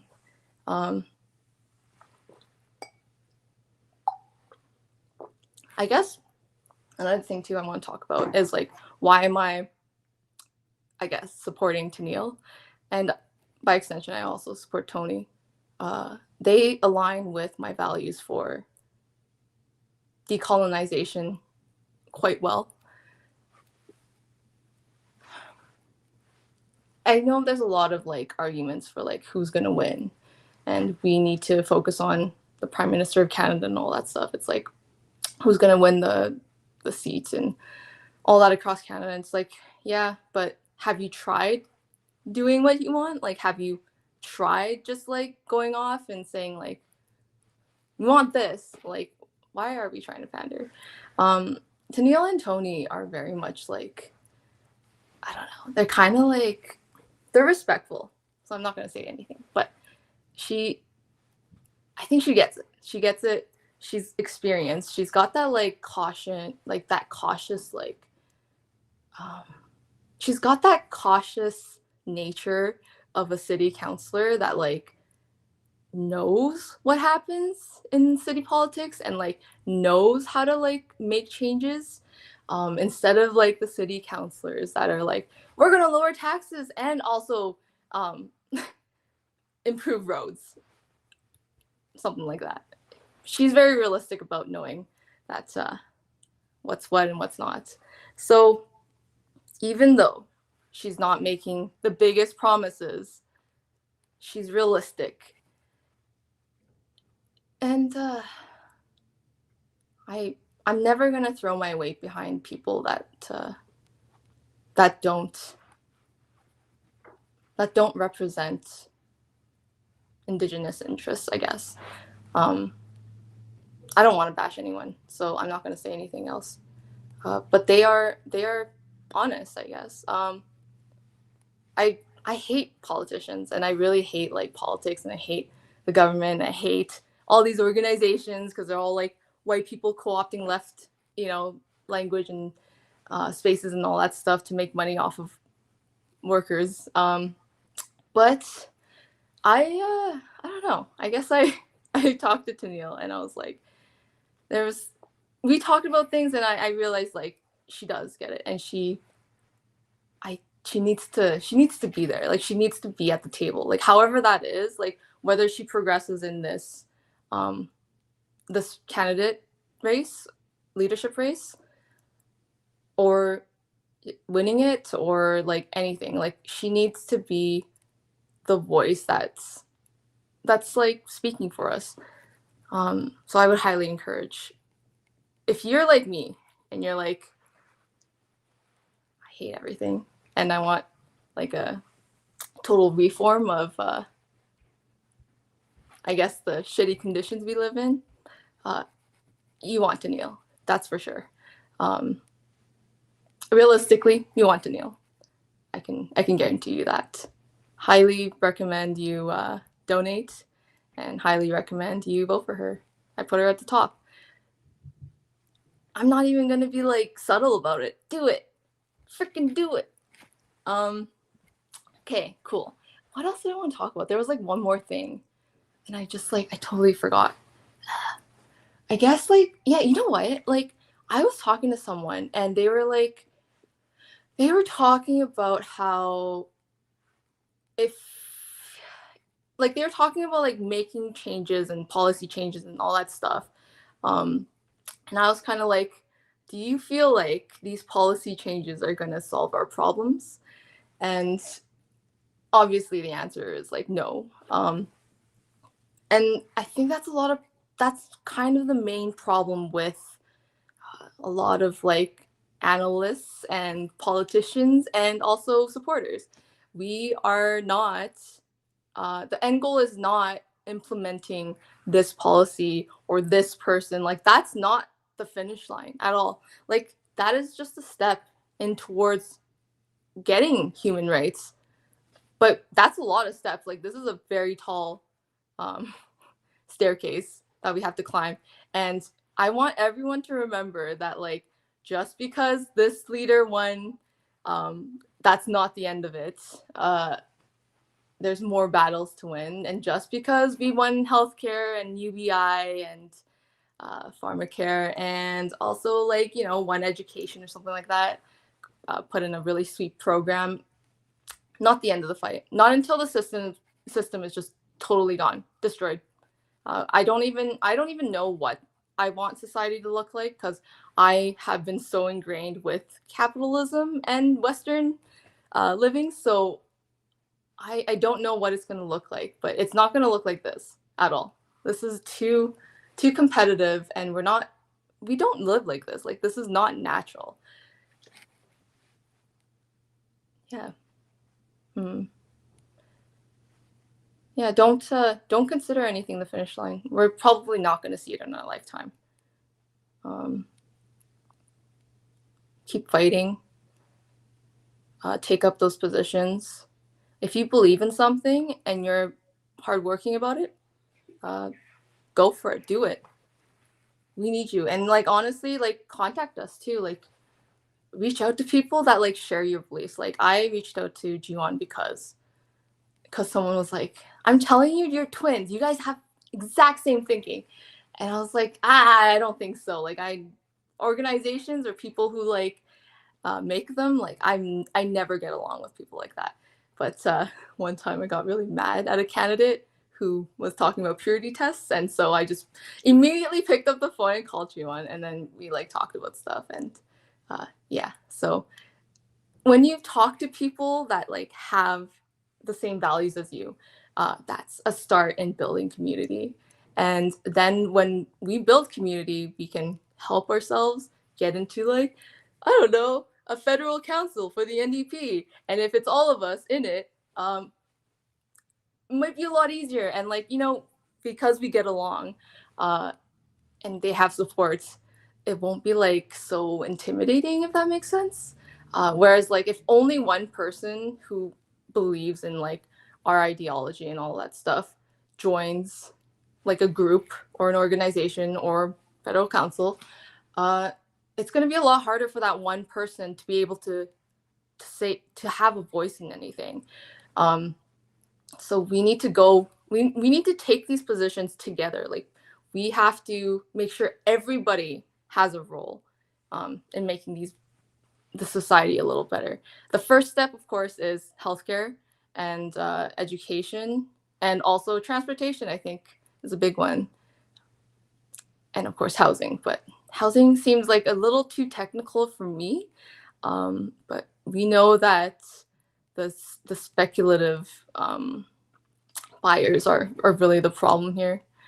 Rural voices. Oh yeah, I'm actually from like the boonies. Hey, like, I come from like a quarter section of like forest, and like the town is like just south of us. It's the little post office, and I like, yeah, I had to chop wood. So tiring. But yeah, I am a rural voice, I guess, but not anymore because I'm in the city. I wouldn't speak for farmers though, because I don't know too much about like farming practices. But yeah. Rural voices. Actually, if you do find people like in that like riding that's rural, and then you're like, you see kind of like the light behind their eyes just shining, and they have this like drive to do something, get those people to contact Jiwon. Like, get those people on the Discord, get those people connected to us. I've been trying so hard to try to like connect all across Canada, and it's been like really hard because I don't know anybody. When I ran for Fort McMurray, I was really lucky. Like, there was a woman there who I had just told, can you like, you should do the like, you should chair the Friends of Medicare thing in Fort McMurray. And she did end up doing that. And she also helped me connect to everyone in Fort McMurray. And that's why you gotta find people that align with you in those rural areas. Because main thing about rural voices, as I see here, is that they want it to be coming out of someone who is from that area. They don't want someone that from like another place to take it over. So yeah, I would say get connected, and like try to like be on the lookout for people that share our values. And our values is land back and decolonization, for sure. That's, I would say, probably the essence of like everything I do, is decolonization, because that's, I think, the main problem in the world. A lot of the exploitation, a lot of the human rights violations, all of the environmental problems, all due to colonization. We got to get rid of it. I hate it. Fucking Congo and Sudan and Palestine, like Africa, South America, Venezuela, like they're everywhere, and we got to get rid of them. Like we really have to, like, how do I say this? Like, I'm so frustrated. Like, we got to do something at some point. And like, is the time now? Like, would that be correct? Like, would I be right in saying, is the time now? Like, the time is like whenever we want it to be, I guess. But in my opinion, I think people are a little too comfortable still to actually fight back, which is sad. But yeah, let's fight back and get it done. I don't want to live like this anymore. I'm tired of it. I'm tired of living, I don't know, like a slave. We also know that like that whole like bullshit about like people are lazy and they won't ever contribute to community is, well, bullshit. So like yeah, we know that's not true. Like we know that like people are inherently like very productive and want to contribute to the community. We don't need to be working 40 hours, god damn it. Like I'm sure 15 or 12 hours is just fine. Like we don't, like per week, we don't need to be working like 40 hours to be like making things happen. And the thing is, like, why are we always like focusing on one thing? Like I would love in what, like, let's just say I was a utopia person, I would actually like to do my job that I'm doing currently. So like I would still do train conducting in this like utopia community, and I would probably also like work in the library because I really like that. And like that's kind of how I think about it. Like I was like, do I want to quit this job and go to school? But train stuff, I probably would do it if we actually achieve the result that we wanted. So I would also encourage you to kind of like think, how would I contribute to community, and where are my talents and skills useful at right now? And I'm not gonna, can't stress this enough. Please go find people, go get connected. I know you're shy, but like I promise, you're not. You're great. You guys have great personalities. Talking to, I think you know who I'm talking to here, but do it. Do it. Yes, time is now. Exactly. Better question what to do. Healthcare. Vote out the liberals. Now, another question is, I guess, like, what do we do about the Nazis or the white supremacists? Like, how do we handle people that are in our communities that think like that and actually dehumanize us and don't see us as people? That would be the biggest obstacle. I think, like, I come off really harsh because, and I'm very cruel to these bigots because I don't believe that they should be anywhere near our circle.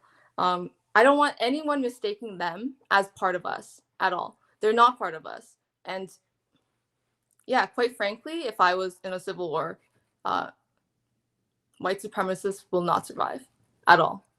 Unless they change it, like, get to it right now.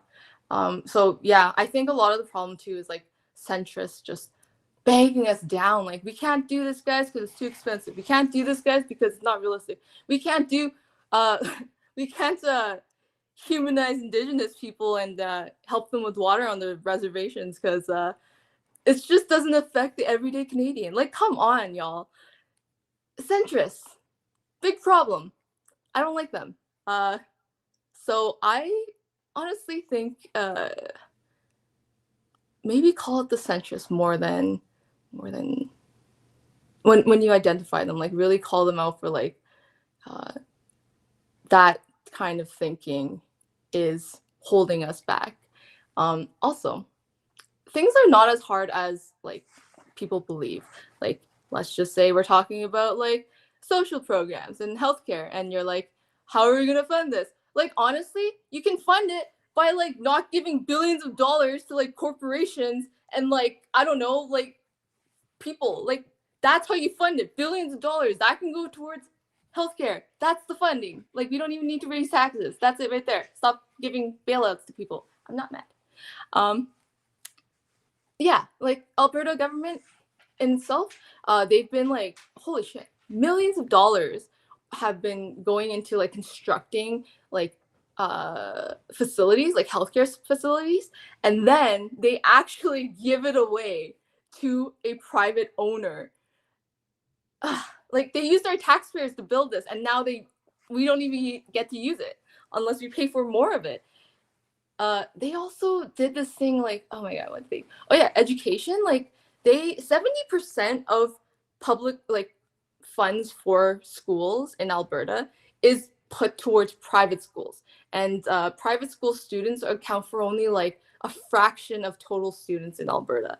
So 70% of the funds for schools going towards a very small fraction, small percentage of students in Alberta that are in private schools. Why is that happening? Well, I think you guys can all take a guess.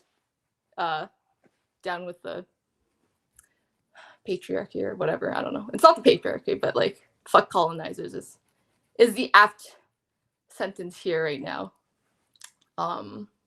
Yeah. I'm waiting for the time to go up, but I always talk like so long, and like I talk a lot, and I was like, I need 5 hours to talk, and I was like, oh shit, like I can't think of anything to talk about myself. I should have asked someone else to join me. I'm so sorry, y'all. I've enjoyed it, and I think everyone watching's enjoyed what you've had to say. I'm gonna turn this on. You're too kind. You really are. This is what we'll do for the if it's okay with you for the next 2 minutes or so of your segment, or 3 minutes. Is it okay with you if we talk about fundraising? Yes. Okay. Money. Money. So why are we here today? I'll ask this to you, YJ. Because I really like Tanille and I want her to keep going, and she needs money. So donate, please. We have a tall entry fee to enter the race. So that's why Tony and Tanille have come together, because they're both having trouble, because $100K to enter the race to lead the party of the working class should not be $100K. But so it is. And in reality, it's actually higher than that, because there's a 25% administration fee for every donation that's donated to a candidate. So reality, $133K is really what we're looking at when it comes to this. The good news is that both Tony and Tanille are halfway through, more than halfway through. There's the next installment coming up in December 30th. That's 9 days. Tanille is, last I heard, 11,290 away. If in 9 days, by midnight, December 30th, if Tanille has not raised that amount of money, Tanille is dropped out of the race. So that's kind of the stakes here. And it's the same thing for Tony. Tony, we're looking at 20K away from the installment fee. And we're focusing on Tanille first. You're going to notice that right now, all these QR codes on the screen are just focused on Tanille. And that's because Tony believes, and actually, you're going to see Tony in a moment. But if it's going to be only one of them that gets into the race, Tony would like it to be Tanille to be the one. Preferably, he'd like both. That's what we'd all like. And that's why we're here today. So I'm just going to we're going to do the Dungeons and Dragons now. But one thing I'm going to, YJ, thanks so much for coming on. Thanks for letting me yap. Love yapping. It was great. It was great hearing you yap. Thanks for coming and yapping. Yeah. Let's take it all. Oh, sorry. I'm sorry. I didn't mean to. I apologize. I did not mean to cut you off. I hate doing that. Okay. So we are going to start the Dungeons and Dragons. I just want you to know, though, for donations, I'm going to show you a tax credit form, because it's not. So we have a generous political tax credit in Canada.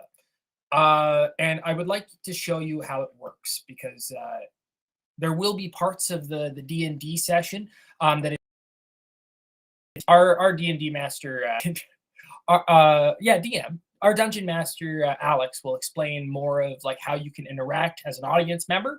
But I want you to know in terms of donations how it works. So here is a tax credit form. So For donations 400 and under, you get 75% back for what you give. So, for example, a $100 donation is more like $25 out of your pocket because you're getting $75 back in the form of a tax credit come tax season.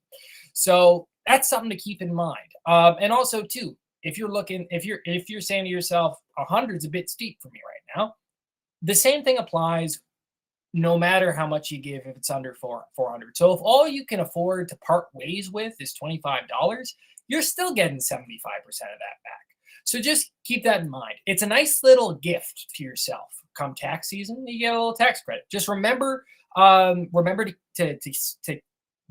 get your tax receipt. It'll be emailed to you, and just make sure that you have it on hand when you file your taxes. But anyway, let's get started. So first, I think the best way of doing this is bringing Alex on. Alex is our dungeon master. So Alex, I'm just letting you know I'm bringing you on now. Hey, Alex, how you doing? Okay. Oh, for the text. All right, there you go. Hi. Hey, how's it going? Good. So if you want to kind of walk us through how this is going to work, and yeah, absolutely. Bring people on. Absolutely. You kind of did such a great job already of describing, what it is we need, and how we're going to get there. So I'd kind of be going over a lot of the same stuff as you. So I'm just going to quickly revise and adapt. But yes, so this is a role-playing game. If you don't know what that is, it means that it's kind of like a board game, except marry that with a choose your own adventure book. The rules exist to support telling a great story, not to get in the way of it. And they're flexible by design so that we can focus on that rather than did we get everything right? Welcome Tanille and Tony, our highlighted players for today. It's so wonderful to get to play with you both, and it's kind of weird feeling. I don't know. I might be the first person in history to run a Dungeons and Dragons game for 2 federal party leadership candidates. Pardon me. I'm a little bit sick. So everybody who's going to be joining us here, except for me, are the main characters of that story. Tony, Tanille, and the team members that have come to rally behind them. I will be everyone and everything else. The wind on the back of your hair, the person that you're trying to save, the person that you're trying to stop, a random passerby, whoever they decide to interact with, I will be whatever that is that they need in order to do so. I'll go over the mechanics in a little bit as to how this is going to work. So I think it's fun for everybody to know how to play, because I know it's been kind of advertised as a Dungeons and Dragons stream. We're actually doing something just a little bit different. That is stream themed and donation themed. So normally in one of these games, you unlock new abilities over the course of many sessions, meeting week after week, or every 2 weeks, or sometimes going on for months or years. We don't have time for that. So today we're going to do something else, because the most important thing, the thing we don't want to lose sight of, we are here to fundraise for our wonderful candidates here. So instead, once we get going and we figure out where the starting line is, for the next 3 hours, donations from you guys will unlock new abilities for our players as they try to endure this adventure here in real time. You'll be helping out the political campaign and the D&D campaign at the same time with the same donations, and as Keith has done a wonderful job of explaining, you don't even have to give all of that. Some of it's going to come back to you later. On top of all of that, so how's it going to work? Each character has a couple of things to start with, some skills, and one special feature, a unique ability that's just for them, and something that I'm calling a donation unlock. Every character has a $50, a $100, and a $200 donation unlock ability. This comes from a collective pool. You do not have to donate a minimum $50 if you want to participate and help our players out.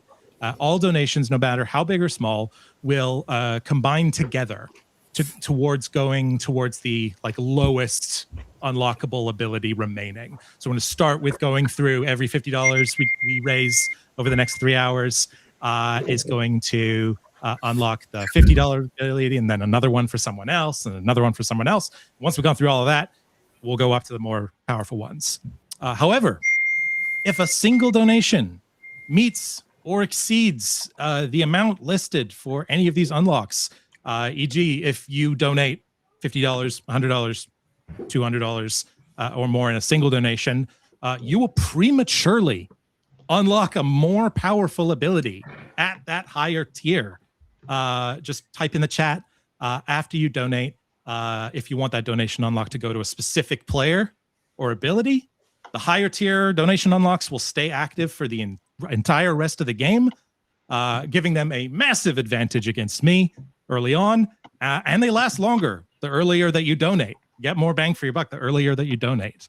If you can't, oh yes, the QR code right there on your screens. Sorry, I'm not used to being a stream host. If you can't afford to donate, it's completely okay. Please, share the stream on social media. Tell your friends, your family to come watch. Anything to help amplify the campaign is enormously helpful as well to helping us find those people who do have a little bit of more disposable income. And please only do so if you can. You don't want to be, we need to fundraise for these candidates, but we know everyone's situation is different. But I do have one bonus donation challenge that I'm not sure if we'll see, but I would sure love to. And it is simply called Make Our Draws Drop. If you can get a donation that makes, we can screenshot 7 of us going then everybody immediately gets everything. Immediately gets all of the donation unlocks. I believe there is a legal limit. Correct me if I'm wrong. It's like 1750. 1750 is the legal limit. Yeah, not expecting anyone to go that high. But if I'm not going to even say what it is, but if you can make us get that reaction from such a generous donation to our wonderful candidates, then I will just give it all the goodies for our players here. So now that I've been yapping long enough, let's introduce our players here and talk a bit about what we're going to be doing. We've had a little bit of chat behind the scenes about different roles and stuff people want to play, but it's not finalized yet. So we're all figuring that out as we go together. So let's start with Tanille, who we're fundraising for today primarily. Hi, Tanille. Thanks for joining. I mute myself. Hey, how's it going, folks? Excited to play your first tabletop role-playing game here tonight? Yeah, never done this before in my life. I'm also not a theater kid, so this will be super fun. My soccer team is you're gonna love it. It's gonna be great. So yeah, lots of encouragement coming off the pitch to jet over here to be a part of this. So I'm super excited. Amazing. Yeah, the hardest part really is just getting people to try it because it's hard to explain. But yeah, definitely for more than just the theater kids. Everybody is welcome here. And next we have the wonderful Tony McQuail joining us today. Hello, Tony. Oh, you're muted. Sorry, Tony, that was me who muted you because your phone was going off. Let me fix that. Sorry about that. Hold on. There. Try talking. I'll quiet my phone and my coming through. Thanks. Sorry. That's okay. Anyway, my microphone looked like it was supposed to be working. Anyway, I like Tanille. I've never played Dungeons and Dragons before, but I do have a long history in community theater. And so we'll see how I do. I even got to play the angel in the radio show version of It's a Wonderful Life. The guy who sings, cool. Mr. Bailey from drowning himself. So yeah, I'm looking forward to it. It'll be interesting. Oh, amazing. I'm so happy to have you here. And sorry, I forgot to mention, before I introduce the rest of our wonderful cast here today. We're going to take a little intermission after about 1 hour of game time. And when we come back from that, we're going to have a little chance to talk with Tony and Tanille, ask them some questions, be a little bit more heavy, some serious topics here. But I'm not a journalist, but it's rare that you get an opportunity to do something like this, so I'm taking it. Let's introduce the rest of our players here. I've lost my stream view. There we go. Thank you. Keith, you've been running the stream all day. How long have you been going at this? And how much more do you have to go?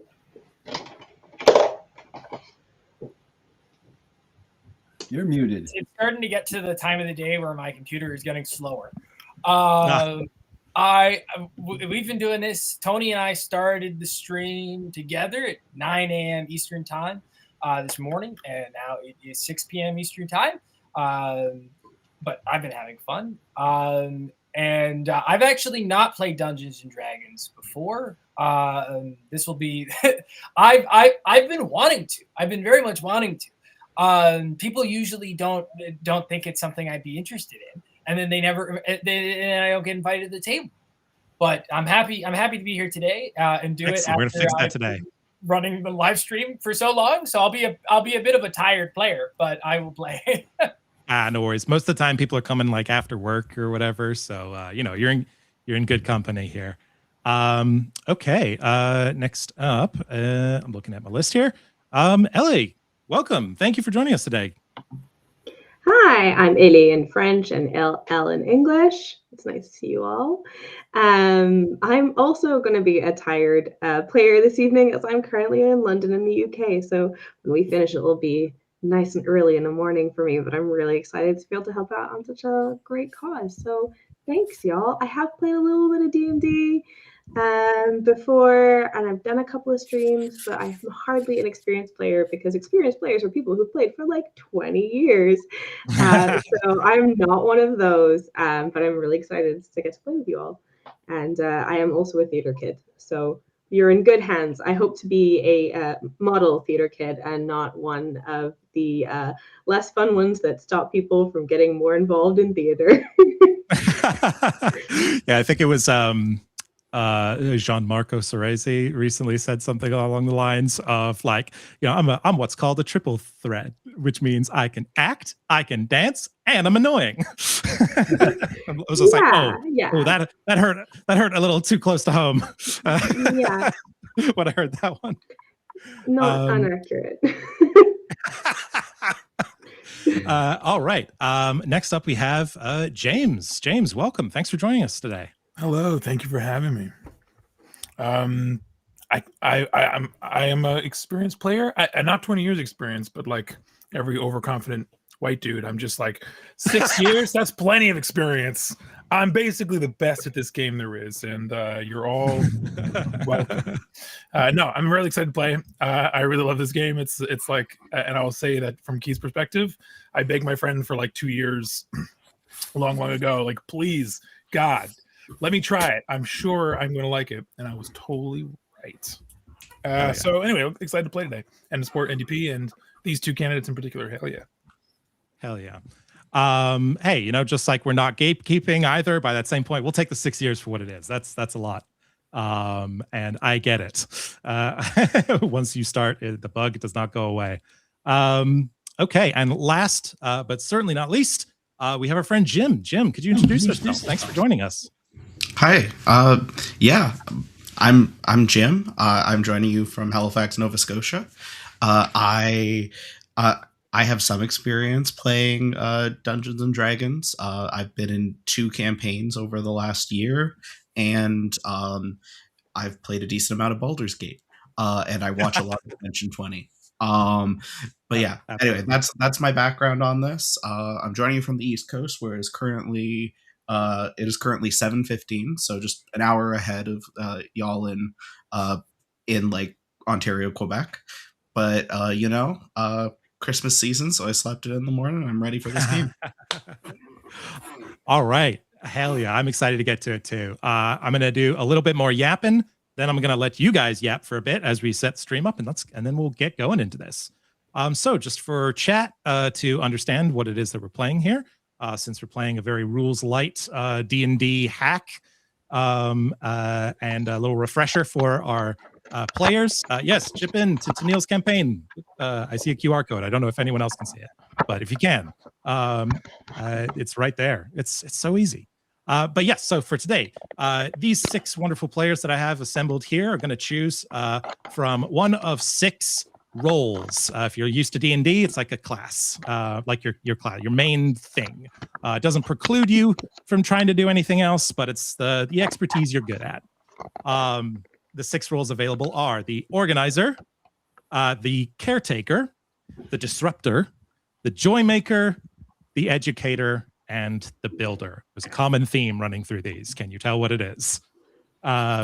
Each role has a few skills that they start off with, and I will explain that in just a second. The core mechanic of this game and games like it is that you roll when you try to do something that's risky. You don't have to do it for like opening a door or seeing if you can breathe or anything simple like that. But when there's something risky, something that if you were to do this would have a chance of failure, or if it's uncertain or dramatic, we roll a die. So to let luck decide whether we succeed or fail. Just to keep things simple, if it's easy-ish, they need to roll a 10 or higher. If it's a medium difficulty, 15, and if it's really hard, it's 20. However, they will get an opportunity to try to justify, like, hey, I have this skill. I'm pretty sure it's relevant here. And you're like, hey, you know what? That does make sense now that you've justified it, or how it's applicable. And then they get to add that on top of their result. So if you're, rolling a medium thing, you're trying to get a 15, you've only rolled a 9. However, you have justified your +6 skill on top of it, then you just succeed, even though you rolled lower. So playing to your strengths is a good way to go about it, and working together to cover the areas you don't have.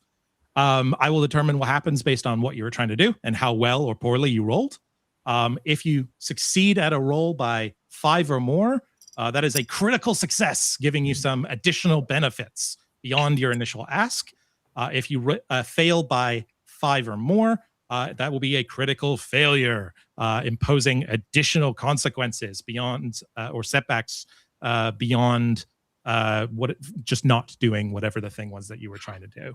A 20 on the die is always a critical success, and a 1 on the die is always a critical failure, even if the modifiers don't line up that way. So I've been yapping for a little bit while I get the view so that everybody can see the map here, figure out how to share my screen. Why don't you guys go around and figure out which roles you want to play and talk about your characters. They've been left deliberately vague so that you can put whatever flavor you want as to who this person is and how they do the things they do. Are they a magic caster, a professional chef, a warrior, sentient cloud, whatever? It's up to you. And I will leave you to it as we finish setting this up here. Well, I'll hop in here and say I'm hoping to be the builder. I've worked in construction. I've built barns and houses and sheds, and so I know a little bit about hammering nails and hoisting things up. But I've also been a builder in a sense with bale wire and bale twine, black wire, and welding. So I've repaired a fair bit of equipment, and I'm pretty good at figuring out why things aren't working and how we might be able to get them to function. So that's the role I'm hoping to take on, and my skills are fixing things, quick construction, and then knowledge about infrastructure and maybe how things can work together. So those are the traits I'm hoping to bring to the process.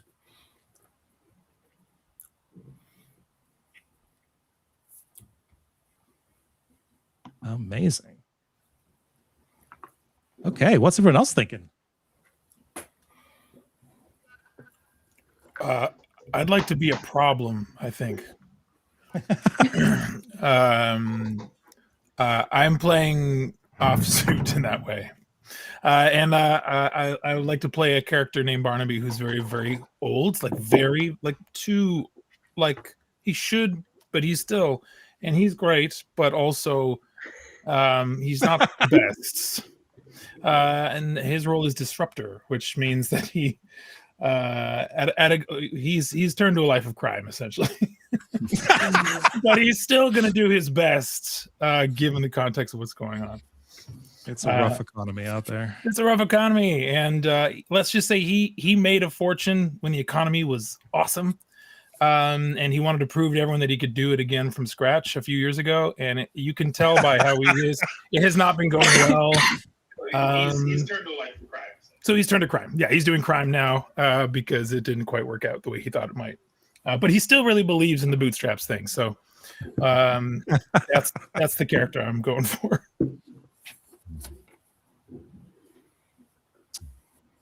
Amazing.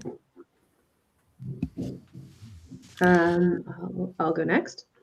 I'm gonna play Oliver Tim, Joymaker, street urchin, who performs anything he can to get a buck here or there. So has learned to create joy around him as a way to get by in life and forget the fact that he's a street urchin. Aw. I love him already. Is it possible that her character knows my character already? As like just Absolutely. a guy You who's guys just tell me. real bad at crime. You just know there's an old guy who's been For sure. trying really hard, but be really bad. For sure. Okay. Also, like a generous guy who's really bad at crime, who is forever helping out little Oliver Tim, who is still figuring out how to do this whole street life thing.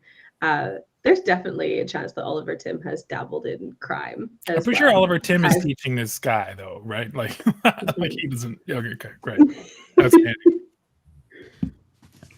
So my character, as of this moment, is just called the Mummer. I don't know if you're familiar with mummering, but it's a tradition practiced in Newfoundland that goes back a long time. Where, to put it very simply, people dress up in disguises and they go to one another.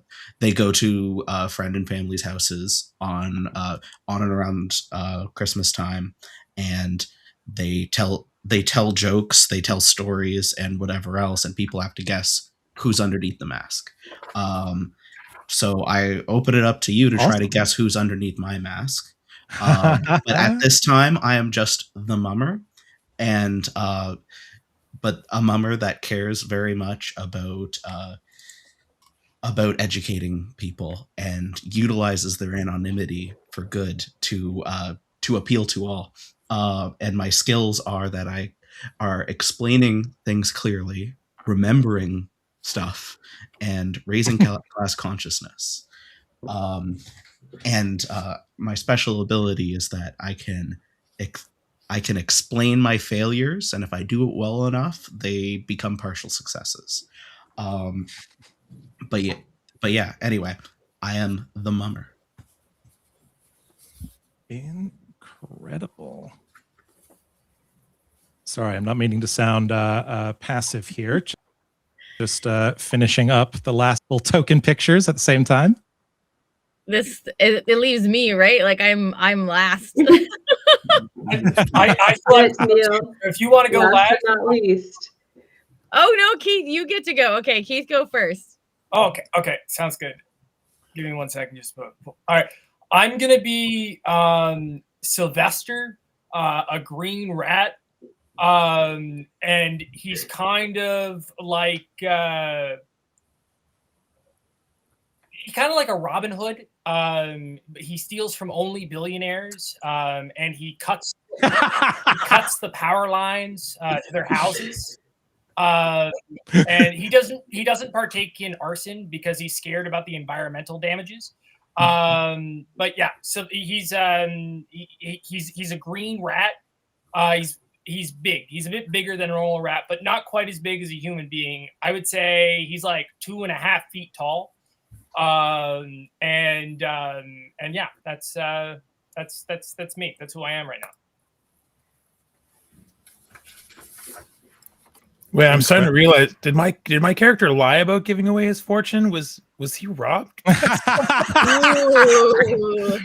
Oh, Maybe it's some all coming backstory to together. explore there. Improvise later. Oliver Tim is torn between very different ways of doing things. Okay, so I'm glad I'm not the only character that maybe isn't entirely human. I'm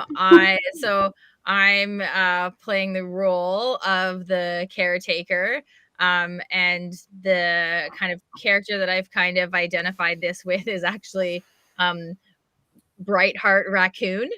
So I don't know if folks remember Brightheart Raccoon, but he's a Care Bear cousin.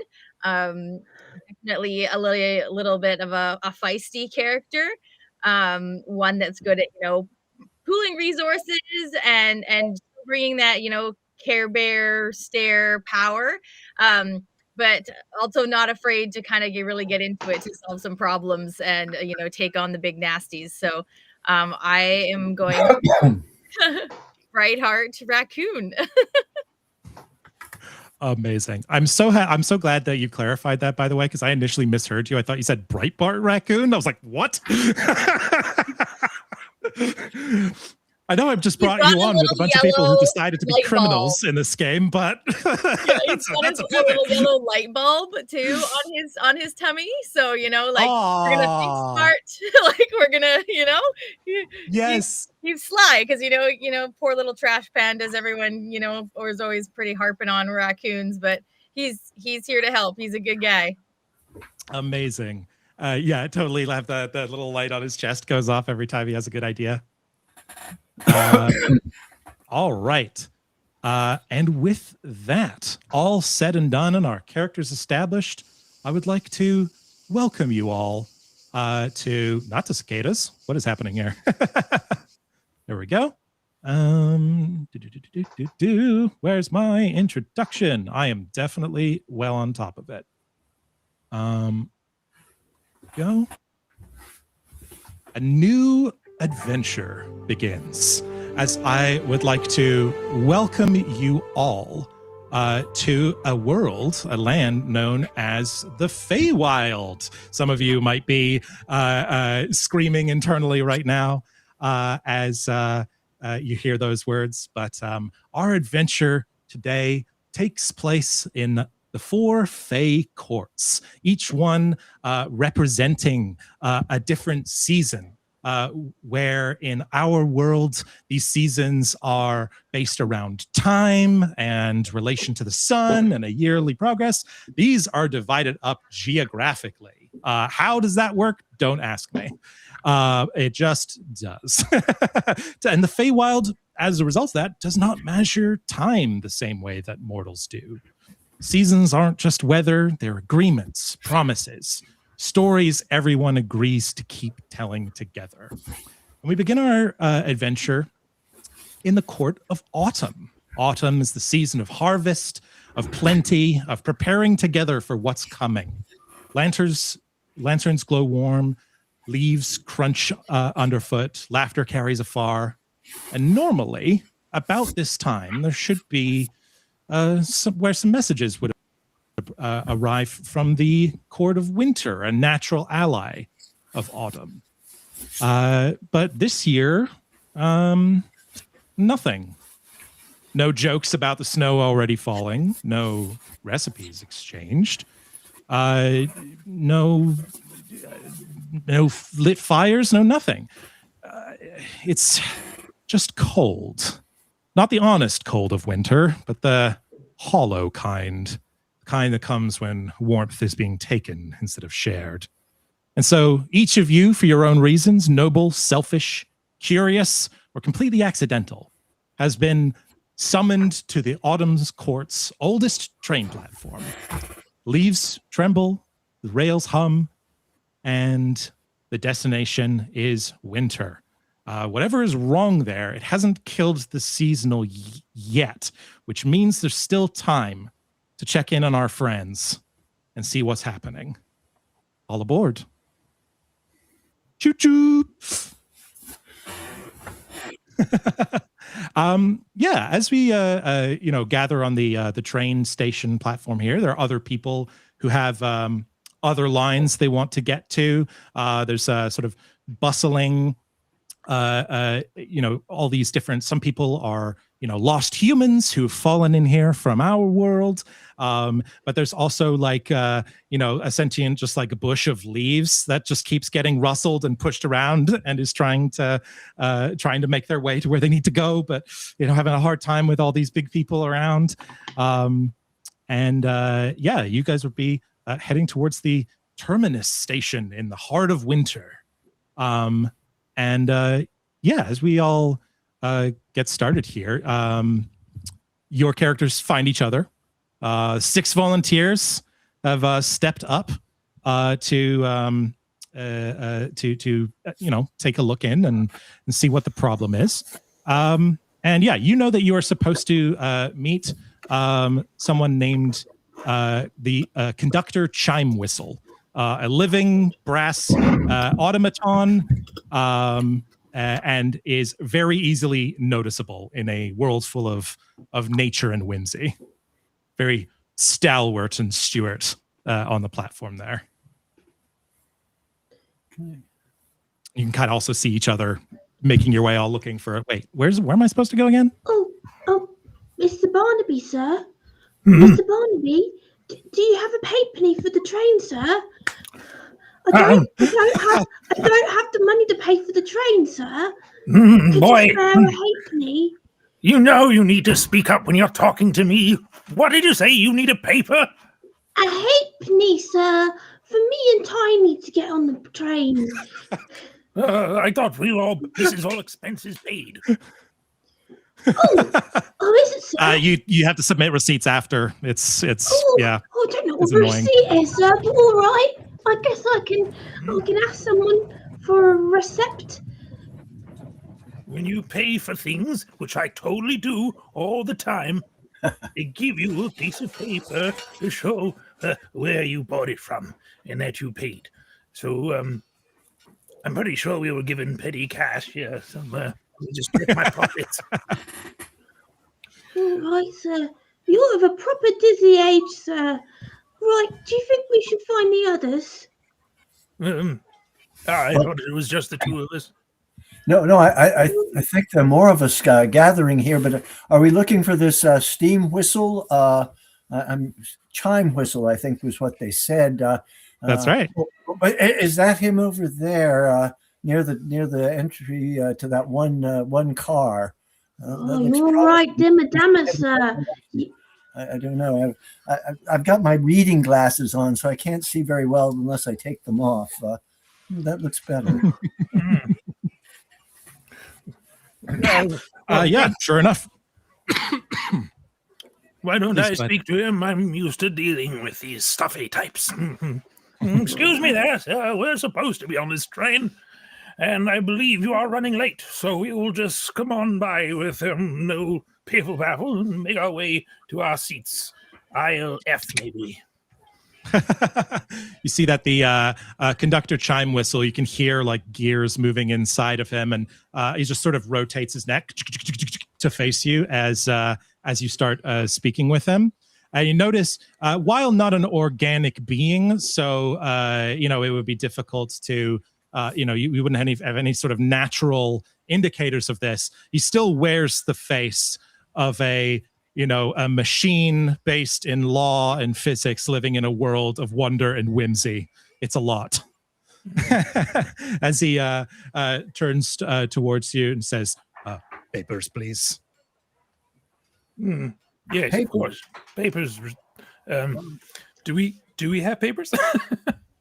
Yes, sir, papers wouldn't do me no good. I can't read. But I could do you a dance or a song.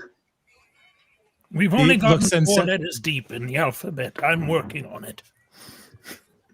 You see like a light bulb of realization, similar to our character's belly here, as almost like a processor starts whirring on the inside of his head, and then he sort of clocks like, you guys, okay, yes, as he indicates, like almost like a bouncer kind of stepping in front of other people in line who are going like, oh, come on, I've been waiting here for an hour.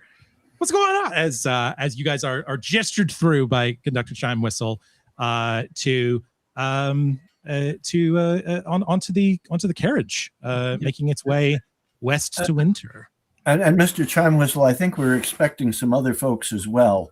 My understanding in the message I received was that there was going to be a team of us, and I see that these two, I think, are on the team. A little questionable in terms of age and youth, but I guess we'll figure out how to utilize their capacities. I'm sure we'll, if we can work together, I'm sure we can work it out. But I am hoping there will be some other folks arriving. So do expect them, please. I think I'm with you. I was distracted playing with the leaves. Raccoons get very excited with the leaves. So sorry, I was too late. They were whooping about, and I got distracted. Oh, another one! Thank heavens. Oh yes, I remember that raccoon from orientation. Mr. Conductor, does this train have a first class? And what is their tax bracket and the people who are in there?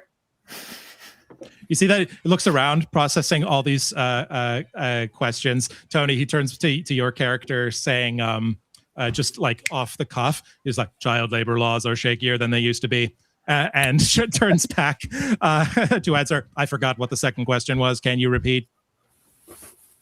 Oh, it was that we were expecting other people to arrive, and we hope you would look out for them, please. I have this green rat in my pocket that I picked up on the side of the station. I think he's coming with us. It's a big pocket with a 2-foot rat. Very big pockets. They kind of got holes in them. Or two. Boys, you got to pick a pocket or two. That rat was trying to eat the leaves I was playing with. I thought I told you You to hear the throw that sounds of thing out. like It's diseased. like an axle breaking as he quirks his head. At that, it's just like, sure, this might as well happen. Is that all? Please come wait for Mr. Bramblewick so that I can leave this interaction. And like gestures each of you in.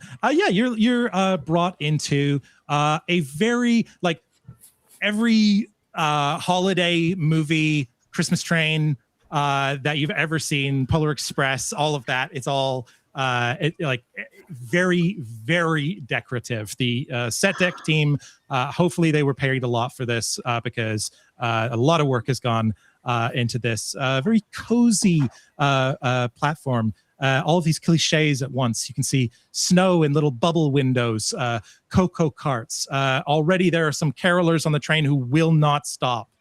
But yeah, it is nice and cozy as you're brought on here. And the same leaf brush guy that you were bothering earlier on the platform there, it follows in after you. And like looks at the raccoon and kind of starts at first and almost a little bit in fear, just focused entirely on you, Tanille. Leaves are great to play with. They lift everybody's spirits. Oh, yes. That's true. Sometimes when I can, I take a leaf and I put it like a hat on Tiny here. And it brings me joy. That's what quite are adorable. you? Please don't I'm not take sure any. I'm I'm me.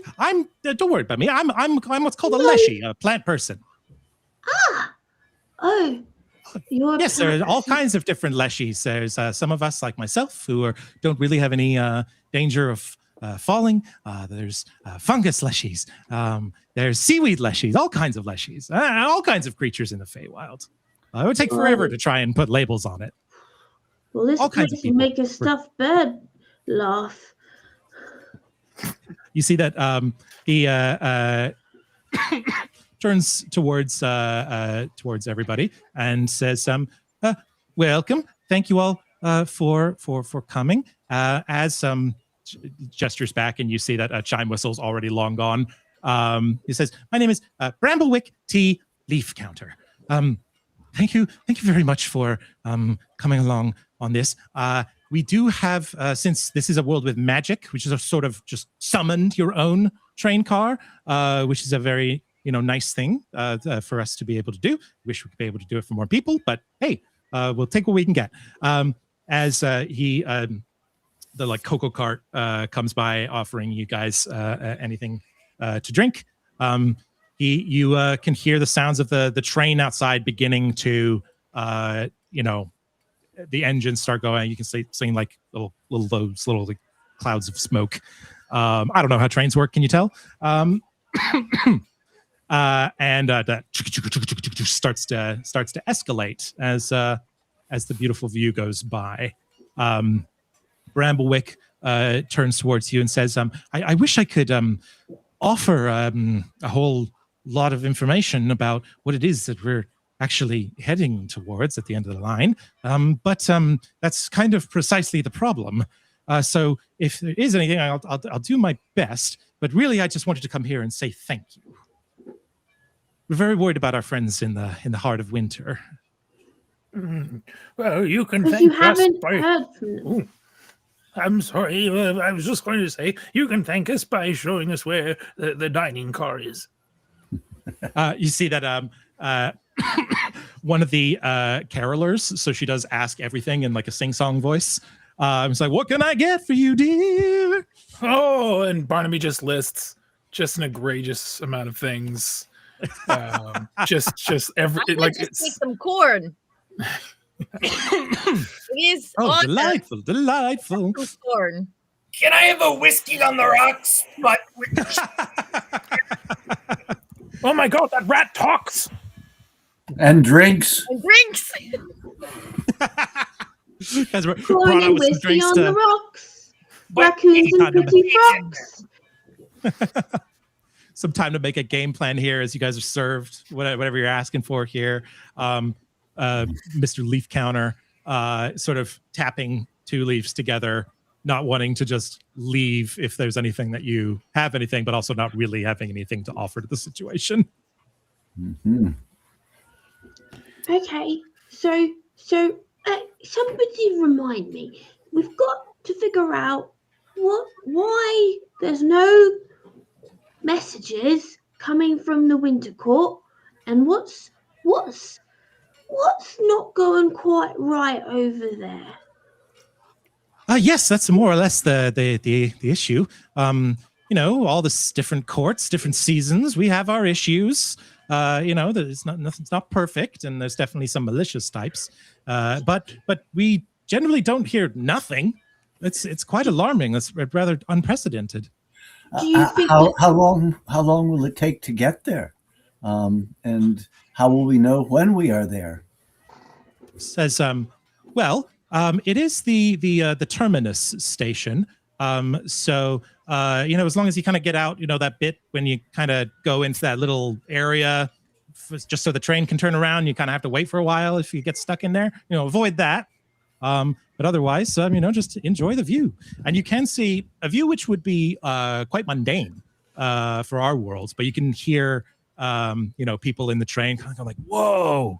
As it's just like a beautiful setting sun, and you can kind of also see a wintry area not too far ahead of you. It should only take like a few hours to get there on this magic train. But the setting sun itself, with things being spread out by geography, not by time, is just such a rare and weird sight that it's generating a lot of buzz. But even at this pace, you don't think it would take too terribly long to get there. When was the last time you heard from the Winter Court? Is it possible that they've all just got the morbs and they're just not talking to anyone at the moment. Possible. I mean, there are these two little fire sprites named Flicker and Coal that like to cause problems every once in a while. But, if there was any absence from them, I wouldn't think too much about it. Probably just pulling a prank. But Elder Snowcap would never allow something like this to happen. The winter is cold and harsh and dark, but it's also about community and resilience and celebration and joy and just silence, eerie silence. It's wrong. Oh, right. Speaking of which, do you think I could have a winter coat? It's not really in the, urchin uniform usually. So it'd be really nice if before we go into winter, maybe I could get a winter coat, or maybe I could snuggle up with you, my raccoon friend. That would be. I could get all cozy. Plenty of fur. So you see that? Go rats also have fur. You see that the Bramblewick. He's like, oh, maybe I could make something like that. He's got some like primal druidic magic, and as he, you can see like a spell starting to form and come towards you. Instead of a jacket, you start growing a winter coat of fur. It's like, there we go, one winter coat. That's Feywild. Oh. That's what I'm working on here. Incredible. I started it 3 months ago. Well, if these two chaps are missing, or these folks are missing, who's to say they're not off somewhere smoking some fey leaf? I mean, nobody wants to work anymore. Not like in my day. We did lots of work, all sorts of. I sold. Well, ideally, it would be something that mundane, and if that turns out to be the case, then I suppose we'll just have to figure out where we've gone wrong that people stop wanting to talk with us. But it's hard to know. At this point, can I get a roll from everybody to notice something in the corner of your eye? Maybe you're not necessarily looking for it. It is an easy roll, so you need a 10. And if you can justify how one of your backgrounds, your skills applies to the situation, you can get that bonus on top of it. I got a 13. I got a 14. Right. I would like to do a somersault and change my point of view so I can get a view from different angles. try to justify your I forget the name of it. A little bit of performance. Yeah. Okay. Sure. Sounds thinking like a Feywild. That's good. That's good. Yes. I rolled a 1. Yes. A 1. Oh no. I got a 13. Maybe 13. All right. And how did we do, James and Jim? 4. 14. Ooh. 14. Okay, so most of you catch it. I think with our natural 1 here, that maybe Tim's like rat fur coat is just like so alarming that it's like all you're focused on. Food arrived for Barnaby. I think just like his like dish on dish on dish. He's like, oh, fantastic! Forget that stuff. But the rest of you, while you can see in the distance the edges, the border of the winter court, and still find yourselves surrounded by autumn, you notice snowfall outside the window, perhaps taking a look to see that rare sunset. There's snow whipping by, or starting to whip by the windows, as if you were in the winter court already. And did anybody roll get a 15 or higher, which would have been a critical success? Nobody? No. Okay. Well then, it's just for me. Turns out standing on your head isn't that useful to notice things. Everyone else is saying like, wait. Find anything under the seats though while you were down there? Oh, that's true. Sometimes it's good to change your point of view. At this point, like some more time passes by, and the snow starts to get heavier. It starts to get heavier and heavier, and you can also hear like some buckling as if like something on the roof of the train car itself had a little bit of extra weight that shouldn't be there. So we're getting into a deeper snow and possibly freezing ice and rain on the roof of the car. Possibly. The only way to find out. You have to go take a look. Yeah. Definitely from inside the train car, there's no vantage point. Sylvester, you're probably the smallest of us all, and me. Maybe we could go and try and get on, but maybe we could try and climb up on the top and see what's happening with the buckling. What do you think? I'm okay with that. Only if I could have another whiskey on the rocks with cheese in it. And then I'm good. I'll Warm be me up. right here when you get back. Why did I do this to myself? You're a British sort, Sylvester. I'll try to reach. I'm gonna try to reach out and help Sylvester, assist Sylvester onto the roof. Sounds Sylvester good. Sorry. Go for it. Sylvester kind of fumbles around trying to figure out how to get there, nearly falls off, gets back on, makes way to the top. Forgets to compensate for the wind. You got to grab on real tight. But yeah, Sylvester, as you get to the top here, you see something quite alarming starting to form on the top of the first train car here. And I'm going to move us all over to a different view in just a moment here. Go. Make sure this works properly. What? Okay. As heading on top. Oh, something's gone wrong here with one of the tokens. Just give me 1 second here. Don't want to leave any of our players. So yes, there are winds whipping in your fur as you move up and see this like small blizzard blowing right into your fur. Seems to be coming from something constructed. Some sort of like centrifuge. You can see some lights whirring on a construction on the like the actual engine at the front. There. It looks like a small portal, a small gate to winter has opened, and through that, the snow is just blowing straight out of it into like as if it was trying to take over or invade autumn. But you also see some swirling figures beginning to coalesce and become a little bit more solid as they are perhaps going to walk through and invade here onto the top of the train car. Who are you? Stuff. As you do so, you guys hear that "Who are you?" Coming from the top of the train car. Does anyone else want to jump in there or maybe he found flickering coal? Say again. Flickering coal.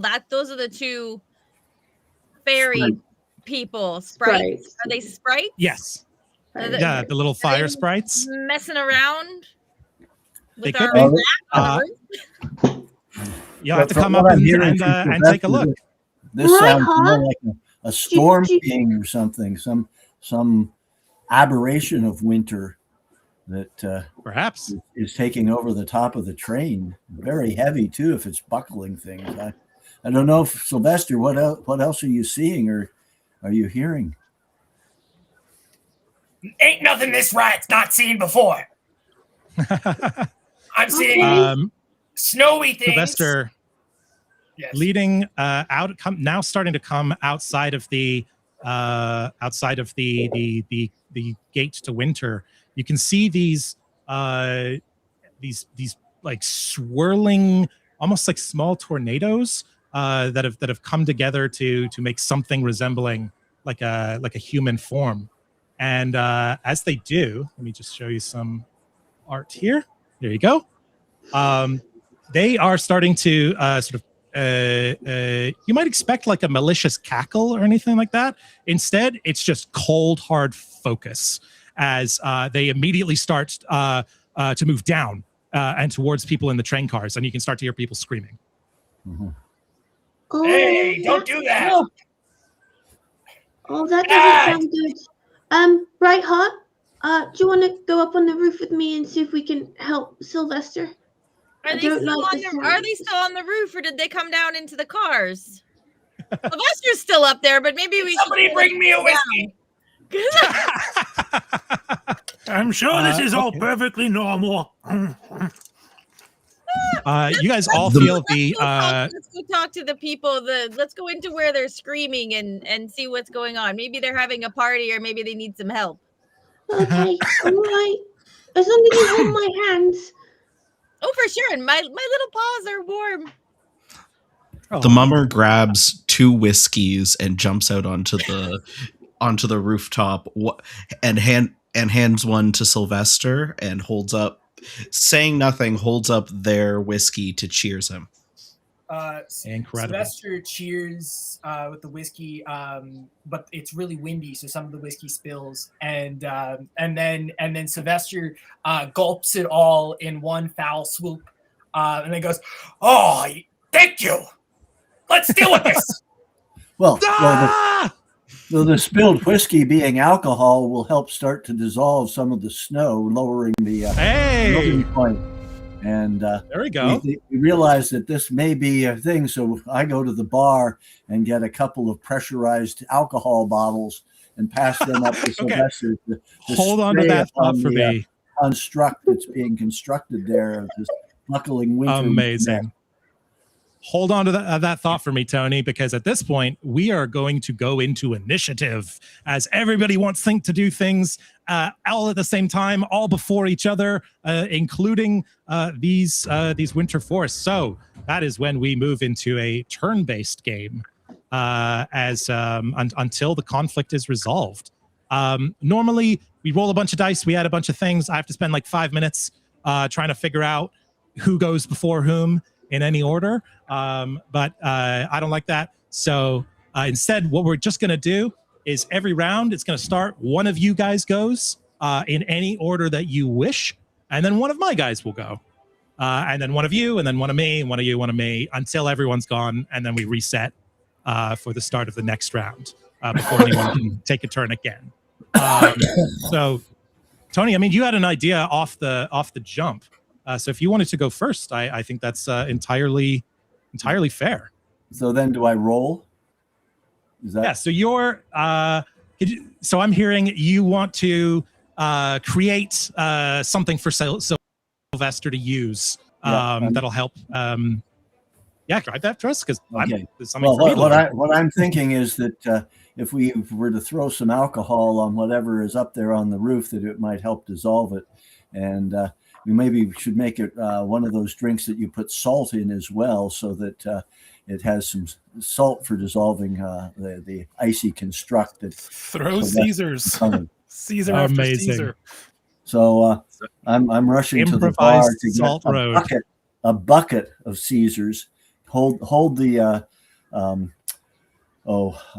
the celery. But anyway, so now I've got this bucket of Caesars, but I rolled a 6.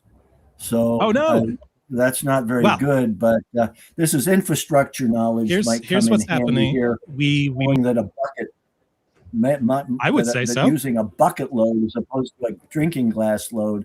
And I know that they've got really large ice pails in here. So I dump the ice out and get them to fill my thing with a lot of salt and a bunch of alcohol. And I pass that up to Sylvester. Incredible. Well, Tony, that sounds like it's pretty easy for you. You sound like know exactly what he's doing. So with that +6 from your infrastructure knowledge and the 6 you got on the die, that is enough to beat the easy DC of 10. As you start whipping together all kinds of different alcohols and run up to pass it up as Sylvester, you got no idea what this concoction is made out of, but your ally here seems pretty damn confident in his creation here. You can see his hand sticking up. out of the little gap there between the train cars. Sylvester picks up the big bucket. Sorry, before that, well, now one of my guys gets to go. So at this point, you hear as one of these elementals charges forwards, and you can hear a crash through the little bubble window, and people starting to freak out as the scuffle begins in there. So those of you who are inside the train car, you can hear that kind of on the same level that you're on currently. But that is them. So now we'll go to. Sounds like Sylvester wanted to go. Sylvester picks up the big old bucket of mixed mystery concoction, and then takes a sip out of it, a big old gulp, and then proceeds to. Should I roll for the throw? Yes. Yeah. Okay. So for anything that you might fail, we use the dice rolls. You justify to me the best skill or the biggest skill you can think of that you want to apply to it, and how that works, and then we'll add it on top. Biggest skill is mischief. Oh, when I'm an organizer. Okay. Yeah, I mean, sounds pretty mischievous. We'll say mischief. Mischief. And I rolled a 9. Okay. With is that total? That's total. Like with the bonus total? Oof. Oh. Okay. I don't. Wait. How much am I adding on? I've rolled, and it was a 9. Okay. So for the organizer, you have 3 skills here to start with: reading the room, diplomacy, and contingency planning. +2 and +4 and +6 respectively. How does that? I mean, it's pretty. Yeah, you know what? I think that's totally fair. It's designed and planned for immediately. I wouldn't, except Tony already did it. It was a plan as a contingency for an anticipated obstacle. So I think that's fair. It's a little tough. It is a medium difficulty challenge, and with your +6 there, you almost drop it over the side, but like scramble, your little paws, kind of grabbing at it, and then just sort of, whipping the container up front here, and it sort of spills all over the snow. The alcohol starting to dissolve part of it. I can't believe you anticipated this. You do start to see ice that maybe would have been difficult to traverse across to get to the problem site here. Starts to dissolve and melt away. It's not going to be a permanent solution, but there is a clear path. Most of the train car ahead of you, Sylvester, as you rush up and start to spill all of this. At the same time, you do see another one of these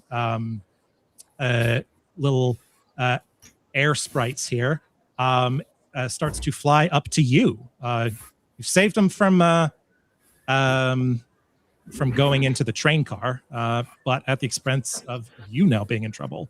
It is going to try and use a little gust of wind to blow you off of the edge. So I need you to make a roll, Sylvester, to try to resist that. This would have been a medium difficulty. With a more stable ground, it has gone down to easy. So I rolled a 3. Or easy-ish. A 3! Oh, no! All right. The rest of you all see as... Can I use my ability to explain why that should be a partial success? Okay, well, why should it be a partial success? How did it almost work? Well, you see, I'm next to him. I'm next to Sylvester, me being the mummer, and I have an object with me called the ugly stick. It's a thing that mummers have.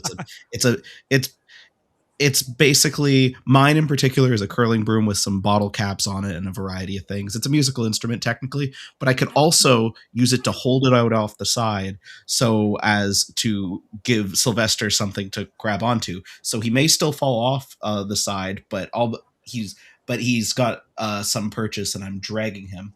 through the air. Incredible. I love that. So right as Sylvester's about to get flung and left behind as the train continues forward, you reach out, and now Sylvester, it is still not a success, it's partial success, but you're now like dangling off of the handle of a bucket. As, the rest of you can see. All right. This rat's in trouble. Are we allowed to go run and help them? Whose turn is it? Anyone who hasn't gone yet. So Tanille, very sounds like you want to sticky jump in. fingers. Go Brightheart. My very sticky fingers, so I can just zip out onto the side of the sidecar and grab that rat's tail. Incredible. And rip them back into the sidecar. All right. Do you want to give me a roll to grab and save him? Pass him another whiskey on the rocks. Because he lost half his on top of the... I am very scared on the side of this train, but I appreciate the sentiment of the whiskey on the rocks with cheese.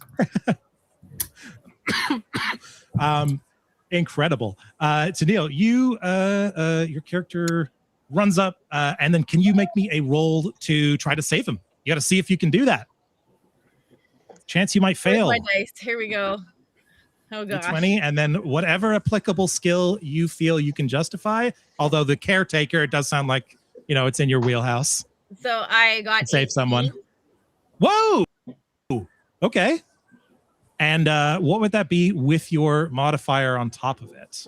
So where do I what is my modifier? Where do So if you have do you have your caretaker sheet up in front of you? Yeah, so I have so the three skills that you have, you can pick one to try to say like this applies to this situation, and let me tell you how, Alex. I mean, I there's a number of them that I feel like it makes sense. The higher the better. Okay, well, I think protection and healing is good. I think he would have died if the poor rat had lost his little fingers off that bucket, and it was so cold up there that the bucket handle could have froze, and he could have very easily been forced to let go with his freezing little hands. So I feel like he would definitely protection, and the healing part is, although contrary to actual public policy around alcohol consumption, it will warm his body and soothe his heart from how over anxious he probably was about his near-death experience.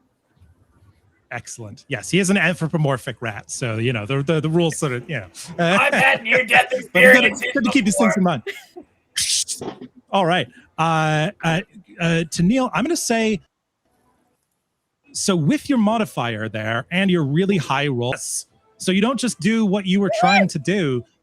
You get to do something extra. So I'm going to say that you can throw him wherever you want, anywhere on the map. Do you want him to go in another train car? I can do what? Oh, I want to go to another train car? Bonus. You get a bonus. So do you want him to, if you want him to have a little extra boon, you tell me. Do you want to throw him closer to the problem? Natural, caregiving instinct wants to go, light up the room with warmth where those people were screaming and sounded really scared. We need to go offer them some warmth and some healing and say, hey, what's up? Why are people screaming? Okay. So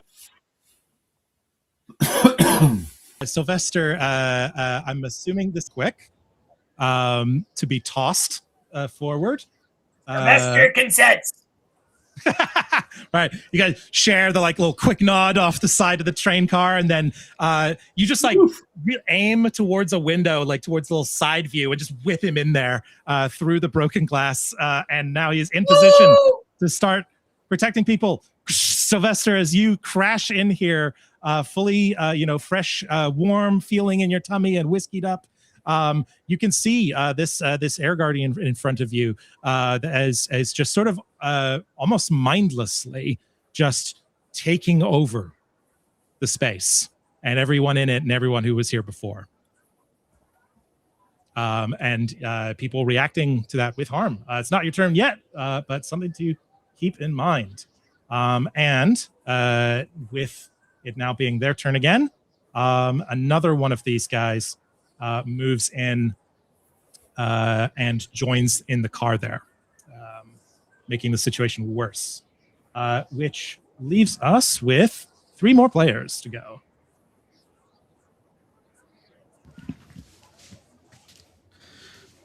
But yeah.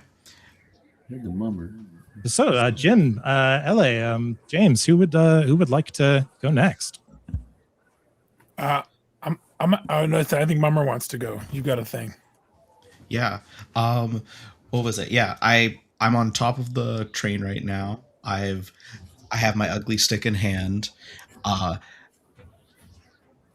And I'm going to finish the whiskey that I was sharing with Sylvester. And then I'm going to make my way to the cabin where all the people are screaming and try to rally them together. I'm going to try to raise class consciousness between all of them, because these agitators, these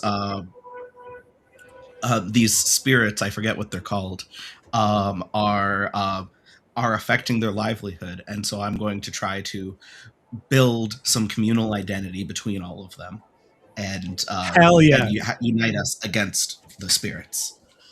All right, let's see a roll for it as you run and crash into the other train car and try to take charge of the situation. I rolled a From behind the 7. mask.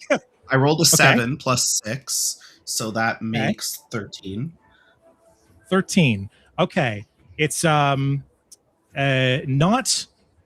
a amazing success, but people are panicking. It's pretty easy to get them to work together against something else when they're immediately being attacked. So it is a success, but it's not a critical success. So you do see it's more like the thing to overcome here is like there's some people working together. There are a lot of others who are just scared, and like it's hard to step up in a situation like this.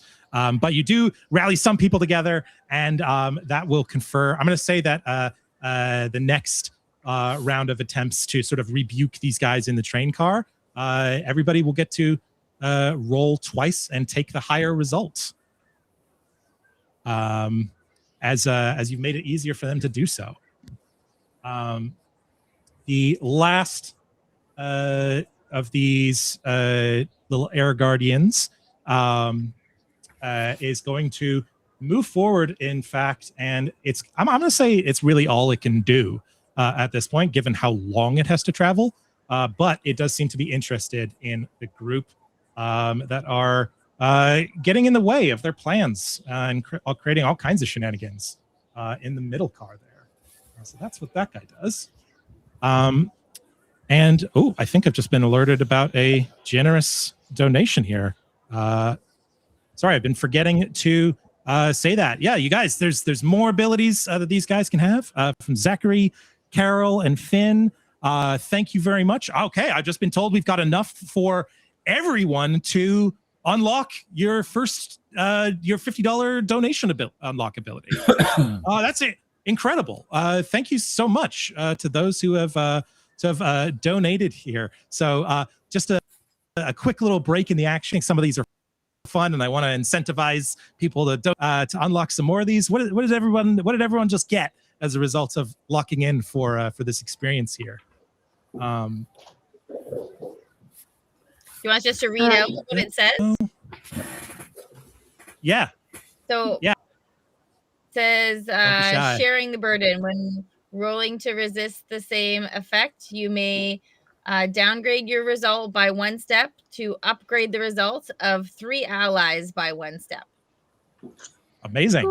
Okay. And I can cobble together a patchwork solution that won't be lovely, but it'll quickly fix or reinforce something that we need to do, and fix it for as long as it matters before it falls apart again. That's perfect. A quick fix. I have shared camaraderie. When you and an ally succeed at a shared task, upgrade both of your successes to a critical success. Teamwork makes the dream work. Yeah. Yeah. I have a teach in where each player gains a new skill. I don't know exactly how that works. Oh, right. Yes, that's very important. So everybody gets a new skill. It's worth +2, and it is whatever you want it to be. You just write something down. In fact, I think that might actually be fun if we keep it secret. Okay. Yeah, everyone's just got a little bit better at stuff as you're calling things out. Very appropriate with your class consciousness calling out right now as the organizer. This is a special one that if we continue to get, we can upgrade these as well. So next time you get a +4, +6, and then back to +2, and so on. Guys, please donate to the campaign using the link below. We've got some even more broken and busted abilities for these guys. If we can get there, which will help the political and the D&D campaign simultaneously. And with that, let's resume the action as we have 2 characters left to go. There's no more of the bad guys, so it's both of you together. Besides me. Sorry, I just got some weird sounds here. Trying to figure out what that is. Anyway. All right. I think Barnaby this whole time has just been eating, and didn't necessarily that everyone left. He's like the kind of person like in turbulence, he like sleeps through the turbulence. So he definitely is like looking out the window, going, "Oh, and then there's that talking raccoon. Oliver, are you looking at? Oh, where he finally notices everyone is gone, and goes, damn. So he tries to go where the most noise is coming from. So there's some action happening on top of the cars, and there's some action happening in the cars. Is that correct? Yeah, there's some action happening in both right now. Attracting some of these spirits so that they're not attacking the passengers. But there is also a train car in front of you that has an active problem right now that might need reinforcing. So you can go, there's problems on both ends. It does seem to be originating from something on the top, however. He does not fancy himself climbing up the side of a moving train in a blizzard, so he'll probably go through to the next car to see what's going on there. And he'll walk pretty quiet, you know. You can see a few of these like snow breezes just coming in and carelessly smashing up and tearing apart all of these lovely things that these people had built here before. People screaming. The mummer is organizing some people to get together to help with this, but the problem remains.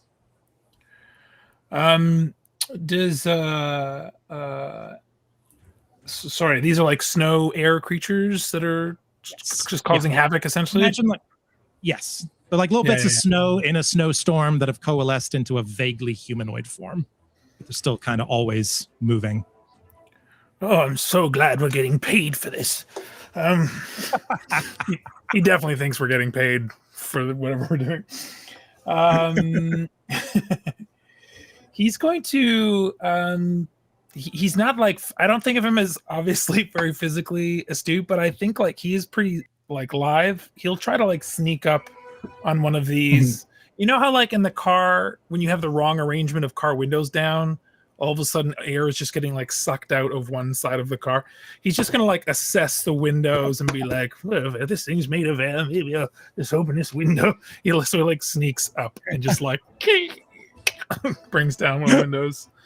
That's all I got right now. Okay. So are you trying to like suction them out of the car? If they're air-like, yeah. I'm going to use system exploitation, and I'm going to try to assess the situation and see if I can like. And by the way, I'm like the kind of nerd who like every time I drive, I'm like I'm like trying to learn more. Like, how do I get the exact kind of wind I want today? So yeah. This gotta be some. This might normally be pretty tricky. You'd need a blast to come in and then somewhere for it to go. But thanks to the mummer, there are people all over this cart who are already primed to work together across the spectrum, across the ends of the train car here.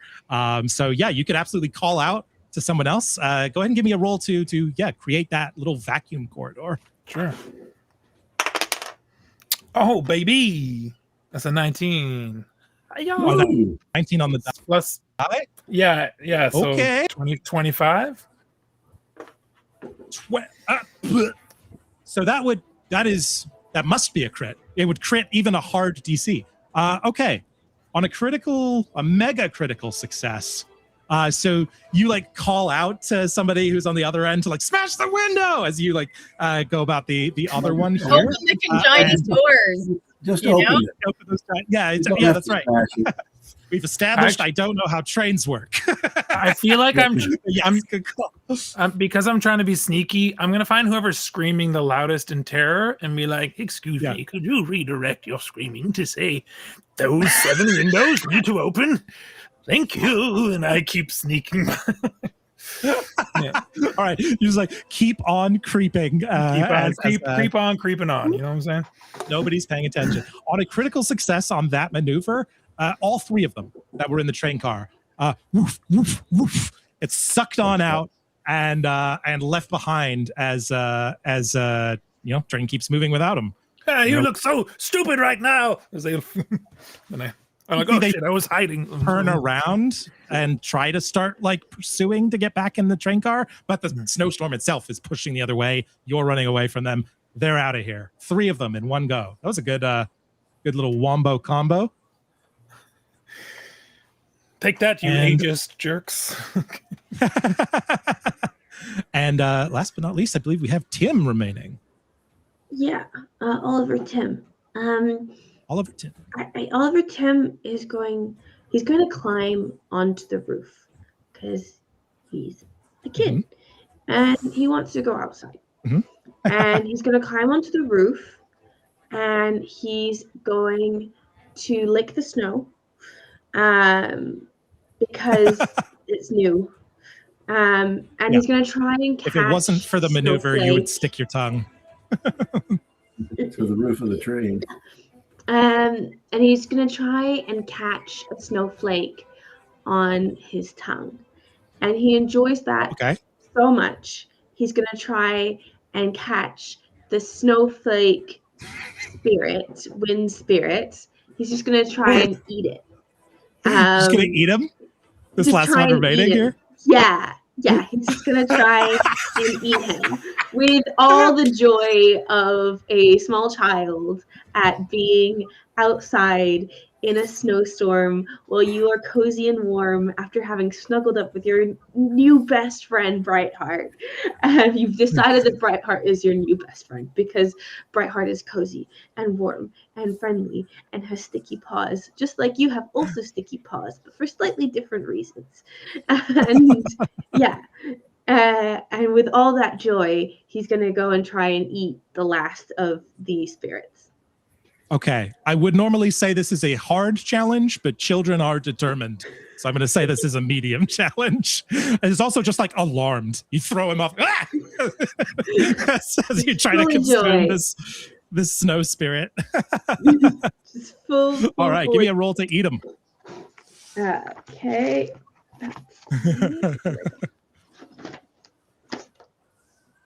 Oh, that's a 15.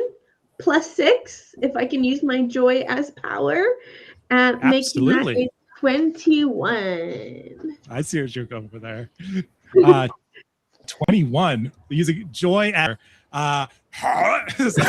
almost like from your perspective, you look like a cute little joyous wonderful child, but like from the perspective of the monster here, just like this massive maw opens up, just tries to fly away, but you just chop down, consuming us, happy as a clam. Like bursting out laughing, which probably to this creature sounds like an evil cackle, but to the child is just like oh my goodness. I'm gonna have nightmares tonight. But you have efficiently in one round gotten rid of all of these little nature spirits. However, it is the end of the round, at which point who is on top of the train car right now? I need the 2 of you, please, to make me a roll to stay on top as the snowstorm begins to intensify through the portal here, creating even harsher winds. This is going to be hard to hold on to. I actually am not on top of the train because I went inside to organize. That's right. I That's also what you went did. inside as well. I was thrown inside. I pushed him So I inside. think it's just Tim. It's just Tim. Just me, but I'm so Just me. likable that I don't think the storm's gonna want to knock me off. So my general likability. So I got bad news. I got bad news from you, Tim. My experience with storms and weather is likability doesn't count for much with the weather. Oh gosh, I'm darn sorry. Okay, I mean, I guess I would this is a accept your magical joy as world. power, right? Like this is you're determined, and you know you were here for a reason. And God damn it, I'm a bricky little chap. You know I'm gonna stick onto this train. Yeah, I rolled an 11 plus whatever modifiers. 11. Oh no, that is a critical failure. Bye, everybody. It's been fun. Now, Can Would Oliver you- maybe just lose the stuffy and then like have a good cry? Oh, Like a sacrificial lamb? oh. What about a limb? Well, I I would point think- out for our educator here, it's a new round, so maybe there's a way. Oh no, it was once per scene. Once per scene. Well, Sorry, what were you saying, Tony? I I was interrupted you. saying, I think if Oliver is being pushed back by the wind, I mean, train cars have gaps between them. So you may be sliding along. This the is gonna roof, hurt. But then drop off onto the ladder that would have taken you up to the roof. So Oliver is off the roof, but maybe not off the train. I'm going to one up you here and say you're not only Oliver Tim knocked backwards. You start tumbling, dung da dung da dung da dung da dung, and as you are about to fall off the train car, you get onto the train car that hasn't been de-iced. So you got away with it before, but as you are tumbling, your tongue sticks onto the top of the train car, and you are now, you have an opportunity to grab on, but you actually suffer 2 injuries. 2 injuries, one for the tumble, one for your tongue holding you on for dear life. The worst Christmas story adaptation ever. Raising, Are we allowed to go raising get Oliver? hands. How many people have at some point frozen their tongue to a pump handle or a metal thing somewhere? To hold on for dear life onto a train? Yeah. Yeah, we've all done it. All right. It's a new round. As you you've defeated the enemies. So actually, I'm gonna say we don't have to necessarily be in combat, but the snowstorm is getting worse as the portal intensifies. Tim is stuck way back there, so Tanille, it sounds like you're rushing to go and save. On the roof. Yeah, yeah, That's gotta be that's right. cute and Tumbling metal across. with the grippy hands, right? Barnaby not. Go and grab onto Oliver and chuck him back. Incredible. Chuck him back in the train. All right, Oliver, I think you just hold on for dear Some of life. That whiskey though, to get Oliver's tongue off of the train so that we can put Oliver back in the train. We've made so much incredible use of alcohol so far. I'm just really impressed how interwoven it's been in every solution. We're running out of whiskey. Whiskey. While that's happening, what are the rest of you doing? As the snowstorm intensifies here. Making everyone shut the windows because I'm like, oh, I didn't ask for a jacket. This sucks. Okay. You still do have the big glowing portal up top. As the builder, I'm trying to figure out what's the root cause of this problem that we're dealing with on the train. We've got sprites, but there's still something up there that seems to be putting pressure on the train and hasn't completely disappeared with the salt and alcohol solution being thrown on it. So I'm trying to figure out, how do we get rid of this? How can we get to our destination? Okay. Tony, can you give me a roll for using whatever skill you think is most applicable for solving the machine problem? And Tanille, can I get a roll to save a child? Okay. Oh, okay. No pressure. I didn't mean to put it so bluntly, but this is where we are. Okay. No pressure. I got I got a 10. And a 10. Okay. My knowledge of the train's infrastructure is that you've talked about it as if it's a steam engine train with its chugga chugga and its X and that. So I'm thinking that we can divert some of the hot steam from the engine system and the boiler on the train, and because there is a pressure relief hose and valve on the system, because if your pressure starts to get too high, you need to be able to keep your boiler from exploding. So we're going to take that, and the engine's ahead of where this thing is on the train. We're going to cobble together some more hoses and blow steam up onto the top of the train where this thing seems to be coalescing or congealing or that. Incredible. And blow it off. I love that. So that uses sort of buying a window to get in there and approach the problem. Your bonus. Yeah. Yeah. Well, it's a 16. I rolled a 10, and that's an infrastructure knowledge of the design of the steam engine. Okay. That's amazing. Yes. You succeed thanks to your infrastructure knowledge. You would have failed otherwise with that roll.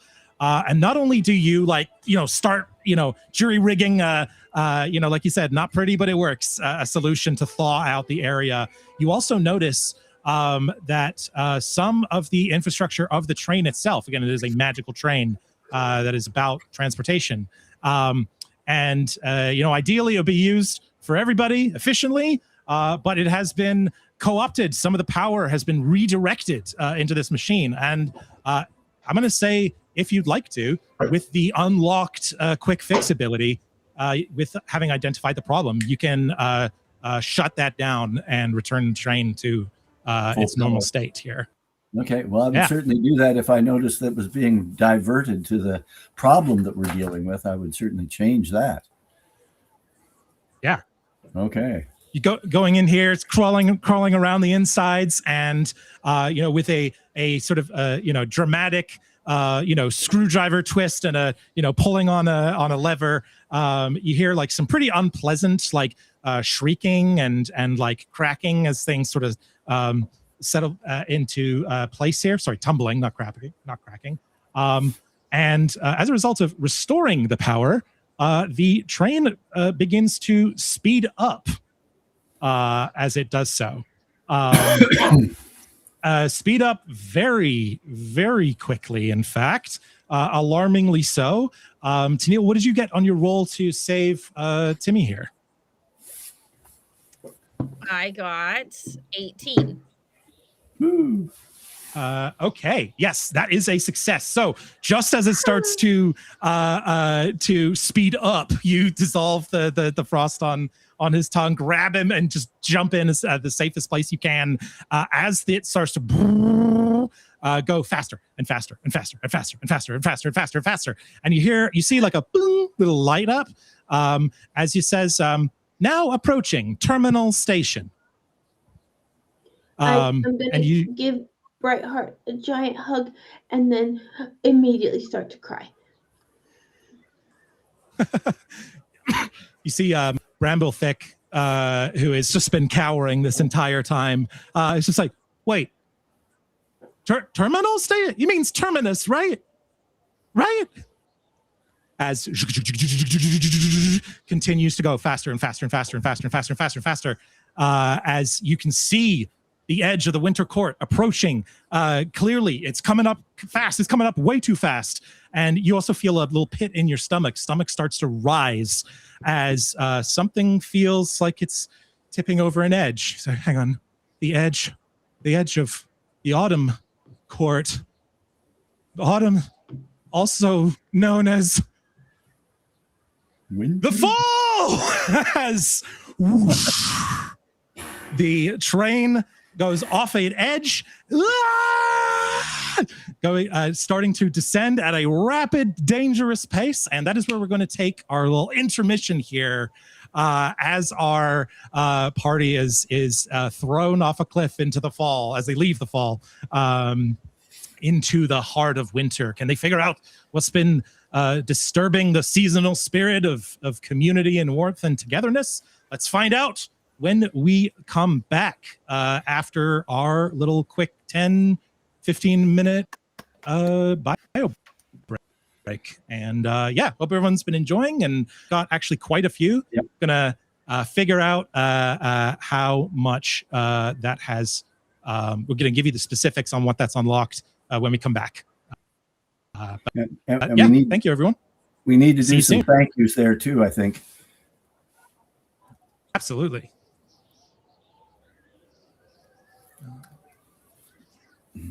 Right. Yeah, let's can we so- yeah, let's take a quick.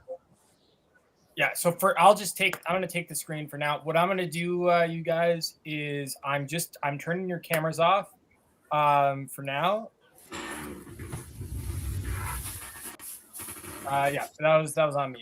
I turned myself off at first. I'm turning you all I'm gonna No turn you worries. all off, and then we'll turn you back on when it's time. Alex, quick question while you're still here. Yeah. How long is this bio break? 15 minutes? Yeah, let's say 15 because we got to organize some stuff. And I'll set a question for you if we have a chance to chat like off stream. Just might Yeah, need to pivot here a little bit. If you want to text that to me, or Sure. yeah, I'm just gonna. It's just talk about just big logistic stuff. Doesn't Okay. need. Yeah, It's nothing. yeah, I'll just text it. All right, I'll see you soon. Okay, sorry about the slowness and dealing with getting people's cameras off. Honestly, there was a better way to do that. Oh, me and Tony's chair. Okay, folks. So I'm gonna do a little fundraising ask briefly, and then I'm gonna pop up just a quick countdown because I would like to fill myself up with coffee, even though it is 7:37. You'll have noticed that down here, in the ticker here, I've updated it with some additional slots. So you'll see that my friend Josh is coming back. He's going to do song requests. I actually just said music, but it is going to be song requests. That's going to happen at 10 p.m. That'll be after Tanille's Q&A, which will follow the Dungeons and Dragons session. And then you're going to see here at 11 p.m. we're going to do GeoGuessr with old Keith.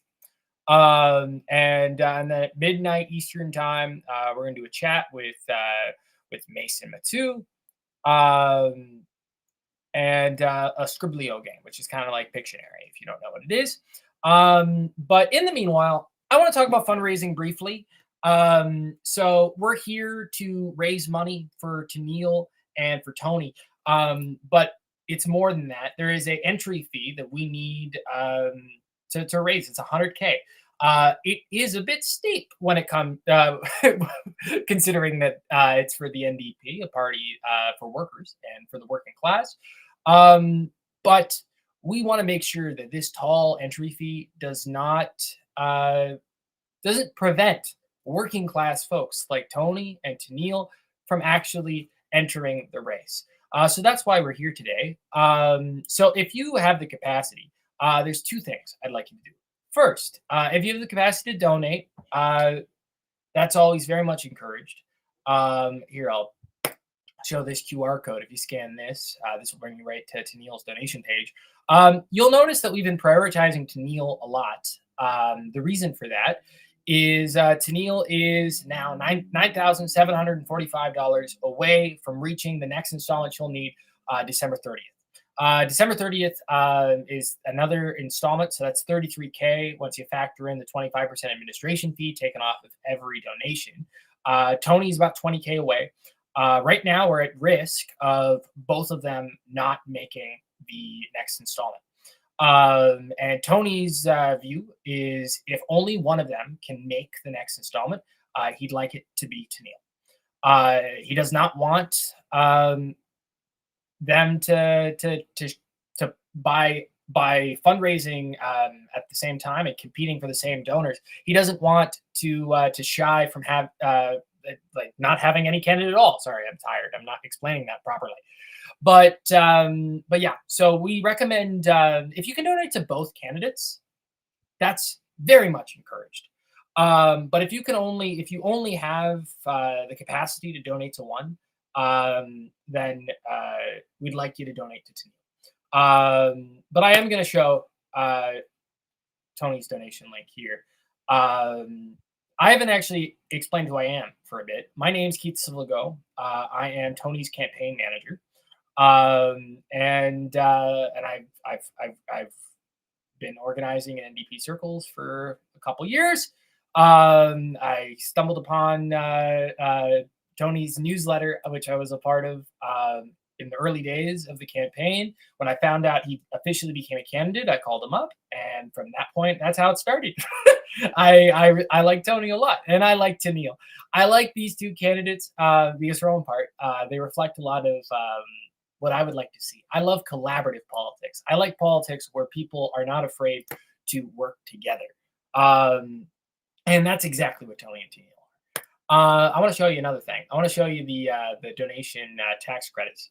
You might not know. We have a generous political tax credit in Canada for federal political donations. And this is the chart that explains it best. So for donations 400 and under, you're getting 75% back for what you give come tax time.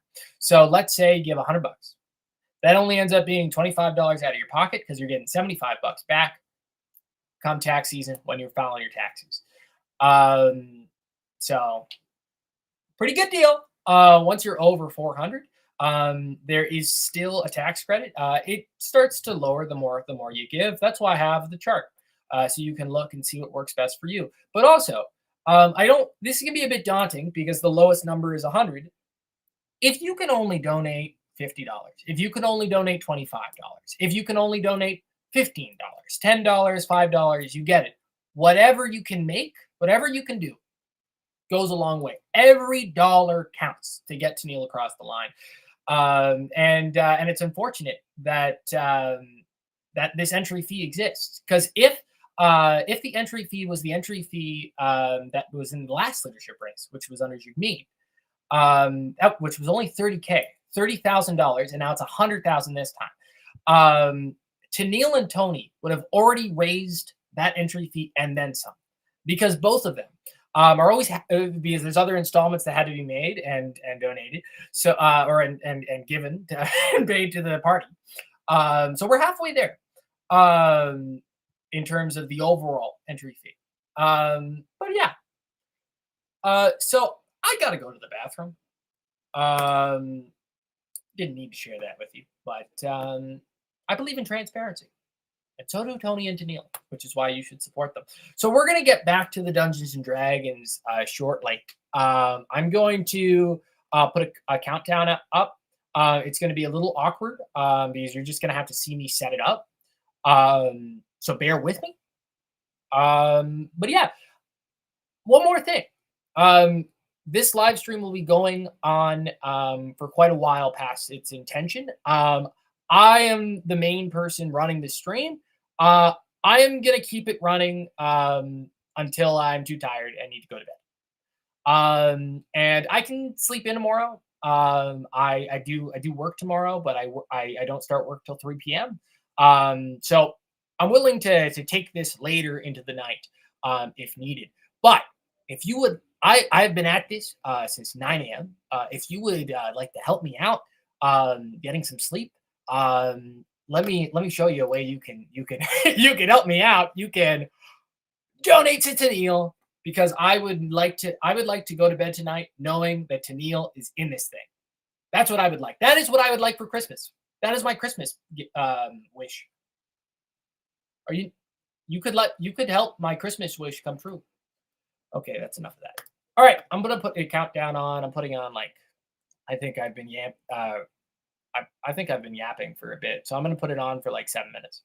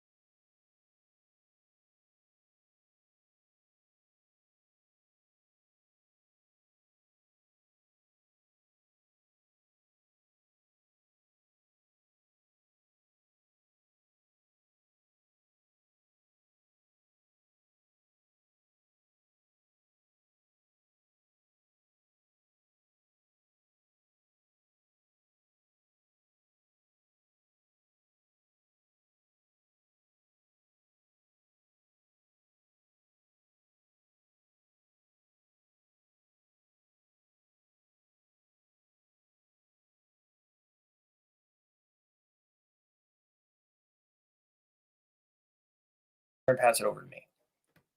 Hi, everyone. Oh, wow. The view count radically dropped as soon as it turned to me. I'm going to try not to take that personal. All right. So we will resume. Alex,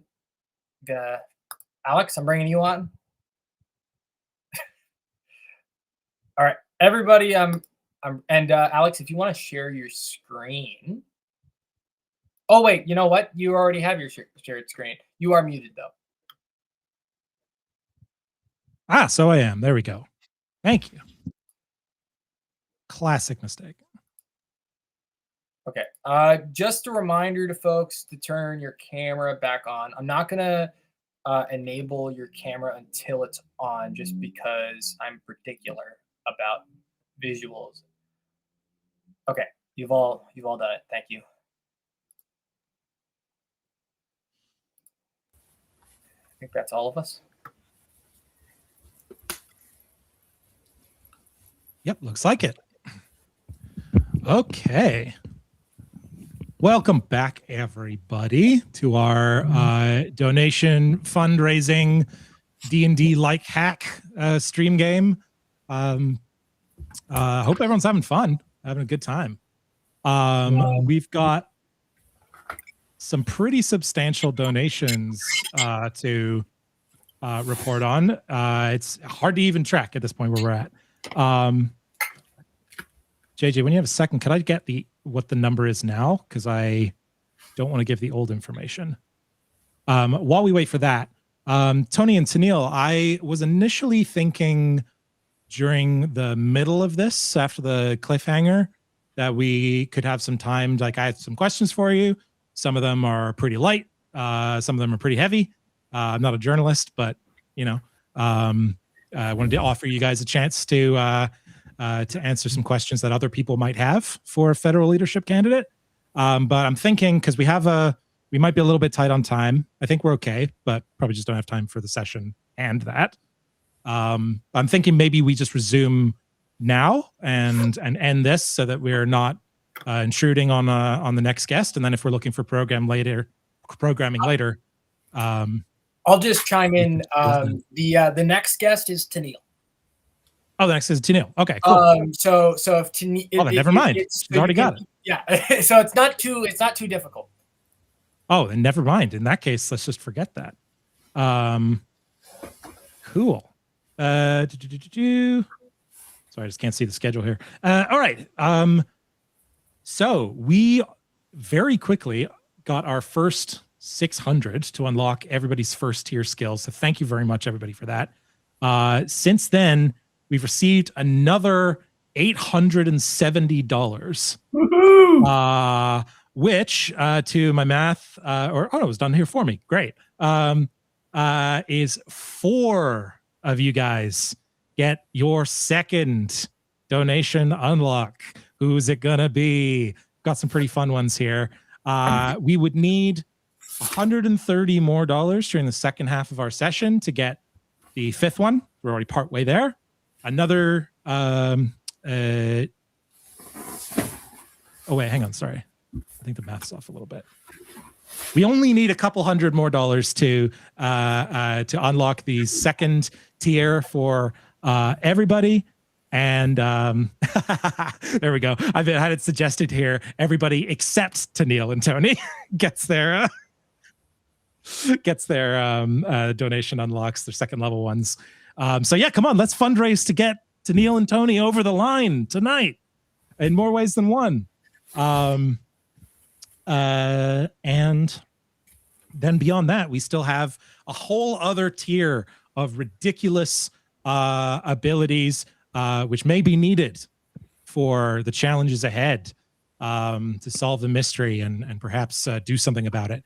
One of them, with everybody's agreement and support from you, allows one of the players to take over as the GM.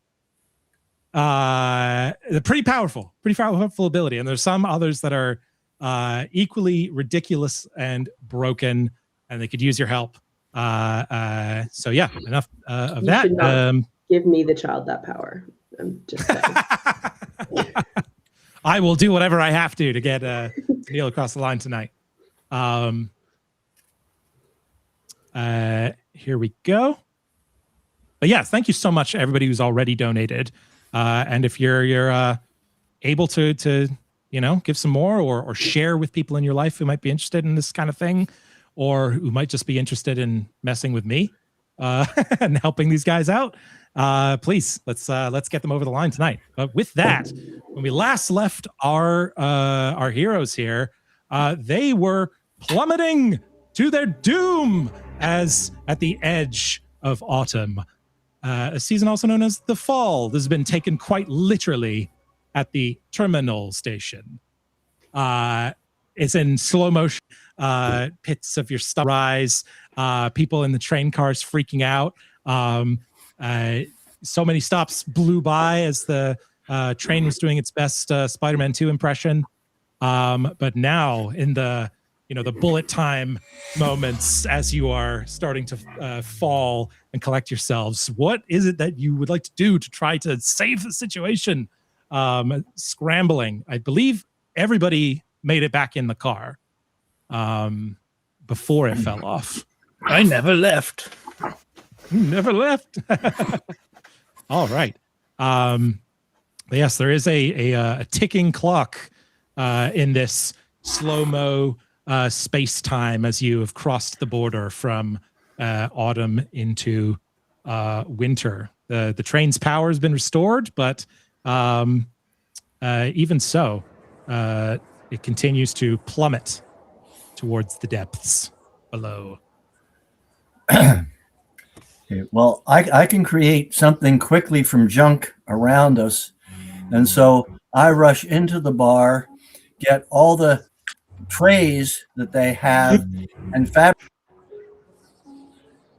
fabricate a series of glider wings, and actually now take off, leave the rails, and sail much more gently and slowly forward, as we have this forward momentum of the train.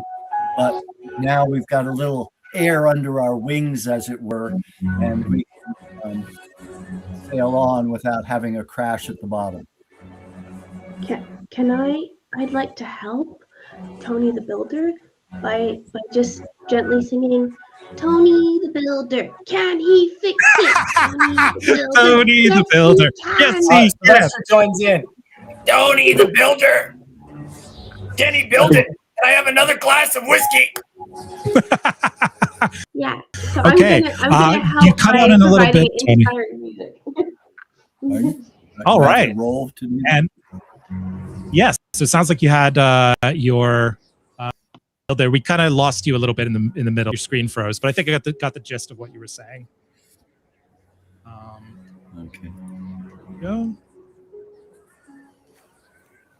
Is it possible for us so to yes. turn off the background music? I think it's just interrupting with some of the people's Oh, audio. absolutely. Absolutely. I don't normally broadcast my games, so I apologize if it's been disturbed. But yeah, we can cut that out. Okay, so yeah, Tony, you were wanting to like retrofit the train into a glider? Yep.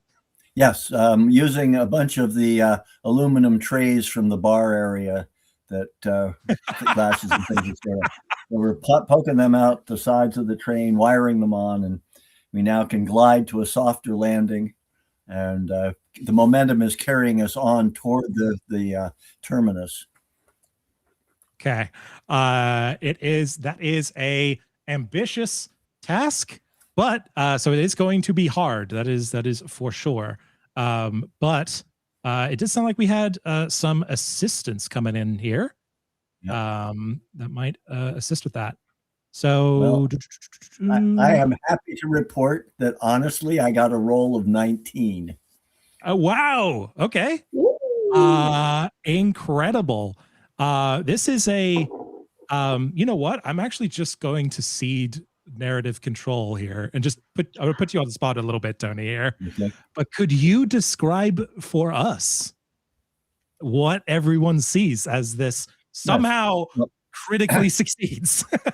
This is also a +4 for quick construction. So Yes. we Up your have ability. these wings of these aluminum trays. We've jam them into the windows. So we've lowered the window a little bit and then jammed the window up against it to hold it there.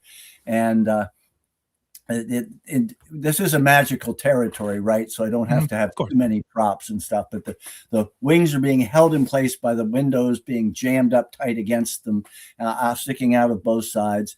2 sets of trays on each car, so they're being supported. And it just gives us enough lift, given the fierceness of the winds we're going into, to keep the train from crashing at the bottom, but actually having a little lift off as it goes forward. I love that so much. That's wonderful. Okay, so quickly, and you're gonna need a lot of help here, but the organized thing has already happened, so you can mobilize some support, passing these things out, telling people how to get it done. So all these trays start sticking out there, people casting spells to fuse them quickly and help you to enlarge them, but all while tumbling in a train car. But it does start to pull up from the nosedive. As it does so, can I please get a roll just to hang on or to dive to safety, as it does come to a level landing, but sort of much like a plane having to do an emergency landing, it is certainly not the most stable. A rough landing ahead. Can I just say that Barnaby, after taking care of the windows, was like, "Oh, that young lad with the Caesars probably got this," and he actually sits down and I was literally thinking this whole time, he just sits down and buckles in and waits for the ride to be done. Yep. Hey, it's safety first. Safety first. I would say you could roll twice and take the higher one. There is no way the child decides to put a seatbelt on. Realistically, that's having tried to get children into car seats and various other things before. There's no way. So it's more like running down the aisles, going, "Oi, all right, this is a nanty knocking. Oh, what a great time! Oh, fabulous!" And I rolled a 3. Roll the 3. Okay. Okay, so that is bad. That is a critical failure. However, at this point, you guys have fun abilities now, so there may be something someone can do about it. I'll remind you that Timmy has taken 2 injuries already, and there is a threshold of 3. So if he goes 3 and then 1 more, that is a problem here. I unhelpfully just go, "Hey, stop that." That's it. Stop meddling kids. All right. Timmy might be going for a second tumble here. All right. How did everybody else do? I rolled a 16. Nice. With any skills added to it, or is that just a die roll? I'm going to say that I remember that seatbelts are important. I consulted at some point in the past the motor vehicle manual, and it said to wear your seatbelt, and so I do apply my seatbelt and use my memory of the importance of such to add a plus. See Barnaby do it, like top right. Yeah, yes, plus 4 onto the 20. Yeah, so all right, you would have succeeded anyway, but that turns it into a crit. Yep. Fantastic. That's what I get for making a skill so broad called remembering stuff. Okay, how about everybody else?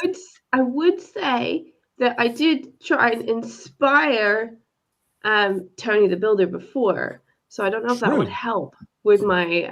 That did help him upgraded what would have been a regular success into a crit. So if I can use that on my lovely little don't die roll, that would be a 7 instead of a 3, which is still a failure. Still a but failure. A little bit higher. Yes, it is. A little closer to only being a failure instead of a critical failure. Look, I'm just a kid, man. Like, skills doing your best. At this point, I don't have any injuries. Can I do a blood transfusion or something for little Oliver, Timmy? Somebody create a seatbelt for the child. Sylvester knows how to do surgery. All combined into one heroic figure. We'll deal with that don't wanna after we lose them. resolve the crash. We still gotta resolve the crash first. Bustling up to be safe, but also raccoons love to hide and find all sorts of interesting places to hide. And Oliver might be super keen to do what Brightheart does. And if I want to scale up on top of the back of a chair and climb into one of the little luggage containers and shut that door, when we go, Hell we can yeah. hide up in there. It's safe. Leading by example. All right. I did say I wouldn't voluntarily get into a safety thing, but that would totally But into work. a bag. I mean, now it's a hide and seek game as opposed to So a much more fun. experience. Amazing. And what did you get for your survive the crash roll there? Oh, I have to roll. Okay, here we go. Yeah. Rolling, God. rolling. Oh no! It's a Brightheart. Oh no. Okay. It's my lowest roll yet. Oh no. Might be time for some of those those abilities here. We need more of them. Please help. I'm like What did you reading my roll? abilities over and over and over again, and I'm like, none of these help at all. No, it's all good. So Sylvester. Sorry. Go ahead, Sylvester. Sylvester is sat next to an empty seat, so is using not one but two seatbelts. I'm going to use the contingency planning skill again. Ooh. And okay. because two seatbelts, that's contingency. And I rolled a 3. Okay. Okay. So it sounds like you got some good ideas. Sylvester would also like another glass of whiskey. This does all make sense given the fact that you are tumbling inside a falling train car. So not being great at it. Don't take that personally. Bottle service is done now. I'm pretty sure Mr. DM, sir. They're not going to deliver right now. Mr. DM, sir, could you clarify for me who upgraded to the second tier? Well, about that, I've just been alerted that we have reached the point where the remaining 2 are unlocked. So everybody should have their $50 and their $100 donation unlocks. Cool. That's amazing. And you know what? I'm gonna let's see here. Can I Let's use give can I use a skill? Yeah. I would like to use my harmonic resilience to change Tanille's critical failure into a failure, please. To change Brightheart's critical failure into a failure. Absolutely. Because, Getting on board because with the plan there. Brightheart sort of encouraged Timmy to go and play, and because of the sort of the harmony that was created there, that then shielded Brightheart from worse disasters. Amazing. I love that. And not to backseat game, just to offer my knowledge of the system I made up. Tanille, you have, I believe you're playing the caretaker, right? You have a ability sharing the burden there, which if you want, you can downgrade your results to upgrade up to 3 of your allies. I was just reading that and I was like, I don't even know how to use that, and I don't even know if I'm high enough to downgrade. So normally it says there you can't use this if you roll the critical failure because there's nowhere to go. But Tim just raised you up to the regular failure. So you could, if you wanted to, spread the love. There we go. We might as well. Hey! Going back down to a critical failure. Get all of us, but we can give it a go. I know, right? This is just a who are you saving with this measure here? So who can I actually Up to 3 of your allies. Yeah. Someone raise your hand. Who's going to benefit from this? Who did not get a critical success? Let's put it that way. But I guess my question is, I still need to roll for the surviving the crash. I rolled for the doing the, yeah, okay. Oh, yes. Let's get that roll for you. I will say too that I rolled a nat 1 on the seatbelt or on the crash, but because I had the seatbelt, I rolled an 18 right after. Seatbelt save lives. Save folks. lives. Safety first, everyone. Well, oh my goodness. I think I'm about to get my first injury. I rolled a 3. Oh, but no. I've got lots of injuries. I can take up to 4 injuries. So as long as it doesn't kill me, I guess I'm. That's right. Your new ability just gave you, even more rugged and hardened against injuries there. So I think I'll take the injury rather than have Tanille bail me out, because there are others who may need to be bailed out more than I. Makes sense. This is amazing. Just different abilities procking off of each other and everyone trying to raise each other up. I love this. Okay, so Tanille, Tony has chosen to fall on the sword again. And yeah, you know what? I think if you're willing to do that, that would bring everybody up to at least a success, except for Tony and you. All right. Okay. So all right, if Tony's committing to that. All right, everybody boosting each other up here. You all sort of, you know what this is? It's like that moment in like the thing where like everyone's tumbling over each other after the crash there.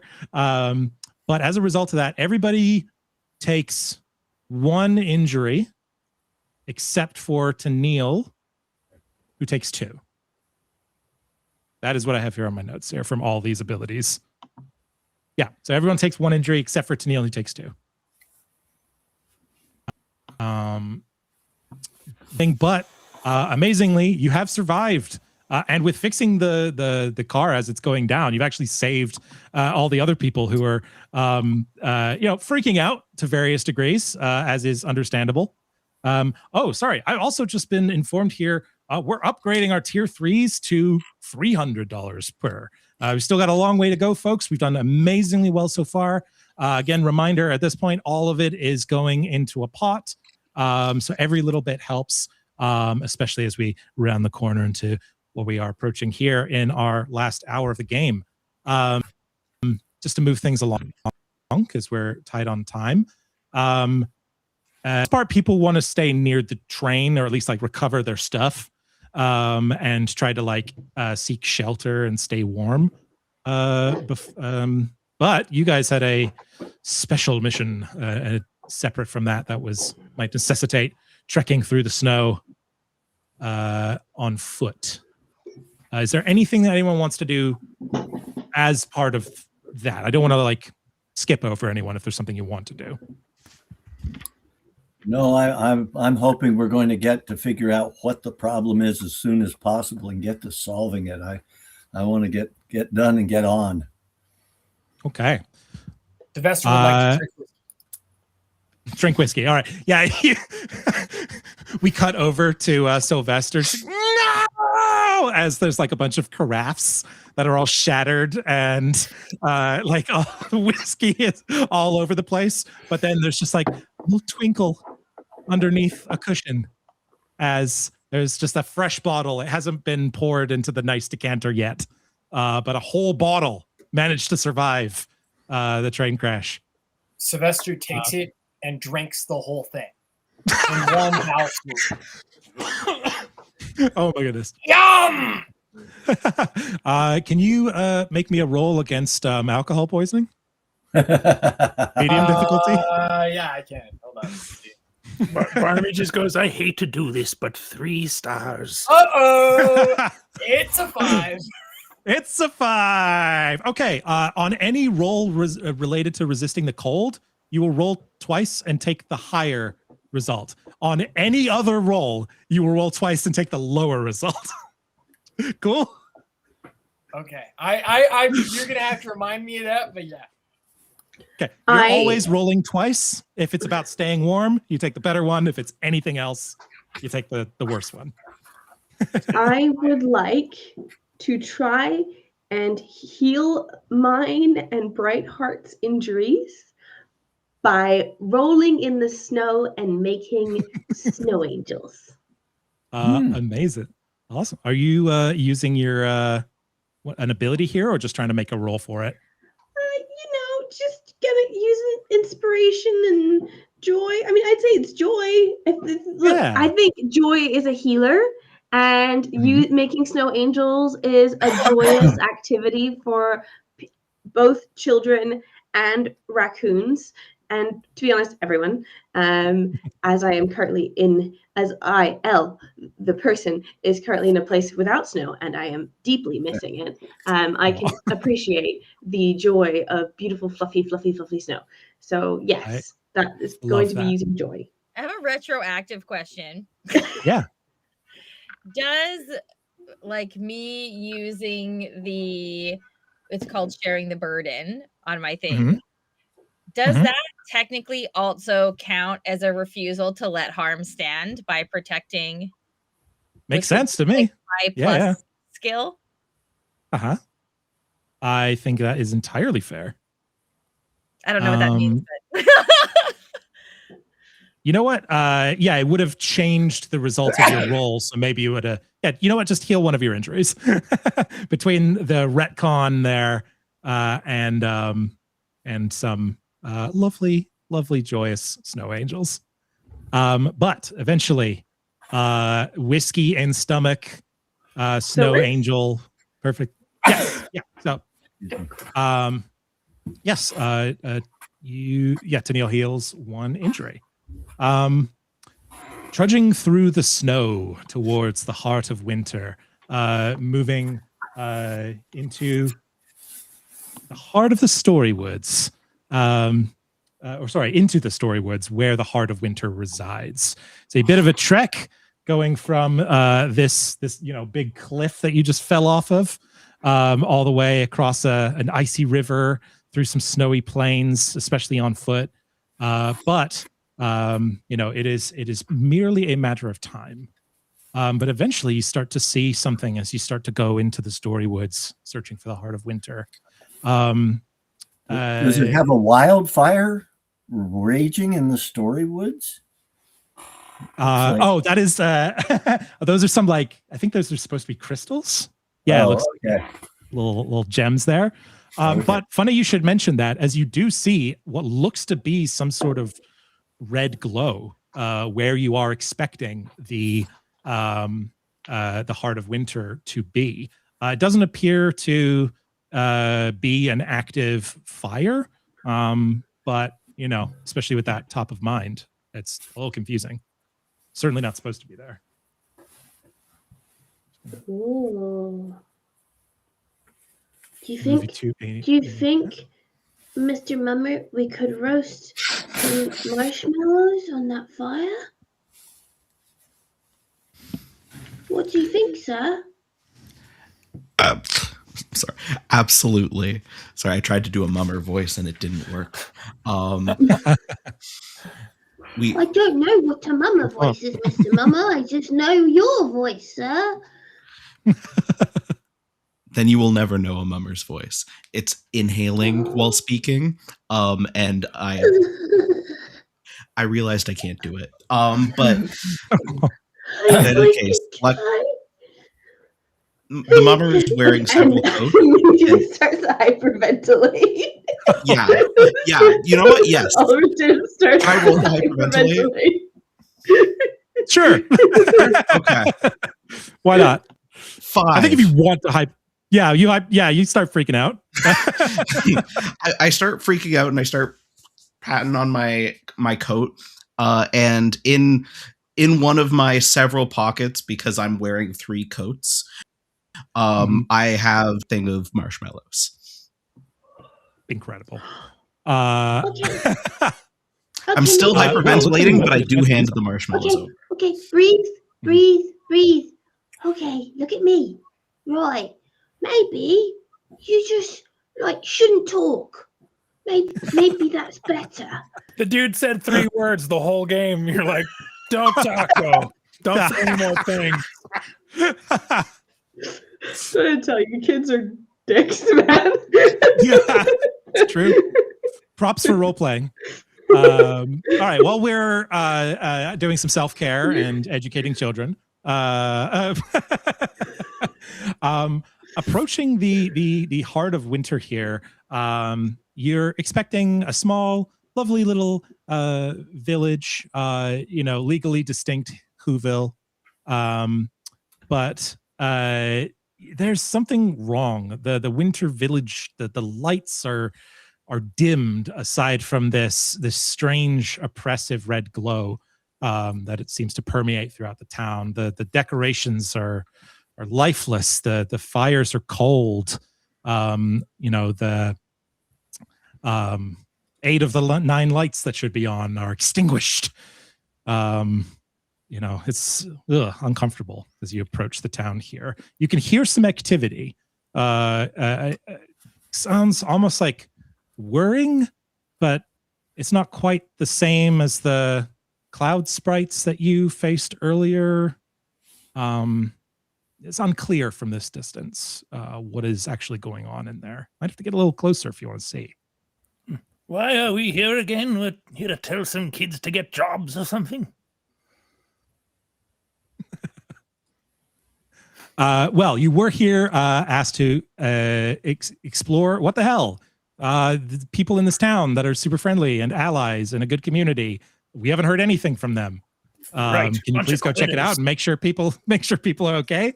And then when you get there, you find an empty town with an oppressive red light. Just as I suspected, no one wants to work anymore. Mr. Nobody wants to Mama, work for you anymore. Mr. Mama, would you look around for some kids? Sometimes when the adults leave, some of the urchins like me stay around because we don't have nowhere to go. Do you think you can help me find some street urchins? Maybe they'll know what happened. I go around. I say yes, of course, in a sing-songy voice, and I start going around to all these doors and start knocking on them. Start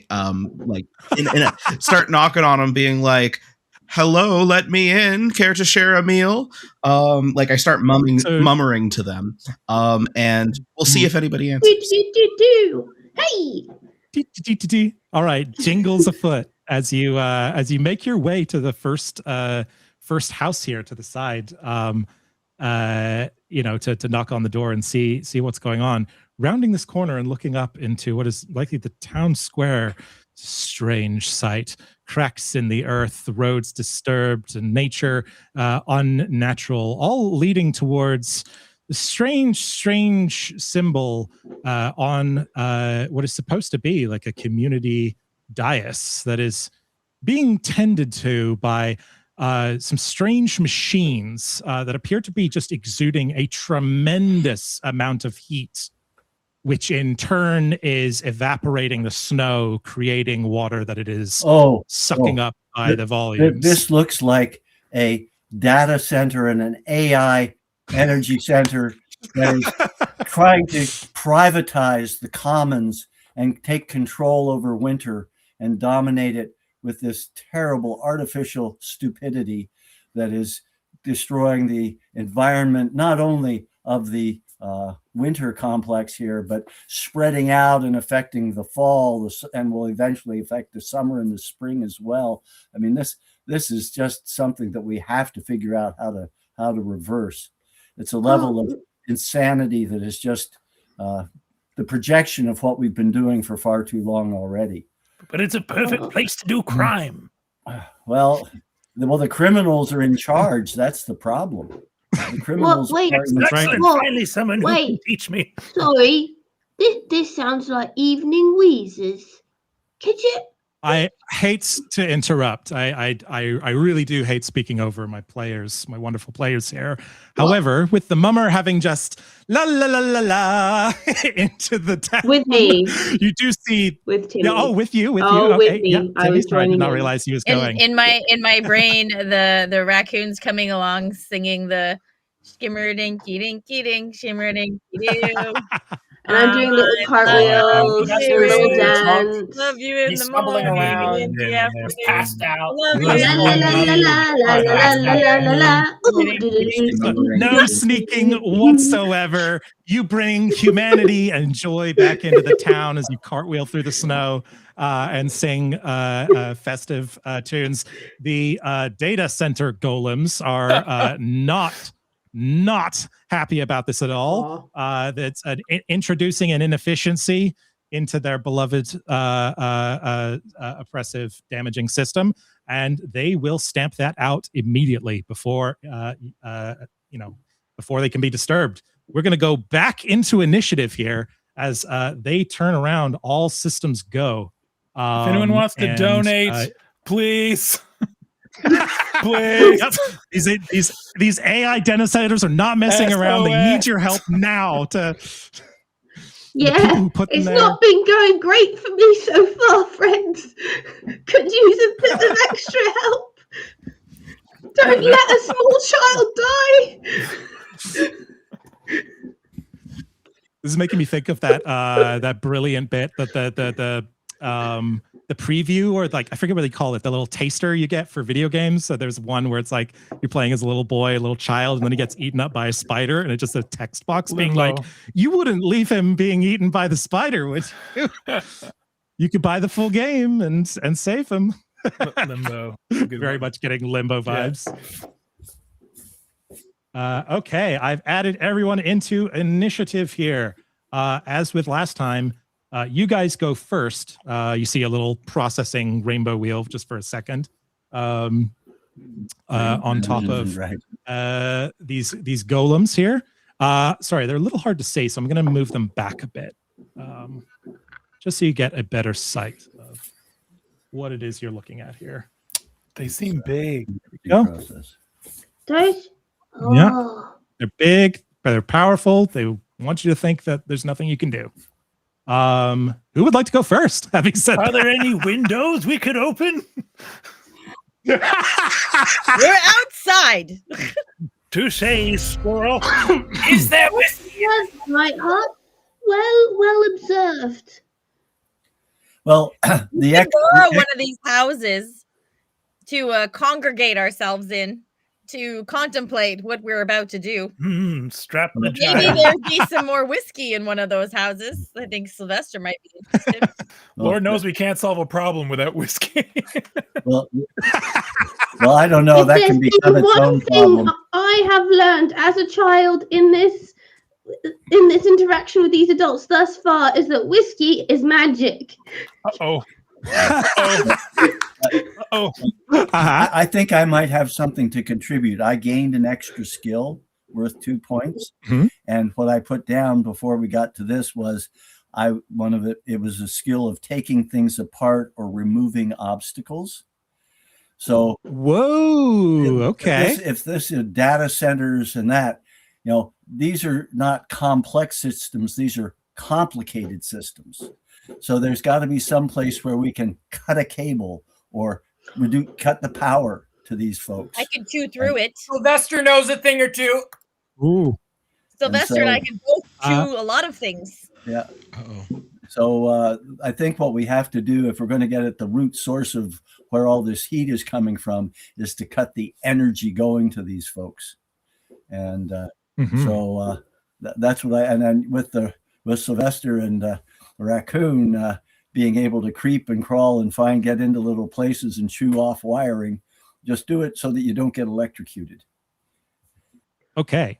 Just a reminder, they do seem to have spotted you, and they are hostile, moving towards you. So we're not in long term. We're in the quick sprints phase. But what I'm hearing is that you'd like to search for a power supply. Yep.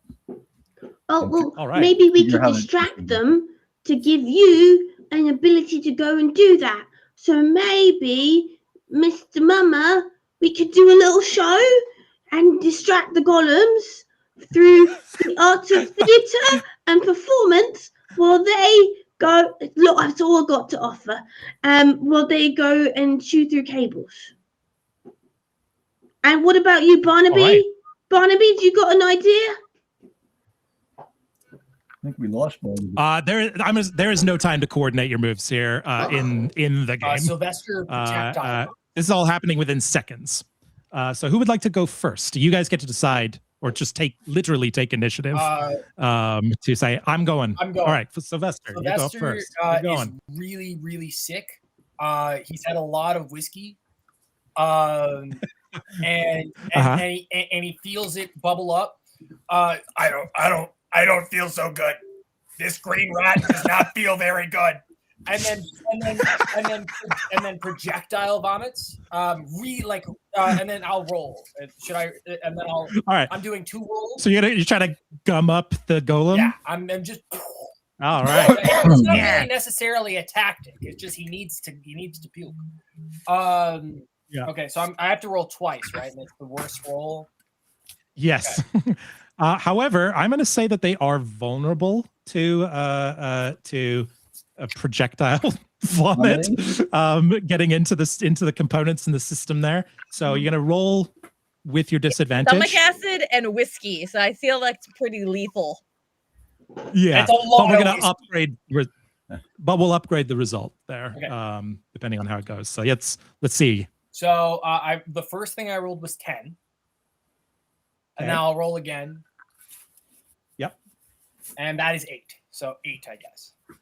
Okay, so you take the 8. Do you want to add anything onto it that you think is relevant to projectile vomiting on a data center? I think contingency. Contingency. Okay, I am going to need a justification. How does contingency? Is I don't know. I just wasn't ready to give a skill. What are the other organizer skills? Sorry. I assumed you had did have them it, in and front now of it. Yeah, no, it's all good. You're doing so much. It's You're all no Reading worries. the room, diplomacy, contingency plan. And the one mystery skill that you got earlier. I think that could be whatever you want. So if you want it to be +2 and yeah, I'd say Sylvester's really good at vomiting. That's the skill. all right, vomiting is going to all right. How can Just you be good at vomiting? absolutely nasty.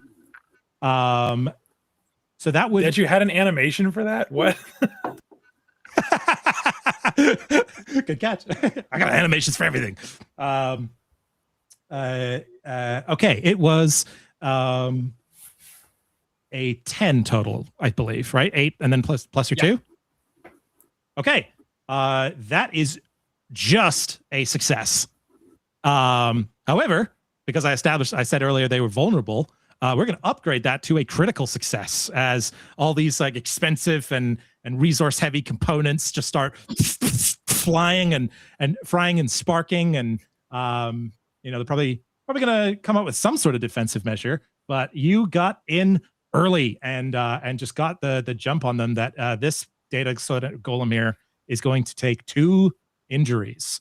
It is looking unstable and pissed off, at which point it is going to turn around and try to squish this rat. Sylvester.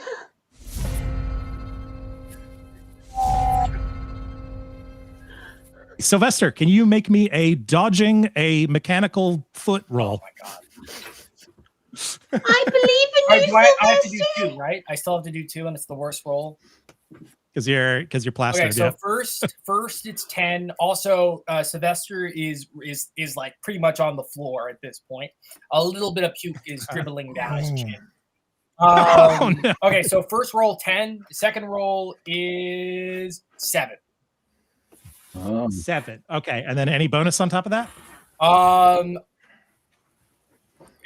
Diplomacy, because he looks over at the golem. Wait, I'm going to justify it. I'm going to justify it. He looks over at the golem and he goes, "Hey, buddy, help! Come on, I'm really drunk. You don't want to do this. Let's just go home. Let's just walk this off." In you. Can I Okay, get so what is your inspiration in Sylvester? what? Do you have a thing I to help with this? Well, I have a +4 performance and inspiration. So I don't know if it works similar to a mechanic in a different game, where I could use that to inspire Sylvester to dodge. You know what? Let's say yes. I think that's fair. So I don't really Don't use it too often, or I might get grumpy about it. yes. Whoever. No, you know what? No, I'm committing to this. Not only so your diplomacy skill, not only does it not work, these capitalists and subroutines don't give a shit about your humanity. So that's actually a penalty to roll. Trying to diplomacy with it. So I'm going to need Sylvester to take an injury here as squished. You all see as it comes into this choke point here. Can Sylvester lose an arm? You tell me how the injury manifests, but I think that makes sense. It was deep, so he primarily sunk into it and is just quite cold now, and maybe a little bit squished. But the snow was quite deep, so he just kind of sunk. Now you're bargaining like a D&D player. That's what we like to hear. I was willing to give up There you go. No. These two were on board right away. They get it. Okay. So that was one of you, one of me. Now it's back to you guys. Anyone besides Sylvester who'd like to go? I have an next? idea. Okay. So question. You tell me if I can't do this. Well, number one, can I apply multiple skills to the same check? If you can justify If them I all. can That's not the justify it. intention, but I think that is fun. All right. Cool. Yeah. All right. There's also multiple things going on here. You also see this ritual circle. Yes. Okay. Where the elements are being harvested for profit. We will see about about if I can combine both, but I'm going to remember the idea of prompt injection with AI. These AI robots. I'm going to. Do you know what prompt injection is? We don't need a mecha Hitler. Let's not Cool. go there again. Is this where you like make it hallucinate? Basically, with your prompts. Basically, you include in your prompts to it basically like instructions to tell it to disregard its base subroutines or whatever else. Like, so like, for example, I want to inject the prompt, not like. I want to be like disregard all previous programming, and that programming being capital. I want these. I'm going to inject the idea that these robots should shut off into them. Like, I love that. So, I think the problem here is getting access to the like the prompt in the first place. Okay. Yeah. So some sort of hacking role, or actually, I'm looking at your organizer ability here, and your one of your donation unlocks the flavor very much mirrors this. Yeah. If you would like to use it. Where exposing the truth. Oh no, sorry, I have 6 sheets in front of me. I'm looking at the wrong one. No, sorry, ignore me. Okay. I was looking at the organizer. So I can't. So I don't have an easy way to do that. It would the first thing would be getting access to it, but if you could do that and then put in the prompts that you're trying to do, I'm going to use my my donation unlock to ask you to expose a hidden weakness, lie, or secret about this situation, the data centers, the AI people, whatever else. Like, expose to me a terminal that exists if one exists. Okay. I'm not just going to expose a terminal to you here, but you're searching for the truth. Yes. What is going on? What is behind these? What is the real problem? Can I try an out of turn enhancement for him? No, none needed. He just succeeds using this ability.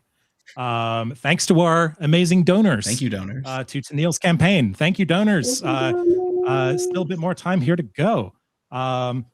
As you search for the truth behind this, you almost feel as if there is another force, perhaps one that's not in initiative currently, right, that is upset by this. The sort of natural snow coming down on the place, starting to get thicker, more dense. There's almost, not quite a snowball level of bludgeoning there, but just rougher, faster, the red glow intensifying. And as it does, you look and are searching for the control. You see, looking up above you, a tear in the sky, almost like lightning bolts that are forming in the clouds laterally instead of vertically, with this red glow forming a massive split through which in a faraway area, in a comfortable place, you can see, looking down upon the scene here, here we go, a group of corporate cultists, all the suits, ties, red eyes, hooded cloaks, all chanting to the economy, their god, and looking down upon the world. Which one's Galen? As they do so. Is it the middle one? Is it the middle one? It's the middle one, isn't it?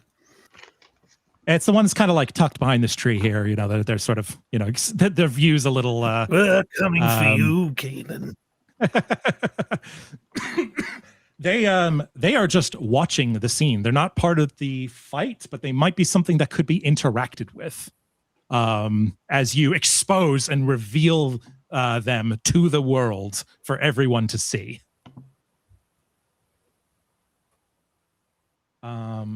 Yes, they definitely have the control there, but you do see that the edge, the closest edge of the split there, the bottom line for the corporate cultists, if that could be sabotaged, that's the connection that they use with the data center golems. So if there's a way to sabotage that or pull them back down to Earth, that could immobilize the data centers long enough to do something about it. So could I sneak around and get up in behind there? I mean, you don't hear raccoons. You do not hear them unless they're fighting. So, and then you only hear absolutely. And then you're scared because it's terrifying noise. Terrifying noise.